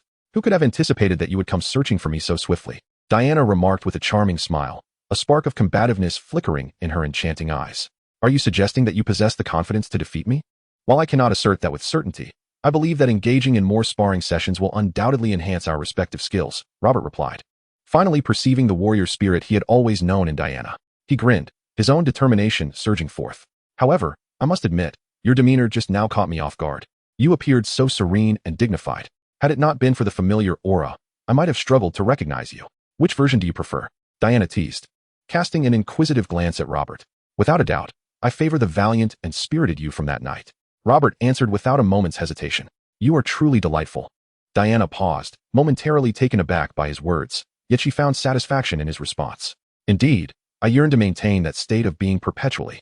But to integrate into the realm of ordinary society, one must don certain FA aids, much like you are doing now, wouldn't you agree? That is indeed a valid point. Robert nodded in agreement, though curiosity soon creased his brow as he turned to Diana. But what brings you here? Are you also in pursuit of the talisman? Talisman? That rings a bell. Ah, yes, it's mentioned in the records of Chi magic. I brought that book from home. It's at my new residence. Once the art exhibition concludes, you may accompany me to retrieve it. I merely came to observe Steve's creations. Having little else to occupy my time, Diana pondered thoughtfully. So, you are here for the talisman? You wouldn't be planning to engage in battle here, would you? Not at all. As long as the enemy is absent, I will refrain from acting in such a place. Robert waved dismissively, his gaze drifting to Steve, who was engrossed in painting. By the way, this elderly gentleman possesses formidable strength. His aura is even more potent than Uncle Long's. He is not an ordinary individual? Diana remarked, eyeing Steve with surprise. Yet she quickly shifted her attention to the figures of Chung Long and Xiao Yu, who stood at a distance, observing intently. Are they with you? During our last encounter, Uncle Long was right beside me, Robert reminded her, scratching his head. I must admit, I didn't pay much attention then. Diana's face briefly betrayed a hint of embarrassment, as her focus had been solely on Robert, ignited by the thrill of combat. Furthermore, Chung Long and the bull warrior had been somewhat distant, thus escaping her notice. At that moment, Xiao Yu was making exaggerated facial expressions towards Robert, seemingly attempting to communicate telepathically, though regrettably, she had yet to master that skill. Robert shook his head and exchanged greetings with Diana, Chung Long, and Xiao Yu, patiently awaiting the conclusion of the evening's exhibition to engage in a more profound discussion with Steve. However, Robert had not forgotten Diana's combative nature. He specifically cautioned her that should an enemy approach, she was to evacuate those nearby and refrain from competing with him for adversaries. Diana, with a half-smile, cast a glance at Robert but offered no response, leaving him uncertain whether she had acquiesced or not. Suddenly, he sensed the approach of multiple formidable presences. They are coming, he warned gravely before he could inquire further. Chapter 96, Steve, the Shield, and the Animal Warriors. How many are there? Diana inquired, her brows arching, her warrior spirit igniting. Her eyes glimmering with anticipation as she gazed at Robert. It was evident that she had neither accepted Robert's stipulations nor was she deterred from the notion of claiming more than one opponent for herself. Reminiscent of Kara's promise not to seize monsters. There are 5 in total, Robert sighed, relenting in a hushed tone. Very well, I'll take 2. Diana did not overreach, but instead settled on a number that Robert could reluctantly tolerate. She then approached Steve, whispering something to him as he was engrossed in his drawing. The talisman? Steve paused, instinctively touching his chest where the talisman hung around his neck. My apologies, but due to unforeseen circumstances at home, today's exhibition must be temporarily closed. We will inform everyone of the rescheduled opening, he announced regretfully. I apologize for the inconvenience. Mr. Steve, when will the new comic story be released? Is it also going to be postponed? Don't worry, Mr. Steve, you attend to your matters. We're fine. Please take care of yourself, Mr. Steve. Though the fans were keenly interested in the forthcoming comic stories, they departed the exhibition in an orderly fashion under the staff's guidance. Greetings. So, you two have come for the talisman? Steve remarked as he acknowledged Robert and the others. His inquiry bore a tone of certainty. Indeed. We are extraterritorial personnel from Sector 13, here from America in search of the talisman, said Chung Long, shaking hands with Steve and presenting credentials. I am uncertain if you have unlocked the powers within the talisman, but it is indeed an extraordinary artifact, and Sector 13 has been housing it. Sector 13? Steve raised an eyebrow, then chuckled. Is that a newly established department? I had not heard of it before. By the way, have you heard of the Department of Homeland Strategic Defense and Logistics? I recall they also manage extraordinary events. There are numerous such departments. Those individuals are approaching rapidly. If you wish to keep the talisman, then lead us to a secluded place. Otherwise, a skirmish here could very well dismantle your location, Robert stated, shaking his head as he considered the implications of the super-check department, then looked at Steve earnestly. Of course, if you are willing to relinquish the talisman, you may leave first. We will divert their attention. This is a battle-hardened warrior. A glimmer of intensity flickered in Robert's eyes as he observed Rogers shouldering his backpack and leading the way ahead. A fleeting thought crossed his mind, lamenting that he was somewhat past his prime, lacking the vitality that Lady Hoff displayed so effortlessly. Had they been discovered? He hastily resolved to follow suit. Baron Strack had also received word of the pig sigil's relocation, swiftly instructing his animal warriors to pursue Robert and his companions. The group soon arrived at the vicinity of a deserted residential building. Robert astutely noted the presence of several targets and dummies strewn across the ground, along with various training equipment, suggesting this might be one of Steve's clandestine hideouts. It had been a long time since he had engaged in genuine combat, and he questioned whether he still possessed the skill. If only he had surrendered the sigil instead of hoarding it for his artistic whims. Upon reaching their destination, Steve opened his backpack and revealed a circular shield, whispering softly. Captain America? Jackie paused, taken aback by the emblem on the shield, and hesitantly queried Steve. Oh, I'm a fan of his. I grew up listening to his tales, so I crafted a similar shield, Steve replied with a gentle smile, glancing at the nearby Xiaoyu as he explained. By the way, will you be bringing the little one along for the mission in District 13? Don't underestimate me. You might not stand a chance against me, Xiaoyu retorted with a hint of indignation. Very well, we shall see how you perform. It appears our foes are upon us. Steve responded with a warm smile towards Xiaoyu, turning his gaze towards the ruins beyond, where 5 men of varying heights and builds glared at them with fervent intensity. Looks like we have exactly 5 of us. Shall we each take one?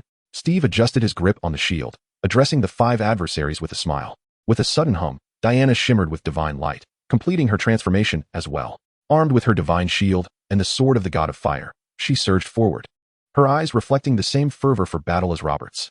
Am I out of the loop? Steve pondered, momentarily taken aback as he watched Robert and Diana don new garb and charge forth. He then turned to Jackie and Xiaoyu, inquiring, you two can do the same, right? Rest assured, we won T. What the? Jackie waved his hand dismissively, but was abruptly interrupted by a sudden exclamation. Mind your language.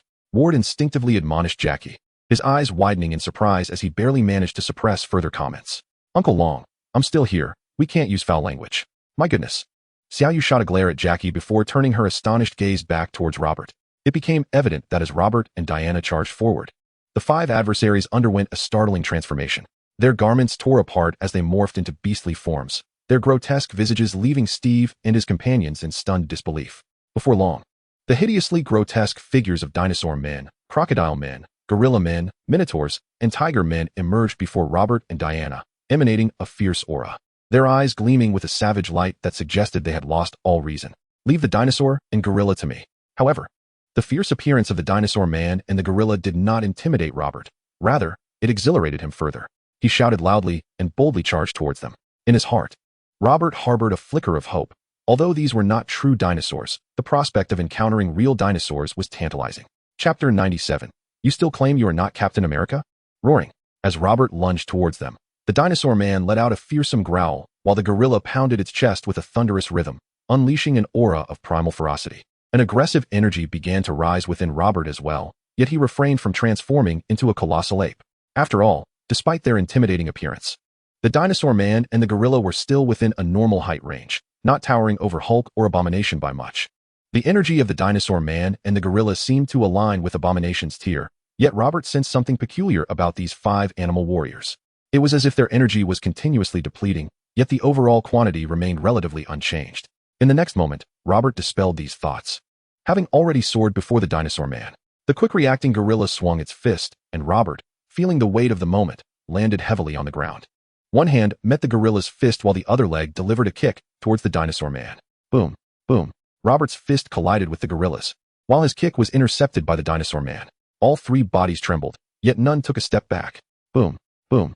In the subsequent moment, Robert continued to engage with the dinosaur man and the gorilla, their fists and feet clashing, producing a cacophony of sounds.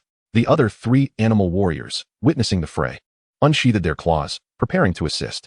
Although they had come for the pig talisman, their orders were to eliminate everyone present at all costs. You shall face me. However, before the crocodile man and the other 2 animal warriors could make a move against Robert, Diana had already taken the initiative, recalling the combat opponents Robert had assigned earlier.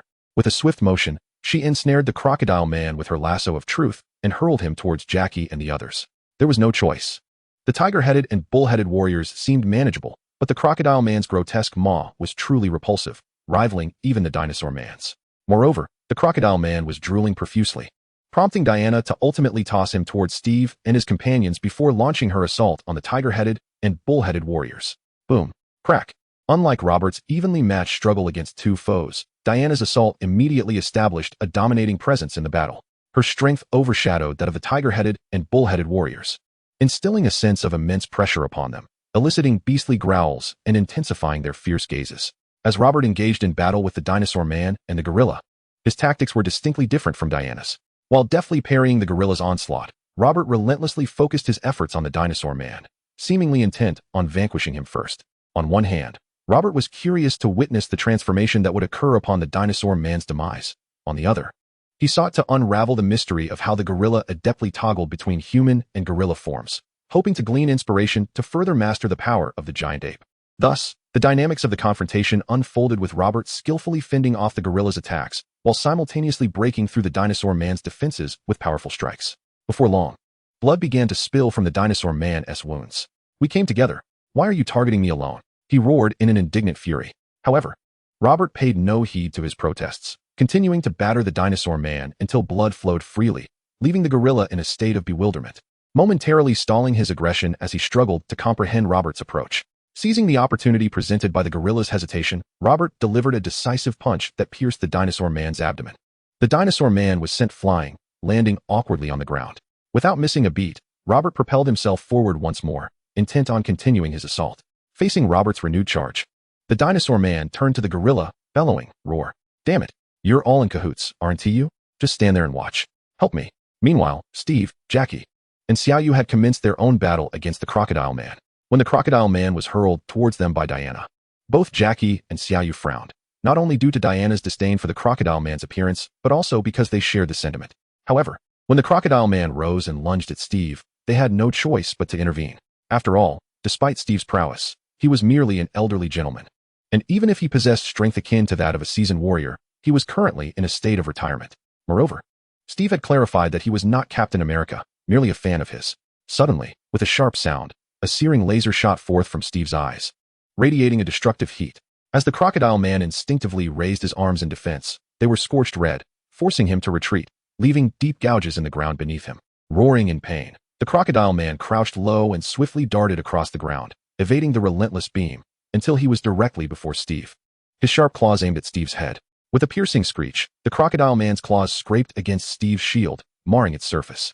In that instant, Steve delivered a powerful kick upward from beneath the shield, striking the crocodile man squarely on the chin, sending his head snapping back. Steve grasped the shield and leaped high into the air, utilizing the acceleration of gravity to strike the fallen crocodile man's head with the shield's edge. With a resounding thud, the crocodile man's pupils dilated sharply as one claw grasped the shield, only to have it slice through his palm. A roar of fury erupted from the crocodile man. Yet at that moment, a laser shot directly into his mouth, abruptly silencing his growl.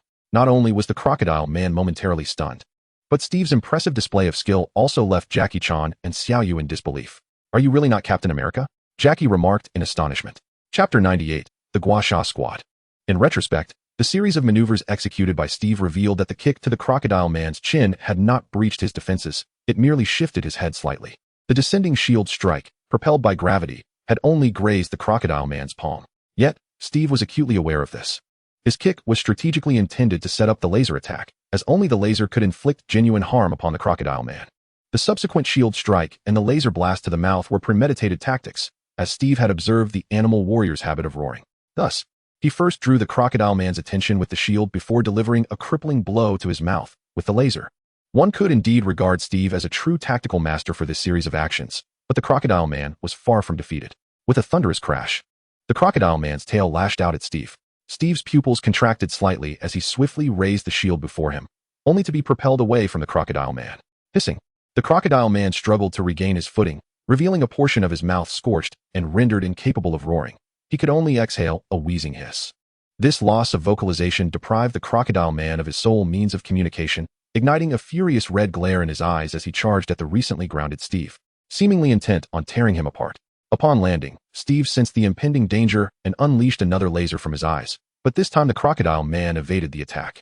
It appeared that, having lost his ability to speak, the crocodile man's perception of danger had heightened, and his reflexes became swifter, as if he were reverting to a more primal state.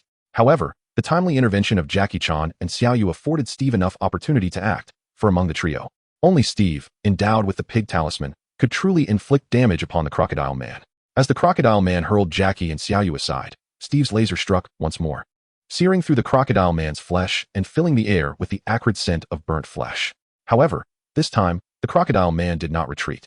He resolutely planted his feet into the ground, advancing step by step towards Steve, undeterred by the deepening wounds on his body and the increasingly pungent smell that surrounded him. "Get away." Steve's pupils constricted slightly as he hurled his shield at the crocodile man, striking him and momentarily halting his advance. Yet, the impact caused little harm. Compared to the damage inflicted by the laser eyes, this blow was merely a gentle scrape. With a swift motion, Jackie, another master of props, darted to the side and caught the shield, skillfully wielding it to strike at the crocodile man's body. The force resounded with a thud as the crocodile man retaliated with a punch aimed at Jackie, but the shield's sudden maneuver intercepted the blow. Jackie staggered back a couple of steps, yet he valiantly withstood the crocodile man's assault. Xiaoyu, Jackie bellowed after fending off the crocodile man's attack. I'm coming, Xiaoyu replied, charging forward with a heavy iron rod she had been using for training.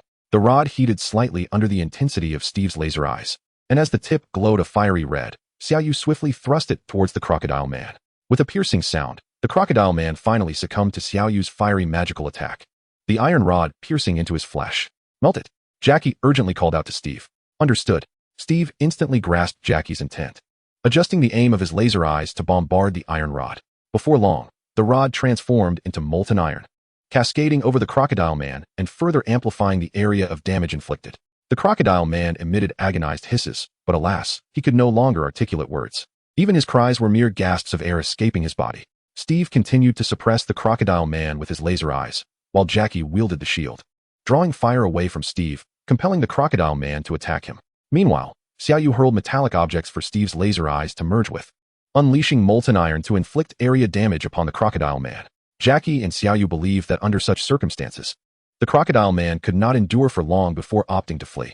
However, they were taken aback by the crocodile man's unwavering resolve. His eyes glowed with fury as he fixed his gaze upon Steve, Jackie, and Xiaoyu, marching forward despite his numerous injuries. In another part of the battlefield, Diana, unbeknownst to Robert, who had not contemplated consuming the dinosaur humans, he was far removed from the ruthless scions of yore who would devour even humanoid beings. His sole intention was to discern whether true dinosaurs lurked behind the visage of these dinosaur humans. Alas, upon the demise of one such creature, he was left bereft of any opportunity for research, which left him somewhat disheartened. With a resounding thud, Robert intercepted the fist of the gorilla human. An immediate surge of psychic energy enveloping the creature, while simultaneously merging the binding technique with the universal thunder palm. He transformed his energy into a current, immobilizing the gorilla human and commencing an investigation into its condition. Chapter 99. Your shield is remarkably effective at this juncture. Robert sought not only to unravel the secrets of the gorilla human's transformation, but also to comprehend the rapid depletion of its vitality, pondering whether this indicated that these animal warriors would not survive long, even in the absence of combat. Regrettably, he scarcely had the chance to begin his inquiry. Perhaps owing to the recent surge of energy from the gorilla human's rampage, Robert's electric confinement proved insufficient to stave off its transformation into a desiccated corpse, as his energy could not compensate for the creature's swiftly waning life force. With a hiss, the defenseless carcass of the gorilla human was obliterated into mere powder by the current Robert unleashed, dissipating entirely. Artificial creations. These beings exhibit a complete lack of reverence for life, Diana remarked softly, having dispatched the remaining tiger-headed beings, casting a mournful glance at the surrounding corpses. Their sacrilege against life will undoubtedly invoke retribution. Fear not. They shall strike again, Robert replied, shaking his head with earnest conviction. After all, it was only that particular faction fixated on the talismans, and they would not relinquish their pursuit easily. With a swift sound, a shockwave surged towards the crocodile human, as Jackie Chan and his companions had already been embroiled in a strenuous battle and had transcended mere discomfort. Yet, to completely vanquish the crocodile human, they required additional time. Thus, Robert took it upon himself to resolve the matter directly. Jackie and Xiaoyu breathed heavily at the sidelines, clearly fatigued. Compared to Steve, who merely employed the pig talisman, their labors were notably more demanding. Jackie, in particular, had borne the brunt of the crocodile human's retaliatory fury after its injury. Without the shield in his grasp, he would have found it considerably more challenging to withstand. Your shield is truly remarkable, Jackie lamented as he reluctantly handed the shield to Steve, expressing a wistful yearning for such a formidable protector. My sincerest apologies. Had it not held great significance for me, I might have considered gifting it to you, Steve replied with a smile as he stowed the shield away. However, you wield it quite adeptly. Have you trained before? Not at all. I possess an innate affinity for weaponry. Jackie shook his head, lowering his voice. So, the news claimed you had perished? What led you to take refuge here? And to pursue a life as an artist? Had it not been for the ravages of war, I would have long since embraced the life of a painter. Nonetheless, it is not too late. At the very least, my experiences have bestowed upon me a wealth of inspiration. If it were not for my desire to retain the pig talisman in search of new stories, this commotion would never have arisen. Alas, I fear my secret sanctuary may no longer be a safe haven. Steve let out a soft sigh, initially expressing a sense of nostalgia before his gaze was drawn to something, causing his lips to twitch slightly. It appeared that Robert was diligently cleansing the battlefield, erasing the remnants of the fallen animal warriors and meticulously wiping away the nearby stains of blood. In the heat of battle, Robert had been so engrossed that he had forgotten to consider his own injuries. After all, His wounds were healing remarkably fast. However, it was prudent to exercise caution post-conflict. And this was no grave error. Steve, observing the energy wave emitted from Robert's hands, fell into a contemplative silence. After a moment, he shook his head and inquired of Robert, "Have the youth of today truly become this formidable? Does he possess the power of talismans?" "No, this strength is entirely his own," replied Robert, as a glimmer of envy flickered in Jackie's eyes. Despite Robert's assurance that with perseverance, he and Xiaoyu would eventually attain such abilities, Jackie felt that such a day was still far off. Your own power? To think that the 13th District boasts such a formidable warrior. You must safeguard his information well, for if it falls into the wrong hands, they will surely attempt to lure him away, Steve remarked, momentarily taken aback, then smiling as he cautioned. Truth be told, he is merely my external support, not a member of the 13th District. I trust you will keep Robert's existence confidential, Jackie whispered earnestly. You place such trust in me? Steve inquired, a hint of surprise in his tone.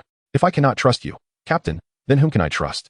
Jackie replied with a gentle shake of his head, a smile gracing his lips. You must have perceived the peril that talismans pose. Do you still intend to keep it in your possession?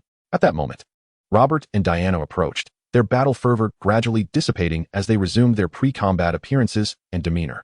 Robert turned to Steve and posed a question regarding the recent skirmish. Having taken an interest in the battle, he acknowledged that Steve's combat skills were commendable, even surpassing those of Lady Gao. However, Steve's inherent strength was considerably lacking. Moreover, the power unleashed by the pig talisman paled in comparison to the explosive flames of the dragon talisman, leading Robert to abandon any thoughts of engaging in combat with Steve. And it is not merely these grotesque creatures. There are also foes that lurk like shadows. I heard from Uncle Long that someone once forcibly retained a talisman, only to have their home reduced to ruins amidst the ensuing chaos. Xiaoyu interjected swiftly in support of Robert's assertion. Indeed, these talismans are quite troublesome. Were I younger, I might have been tempted to involve myself. But alas, I have grown old, and it is time for me to relish my retirement, Steve remarked softly, removing the pig talisman from around his neck and shaking his head. It is undeniable that one cannot resist the passage of time. After just a short duration of exertion, I find myself plagued by aches and pains. Nevertheless, entrusting you with this talisman is acceptable, provided you ensure it is not employed for malevolent purposes. I am confident in your integrity, yet I remain wary of the enigmatic 13th District. Rest assured, the 13th District is secure, having already fortified itself with several talismans without a single incident to date. Jackie Chan patted his chest, uncertain of how many times he had bolstered the 13th District. Perhaps the 13th District was genuinely safe at first, but with the repeated misfortunes it has faced, even its formidable defenses may be at risk of faltering. Captain, let us exchange contact information. Should you encounter any extraordinary events, you may call upon us to assist. Jackie Chan remarked with a smile as he accepted the pig talisman from Steve. If certain individuals were to discover your actions, they would likely be incensed. However, it matters not, for I find you rather agreeable. Steve chuckled, shaking his head as he exchanged contact details with Jackie. Feel free to visit my art exhibition when you have the chance. After all, being a painter is currently my primary vocation. Chapter 100. The confrontation between Steve and Nick Fury. In a brief span, Robert, clutching the pig talisman, pondered aloud. So, it is after the release of energy that one can alter its properties, allowing it to become more gentle while within the body. Could it be possible to discover an appropriate energy attribute that nourishes the body, thereby reinforcing it continuously? A new realization dawned upon Robert. He envisioned a path where energy and the corporeal form could indeed complement one another. Perhaps by embarking on this journey, he would no longer need to rely on the explosive energy to temporarily enhance his physical strength. At that moment, without the aid of energy, Robert's physical prowess already surpassed that of an ordinary person, yet he found himself unable to contend with formidable beings such as Kara, Clark, and Diana. Only under the influence of energy could he hope to measure up to Kara even slightly. The underlying reason lay in the fact that Kara and Clark absorbed solar energy, which coalesced into a power conducive to their evolutionary advancement, allowing them to grow ever stronger, while Diana too harnessed divine strength to augment her own physique. Thus, identifying a suitable energy attribute became one of Robert's pathways to enhance his physical strength, with the other being the might of the colossal ape. Simultaneously, Valen received news from Baron Strucker regarding the failure of the animal warriors, resulting in their complete annihilation. Upon receiving this intelligence, Valen fell into a contemplative silence, his eyes gleaming with fervor. He had witnessed the demonstrations of the animal warriors, who could withstand several blows from laser weaponry, yet they had been utterly vanquished. This indicated that the depth of the 13th District's resources exceeded his expectations. Valen could not help but feel a sense of relief. Had the 13th District not concealed its strength, it would undoubtedly have drawn the attention of other Hydra factions. Now, the formidable achievements of the 13th District would all be his for the taking. As the 13th district became thoroughly infiltrated, Valen would not only reap immense power, but also seize the various charms within the district. With this thought, Valen instantly lost his urgency. He even hoped that the 13th district would perform admirably, ideally collecting all charms except for the monkey charm, allowing him to benefit from their efforts effortlessly. As for the master, Valen planned to casually deceive him with a few words, for he had no intention of handing over the charms in the near future. After all, he had yet to fully discern the master's true nature. However, Valen was taken aback when the master did not erupt in fury as expected. Instead, he fell into a contemplative silence. The master was deeply engrossed in pondering a solution, as it was impossible for Valen and the Shadow Ninja to confront Robert without the master's unsealing. Yet, without addressing Robert, obtaining the charms seemed to present a paradox. Nick Fury, did I not mention that you should refrain from calling me when there's nothing pressing? Peggy frowned, her dissatisfaction evident. What? Looking for Steve? What do you need him for? Beside her, Steve gently shook his head, seemingly unfazed by the situation, signaling Peggy to hand him the phone. On the other end, it was none other than Nick Fury, the future director of the organization known as SHIELD, who called Peggy because he had seen the comic preview drawn by Steve. On Nick Fury's wrist was a uniquely shaped watch, its octagonal face seemingly covered by a layer of energy, as if isolating something. Captain, it's been a while, Nick Fury greeted once Steve took the call. Cut to the chase. You're here for the charms, aren't you? Steve interrupted bluntly. Unlike the camaraderie shared with Jackie Chan and his crew, Steve harbored no fondness for Nick Fury. Especially after his successful parachute jump and subsequent life of anonymity, he had encountered too many politicians and opportunists. Given his unique status, complete concealment was impossible. The upper echelon had always been aware of his existence, largely due to his insistence on being with Peggy. Thus, Steve was no longer that Na'vi super soldier who charged forward without a second thought. He had matured and could now discern the malevolence and benevolence within people more clearly. Captain, you're already aware? Then I shall be forthright. Charms are perilous. If they were in your possession, it might disrupt your retirement, Nick Fury said sincerely. It has already affected me, hence I discarded it. Steve interjected before Nick Fury could finish. You threw it away? Where exactly? Nick Fury's brow furrowed, yet his voice remained steady. Who knows? Perhaps it's in the Rhine? Steve shrugged and smiled. Captain, you're in London, not Western Europe. Nick Fury's expression darkened. Yet he managed to maintain his composure while reminding Steve. Certainly, I shall send someone to retrieve it without disturbing your rest, Captain. Nick Fury spoke with a countenance as grave as the depths of the ocean, yet his tone remained gentle. Very well, I shall call you when I have the chance. Otherwise, do not trouble us old folk, Steve reminded with a faint smile. After all, you are quite busy with your duties and ought to have no time for mere commoners, right? Oh, have you hung up? How impolite. I shall have to include a one-eyed villain in my comic. Has that little stone been discovered? Peggy looked at Steve with affection, shaking her head and asking softly. Indeed, I encountered a rather intriguing group today. Alas, if I were decades younger, I could have engaged with them more. But alas, I have grown old and can only paint with you and enjoy the scenery. Steve chuckled as he embraced Peggy. Are you implying that I am old? Peggy feigned displeasure with a slight smile. Not at all. In my heart, you shall forever remain the most beautiful version of your youth. Steve replied, shaking his head with a soft laugh. Humph, now that is more like it, Peggy said, her face illuminated with a sweet smile as she nestled contentedly in Steve's arms. Chapter 101, carried home by Diana. In the office of the director of SHIELD, Nick Fury wore a solemn expression. After a moment, he adjusted his wristwatch, which emitted a beam of light that was swiftly obstructed by an external energy barrier, preventing any radiance or essence from escaping. Upon gazing at the watch, one could faintly discern a dog-shaped emblem beneath the dial, from which the light emanated. The dog talisman, one of the 12 talismans. It grants the bearer immortality and eternal youth, an ability coveted by emperors and dignitaries throughout the ages. As the light of the dog talisman appeared, Nick Fury felt a rejuvenation of spirit, as if years of accumulated fatigue had been swept away. Yet, regrettably, his hair did not grow back, still resembling a dark, aged egg. However, this was the flaw of the dog talisman. It could only render one immune to death and fatal injuries, unable to disregard all harm.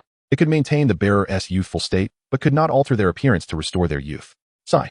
Nick Fury recognized this limitation of the dog talisman and let out a quiet sigh, twisting his wristwatch once more, causing the luminescence of the talisman to fade.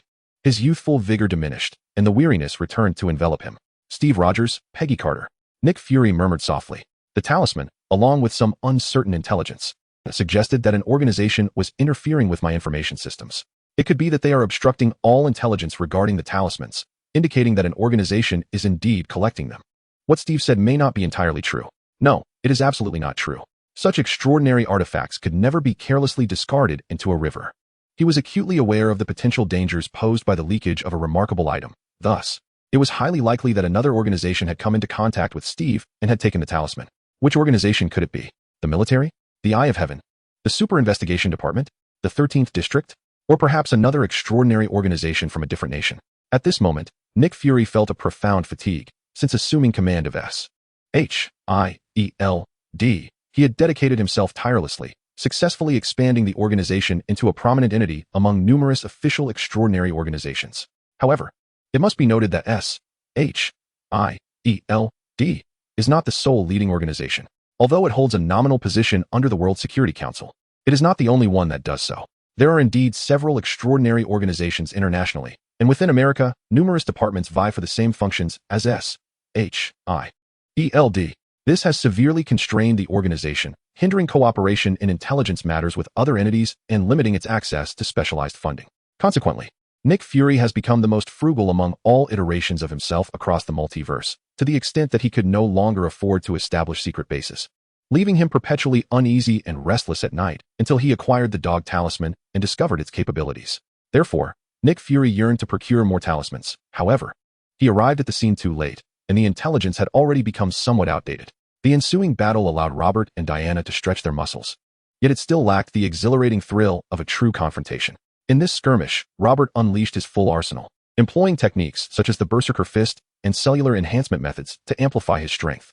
He utilized every ability at his disposal, including telekinesis, flames of energy, electric forms, and even the newly mastered laser vision. However, he refrained from using the Phantom Fist, as it had already been countered by a warrior of Diana's caliber. Any attempt to employ it again would merely expose him to her counterattack.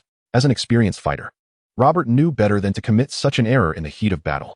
Diana, too, relished the confrontation. She engaged Robert with a flurry of punches and kicks. And although Robert possessed slightly superior technique, he was at a disadvantage in terms of raw strength, leading to an exhilarating exchange for both. As the fight escalated, although Diana did not unleash her divine power, she wielded the sword of the god of fire and her divine shield, significantly enhancing her combat prowess compared to their previous sparring session, successfully overpowering Robert once more. Observing that Robert was undeterred by injuries and had a commendable healing rate, Diana, filled with fighting spirit, discarded her reservations and struck frequently with the sword of the god of fire, leaving several wounds on Robert. You have progressed so rapidly. In just half a year, you have compelled me to exert nearly all my strength aside from my divine abilities, Diana remarked as she crouched beside Robert, a hint of awe in her voice. At this rate of advancement, it won't be long before you surpass me. It is truly astonishing, a feat achievable by humanity. However, there still seems to be a slight deficiency. If I could thoroughly comprehend the essence of chi, I would undoubtedly progress at a swifter pace. Robert, feeling somewhat feeble and regretful, shook his head, deeply reflecting on his injuries as he lamented, "To be honest, this is the first time in a long while that I have sustained such severe wounds, rendering me utterly incapable of fighting. Diana, your prowess is truly formidable. Of course, I am the mightiest warrior of the Amazons." Diana proudly lifted her chin, and then, as an afterthought, she hesitated and scrutinized Robert's physique, inquiring, "By the way, you're not going to stop growing, are you? I hope you're still this tall when you finally defeat me." "Not at all. I will undoubtedly grow taller, just as I will surely overcome you," Robert asserted with unwavering conviction, though he gradually felt an overwhelming fatigue wash over him. This time, he was not merely battered. His energy was entirely depleted, and his mental fortitude had waned due to the excessive exertion of his psychic abilities. "Then you must strive diligently, not only to enhance your combat skills, but also to ensure you grow taller." Diana chuckled, shaking her head playfully. "Robert, As Diana prepared to carry Robert away, a thought struck her, recalling how Robert had meticulously cleaned the battlefield after defeating the animal warriors. She surveyed the chaotic scene around them and remarked, "Though I am uncertain why you are so cautious, it is always wise to be prudent." With a swift motion, Diana unleashed a surge of divine power, erasing all traces of the battle and the bloodshed. With a powerful push of her legs, she vanished from the spot, carrying Robert with her. Chapter 102 A Tale. Meanwhile, Clark, who had witnessed the entire confrontation between Robert and Diana, scratched his head. To be honest, had it not been Diana who injured Robert, he would have rushed in by now. Ultimately, Clark could only remain silent, choosing not to dwell on the matter or concern himself further with Robert, who appeared gravely wounded and in need of rest. He felt a sense of relief that he had not allowed Kara to follow, for the outcome could have been unpredictable. Yet, it seemed Robert had succumbed to a profound slumber, and in this state, his injuries were healing rapidly. Diana, too, preferred not to disturb Robert in this condition. It's all right. He hasn't grown up yet. He's still just a child, Diana murmured softly after a moment of contemplation, seemingly speaking to herself rather than anyone else. Soon, she carried the slumbering Robert into the bathroom, first filling the tub with warm water.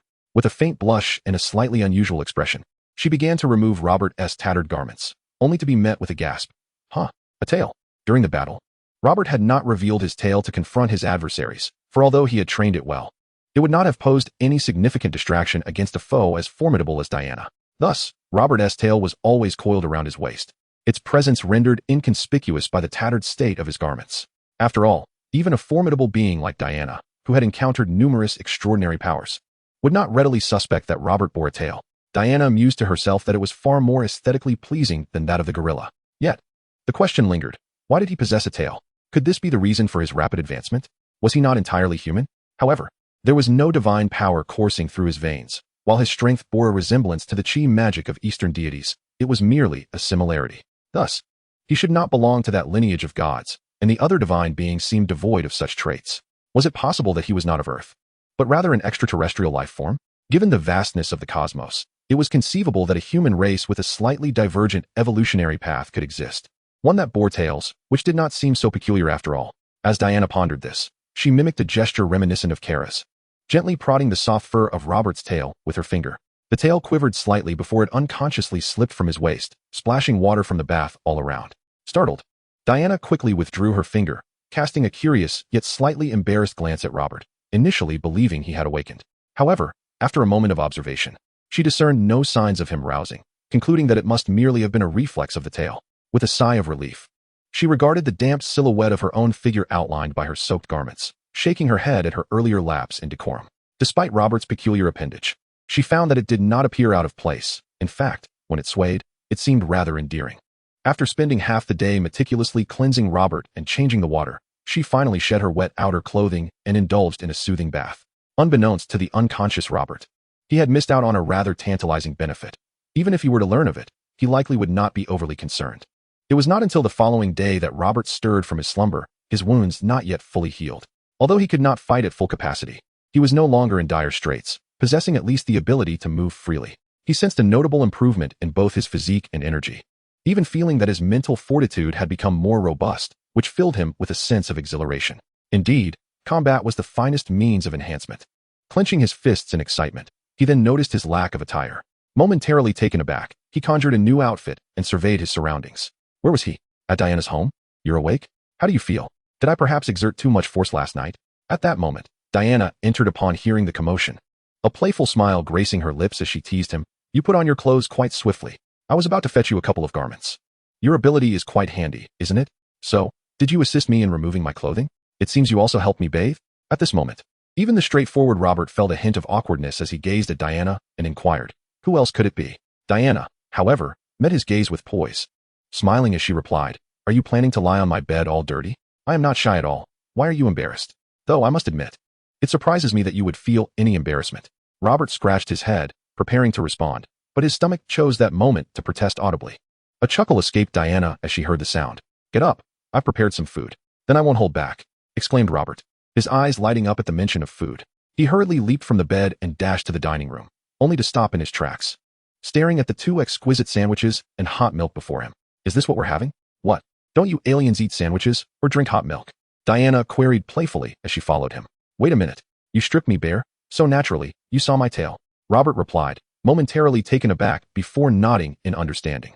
He then rubbed his stomach and lamented, But what you don't know is that our kind has quite the appetite. This little bit of food, one tea, even sufficed to fill the gaps in my teeth. Is there a local gathering of wild animals, or perhaps a buffet nearby? What do you mean I stripped you bare? Diana rolled her beautiful eyes in exasperation, shaking her head at the table laden with sandwiches and hot milk. All right then, I'll take you somewhere to eat. No need for the hassle of a buffet. How much more can you possibly eat? It's a pity I even heated the milk for you.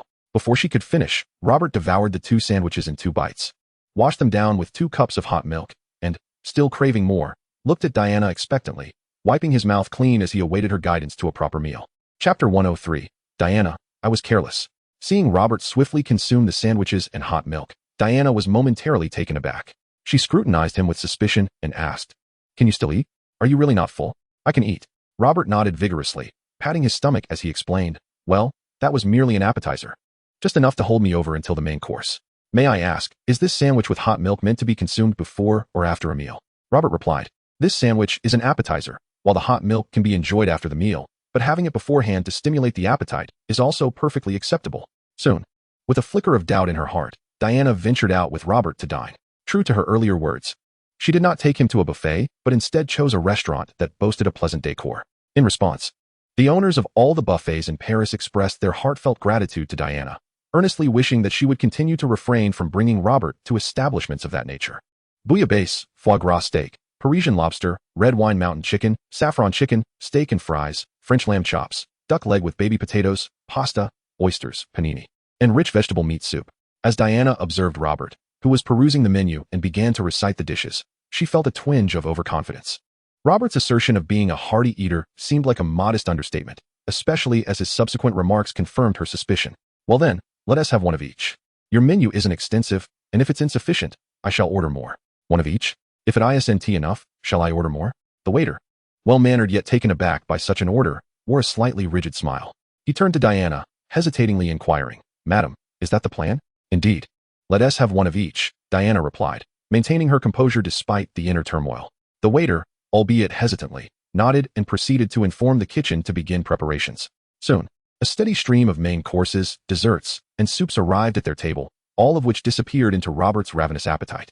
Watching Robert consume the meal with such vigor, Diana found her thoughts drifting. She pondered how this extraterrestrial being managed to survive. If every individual of his kind possessed such a voracious appetite, could their planet truly sustain such an abundance of food without depletion? Unbeknownst to Robert, Diana's contemplations were far removed from his reality. Truth be told, each dish in this establishment was rather modest in portion, and the selection lacked variety, leading Robert to believe that a buffet would indeed be more economical. Nonetheless, since they were already there, he resolved to order additional staples like baguettes to sate his hunger.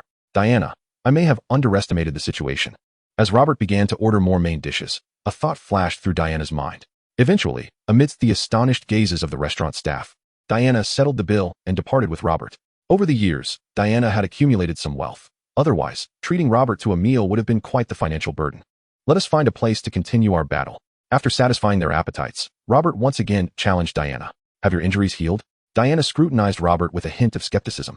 "Not entirely, but I can manage some light activity," Robert replied, his combat spirit reigniting as he looked at Diana, eager for action. "Very well.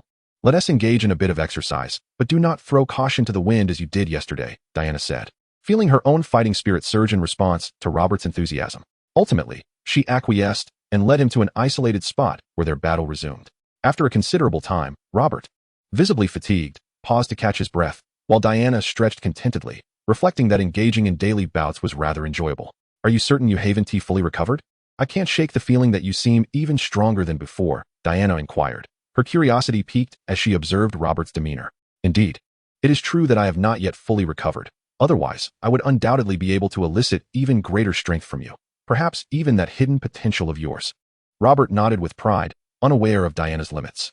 However, he estimated that if he could enhance himself a couple more times as he had this time, he should be able to draw forth the divine power Diana had previously demonstrated. "Divine power.